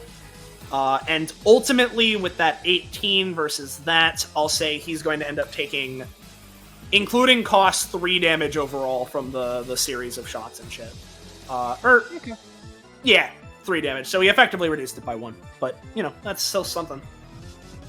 Got it. When I say I reduced it by 1, he also reduced the fucking soldier shots, so, yeah, you got it. This turn was longer than I wanted it to be. I'm going to finish it off with commenting that Venus is, like, crouched down on the steel floor, and, like, her arms are somewhat connected to it, what with what she did to redistribute the metal, shall we say, across her armor. I pass. As we get to Dragonov's turn, we're going to first command his soldier to, fucking rifle whip you, Venus. Right. That doesn't meet armor class. Nope. So soldier's going to move back a little bit. This soldier, the bird, is going to go here and attack your soldier. Right? Yep, that soldier's down. Yeah. They need to start dealing with these motherfuckers. Yeah, you guys haven't been attacking them, which, like, for good reason, you've been kind of focusing on the guy, but, like, these summons are here. And I will also say, because before I forget, right? You got a hole in your chest, Venus. Oh, indeed. Congratulations. That's 1 damage. You take 1 damage. As that goes through there, right? And, I've seen this positioning somewhere before, so we're gonna pay 5 stamina and go for Sonic Boom. You prick. I mean, I don't know. What can I say? You guys are fuckhousing me. I have measures. Like, so does Sonic Bubble? Soleil keeps using the good ability design to counter situations like this, and we keep getting in the situations instead of learning our lesson. Yeah. So, you're trying to incorporate it again? Okay. Oh, you know it, bestie. Graves is gonna get out of here this time. He's not gonna aim for the eye. He's gonna aim for the get out of here. All right, let's see. He's gonna aim for no. Yep. Paintbrush, yes. All right. Now, I will mention, he is currently in sharp stance, and because of that, the exact effectiveness of these reactions are going to be slightly kind of variably and visibly reduced, right? Because Sharp has the thing where it has the soft priority, right? Against actions that aren't explicitly, like, Omega Quick and shit, Yeah. He does have his alignment whole thing, so that might help. That is true. And again, like, you're still going to get it, right? It's just not going to be as much, where for Graves, including cost, right, you're taking 5. 5, doable. Yep. And you can move and do all the other shit as per that ability as normal, right? For Venus, you rolled slightly better, but you are kind of like also still sticking in it, and it's a weird sitch. Yep. He rolled a 15, yeah. Yeah, so he rolled slightly higher. Hey, you want to? You know what? What's up? You want to escalate? I mean, if you're offering. All right. Are you sure about that? All right. Yeah. So, with that being the case, Venus, unfortunately, you go to try and incorporate it, but it seems as if Dragonov has wisened up to your methods. Your little tricksy. And I'm gonna say this will be dealing with the escalation, the level of escalation, is going to be ignoring the damage, lowering from sharp stance, right? Yep. And you're not gonna get your thing. So including your cost, it's gonna be 10 because of the additional 8 from Sonic Bubble initially. Understood. So there's that, and then Sonic Bubble is on the field, and as he does this, now I need to remember to do it in like this different order here, right? But you know what? We're gonna stick with Sharp in this way, right? And I think I want to order it like this, where what he's gonna do is he is going to use his swift action, Gilded Needle, to go and target Graves, right? With the start step he gets in Sharp Stance, right? And meanwhile, he's going to use his passive with Perfect Storm to mold the wind moving through the hole in Venus's chest, right? To act as a secondary cutter projectile along with Dragonov to boost him forward even faster, along with the Northern Wind for a super duper attack, you know? So let me pay, we'll say 2 stamina for the passive attack, and here comes Gilded Needle. Not great, but here's what I'll say, right? It's not great. It's a 5. However, with the added benefit, let me roll the Venus extra. I made this character with ways that he can redeem his rolls, right? Because I didn't want to be in Boo Boo Boss doesn't roll dimension, right? But like, you don't have to crit every time, pal. With the addition of the fucking wind warping through the hole from Venus's chest, because he gets his additional, elemental bending action, right, to assist along with him, the crit is going to help this attack go fully through as normal. And I'll say that would be, like, what the effect of the crit is allowing the attack to exist. So, Graves. How much damage? This is 9 damage. Or not 9 damage, it would be 7. You know what? No. Yet again, 9, because fucking, with the crit, I'll say that similarly it'll ignore the damage debuff from fucking, Sharp Stance in this case. But, it's 9 damage, and that's it. Just flat 9 damage, no other extra effects or anything like that right now. I swear, every time I get up and come back, he's crit again. Yeah. Hey, Venus. Please stop, getting up. What's up? I'm going to go down, but we have the one thing that could potentially get me back up. I'll be at 0. Okay. Right? I'll resend you the one thing of our, Yeah. Just to make sure you know what to do during your turn. And we could potentially combine our turns, so if it works, I still get something. Does that sound fine, GMs? I mean, we'll see. We'll see what you're going for. Yeah, because, so, let me post, the Comp 5 upgrade for Venus and Graves. Fortified Prosthetics. Basically, if any of Graves' special summons are adjacent to 2 Venusian soldiers, then as a free action, said someone can integrate the soldiers into themselves. This upgrade is summon in some way, making them last a lot longer than they otherwise would, and yada yada. Yeah, they count as Venusian soldiers, and yeah. Yeah. So a summon upgrading themselves is once for combat. So what's going to happen is with the divvy of the damage, it's going to be at 1, the vampire skin, but it's still going to be up and conscious, which is crucial here. Okay. And Graves will be at 0. However, here is the specific upgrade, because I thought this was really fun, and adds to our sustainability, which we clearly need. For the vampire skin, +2 movement. Venus can command whoever is in the armor to act on their respective Oh, turns if they are I unconscious. see. Okay. She is commanding them like a soldier. That almost is very post-mortem. fun. I like that. So if you can get this, yeah. So if you can get the soldiers to me, I can still do something. Now, Graves would still take his stamina cost as normal, but if, you know, I don't know, basic attack, I can hypothetically be up. Of course. So. Oh. Yeah. Other than that, I assume you're just taking the hit?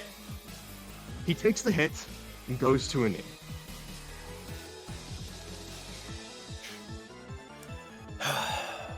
I'd say one down. But I'm a bit more than one, aren't I?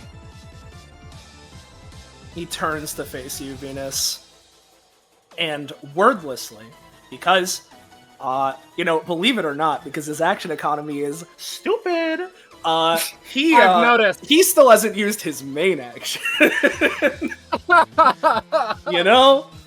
So what are we gonna do with that, right? Well, for one, I think I'm gonna switch over to.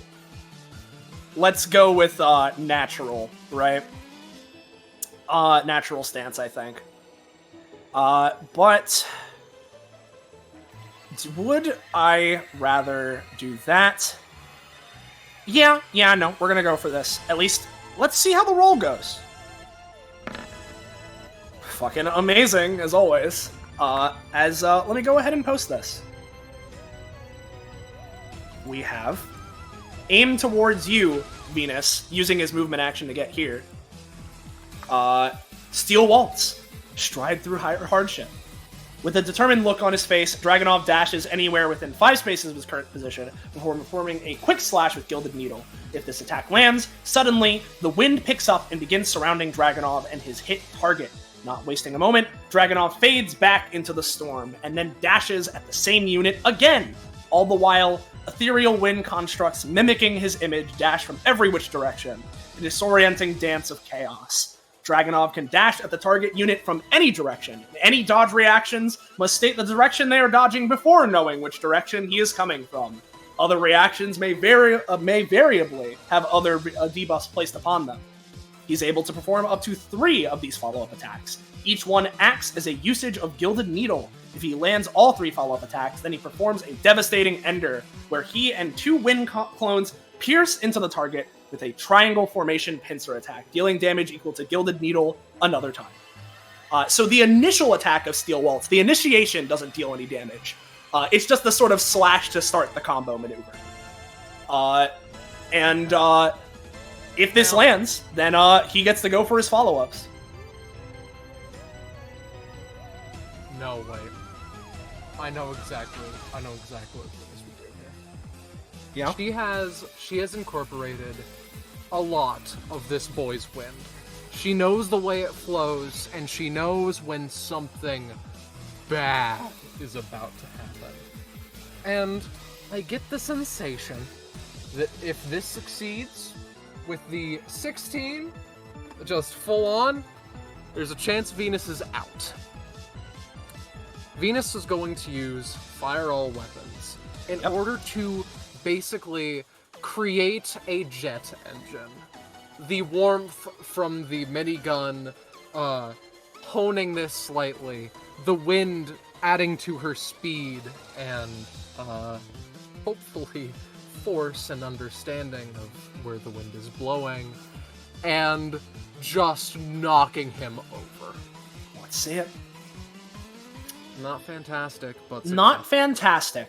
Here's what I'm gonna say. That is a 3 cost anytime, though. That is a 3 cost anytime, and what you're gonna do is you're gonna do a bunch of damage to him. I'll say, in fact, we'll go with around, I'm feeling this much. You're gonna deal that much damage to him, right? And he's still going to get the startup, right? However, his follow-up attacks are going to be, invisible variable debuff because of being knocked off kilter from that. As you go for that.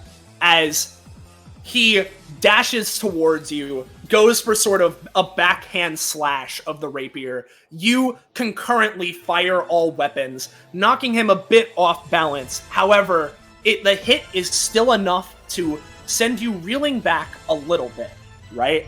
As he then fades into wind. For the purposes of this, right? As a little visual kind of dealio. I know there's the same as the sonic bubble, but like let's go with a little something like this, right? Go a little something like that. A little something like that. Okay. As we're gonna go for his follow-up again, debuffed. Do you have a response for this? I believe that she already used impromptu incorporation.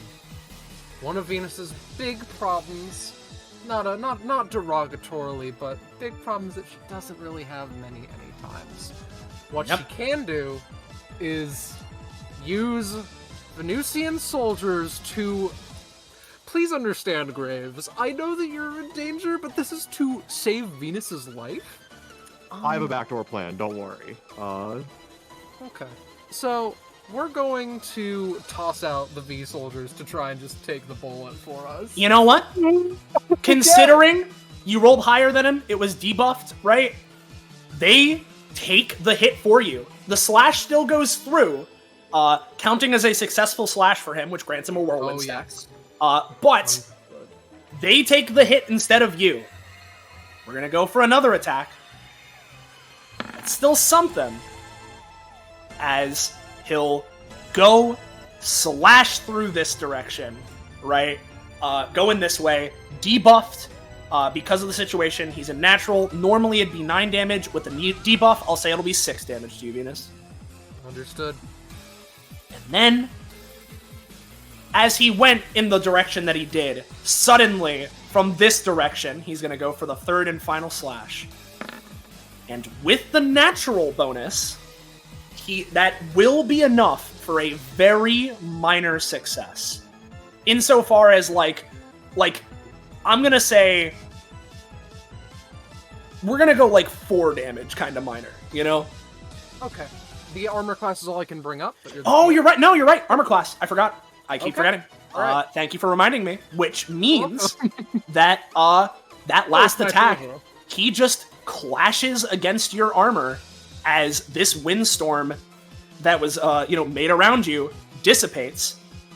I'd say he's forced back because of the Venusian soldier being in that space that he would have occupied, right? You know what? No, actually, they probably would have been in the way of the attack. So this one is going to go down, I think. But you still got the other guy. And I think the one thing I have left is I could go and create some summons. You know what? I have one more action thing to do. I'm just going to try and create another bird. Okay. No bird for me. Oh, that's his finally! turn. That fucking bird I hate. That fucking bird I hate. As it hits Graves' turn, and he can't do anything yet, right? But yeah, Venus, if we combine our turns, your anytime refreshes, meaning you can summon another 2, meaning you can... I was going to bring it up with the GM. I mean, what you can do is just, you could... normally we don't let you delay or combine turns if you're unconscious, but this is a special circumstance, so it's up to Soleil. It's in this case, right? Because of the close proximity of everything, and specifically the way that the thing with the vampire skin works is that it's Venus commanding Graves, right? I am fine to let it go through because it's Venus commanding while it will be on her turn to do that. So I am okay with it because it makes logical sense to me. However, on Graves' turn, Sonic Bubble is there. So let's see how much damage you take, Scarlet. Oh, let us. 1 damage as the Sonic Bubble expands 1 size category. And that's it on Graves' turn properly. But we get to your turn, Venus, right? Another damage from the bubble, as it goes here, Sonic Bubble, and Graves would be in it. So I'm going to let you go and act to help Graves with your plan. But 1 damage is on the way to you and Graves. So. Okay. So. Let's... we're going to start like. Okay. I apologize. This just needs all my brain power. No, it's kind of a hard fight. I get it. So Venus, upon the I also need to roll the wind gust, but you keep going. Upon the attack being deflected,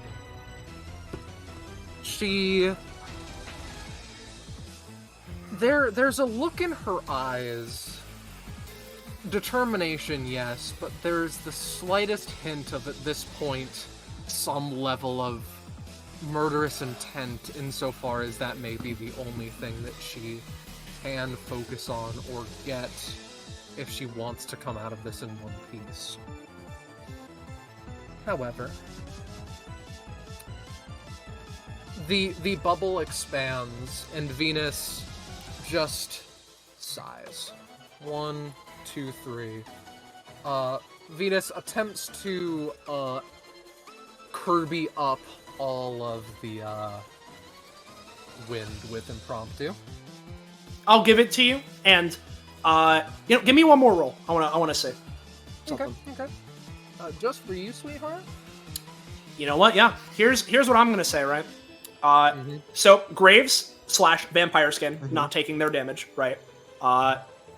You, Venus, are, you're not going to take damage, you're just going to take the cost from impromptu incorporation. And I'll say that Sonic Bubble gets reduced to a 1-by-1 area. Okay. That is perfect. That is perfect. So, and now it's time to see if we can even get him up in the first place. Yep. You got him. 2 of your guys. All right. And I'll be kind and remind you of the guy next to Dragonov. I know that he exists. We're getting to him. Do not worry. I'm just making sure. I figured I'd remind you of that one. She just like sends them out and snaps as they just like melt into more plating than anything. The vampire skin immediately like kind of gurgles and just latches out like some appendages and sucks them in, and becomes more metallic in the process. And Graves stands up, still unconscious, but nearly not so. If I can get the lifesteal off. This is taking much longer than I expected it would. Indeed, you're a prodigy, though I'm not surprised to see it. She takes her knuckles and just, in a sense of wanting to practice, nearly just punches one into the other as a couple of sparks are made. Alright, Soleil. I'm going to put my trust. I'm going to put my trust in you for but a moment. Venus is warm. Making Hurricane has been the plan from the start. She has been rather warm. She let us not distract from the fact that Venus has been there. 2, she just absorbed a whole bunch of wind and has been absorbing wind this whole time.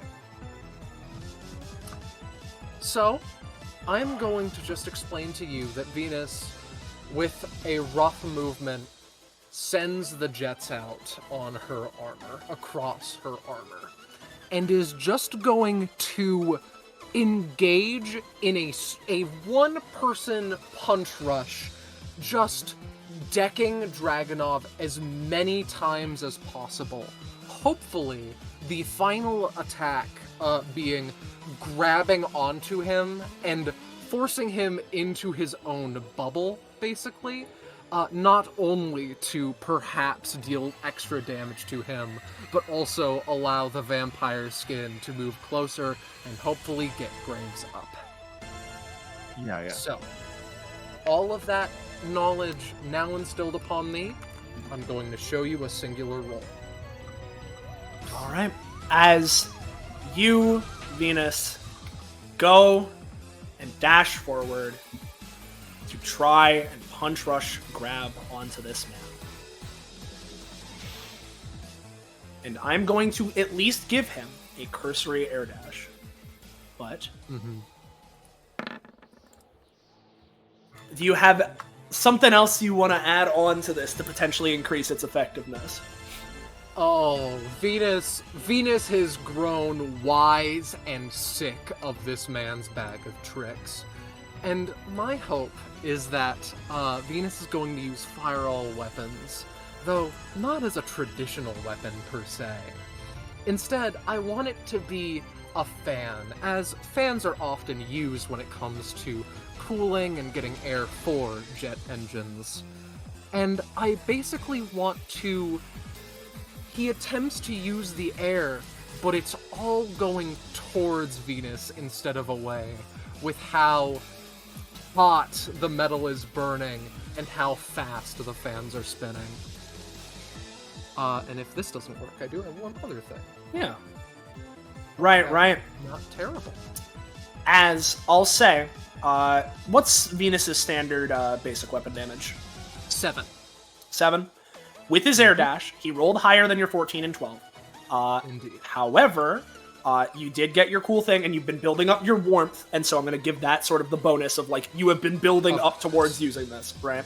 Yes. So he is not going to take the full-on 7 from the hits. He's going to take a fair bitty less, including cost, right? However, you do manage to grab onto him and slam him down on top of his sonic bubble. And then, with a potentially with a monologue that the man can no longer hear, she just snaps and commands the vampire skin to do as it would. And what does it do? And it's just gonna latch forward a silver paintbrush, hopefully to get aiming more so for lifesteal than actual damage, trying to get Graves to back up. Well, you need to do damage to get lifesteal. That's a 13. Yeah. Well, you've dealt your 5 damage as he gets slammed down onto this bubble. Before he can immediately react, he is from Venus's command, slashed by the vampire skin piloting Graves' body, dealing the 5 damage, applying the 1 scarred, and granting you that good old-fashioned 3 lifesteal. Yep. And Graves is back. Welcome back, buddy. It's been a bit. Is there anything else you got, Graves? Because I'll let you go with this if there's something else you can go for with it. But you know what? Since Dragonov's turn is literally about to happen, let's make sure I'm not gonna immediately go down. Yeah, let's see it. As the blood calculator is going to heal him for 8. Okay. Okay. Yeah. There we go. Yeah, you got it. And what's your thing, Venus? You got any other attacks there? You know what? I said 2 things. Let's combine them. All right. The soldier approaches and holds out their gun as though preparing to shoot at Dragonov, but we're gonna go a little bit deeper than that. I want Venus to, using gun locker, pick up the Venusian soldier, and these rifles have bayonets, stab it into him, so that he can't move unless he becomes wind. And Venus is a hurricane, actually.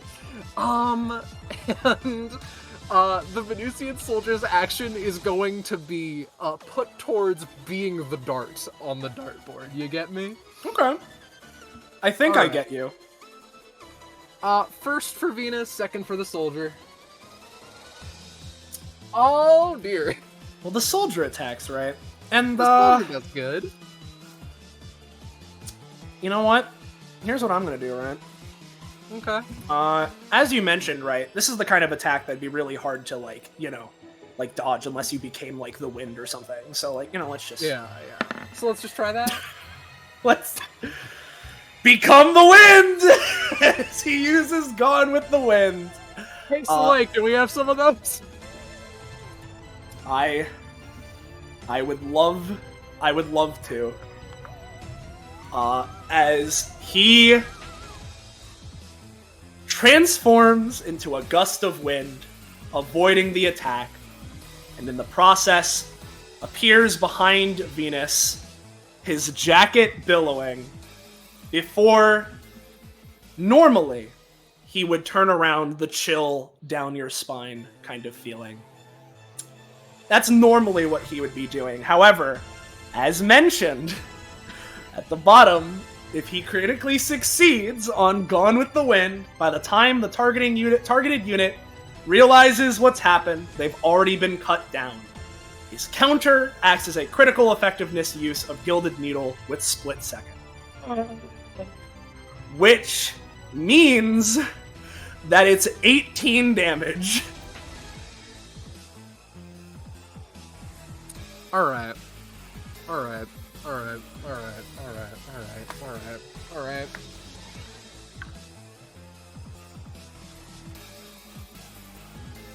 So, she's used one anytime. Oh yeah, 7, no, he is not in the piercing stance, so it is a little less, but... how much is it then? 14? Well, what's your DR? 1. In that case, it'd be 17, because, Well, is this also the stance that lowers his damage? No, this is natural stance. This is the one that just gives him a roll bonus and increased crit range, which doesn't matter. Yep. So. Okay. So, Venus has one trick, and it's a trick that served her well. In fact, maybe she has two. I'm going to use impromptu incorporation. Yep. And get a 20. That's not. Unfortunately, Venus. The threes. As you go to incorporate it, but by the time that you go to, the attack has already landed. If I may, then. Yeah. She stands up. As though she cracks her knuckles again, as though ready to continue. I want to hear you scream. I want to see you bleed for all of the things that you... She pauses for a moment and holds a hand down to the very same hole in her chest. And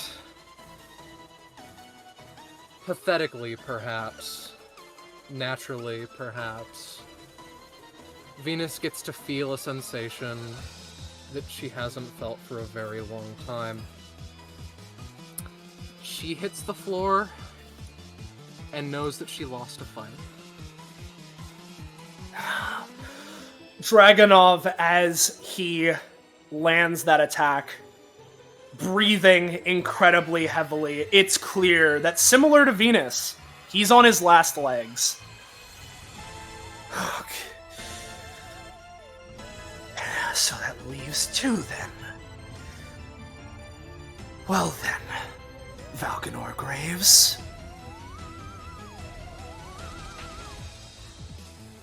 Show me your resolve. As he is going to dash over here and go for, first off, swift action, Gilded Needle. Which in natural is an 8 in this case. So you got something.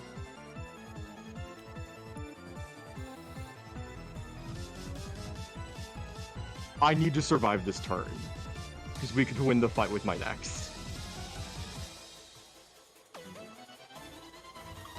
Just to add on the extra things, I think my best option to guarantee our win: Swift Punishment Normal Mode to stop him in his tracks, grabbing onto his wrist and applying the extra Scarred, and giving himself an extra guy.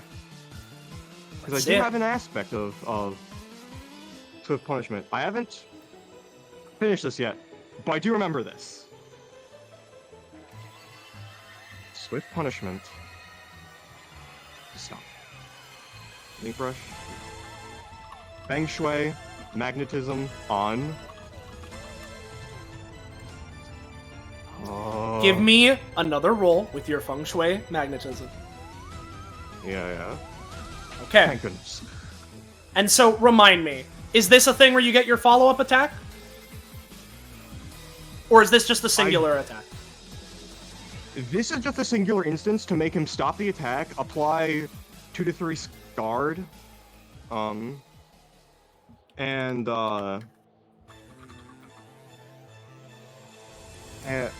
yeah, it'll apply the 2 to 3 scarred, or no, it deals 3 damage, applies 2 scarred, and he is going to take the flesh he has amassed from Dragonov so far, if you'll let me. Not just the one he just took, but if you'll allow me, all of it. Okay. And stuff it right back in to vampire skin, allowing him to potentially survive this final stand. Well, I'll say in that case, you can heal for 5 with that. With the flesh that you're doing. How many scarred stacks does this apply? 2. 2. Okay. And it would be this much. Okay. And Graves. Yeah? Yeah? Is there anything else? Sorry, you go. Yeah, no, keep going. Well, what I was going to keep going with is Dragonov dashes up to you to hit you with another slice of the Gilded Needle. But you, finally up and in your groove with your feng shui engine, granting you the subconscious ability to react in time. If it was just purely your mind, you would have missed and potentially have been down for the count. But with this flesh augmentation you gave yourself, the very, I say the very beginning, but, a little bit into this combat, you manage to stop this attack in its tracks, slashing Dragonov as he gets knocked back. Damn it! He clatters the sword against the ground as he skids back a few paces. Yeah, brother? Yeah. As mentioned, right? He's incredibly strong, but he's closer to, he's closer to mortal existence. Like Emmerich. As he gets knocked down, his rapier clattering against the ground, not fully unconscious. You. God damn you! I am going to protect this country. I will be bringing us into the future, regardless of if anyone else is ready, before anyone else can take advantage of this. I will not let our country fall behind and be taken advantage of. As just this country.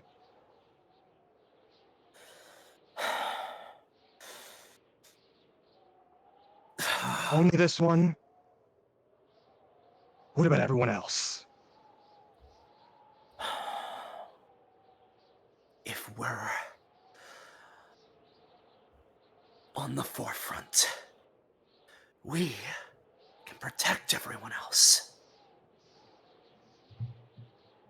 from anyone else who dares to stand against peace and justice.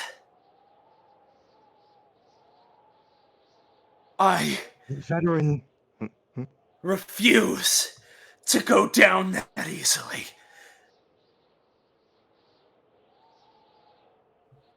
What was that, Graves? We're veterans of the same world. Of the same war. This nationalism kills.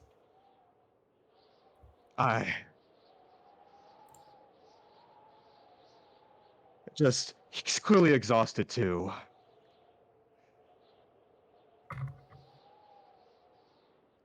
It's about time you let this plan lay to rest and hand it over to the people who care. About everyone.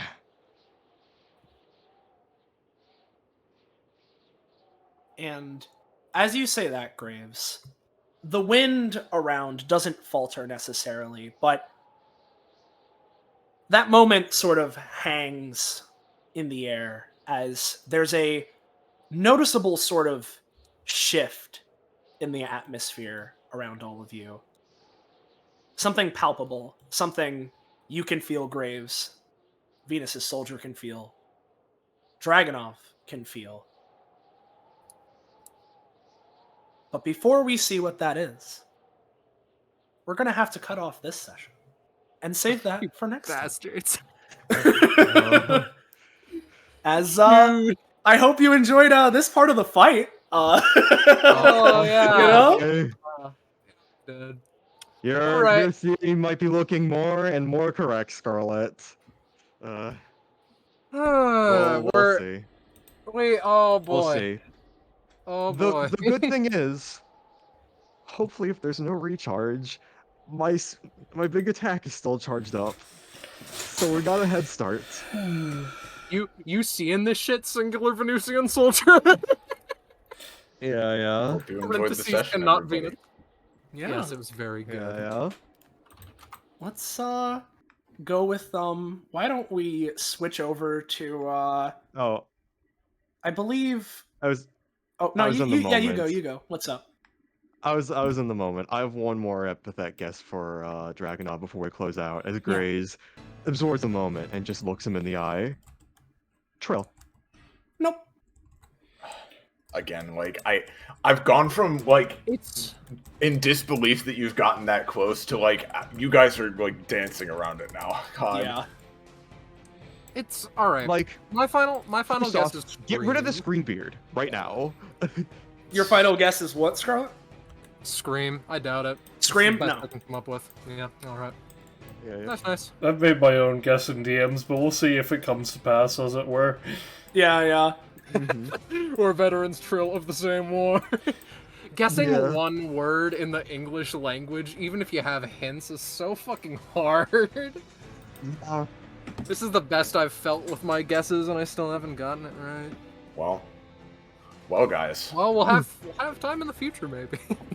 There is just one chapter left. At least primarily. Next time, on episode 197 of Destruction Bench Agreement, Operation Bifrost, we will see the proper climax, finale, as it were, of the episode. As all of these combats, these fights, these scenarios, events that we have been building towards will finally be resolved. And at the very least, we're gonna see what the hell happens. Yeah. And if you want to know about if you want to know about that kind of shit, like when we're planning on doing that, right? Like, if that's something you're curious about. Which, by the way, I should actually just say, if you're watching this on stream, before you do that, if you're interested in watching that finale, as of right now, we're planning on doing it this Saturday. So because it's Eastern Standard Time for me, and we've passed over technically tomorrow, haha. We're planning on doing it. If you're watching this live. But if you forget that, right, you should join our Discord server, Fine Dining, and go there to get notified when we're going. But yeah, death. Can you believe it, guys? Death. Just 2 days ago. 2 days away. 2 days away. Yeah, just 2 days away. So yeah, we got that. Join it if you're interested. Follow and sub to the channel if you haven't already. Humongous mungo bungo thanks to all of my players here today and my co-GMs for making all of this possible in the first place.